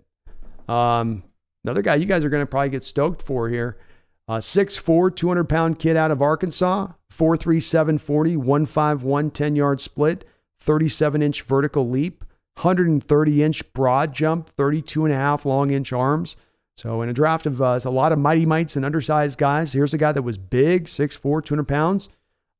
So much to like with Landers is what I put my notes first thing out the gate. First thing is his patented move is his double move. He's got a pretty wicked double move. He's a bigger receiver with strong body control in his route running. He's good in not showing his hands in his route. The defensive back has no real idea of where he's going. I think I meant to use another word than hand. His hands are really good. He catches the ball out away from his body often, especially with Jefferson slinging him in the rock. And what I meant by this is KJ Jefferson can sometimes be a little bit inaccurate with his throws. He doesn't always really put it on the body. He sometimes asks those guys to really reach out away from themselves to pluck it. And this kid does a very good job of pulling that off. He is a little like DeAndre Hopkins with the ball in his hands. He'll do a lot, but doesn't always accomplish as much as far as getting upfield. So he'll do a lot of moves. He'll do a lot of this, but he ends up getting like a couple of yards from it a little bit. It just kind of reminded me of that for whatever reason. He'll do a lot, but doesn't always. I was surprised by his combine run. I didn't think he was as fast as 4.37 on the film, though he does get open deep often, which is noteworthy. It's more of his route running than him just simply burning people with his speed. His physical coverage can give him some problems. You have guys who get faster when the ball is in the air He is not one of those. He's kind of the opposite a little bit. When the ball goes in the air, he seems to slow down as he's kind of tracking the ball and measuring where it's going to go. He checks a lot of the physical boxes and has some natural ability as a receiver. League average potential is what you could be potentially getting in this guy. So to get that as a undrafted free agent, I mean, this is a guy who could eventually in this league play on the outside. 4.3, 740, 151, 10-yard split on a 6'4", 200-pound frame. He's got some great numbers in with that. This is pretty awesome. You're able to get him and both Bobo in. Feel very good about the receiver position at this point with this and JSN coming in. Jerrick Young still here. Eskridge still here. Good luck, Eskridge. Good luck making the team, man. It's not going to maybe happen. You know what I mean? D-Man, is Brandon's book fiction, though? My book is fiction. Correct. We signed Cam Bright, too. I know nothing of Cam Bright. Why do I? If anyone remembers Antoine Whitfield, that is who Witherspoon reminds me of in run support, but more explosive. I consider Antoine Winfield the best, or one of the best tackling corners of all time. Why do I? So that's heavy praise, but I can understand the comparison. I can. AI says Bobo's going to make Eskridge go home to wash cars. He is. Keenan Reeves, signed by the Ravens. Good signing by them. Beatrix says, my cat purred for the first time after I bought my sister's ashes home in 2021 and was very emotional. I had her for many years at that point, no purring. I think my sister was speaking through her. Oh, that's a wonderful story. I could see it. They're in touch in certain ways with the other kind of another side of things, you know. Cat's attacking my other cat. Hold on. Hey, let her be. What are you doing? You being gnarly? You being gnarly with it? But they do warm up as they get older. You're right about that. Something about them just gets them happier about it, I guess. I don't know.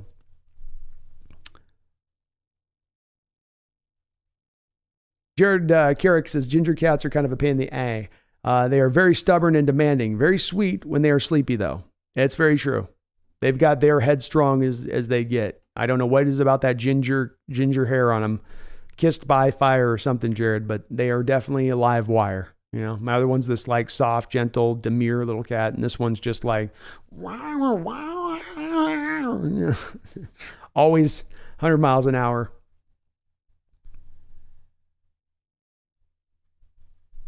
Robert Cooper signed by the Seahawks. So we're having some good names here. A couple receivers. A couple defensive tackles we've grabbed. Tiana says, appreciate hanging out with you tonight. I should probably stop procrastinating on editing my book, though. So I will see you next time. Well, sounds good. You have yourself a good one. Good luck on the book edit there, Tiana. Best of luck to you on that.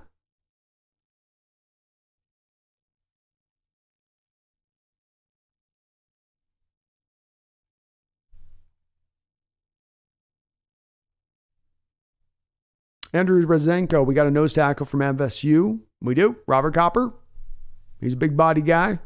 He fits the mark. Your boy Michael, Matt Landers is fun. He's fun. He's got a lot there.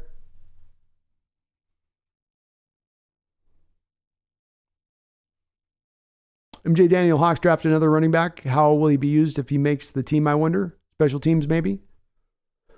He's got some third down elements to him, MJ Daniel. And remember, since 2015, you've pretty consistently had to go through the full spectrum of your running back room every single year, to the point even beyond it at times where you're having to sign guys off the streets. So you do find yourself in that territory at times.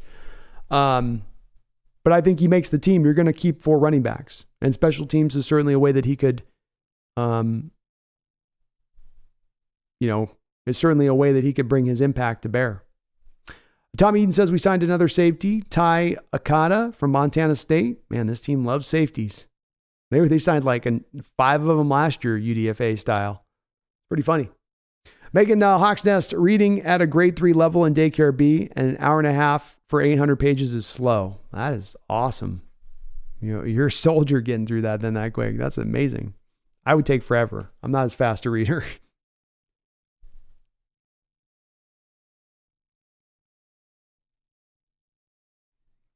Why? PFF gave Seattle an A. The only other grades higher, A+, were Philadelphia, Pitt, Indianapolis, and Arizona. I'll take the A. I wouldn't have given all those teams that grades, but okay, you know. Louise, are we taking a quarterback? No. New Blacks, Jim Nagy just on tape without a combine. Kenny McIntosh, Seahawks in 7th is best value pick of the draft. We had McIntosh higher on Senior Bowl board than the Hawks second rounder, Zach Charbonnet. They're kind of crazy for that one, New Blacks, right? And I mean, it's kind of the thing with Jim Nagy on it. I love his opinion, and he's doing really good work out there. The Senior Bowl's awesome. He gets you aware of people that you wouldn't be aware of. But I will say this too with the New Blacks. There's definitely we're going to actively be selling these players who come to the Senior Bowl in order to make sure that we make this an attractive place for agents to send their players. And we start to get into the one hand washes the other kind of thing here, you know, where is it a pure evaluation at that point? Or is it a little bit of the, we want to make you come here, we want to make you look good for everybody so we can continue to come and draw these players into doing this postseason Senior Bowl, basically what it is. Because I can't see how New Blacks should come into any way where you land at that you have Kenny McIntosh as a better running back than Zach Charbonnet. But I get it. He's good. He's not wrong about that, New Blacks. Kenny McIntosh is a really good player, and I'll say this. I had him in the 5th, so you are getting better value in the 7th to be getting him there. He would be my third best value add in this draft. I'd go Olu Oluwatimi, Morris, and then probably McIntosh is the third one. From a value of where you got him versus where they were theoretically going to go. Tommy says the Steelers did have a great draft. I will give him that. But I'm 100% sure they cheated somehow. Roland Connor says you must also be happy that Lamar is signed. I like it. It's good to see him finally getting paid. Glad to see the AFC be as stacked up as possible. Glad Lamar's not in the NFC. So things are a little bit easier for us in that respect. Megan says, mine too, B. Didn't think I was going to break 320. You keep going sometimes, you know, it's hard. That'd be the reason why I can't change anything else into it. You know, I got to let it ride for what it is. You know, maybe I can go back in and clean up some spelling errors and stuff, but at this point it's going to be it either sinks or swims, right? It's either going to sink or swim.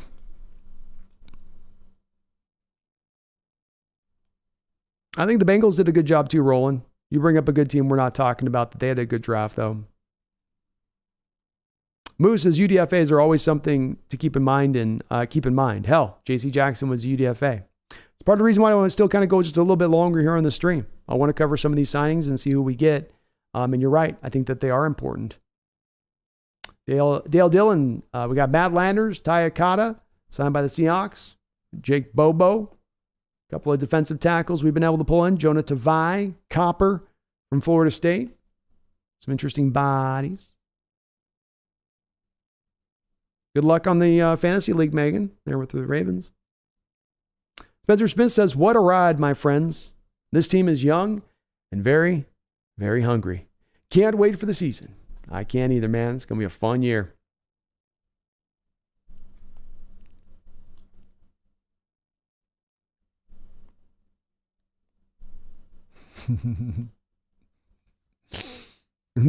Spencer means he was trying to get you on the fantasy team. Spencer, yeah, Bryce Ford Wheaton did go undrafted.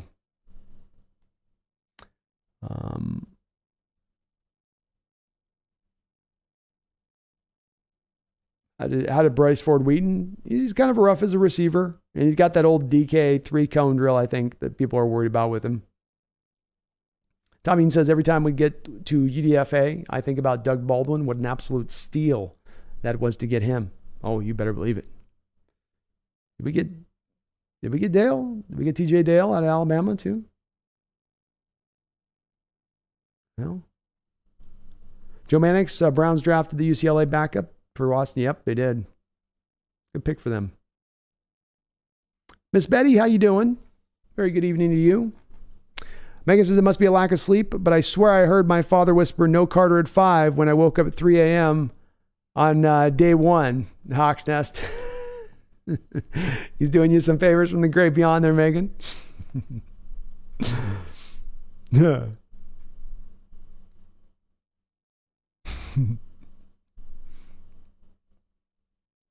Maxwell Landers is ranked second amongst the UDFA. Great signing. Oh, it's a fantastic signing.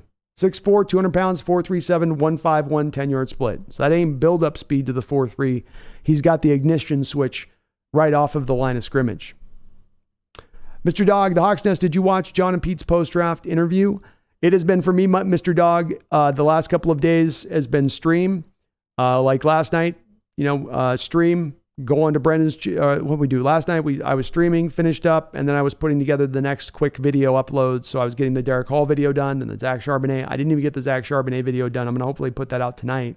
So I'm just in that knee-deep approach at this point where it's all just the content production, because you've got to strike while the iron's hot right now. I can't release out the Charbonnet video on Wednesday or Thursday. It's like people are going to be looking for it now. So there's that draw. But I'll eventually get back to watching all of their interviews and their feedback and what they had to say with it. It's just been kind of one to the other the last 5 days. It's sort of been a blur, to be honest with you.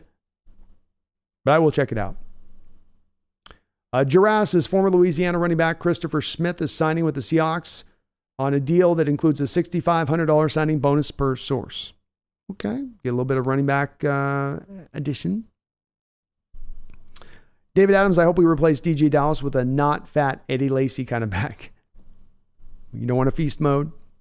Mark, when asked about long snapper, John said, we figure it out. And Pete says, we don't plan on kicking much. We're going for it. I love that answer by Pete. Let's go, Pete. Give me that big balls, Pete, back in the house. I love these UDFAs too, Alexander. Some solid signings we're hearing from here. We need guys for camp and practice squad. These guys aren't expected to make the team, but we'll fill out the 90-man roster. If one makes it, that's gravy. Indeed. New Blacks, I agree with your Senior Bowl comments. I think McIntosh sunk because of his poor combine and such. Yeah, agreed. And I do like him. So New Blacks, I like the Nagy's hyped on him, and I think Nagy should be, because he is a unique back with a skill set that has a lot of things he can offer. But the numbers in the testing weren't surprising either, right? Because you did feel like, okay, there was a little bit of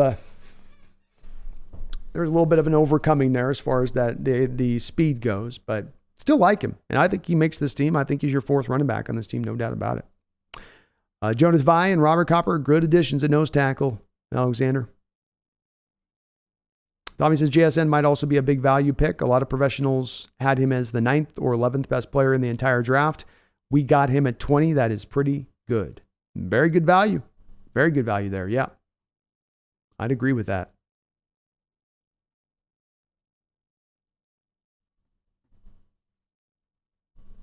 Jaras, is that a real name?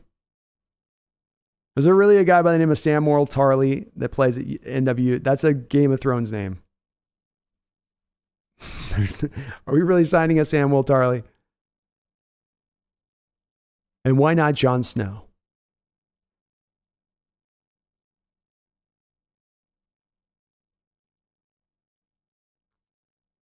Megan says 10 a.m. here. I'm considering heading to bed. When are you streaming, B? I don't know. Chat, let me know. Do you guys want me to do the Sea Dragons tomorrow? 12:30? You guys checking out the Sea Dragons? So probably the Sea Dragons, Megan. If I don't make it tomorrow and I'm just toast, I'll be going over onto Brendan's channel at 3:30. And then if I do that, I'll probably come back and live stream after I'm done with Brendan's channel. One of the two I'll probably do. One of the two. Sean Tucker, Tampa Bay signed. Thanks for the updates on those, Dale. It's a good signing by Tampa Bay. Ethan says, Brandon, Pete Carroll explicitly stated, we don't draft for need. We got guys we liked, explains and lines up with everything. I've been saying it for 3 days of this draft. So it's not me now just saying it in a vacuum. It's them also confirming it by what they're telling you too. And I don't think that they're lying or telling you a story. I think they're telling you the truth. That this is value draft for us. This is trusting our board. And bless them for doing so. AI says, I just watched Lander's highlight. Eskridge is done in Seattle. He is better than the other kid, too. Touchdown catches against Alabama, LSU, Auburn, and Mississippi. He needs to gain about 10 pounds. He does. 6'4", straight 200, probably 195-ish. He's got to get up to about probably 210. So he doesn't get pressed to death by physical coverage because he does have issues at times with getting kind of jostled off his route by physicality. But you can add weight. You can add strength. You can't teach you got to run 4.37. You can't teach you got to have a 1.5, 110-yard split. You can't teach 130-inch broad jump or a 37-inch vert or having almost 33-inch long arms. And that's what Landers brings to play. Worth getting excited about for sure.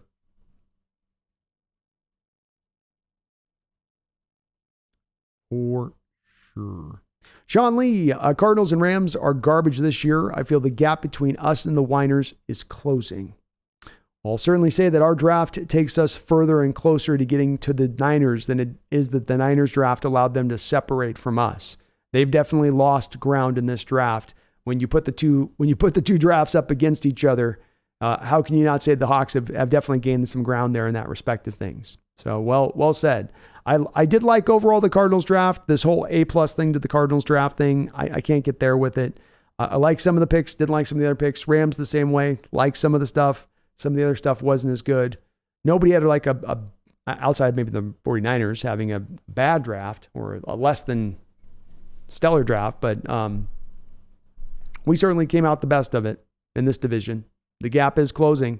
And Sean, next year, I don't think those two teams are going to make much noise. So it's you and the Niners next year in this division. Why do I says Pete also said he wants to bring back Puna and Shelby Harris. On a similar note, I want a Lambo, but I can't afford what I want either.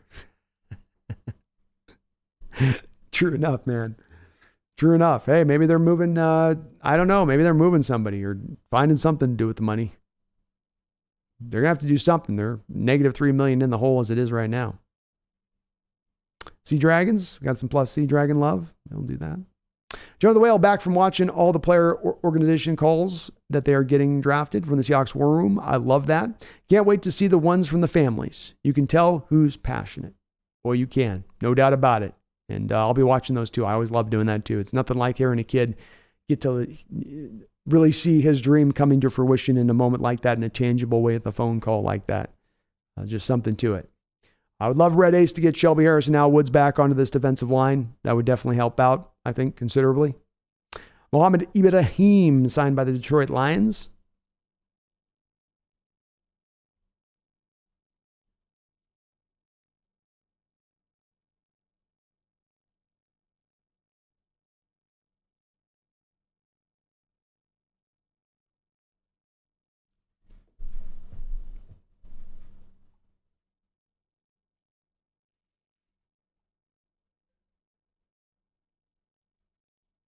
Relax, laugh it out loud. I thought the same thing, B, when I saw someone post that somewhere.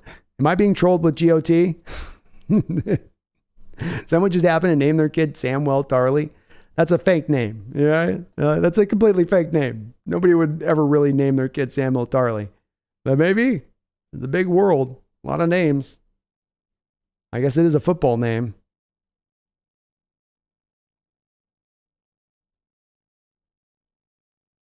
Ethan says Samwise Ganji signing with the Seahawks as the new punt returner. I thought he was going to be this long snapper. Tommy Eaton says 210 is nothing. Tell them to call me. I'll show them how to eat. You know how it is with those young kids, Tommy? They got those crazy metabolisms. They get the 6,000 calorie diet. Not even a pound gained. Megan says, and besides that, B, I want to watch my favorite blue-eyed, silver-haired coach, Canadian head coach. Yeah. But the Dragons, I'm telling you, Dragons. Will Valdez, so are we going to stack 6 to 7 in the box to stop the run? You could, because you have the corners on the outside now, Will, to play man-based coverage. That's the key with that. It's very hard to stack the box and then run zone-based coverage on the back end. Zone-based coverage is always going to be at its best with the more bodies you can drop into zone, the more you can squeeze the passing windows. So having that opportunity will certainly help you to do that now with the man-based guys, I would think. I would definitely think.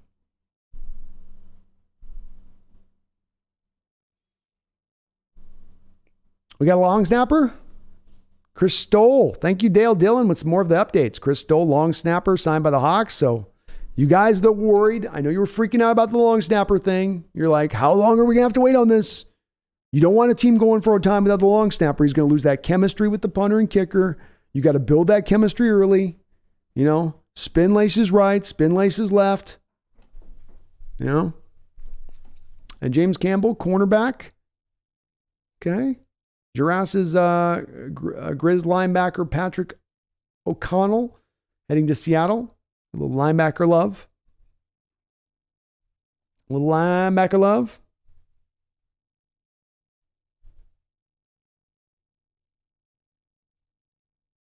Megan says, yeah, and I love that Dragons B. Love that Dave Haskell slightly more. Dale Dillon, Ali Gay, edge signed by the Texans.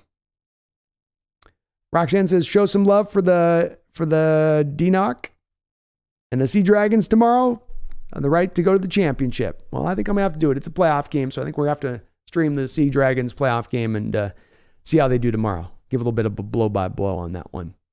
1 second here. I'll be right back, folks.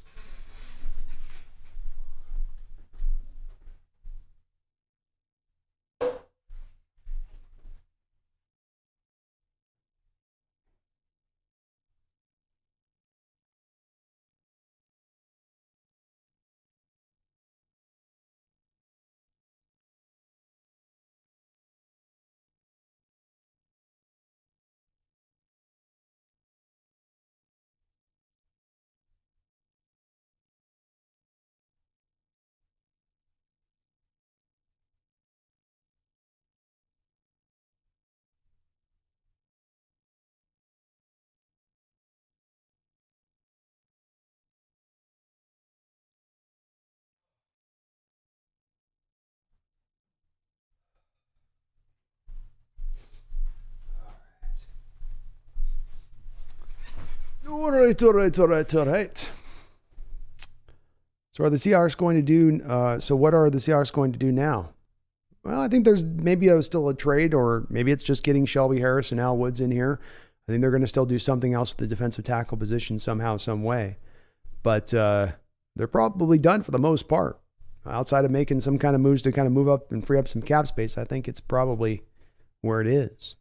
Tommy says, not to mention we got DiNucci, the man who was born with a baseball name and ended up a quarterback. Boy, did he ever. Yeah, born with a second baseman's name and a quarterback's arm. WTC says, how about inside linebacker? I think that the team is trusting a little bit more on Jordan Brooks coming back a little bit faster than perhaps we had thought.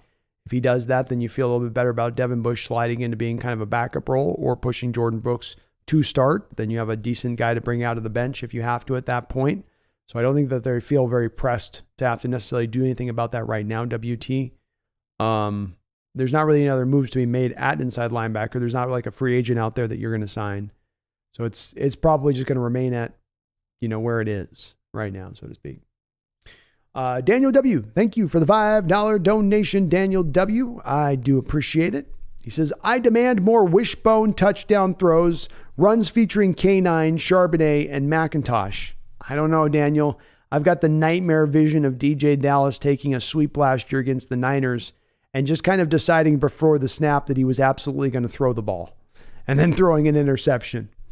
But you could do some creative things with the three-man backfield. You could have McIntosh coming back on a pre-fly sweep, pre-motion fly sweep, pre-snap fly sweep. Got one guy going this way, another guy going the other, this guy going out here on like a fake pitch, just kind of challenging the linebackers' eye discipline, trying to get them to bite to go in the wrong direction. I kind of like it. I think you can get creative with it. And you can line McIntosh out like a receiver, and he's a threat as a receiver at that point. So it's not just him out there looking just for the sake of looking like a receiver. He can actually go out there and run those routes. But I'm with you, Daniel. Let's go. Let's get wild. Let's get nuts. Dale Dillon, Andre Carter, Edge, and Ivan Pace Jr. signed by the Vikings. Good signings by the Vikings. Low risk, high reward players there. No guarantee they're going to get to where they're to be anything, but certainly they're at least that. Thank you again, Dale, for those updates on UDFAs. A gluten taco. Nothing like coming back to the stream and seeing a chair. Hope he's okay. How is UFA going? Can't wait for the full draft and UFA breakdowns. Well, we're definitely doing the breakdowns. So far, UFA is going good. We got a couple of receivers. Matt Landers, a guy that can play on the outside, 4.37 speed. You got a Jake Bobo, UCLA receiver that can play on the inside. We got ourselves some safety help. We've got a couple of defensive tackles in Copper and Jonah Tavai out of San Diego State. Some very interesting bodies to bring on down there that can offer a little bit of something. We went and got another running back, though I don't think that running back's going to be anything of note here. But you're bringing in another guy at least. So there's another name in that respect of things. Tommy, you can also be, did you watch yesterday's press conference? Sounded like Pete was bullish on Monet being ready. He's working out and all. I guess it's another warm body. Well, that's good to hear if he is ready. No, I haven't had a chance. I've literally, for me, Tommy, night one occurred. I finished up on night one on the stream about, what was it, like 10 o'clock? I bounced over to Brendan's stream. We did the stream, done about 12. Came back, put out the two pieces of video that were which were the two picks, Jackson Smith and Jigba, and then the Devon Witherspoon drop. Then got back up the next day, got to working right back again on going for the stream. Got up late because I was done at 5 a.m. after the first night, so I got up like literally right as the draft was started the next day. Last night got the Derek Hall one kicked out. Got halfway through Zach Charbonnet, passed out, woke up, streamed. That has been the last 3 days, me. But I will be checking it out, and that's good to hear. Monet's ready. Can't hurt having more bodies. Like you said, just warm body or not, at least it's an extra body down there. AI says undrafted free agent Jonathan Sutherland to Seattle. Okay, there we go. Jo says I bet Charbonnet can throw. He looks like he might have an arm on him. Ronnie Hickman, Lonnie Phillips, signed by the Browns. Good signings by them. It would have been nice to be able to bring those guys in. Megan says, okay, B, I'm out, barely keeping my eyes open, so it's time to head to the pillow. Sounds good, Megan. Sounds good. Jeff Johnson, Niners fan here, just seeing how much y'all were gloating. 12's future is unfortunately bright. I feel a little bit bad for you, too, as a Niner fan on this one, Jeff, because there's a couple of picks I like a lot. So, I'm torn on this one a little bit. I love the Jair Brown pick. He's in many ways, I think, Jeff Johnson, a guy that's an Earl Thomas guy, but he's not 4.37, he's 4.65. Whatever that means on an NFL football field, whatever that bears out as far as productivity, I think it's going to be something. I like the D Winters pick at a TCU for you guys later on in the draft. It's just about where it ends and begins with me on you guys. You took a third-round kicker, Latu out of Alabama. We're liking this draft. But it's hard not to like the draft when you got the 10 picks in total and you've got the 4 picks in the first 2 rounds. Yeah, that definitely leads to a lot of happy individuals more often than not. New Blacks, are you and Brendan doing a joint stream today? No, we're doing it tomorrow, New Blacks. We were both kind of anticipating, but by day 3, after the longest day of the stream, which is day 3, both me and him were going to be pretty much shot fighters at that point, So give it a day, and then we're going to come back tomorrow. Oh, thank you, AI. We also got tight end Noah Grindorf.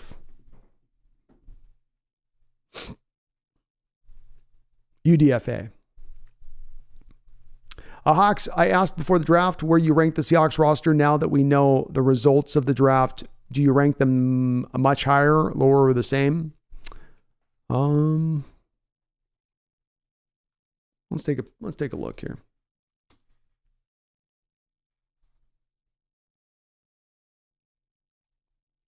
So I still think that the Eagles and the Niners in this conference have more talented rosters at this point still. I think the Chiefs are more talented.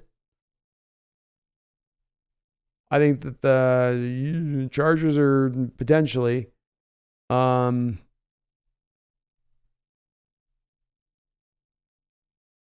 Bengals are. I think the Ravens are. Bills are. So, we have the 6th or 7th best, I would guess, in terms of talent roster in the NFL. Something like that. I don't know if this draft changes that significantly from where we were. Maybe makes you a little bit better. Maybe pushes you up a spot or two, but not anything significant. WTC, what's the best pick in today's draft? My favorite pick in today's draft is the Olu Oluwatimi pick. I love that pick in the fifth round, second part of the fifth round. I had a third round grade on him. He is a pure scheme fit as a center for what we want to do, offensively speaking, with our offensive linemen. Every block on tape with Michigan, it seems like he's either doing one of these things, either going to hit a reach block, moving out in space, pulling, or pulling back across the formation. I like how he blocks on the move. I like his mobility within the blocking scheme. Really good fit in that respect of things. AI, we had also a defensive back, Ty Akata. That's right. Thank you for reminding me of that. We also did a wide receiver, Tijon Lindsey out of Oregon State. Yeah, Jeff, I mean, I'm not going to be hard on you, man, as I know how it is when I come out of drafts and I know you're not feeling everything fully through on it, you know, and you had you had an uphill battle as it was, right? You know, you can look at Christian McCaffrey and be like, well, there's our second round pick. So, you know, you guys didn't get to pick till the third round. It's understandable that you weren't getting to go through the prime talent. You weren't picking till the end of the third round. And I get that was the reality of what you guys were running up against. But yeah, I mean, kicker in the third, you know, I'm sure he's going to be good, but you know, there were some good players on the board there at that spot, right? There were some guys that would have been like, okay, this guy, if I'm the Niners right now, I want every single pick going to something that's going to help me in the Super Bowl window we're in. And that gets me pressed through that part, or helps us get over the top with a couple extras, a lineman, or, I mean, you know, I know like a guy like DeJuan Jones, for instance, out of Ohio State wouldn't be a fit for your guys' scheme purely, but you lost McGlinchey, you put in DeJuan Jones. I mean, it's functional, it's reasonable over there, as opposed to being a little bit of a question mark to me as it stands right now. That's where you come to that or a kicker. Adela Key says, happy birthday, Anthony Bradford. Happy birthday, Anthony Bradford. Welcome to your Seattle Seahawks. New Blacks, sounds good. We'll let you know, let you guys see all the undrafted free agent Pete JS interviews. I'll definitely be diving in tonight on that. Dale Dillon says, idea High Mariner, defensive tackle signed by the Seahawks. We signed a guy by the name of Mariner to defensive tackle. Some of these names can't be real. I don't believe you. They can't be real. Idea High Mariner. That's a name. High Mariner. Tommy, or is it like Hi Mariner? Tommy says, how about this? After the draft, what position group do you think is our weakest or is our weakness? I would guess defensive tackle, but I'm an optimistic. We have some super secret plan with Morris, Robinson, something crazy. Maybe they're just going to go with a super light front, to your point on that, Tommy. You know, you're going to go with the uber light, fast front, and then you're going to just do a lot of blitzing and stacked fronts just to be problematic around that. I kind of have a hard time going to even a close second place on this roster as far as our greatest weakness is concerned. Everything's got a good strength to it. Corner room, receiver room, running back room, tight end room. Your tackle room is good with both front line, and you feel pretty good about the depth. You've got your starting center now, your backup in Evan Brown, who's got some flexibility to guard. You got multiple guards. Hard to find anything offensively there. You're stacked hella deep at the safety position. You know, it's defensive tackle or middle linebacker, but I think it's pretty far and away middle defensive tackle at this point. Jeff Johnson says that Swift snagged for a fourth was the best pick in the 2024 draft. Eagles make me sick. Yeah, I mean, I'll tell you this, Jeff. As much as I love the Seattle Seahawks draft, or I like the draft, I'm giving us a B+, Jeff. As much as I like that, the Eagles had an A+ draft. Howie Roseman is in some sort of weird zone. He's like Neo in the Matrix after Neo gets things figured out, right? And he's like, oh, I can just stop the bullets. That's what we're watching Howie Roseman do right now. It's pretty ridiculous. Tommy Eaton says, people are saying Reed is an excellent special teams guy, returner. I saw that too mentioned. I haven't had a chance to take a look at him, Tommy, so I haven't seen much tape on him, but that would be something that would be beneficial, especially if he could be a punt returner guy. I mean, that's been what's been a real big problem for us. Addison says Eagles are going to be very tough again this year. Hawks, Eagles, NFC title game. I could see it. It's possible. It's possible. As you say, I could see it.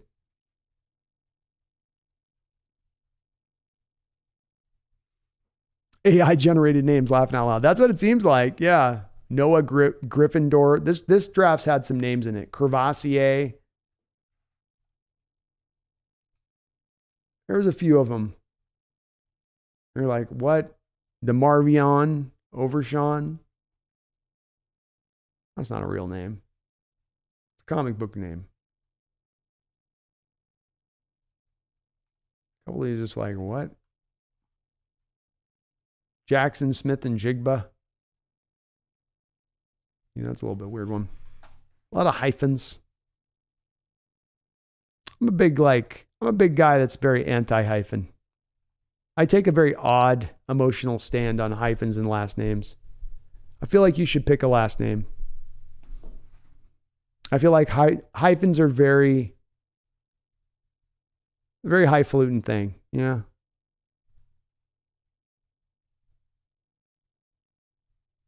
Jeff says, plus they played scared versus Seattle besides one Greenlaw tackle. They played scared versus Seattle. The Niners?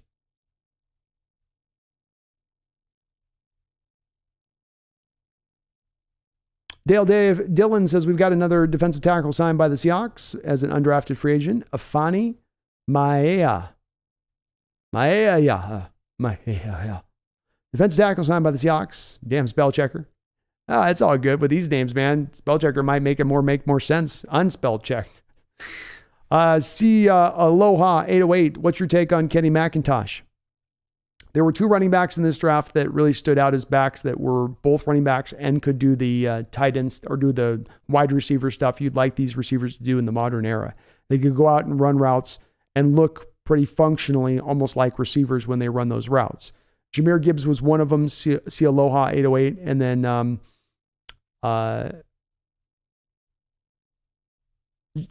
blanking out here. And Kenny McIntosh was the other one. So those guys can really provide that role.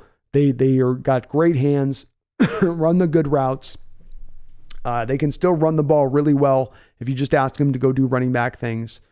He's not a fast guy, very slow 40, which is part of what allowed him to dip. Not a super explosive guy, but he's got enough speed in the tank to get it done.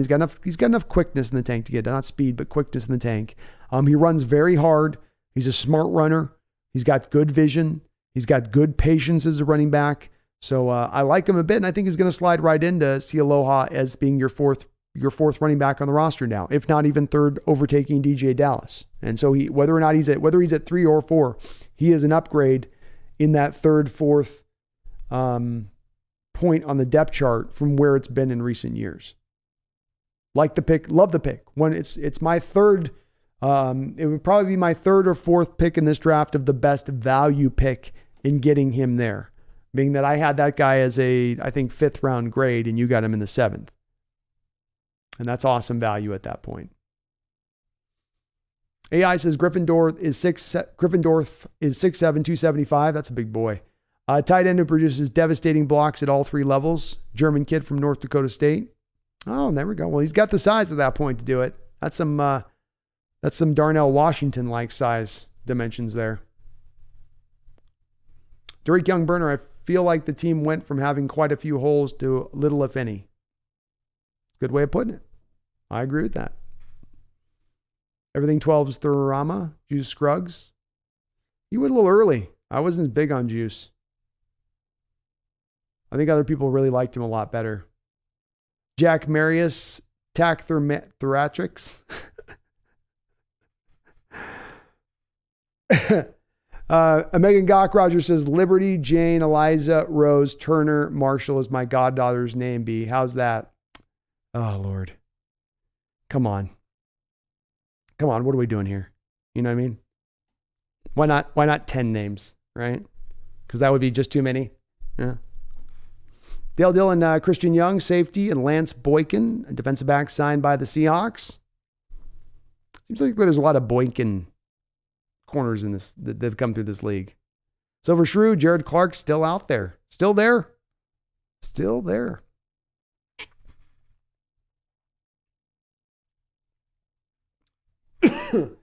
Delikey says, can the Eagles win the Super Bowl with this draft and free agent trades? Yeah.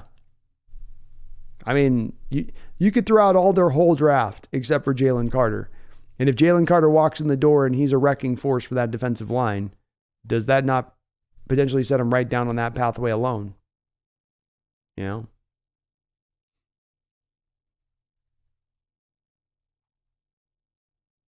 Edison, are you going to be able to make it to any of the games this season in the U.S. Macon? Oh, you're asking her. Sorry. Delikis is JSN. His last name sounds like the Riddler. It does. You got Israel Abanakanda. Cameron Peoples. Jadon Hazelwood. Puka Nuka.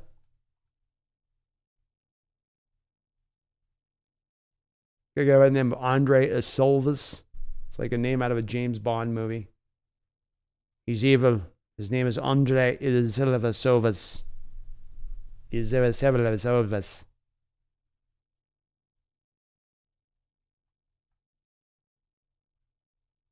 Olu Oluwatimi. Oh, goodness. I'm going to have a ball pronouncing this name for the next couple of years. Yeah, Tommy, this is going to be a rough road for me on this one. Olasungan. Olasungan. That's how I've got to do it. That's how I got to say it. It's the only way to make it roll off the tongue. I can't do it. Silver Shrew says, I didn't know we signed a mountain troll as a tight end in the UNFA. Yeah, he's straight out from that movie Troll if you watch that on Netflix. Got him out from the cave. He supposedly can block like a demon. Well, Valdez, does Jalen Hurts' contract bring the Eagles back down to earth within the next 2 to 3 years? I know the Chiefs are able to pull it off, but most quarterbacks aren't Mahomes either. Well, you are right about that. It's few and far between those quarterbacks that are willing to take a discount and not take every last dollar bill that's on the table. We'll have to see how kind of the final structure of this deal works.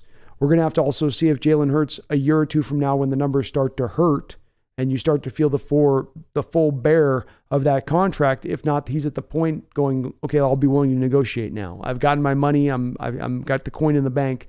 Let me renegotiate with you guys like we've seen Mahomes do in order to lower that down a little bit more. And that's the ultimate decider on when you're going to have to start to move off of players, because the quarterback's contract has just hit in. But it will hit in to some degree. They're not going to be able to stack as deep and solid a team as they have up until this point. Once it does come up a little bit more to the main part of the deal and the numbers are really clicking in. But for the first couple of years, they're going to be able to keep the cost pretty low. Beatrice Kiddo, Brando, are you wearing a diaper for this? No. I've gone about a few times. There's definitely not a bucket under my desk right now. Megan says her name is her grandmother's name, and she is the youngest child of 32 in a Maasai tribe from Africa, Hawks Nest. I guess it makes sense then. It's got a historical, a legacy thing to it, I suppose. I guess that makes sense. I could go with that. Yeah, Addison, I think that the Eagles very well could be Super Bowl favorites at this point. They've got some players that are going to be able to be ready to be on that field immediately. And Sidney Brown was one of my favorite players in the draft, and that's just like one of the ones that'll be forgotten about because their draft was so good. Will Valdez says Jackson Smith Enigma. That's actually a great nickname for him, Will. I might have to put the VV balls out. That might have to be a thumbnail title steal from you. Tommy says my favorite draft names might be Tank Bigsby, Dalton Kincaid. That just feels so football though. It does. That's a strong football name. Chargers are getting Jared Clark. Darn. Beatrix Kiddo, how many players in the NFL have the same name? Not many. Why is that? A lot of unique iterations, I suppose. What's funny about that though, Beatrix, is that there's not many in the NFL, but we literally had ones in this draft. It's another one of those funny name drafts. You had 2 Byron Youngs. I think we had 2 Byron Youngs and we had 2 something else, didn't we? I think we had 2 something else on top of that to make it even more confusing. Megan says her Hawks Nest, her older brother is Noah Price, John, Taylor, Turner, Marshall, B, which again has meaning to the family. I I'm good with it then. I don't get too worked up, but I do when I see the things. I'm just like, pick a name. Come on. I get the traditions, but again, what happens when you get to 150 names? You know.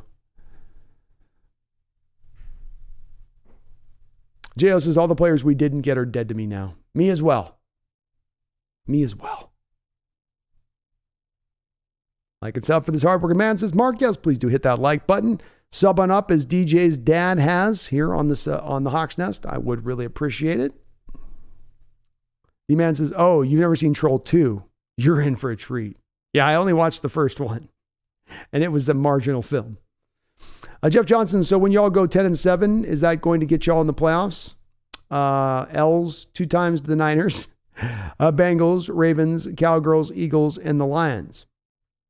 It'll probably get us into the playoffs. But part of what I've said through this, Jeff, in my outlook in this current draft is that you have had a draft the last 2 seasons that's been driven towards value and not need. And last year, what happened, Jeff, is that our value and our need really came together. You drafted left tackle Cross, you needed a left tackle. You drafted Abraham Lucas in the 3rd round, great value, and you needed a right tackle. What happened this year was it was just a bit more about value. And because of that, that means you're not necessarily getting as much of the immediate returns. So while I think it is a fantastic draft, and I think this team is better for it, when it comes to them getting to the Super Bowl window or their Super Bowl window opening, being that they are truly an elite team in the NFL at that point, Jeff, they're probably still maybe about a year away on that. Like, whereas your team right now is in the middle of that Super Bowl window, that Super Bowl potential time.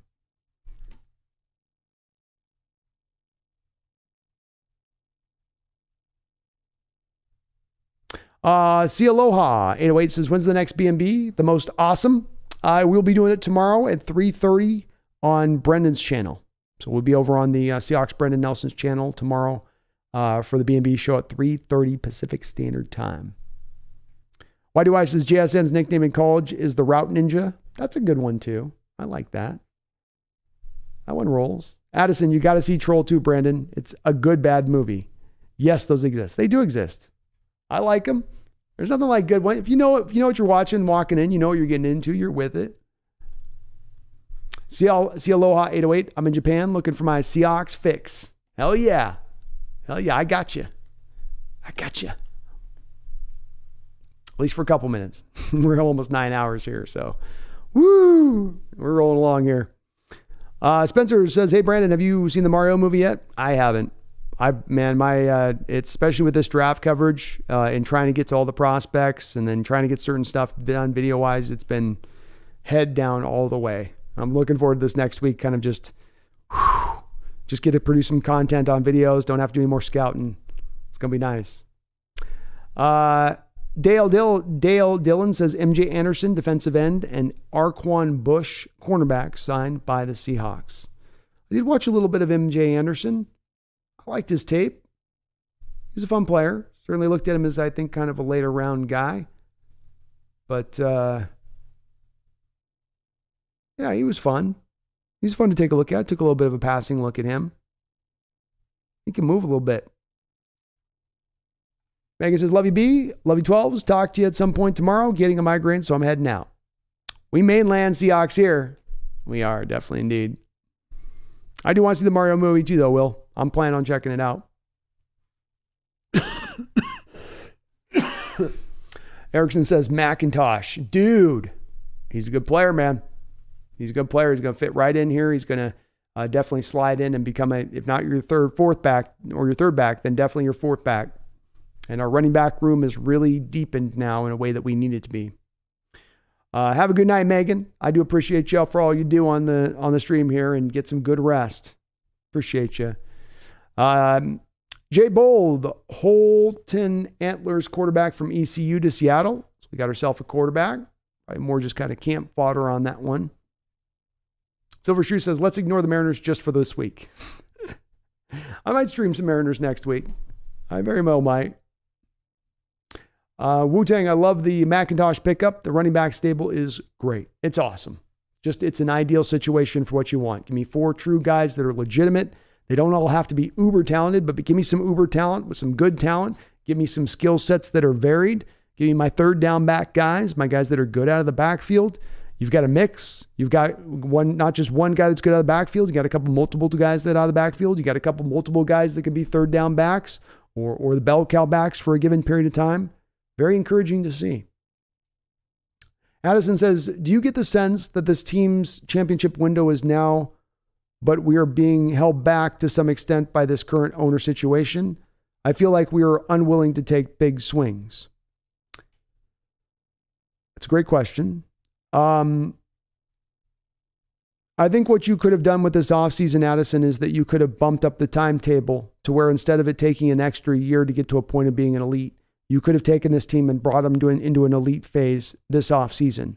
It would have taken it would have taken a little bit more aggressiveness to make this happen than the team has employed.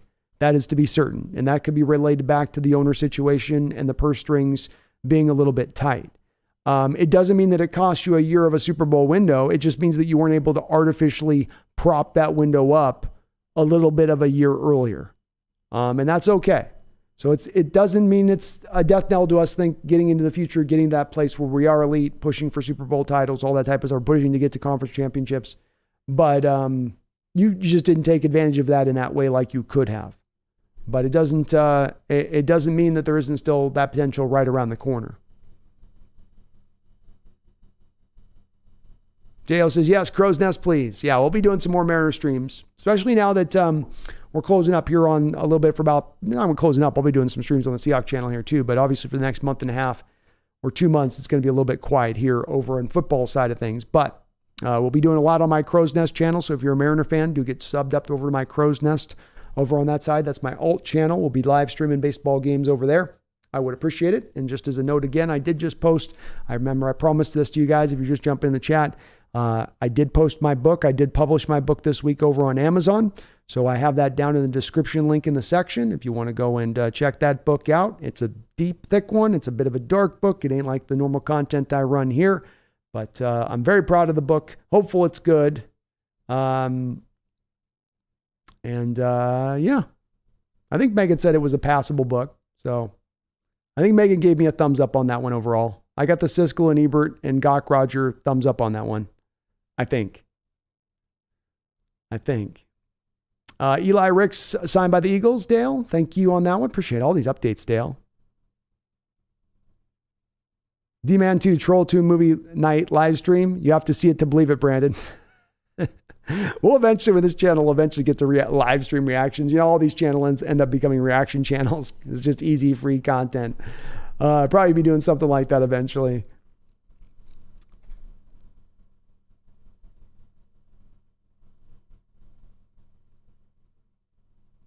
Cappy McCappy's got an A+ for the Seahawks. Woo! Love it, Cappy. Let's go.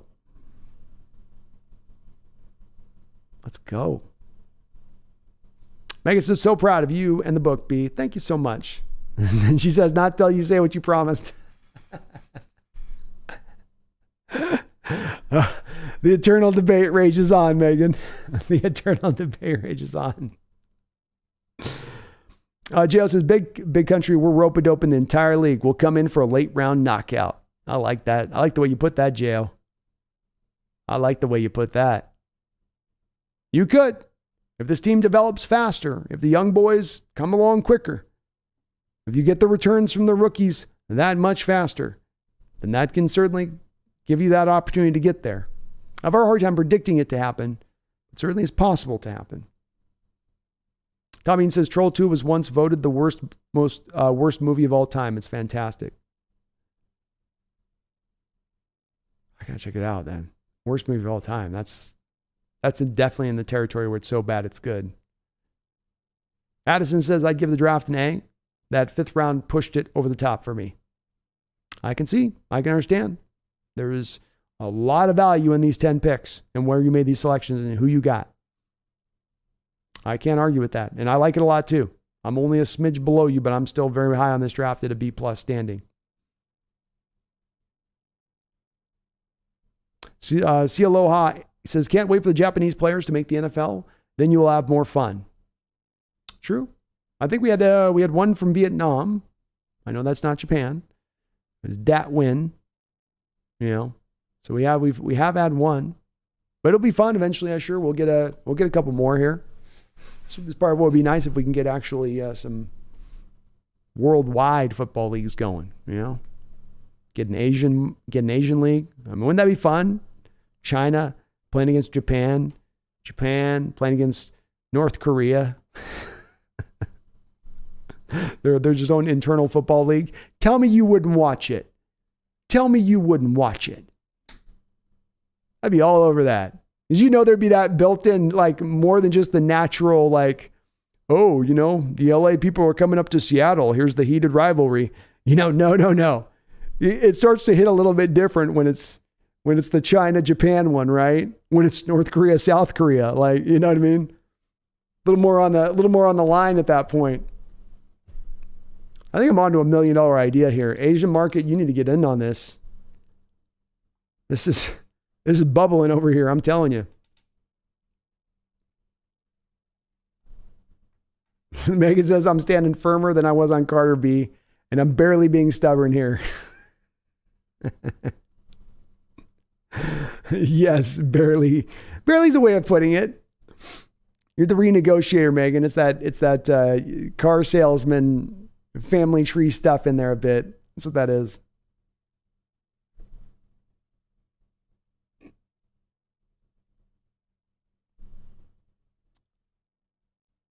Yeah, I don't know is he the oldest in history? Is Coach Carroll the oldest? I think he's the oldest in history. There's been wasn't Marv Levy up in near his 80s by the time he was done? Rookie minicamp, Spud Mack, you get rookie minicamp pretty quickly after the draft. So I think it's like within 2 weeks after the draft, you get a rookie minicamp. Very, very quickly. Dale Dillon keeps saying the Toro commercial on NFL Network uses the same music as your pre-stream music. Does it really? They got to rip me off, man. That was my patented music. I don't want people to think about Toro. I want them to think of Hawks Nest with that music. Come on. Wu-Tang says, now that we have some dudes on the interior trenches, but spent our higher picks on more skill positions, I've warmed up to this draft. It's good to hear, man. I as well, and I think that's been a pretty common refrain I've heard out there, is even if there was some bristling a little bit initially, feel good about it at the end. Solid. Strong. João, I've seen you a few times out there from Brazil. I appreciate you. I know I butchered your name, so I'm really sorry about that, João. But thank you for jumping in the stream. It's good to see you here again. I recognize your name. Addison says, living 30 minutes away from Angel Stadium, I get to see Shohei Ohtani and Mike Trout on a regular basis. Some good players. Ohtani is just amazing. Tom Eden says North Korea football team would be all offense. You would. It would. Kim Jong would just be too enamored by offense. It's a low-key awesome joke. AI says, fans going to get traded. I love this Gryffindor kid. He is huge like Gronk and has great hands. Oh, I can't wait to check him out. I love it, man. He's a big boy. Addison says, China playing against Taiwan. That'd be a great game, Brandon. See, you guys are online with me on this. Come on. Oh, how heated it would be. The cheap shots, the after the whistle, giving them the business type stuff going on, the political intrigue being pushed down on top of the games at play. It'd be next level. Silver Shrew, USA versus Japan would be like David versus Goliath. The entertainment value would be great though, right? just running over them. The World Football Classic. There it is. You guys, you're on this. You guys are with me on this. Garth Knight, wasn't Dave Craig an undrafted rookie free agent? Indeed he was. Part of the glory of Craig was the undrafted free agent ways of him, Garth. Jeff says, do you guys go to any games in person? I live in Oregon, and everyone tells me that I need to go. I need a throwback Hawks jersey to wear before I show up. Yeah, you don't want to go in there with a Niners jersey, Jeff. That's the one fans that we might, you just got to appreciate it's a healthy rivalry, but it's a rivalry. That's what you're going to get with those rivalries, right? But yeah, I went into the stadium this last year. Me and Megan actually went. Who's in this chat right now. We had a great time. I think it is one of the best stadiums. Obviously, I haven't gone to all the stadiums in football, and I'm sure there's maybe others that are really great, but you're down there to the water. The atmosphere is awesome. The people are hyped up. It's a pretty intimate affair if you're getting pretty good seats. If you're not going up in the nosebleeds, you can really get a good sight line on the action. So I'd highly recommend it, Jeff. I'd highly recommend it, that's for sure. Roblox Sports Network, thank you for subscribing to the channel, Roblox Sports Network. I really do appreciate it. Welcome aboard.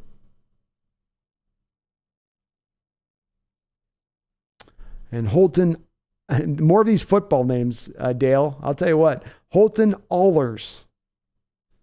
Boy, that's an interesting name. That's got to be like a European name or something, right? No American family's naming their kid Holton Allers. He's a hell of a quarterback, though, I hope. Will Valdez, I hope the new ownership keeps the general manager, John Schneider, as the GM. So we'll see. Probably will have a lot to do with where they're at as far as their record, how they're playing, and the type of team they're fielding. But it is possible. Tommy says Marley V retired at age 72. Oh, okay. He seemed older at the time, I guess. 72 used to seem older. D-Man, there's a documentary about Troll 2 that had a reunion of all the cast members and called the best worst movie. We aren't kidding about this movie. Oh, you got me stoked, man. I'm going to have to check it out. Oh, Lord. Beatrix, I wants to see a Disney movie where all the heroes can catch the pedos and lock them up for life. I want to see that movie too. Only instead of locking them up, it's off with their heads. Addison, being from Southern SoCal, I go to the Rams-Hawks game every year. SoFi is amazing. The food is horrible, though. Can't get that. How do you spend that much money on a stadium? I've heard that too, Addison, from a couple people. How do you spend that much money on a stadium and have such bad food? Seems like that'd be one of the first zones you'd cover. Space, how many games have I seen in the Kingdom? I went to quite a few games in the Kingdom.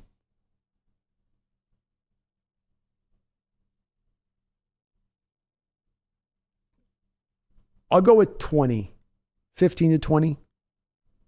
Spread out over, 17 years. Maybe less than that. Maybe like 15. Usually like one a year.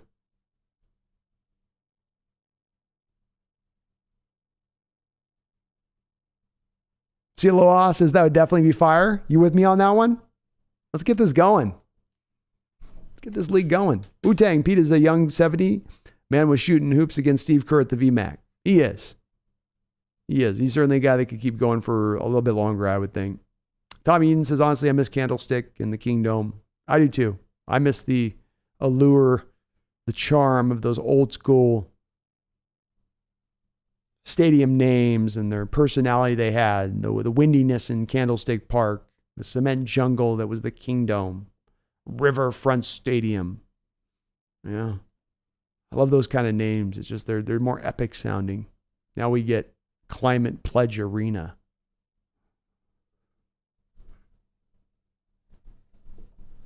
Which is the lamest, absolutely the lamest stadium name you can possibly come up with. Greg Kemp says, Brandon, you have to listen to Kenny McIntosh's press conference and draft call when you stop streaming. I am happy for him. I am stoked. I'll be checking out all that stuff. I like you guys geek out on that, and I always end up watching through it, anything that I can possibly find the cover on that. So I'm stoked. I want to check it out. Roxanne says, I was at the Largents. Great payback hit versus the Denver Broncos. I think I've asked you about that before, Roxanne, but did the stadium just get insanely loud when he did the hit? Because the Kingdom could get like that when it erupted. I mean, that's where the Kingdom really caught you off guard, is when it went from like, it's loud, but then when like, oh, it's an eruption point. You're like, whoa, ow. Jeff Johnson, if y'all ever go out to Texas, please go to Jerry World. I've gone to Texas versus UNC basketball game there. It's our modern day Great Pyramid. I'll check it out, man. Didn't it cost them a cool bill? Didn't it? Wasn't it a cool $1 billion to get that one done? So you got to get the good seats though, right, Jeff? I mean, there's some ones stacked up pretty deep in that one, right? That was one of those things where Jerry was like, look, I won't get up over 100,000. All right. Give me up over 100,000 seats. Jerry, they're not going to be able to see the field though. That's the problem. They don't need to see the field. It's the Cowboys. All right. We win every game anyway. They know we're winning. They know it's a good play. They know what's happening. They're here for that. Ambiance. You come to Dallas and Jerry's World for the ambiance, all right? You know what you're getting on the field. That ain't a question, all right? Now get them stadium up the top. I want that thing up the sky. Jerry, they're not going to be able to see anything on the field unless they're bringing binoculars. So let them bring binoculars. This is Texas. You don't think we got binoculars? I don't care if they got to use a stethoscope.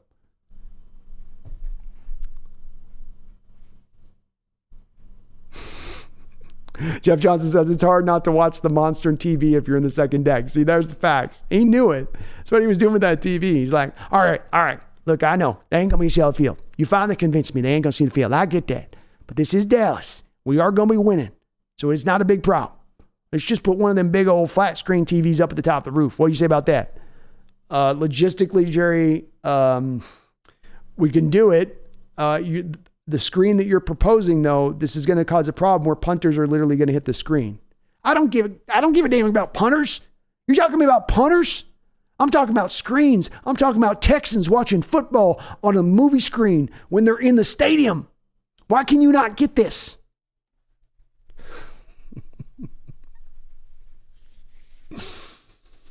Oh, Lordy. Daniel Bailey, turning back in for a second. Any notable UDFA acquisitions? I'll go with the notable ones being, let's go with Matt Landers. I think you've definitely, between Landers and Bobo, you've got your guy, a receiver that should make the active roster and certainly could even be very much pushing Jerrick Young. So I love that. One of Copper and Jonah Tavai out of San Diego State could be some interesting players as far as UDFAs go from their angle of it there. This kid we got as a tight end sounds interesting. But some of these guys, I'll admit, Daniel, I haven't had a chance to really take a look at and get deep into it. You know what I mean? Some of them I've really is almost just a cursory look. Like Robert Copper, I took a cursory look at him and I was like, 7th round grade. So I got to get a little bit deeper in my view of him. But I will, by the next time we stream, have a breakdown for you guys on some of these UDFAs. Sure. Beatrix Kiddo says, so true, Brandon. Lame on the Climate Pledge Arena. Yeah, just come on. AI says, best Hawks game I ever saw in person was the Husky Stadium game in 2000 versus the Super Bowl champ Rams. We lost 38-35 in overtime. Best game I've ever seen in person. There we go. Another great place to go see a game down there in Husky Stadium. Just a great spot in the city. Roxanne says the hit echoed big and the crowd went nuts. I can only imagine. Because they knew in that moment too what it meant with the guy he was hitting and what that guy had done to him a couple weeks prior. AI says, I watched the Huskies beat the number 1 Miami the day before. That was kind of the end of like that run of that Husky team. I know that was far from the 10 years of the national title in 1990, but that was kind of like at the end of them doing something like the last time they really did something that was like, whoa, as a team. Last time they felt like kind of dangerous. I bet some good teams now, and certainly DeBoer's is getting them moved in the right direction. Maybe they'll be that this year. But that did feel kind of like the last time. Yeah.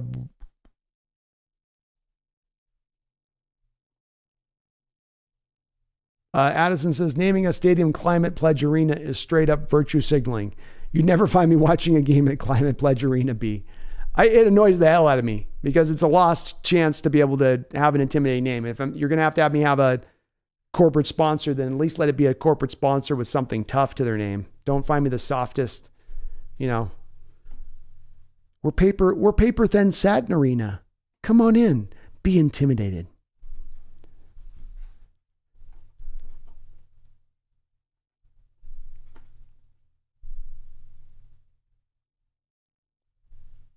Garth Knight says, lame as the name is, Climate Pledge is a nice little venue. Well, that's the ironic part about it, Garth, is I agree.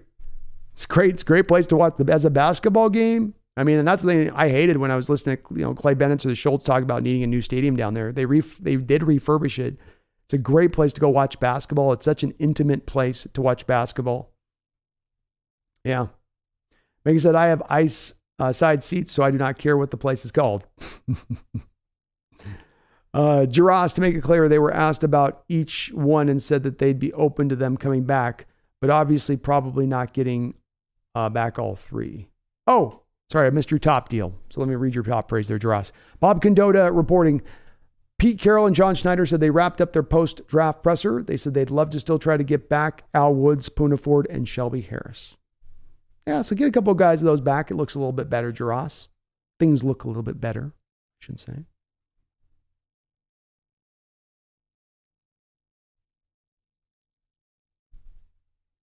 Jeff Johnson says, for all the cigarette smokers out there, don't worry. The outdoor smoking section can view the short sides of the rectangular TV. They thought about everything.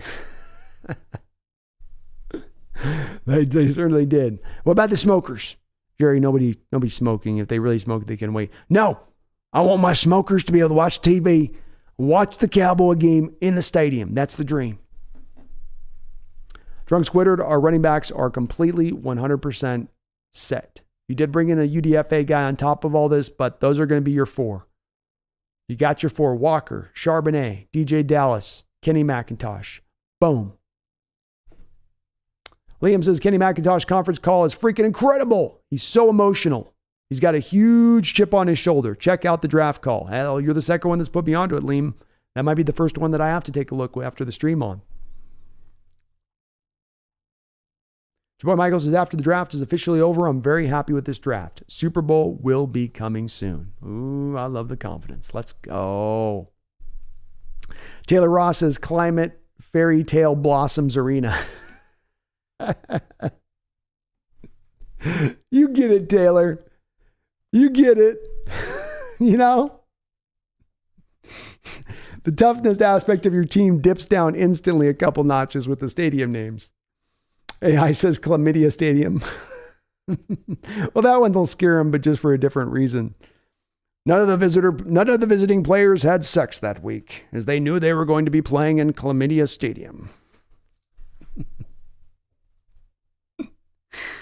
Oh, Lordy.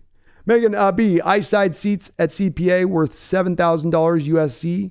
You bet I'm going to CPA. Woo! 7,000. That is pricey. Hell, I mean, the Super Bowl back in 13 was only 1,000 for the top seats at the top of the stack in that stadium. That's pricey. It gets to a point that they're kind of getting robbery-like there with it. Tommy Eaton says to me, Climate Pledge Arena is the equivalent to Feel Good Ink Rink.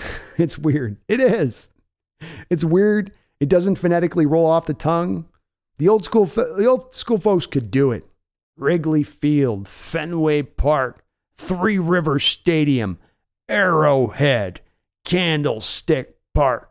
I mean, just, it had a flow phonetically to it. It'd tell you a story of the stadium you're going into. Even the Kingdom. Even that sounds pretty nice. I like that. Climate Pledge Arena. The most limp-wristed name you'll ever find. Henry Mars, who wants Al Woods? Who wants Al Woods, Poona, and Shelby back? Makes no sense, and there's no money and no spots. I think you could come back with, if you got Shelby Harris back, you can find a way to make some money or spread, open up some cash somewhere, I think. If they were just willing to work, we work a couple of deals. But I'd be open to taking one of those guys back in, not Poona, Al or Shelby I would like. That's my preference. Just as a rotational guy. And your boy Michael, yep, we have heard the Mike Morris getting up to 295. Looks like he's going to try to move inside, which is great to hear. Drunk Yo Brando, which quarterback in this draft class will be the most successful? Bryce Young or CJ Stroud or AR-15 based on the teams that they landed on?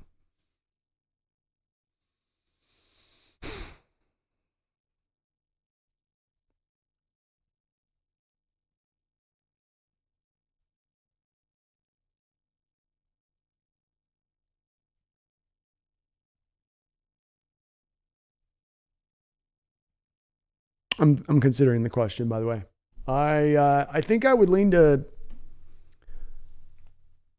probably lean to Bryce Young if he can stay upright, because I do think he's landing in the best situation with that Carolina team being so good offensively, especially in offensive line. He's going to be protected. He's going to have time to view the field, make his reads. Whereas I think CJ Stroud's going to a team in the Texans that are a little bit more further away, offensively speaking, especially. Same thing, I think, with Anthony Richardson, where the Colts have kind of got some work to do.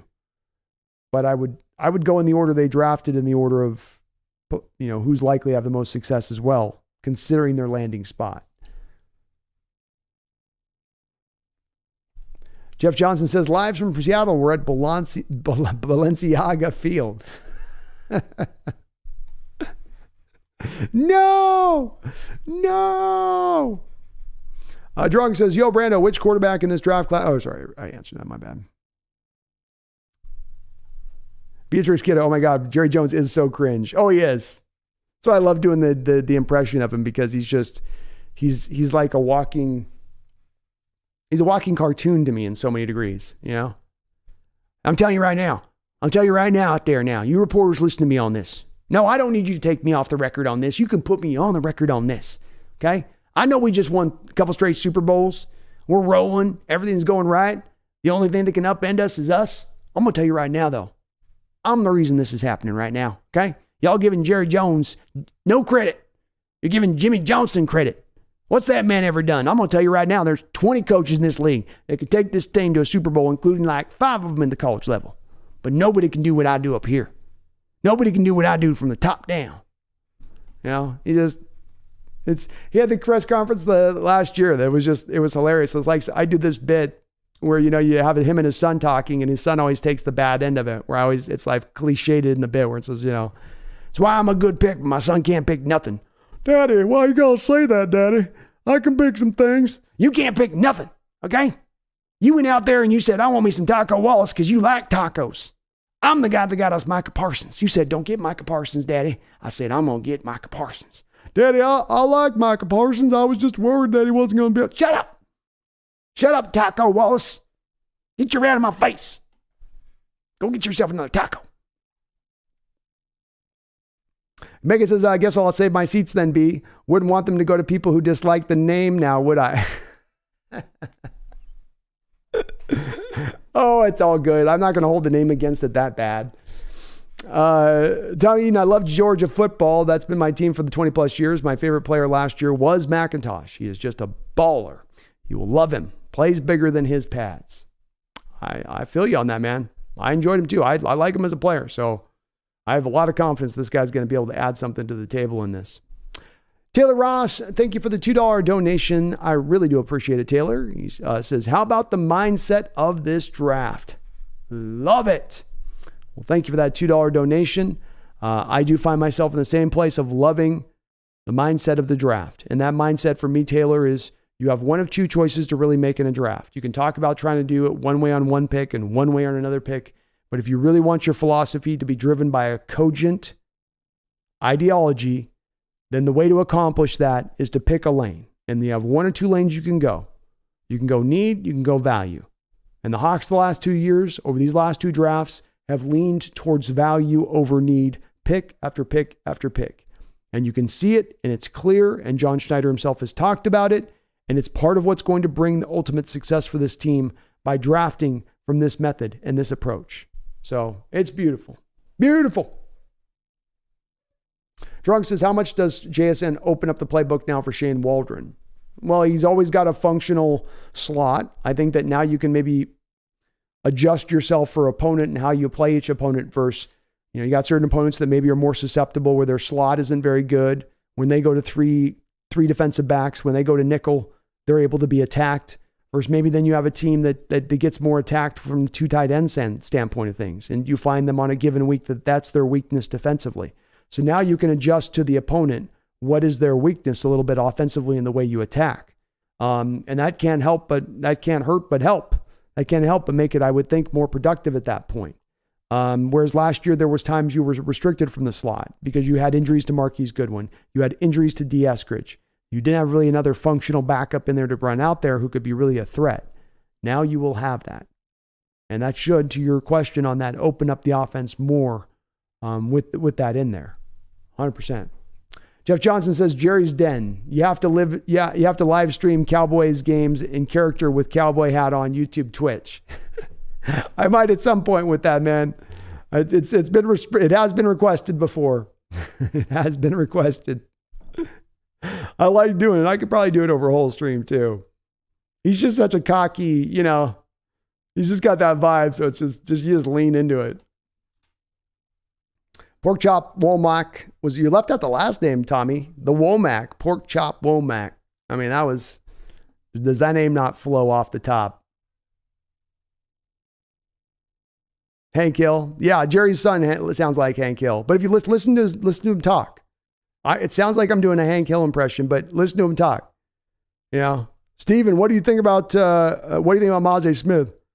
Well, we really like Miles Smith right now. He's a good player. He goes and just gets in the middle of that defense and he just hams it all up. Damn it, son, why you gotta speak with a mealy mouthed little bastard you are? Can you speak with a little bit of confidence? Can you speak with some stones? You're a Dallas Cowboy, boy. Why you gotta sound like you come out of some I don't even know what. Sound like you're from San Francisco, I tell you. Daddy, that's not fair. I'm a Texan too, just because I don't sound all tough a voice like you. Shut up, boy. Toughen it up. Put some bass down that voice. You're a Texan, for the love of God. You walk into Jerry's world every day. I don't want you to walk in with that voice. That voice is making me fail the draft. Daddy, I was responsible for a lot of these picks today. I like Miles Smith. I put you on to Miles Smith. Yeah, you put me on the run stuffing zero tech. Thank you. Thank you for that, Steven. Thank you. A zero tech in round 1 who can't pass rush. Oh my God. However did you do it? However did you find that value?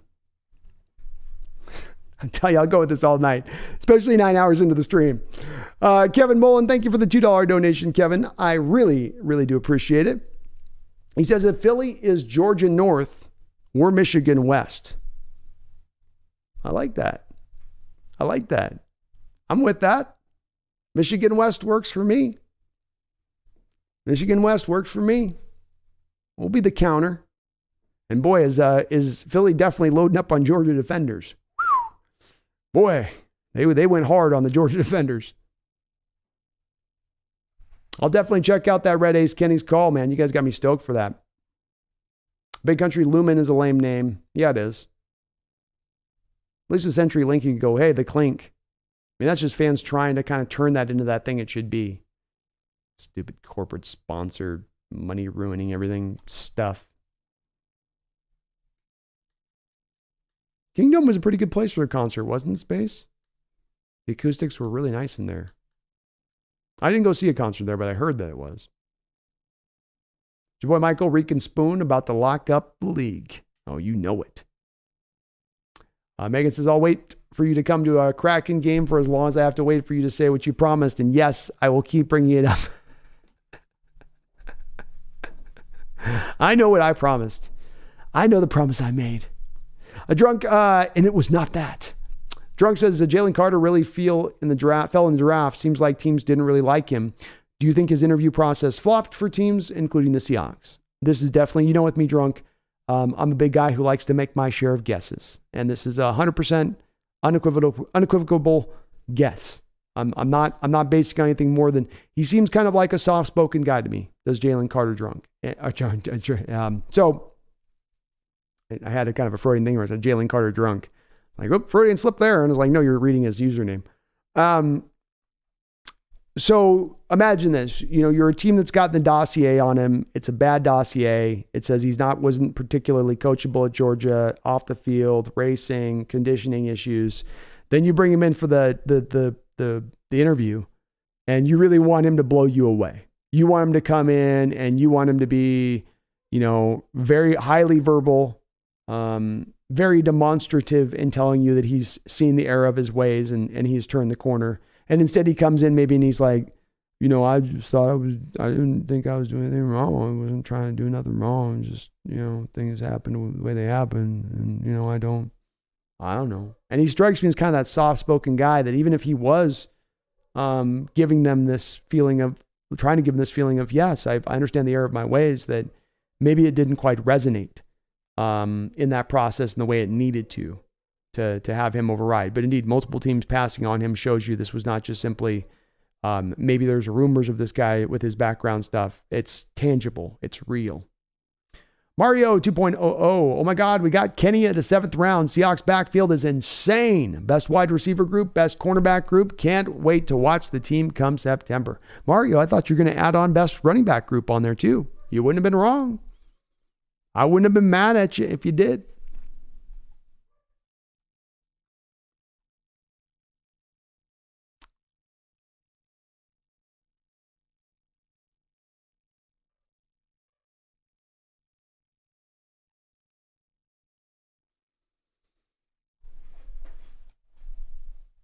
Amari Taylor says people already got us drafting a quarterback next year.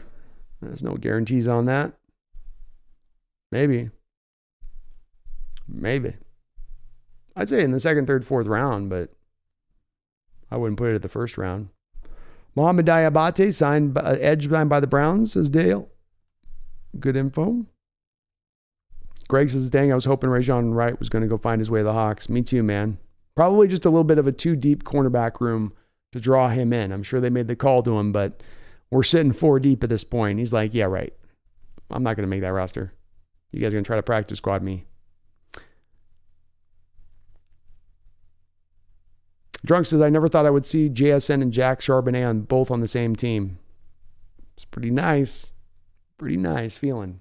If we put JSN in the same situation that we put Goodwin, JSN will be winning Offensive Rookie of the Year. He's going to have his opportunities to get 50, 55, 60 catches out of that slot move. That was there last year, even with the productivity that you get from DK Metcalf and Tyler Lockett on the outside.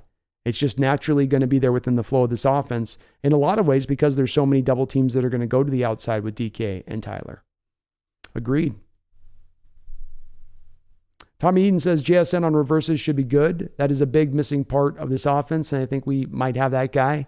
I am gravitating towards a little bit more on McIntosh maybe becoming that guy. I didn't quite feel like when JSN had the ball in his hands on fly sweeps and bubble screens, he had some big plays that he was able to draw out from it. But overall, I didn't necessarily feel like he was super comfortable in doing that stuff. He's okay with it. Silver Shrew, Brandon. Hey, Brandon, what do you think about playing long snapper? Heard the Seahawks need one. They were able to get a UDFA, but I'd be down to do it. Also, I'll long snap the crap out of that ball. All day. All day.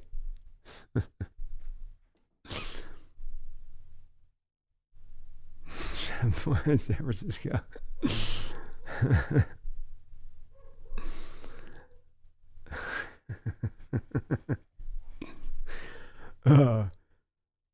No, Tommy says the Jerry Jones-Steve dynamic always reminds me of Buford T. Justice and his dim-witted son and Smokey and the Bandit. Bingo, man.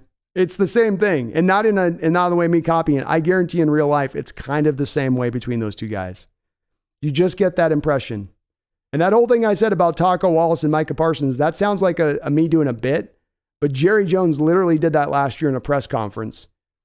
He threw shade at his own son in a press conference about taking Taco Wallace and then gave himself his own bump for having been the guy that was basically giving himself self-responsibility for having taken Micah Parsons.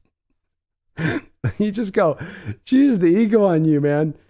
The ego.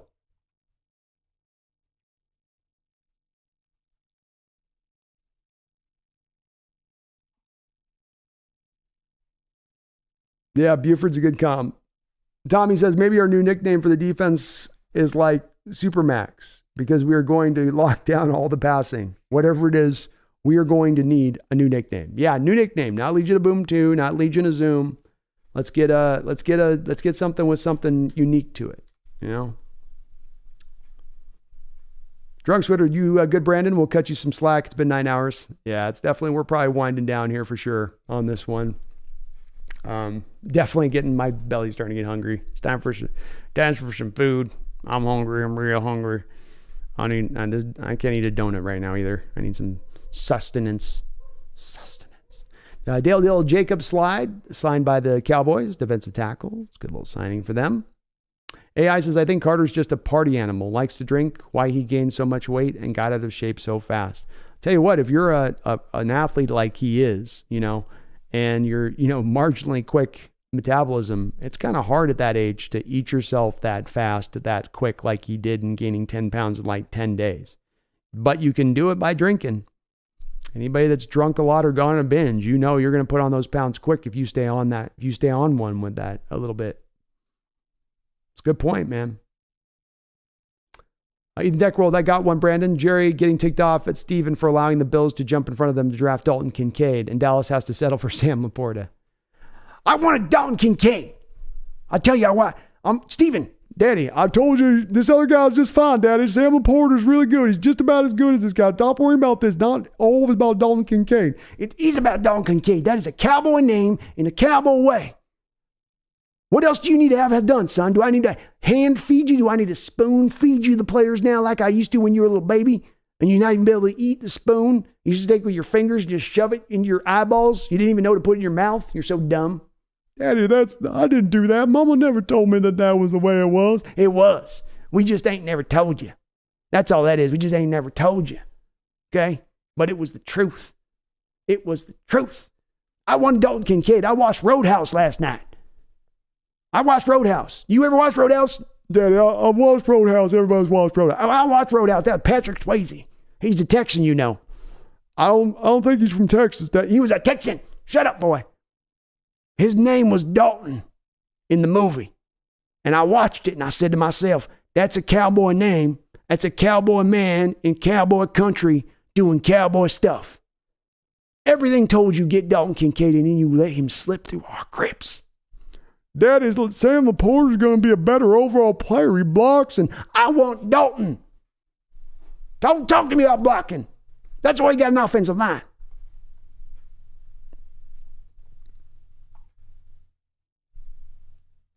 Jackson, me and Brendan aren't going live today because we are both going to be completely toast at the end of our streams. I'm sure he's probably wrapped up, but I'm going to be definitely dunski by the time that I'm done. But tomorrow, 3:30 Pacific Standard Time, Brendan's channel, we shall be.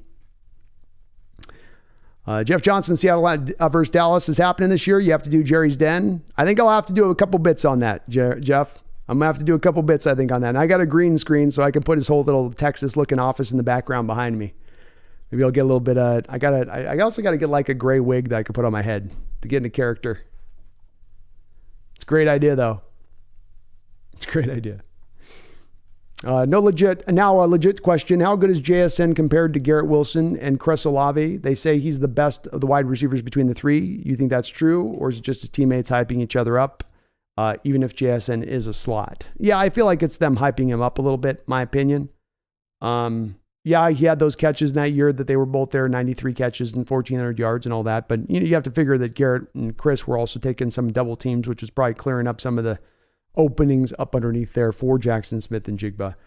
He's a really good receiver. I don't know if I buy into that. He was the, like what they're trying to say, where he's the second or third best one. I mean, Terry McLaurin's the best of the bunch. If we want to get real with it, Terry McLaurin, it's Garrett Wilson, Chris Olave, and then it's probably JSN. And Harrison's going to be better than any of them, in my opinion. So, Marcus Cooper, running back to the Seahawks, says Dale. Thank you for those updates, Dale. Appreciate that. There's got another running back coming in. Why do I says with JSN, I will no longer hold my breath every time DK and Lockett get a limp or go to the bathroom thinking, there goes the passing game. Me neither. Me neither, man. Nick says, I worked a full day of work and went to happy hour, but you're still going, Brandon. Man, that's awesome dedication, brother. Hey, it's my pleasure. It's my pleasure, man. I had a ball doing this draft coverage, so I wanted to wrap this up right. Get this going good. Casey McCracken, just one more rant, Brandon. Megan says, I bet that's 100% how Jerry decides his draft be. You know it is, Megan. As funny as it is, you know it is.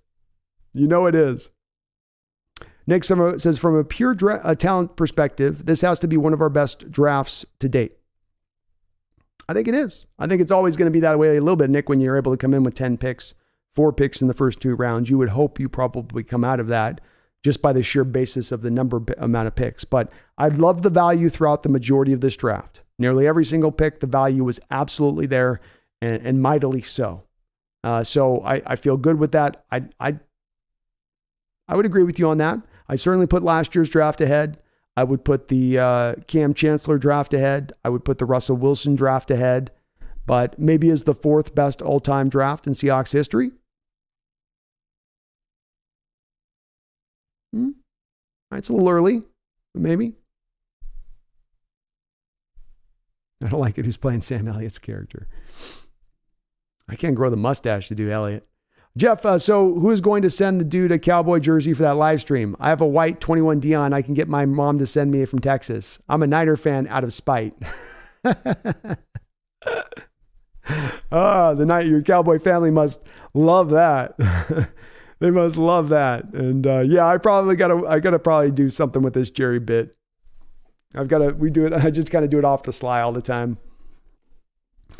Tony Wright says, no, Chris Olave, Terry McLaurin, Garrett Wilson, JSN. I love it, Tony. You a big Chris Olave guy? I just could never quite get on board with Olave. I had to admit he was good.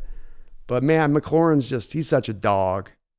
He's such a dog, and he's never had really a good quarterback throwing him the ball. He's produced all that he has without actually having a legit quarterback. But one thing's for sure, Tony, they're all good. They're all real good. Shotley by Eskridge. Eskridge is out. Yeah. Eskridge's chances of making the team are about 0.5% right now. Drunk Squidward, final grade on the draft, Brando. Overall, thoughts in a few sentences? My overall grade would be a B+. I'd give you an 89 on the day for your draft, or 89 on the 3-day draft period.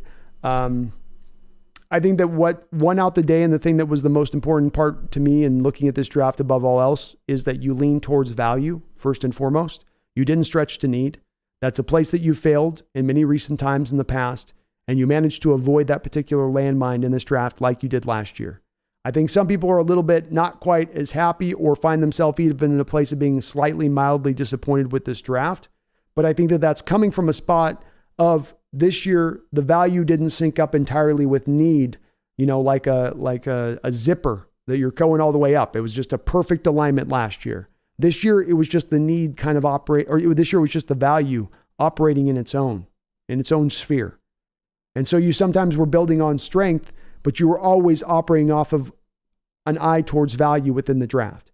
And I really do support that.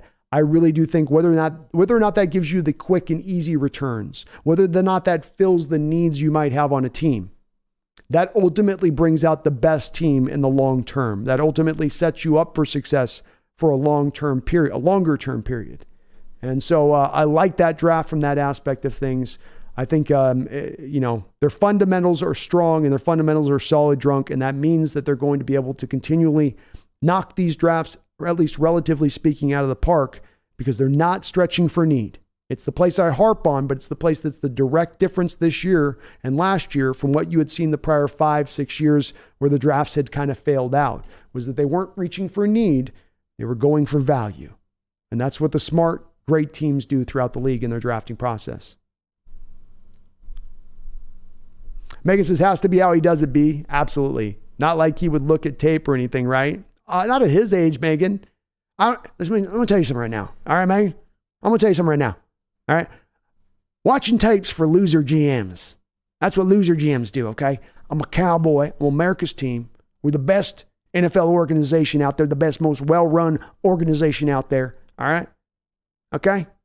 So don't talk to me about watching tape, man. I don't even watch tape. Jerry Jones don't watch tape. I got a dumb son that I have do that. And even he doesn't watch it very well. He's too busy feeding his fat face. I don't need tape. I've watched more tape in my life. I've forgotten about more tape than you can imagine ever watching. Jerry doesn't watch tape. Jerry goes by gut instinct. A Texan is about his gut instinct. He goes from the raw meat of his gut. That's where you get your decision. That's why we're the greatest state in this union. We don't use our brain. We don't use that fancy thoughts to make ourselves go. We go gut instinct. Gut instinct got me 3 Super Bowls 30 years ago. That's what got me that gut. That's what got me those Super Bowls. I didn't have that gut. I ain't about to bail on it now. Will Valdez, thank you for the $5 donation, Will. He says, you need a 10-gallon hat to go with those Jerry Jones impressions. I do. We're going to have to build it up a little bit, I think, as a character. Well, he seems like he's always got a couple of extra rings on his fingers and stuff, He goes all the way with his swag there, Will. But I might have to do something like that with Jerry when I flip to him. Or have an image I can flip to Jerry when I'm talking. So you guys see Jerry's face as I'm speaking. I'll be like, I've got Jerry on the phone, And like they do when they got him on the phone, they'll flip to the still image. Thank you, though, man, for the $5 donation. Steve Nichols, thank you for subscribing to the channel. Appreciate you on that. Tony Wright says, Seattle fans must thank Russell Wilson again for your 2023 and 2022 draft. We've done a little thinking of him today. There was a moment of recognition for Russ, I'm more worried about him, Tony. He's rolling golf carts out there. Things are just falling apart. You know? Nick, sorry. Arlington about to upset Houston. There we go. Get him, Rangers. Tommy says, regardless, JSN is up there with the best in the league, at least thus far. Still has to prove it.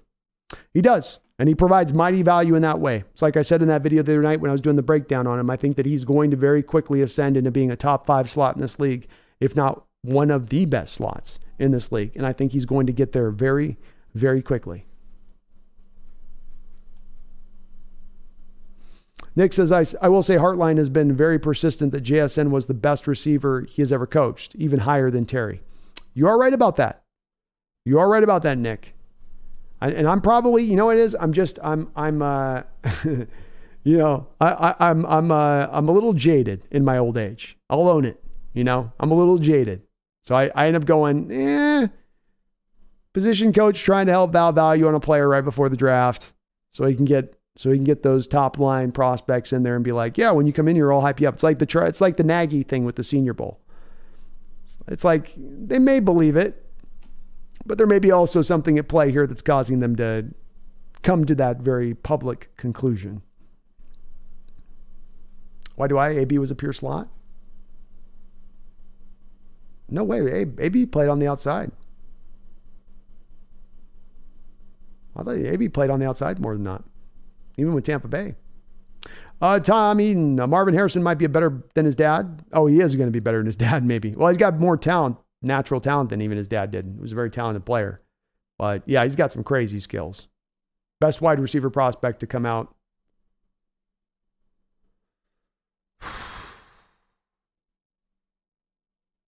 Just Jamar Chase. Man, he's probably better than Jamar. We've talked about before about having a roster that you can trade up to get that 2 guy. That will be Seattle next year if they see one. They could, yeah. Very true. Very true. You put the roster together in a way now where you don't feel you have as many holes, and that affords you that ability if you want them to trade up in that draft to go get that quarterback. It does. Megan says, not a GM here, Mr. Jones, but watch tape on 325 players, sir. That's great. You don't have the Jones gut instinct I have, the well-honed gut instinct. This is the same gut instinct that allowed me to move on from a Hall of Fame coach in the middle of a dynasty. That's not something people do that use thoughts. That's not something people do use their brain, okay? You use that from the gut. That's the gut. Obi-Wan, I don't think the draft is where you address need. It's getting future-proofing talent. So I'm happy with the draft, but that means we need to be a lot better during free agency. Wonderfully put. And I agree. I do agree. May says, the Hawks Nest. Okay, I guess that's why I love John and Pete. Seattle Mr. Jones. That's right. Shows what a class act they are, Megan, right? It'd be so much worse with Jerry. So much worse. Nick, I'll say it now. Gino's going to be the second team All-Pro. I really think he will be right behind Casey next year in terms of offensive production. Wow. I love that, Nick. That's phenomenal, man. Phenomenal. And I can see it. No quarterback in this league is going to have as much to work with as Geno Smith does.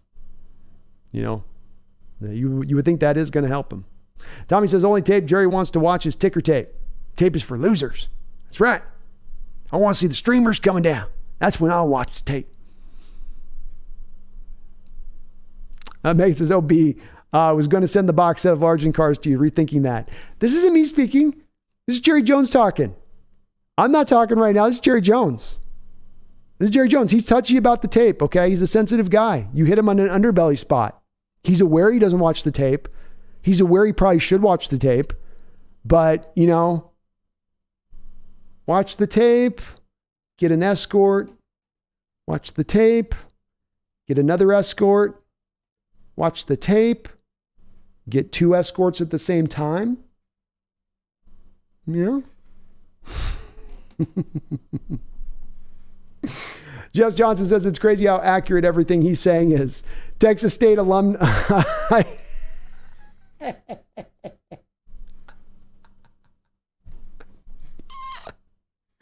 He says it's crazy how accurate everything he's saying is. Texas State alumni with a family full of Cowboy fans. All right, I always felt like I was on the button with this one, Jeff.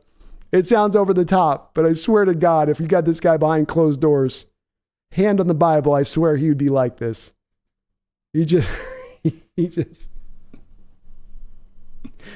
strikes me.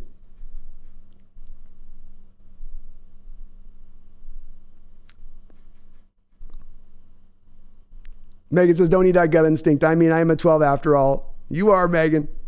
And his gut instinct ain't all that good when he did force out a Hall of Fame coach, because he thought any other coach in the league could do it, which turned out not to be the case. Quite. Fold the cards.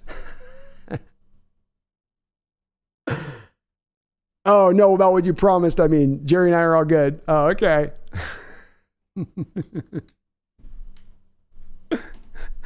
Always an active negotiation, Megan. Always an active negotiation. Trey979, not going to lie, the Eagles are not playing around. Hey, there's no doubt about it. I don't think that anybody out there that's going to be trying to be a little bit unbiased in the way they view this draft process and looking through all the teams. And I don't care if you're a Cincinnati Bengal fan or you're a Seahawks fan and you've just had a really good draft like we did. The Eagles, by far and away, had an A-plus draft. There should be only one A-plus grade given out of this draft because of how high a watermark the Eagles hit with what they did in this draft. Anybody being given A-plus is only watering down the grade of the Eagles and what they should be given. They did outstanding work in this draft. They're going to be a problem moving into the future. Howie Roseman at some point has got to fall out of this zone. He can't stay in the zone for like 3 straight years. Something's got to happen here. KC McCracken seems like it's been 3 weeks. He's stubborn as a crazy down under.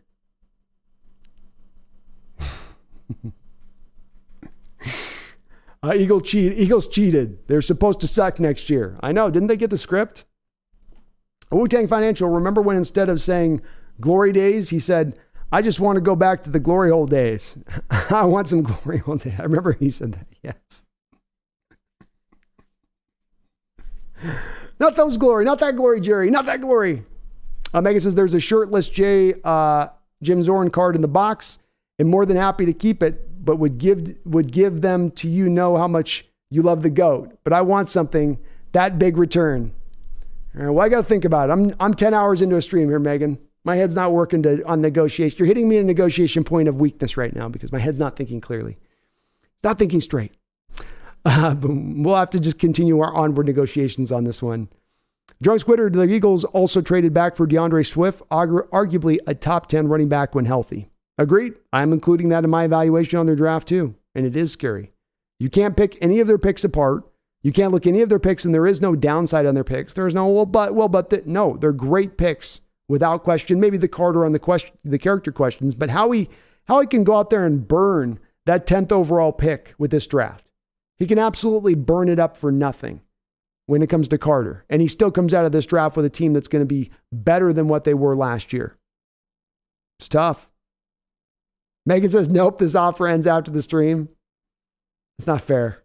It's not fair. We will, though, on that note, I think it is a good note because I'm definitely getting hungry and we are almost at 10 hours here. So let's get the last couple questions, comments, trials, tribulations pressed on into the stream here if we can. And kind of get through the last of this. It's been a really great stream here today, but I can see we're kind of getting people starting to fall off, and it's probably good about time here to probably call the ball here. If you guys haven't already, do me a favor and do please hit that like button. Do as Steve Nichols did and Roblox Sports Network as well. If you're not subbed up, please do get subbed up here to the channel.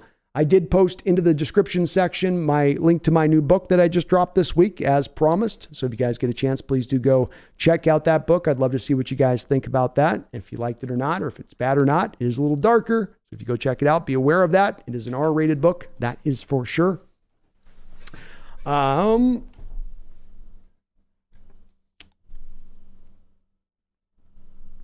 the call from JS to the Macintosh is a tearjerker. I'll check it out, man. I'm stoked. Super stoked.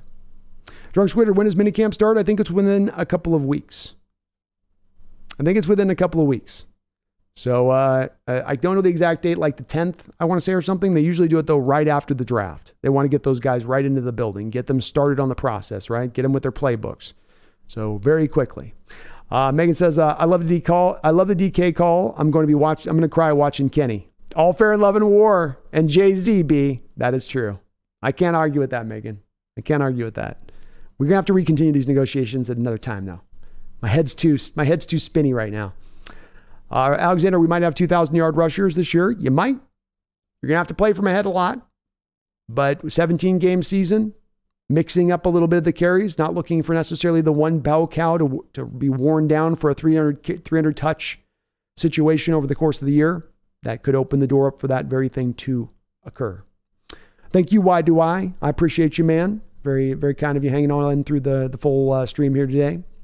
Tommy, I will be sure to watch the press conference, and I will have some thoughts for you guys on that the next time we go stream. So if that's not tomorrow, then we'll be streaming really shortly after that so we can kind of cover some of this stuff. 100%. 100%.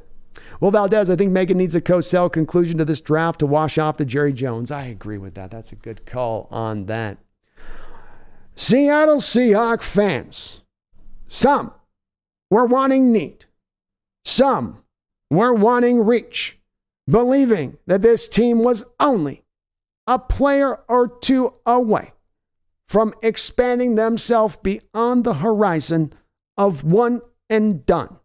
That team that can seem to merely only get into the playoffs, but not yet past. And yet, the front office instead did not feel a sense of pressure or tribulation, instead operating within the pocket of their philosophy and ideals. It is rare in this modern era an NFL team is able to remain in such a patient mode over the course of 2 drafts when so many fans are always barking and screaming for a change in way.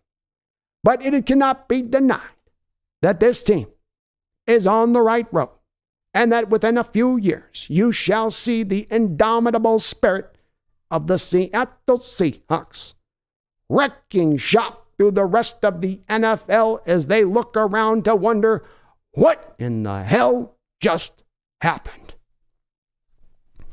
Megan says, thank you once again, B in the 12s, for another awesome draft. It was a pleasure spending 4 days awake with all of you. It was absolutely indeed that. I want to echo those sentiments from Megan. This has been a tremendous, not just 3 days, but I think we've done 5 straight days of streaming here on the channel, which is a record for us here. The amazing amount of support from you guys, from the donations to the likes. We had well over, I think, 250, 300 subscribers during just this short period, which is exactly what I was hoping we would be able to do and land as we go through it. So I, as always say, I cannot ask for any more support from you guys. You are amazing in every way, fashion. The chat was awesome. We were able to keep things, steady and not get too emotional, too heated. And that's something that was definitely going to be tested in even a draft like this. That was a good, successful draft. It's going to have those people kind of drawn out in that way, but it was great to hear everybody stay kind of level-headed, even-keeled. And at the end of the day, we ended up coming out of this all feeling pretty darn good about this football team and the direction of where they're going. Jeff Johnson says, if you live in the Pacific Northwest, I'll get you kitted out for a Cowboys live stream. You need an Instagram. I do have an Instagram technically, Jeff. I just don't promote it and I don't post much on it. I'm in that generation of men that have a hard time taking pictures. We're not the most duck face. Ooh, look pensive. I can't do it. So I'm bad about that. I just cannot do the picture taking, but I do have one. So you can do that. You can hit me up on Twitter as well, Jeff. You can DM me over there. I do have my address on there too, but I do need to probably get Cowboy kitted out because I got to lean into this Jerry thing. I think the Cowboy fans would enjoy it alone.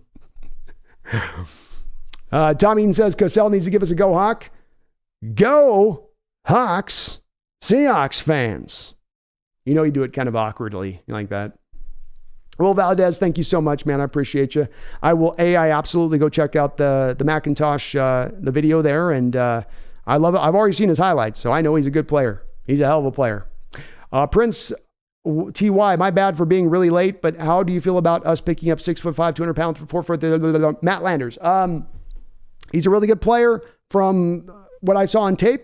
Not outstanding, but there's a lot to work with there for a guy that you're getting as an undrafted rookie free agent. Like you said, he's got the 4.3 speed. He also posted a 1.51 10-yard split. So he is tremendously sudden on top of having a really good ability to take the top off the defense. His patented move is a double move. That's what he does really great with. I loved it. I like his upside. He is going to struggle a little bit with physicality through his route, so he's got to gain a little bit more weight. But I do like how he runs his routes. He's really got something to him for a guy like this. Is you normally fit Prince into being like the Bryce Ford Wheaton side of things, where you say, well, he's a rough project. He's going to take a while for me to come about. I don't know what I'm getting from him. This guy's got a lot of the same skills that you get from Bryce Ford Wheaton as far as the speed and the explosiveness goes. But you are now getting this in a guy that is more refined, I think, as an overall player than Bryce Ford Wheaton was. And so there's some real potential that, he can take and catch on this roster as an outside receiver. And he's going to push Jerrick Young. He's going to push Jerrick Young. Megan, that sounds good on the cards. That sounds good. We're definitely both outside of the place of being fully awake at this point. So Tommy says, gets better every year. On to the crack in the M's. Have a good weekend. Hey, you have yourself a good weekend. I want to thank you one last time to everybody for amazing help. We had Jeff Johnson. We've had some Niner fans in here. Everybody kept it respectful. That's the unique thing with us here, Jeff, that you'll find is that's really where we try to be. I love having Niner fans. I love having fans from their fans in here. We just always try first and foremost to just keep it above board, keep the gloves up. We can have some fun back and forth for sure, but nobody ever tries to get too personal here. It was a tremendous draft for your Seattle Seahawks. It was a draft that definitely is going to help to set the stage for this future. Your team is better after this 3-day period. You did not miss out on any picks. You didn't hit any of these picks that there's some huge amount of bust factor. You got guys that are going to bring some instantaneous returns, and they've got some top end ceiling to them down the road. There is so much beyond on this draft to get excited about, so much about this offseason to get excited about. We'll see what these returns bear out to next year, but whether or not we get those returns instantaneously or not, I would ask and back and forth, my fellow man, to really love what they're seeing in this drafting process, because it's one that's brought success last year. It's going to bring success this year. And if the Seahawks can continue to keep applying it down the road, you will see the successes from it. It is those teams in the league that are able to perpetually keep themselves in good shape, to be perpetual winners, to keep their rosters stocked, who operate from that philosophy of first and foremost value. Value drives your day. You come up to your draft selection. You don't go for need. You don't go for this. You don't go for that. You go for who's the top player I got on my board. That's going to be my guy. And you let that drive the day as much as you possibly can. And you will find success from it. I appreciate all of you guys. I thank all of my mods, Megan, D-Boy, and everyone like AI in here as well. All of you folks out there that were helping keep things cleaned up and good and going throughout this process. We had an amazing amount of donations. I really want to say thank you for that. You guys are incredible for the amount of money that you put on this channel and the amount of money that you donate to me. I was blown away over this 3-day period by that. I mean, we absolutely set a record on the first night. It was like just a ton. So thank you to all of you on that. I love you guys. This is my favorite thing to do.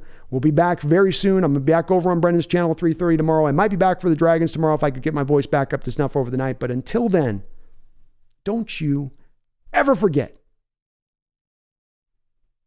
Go Hawks.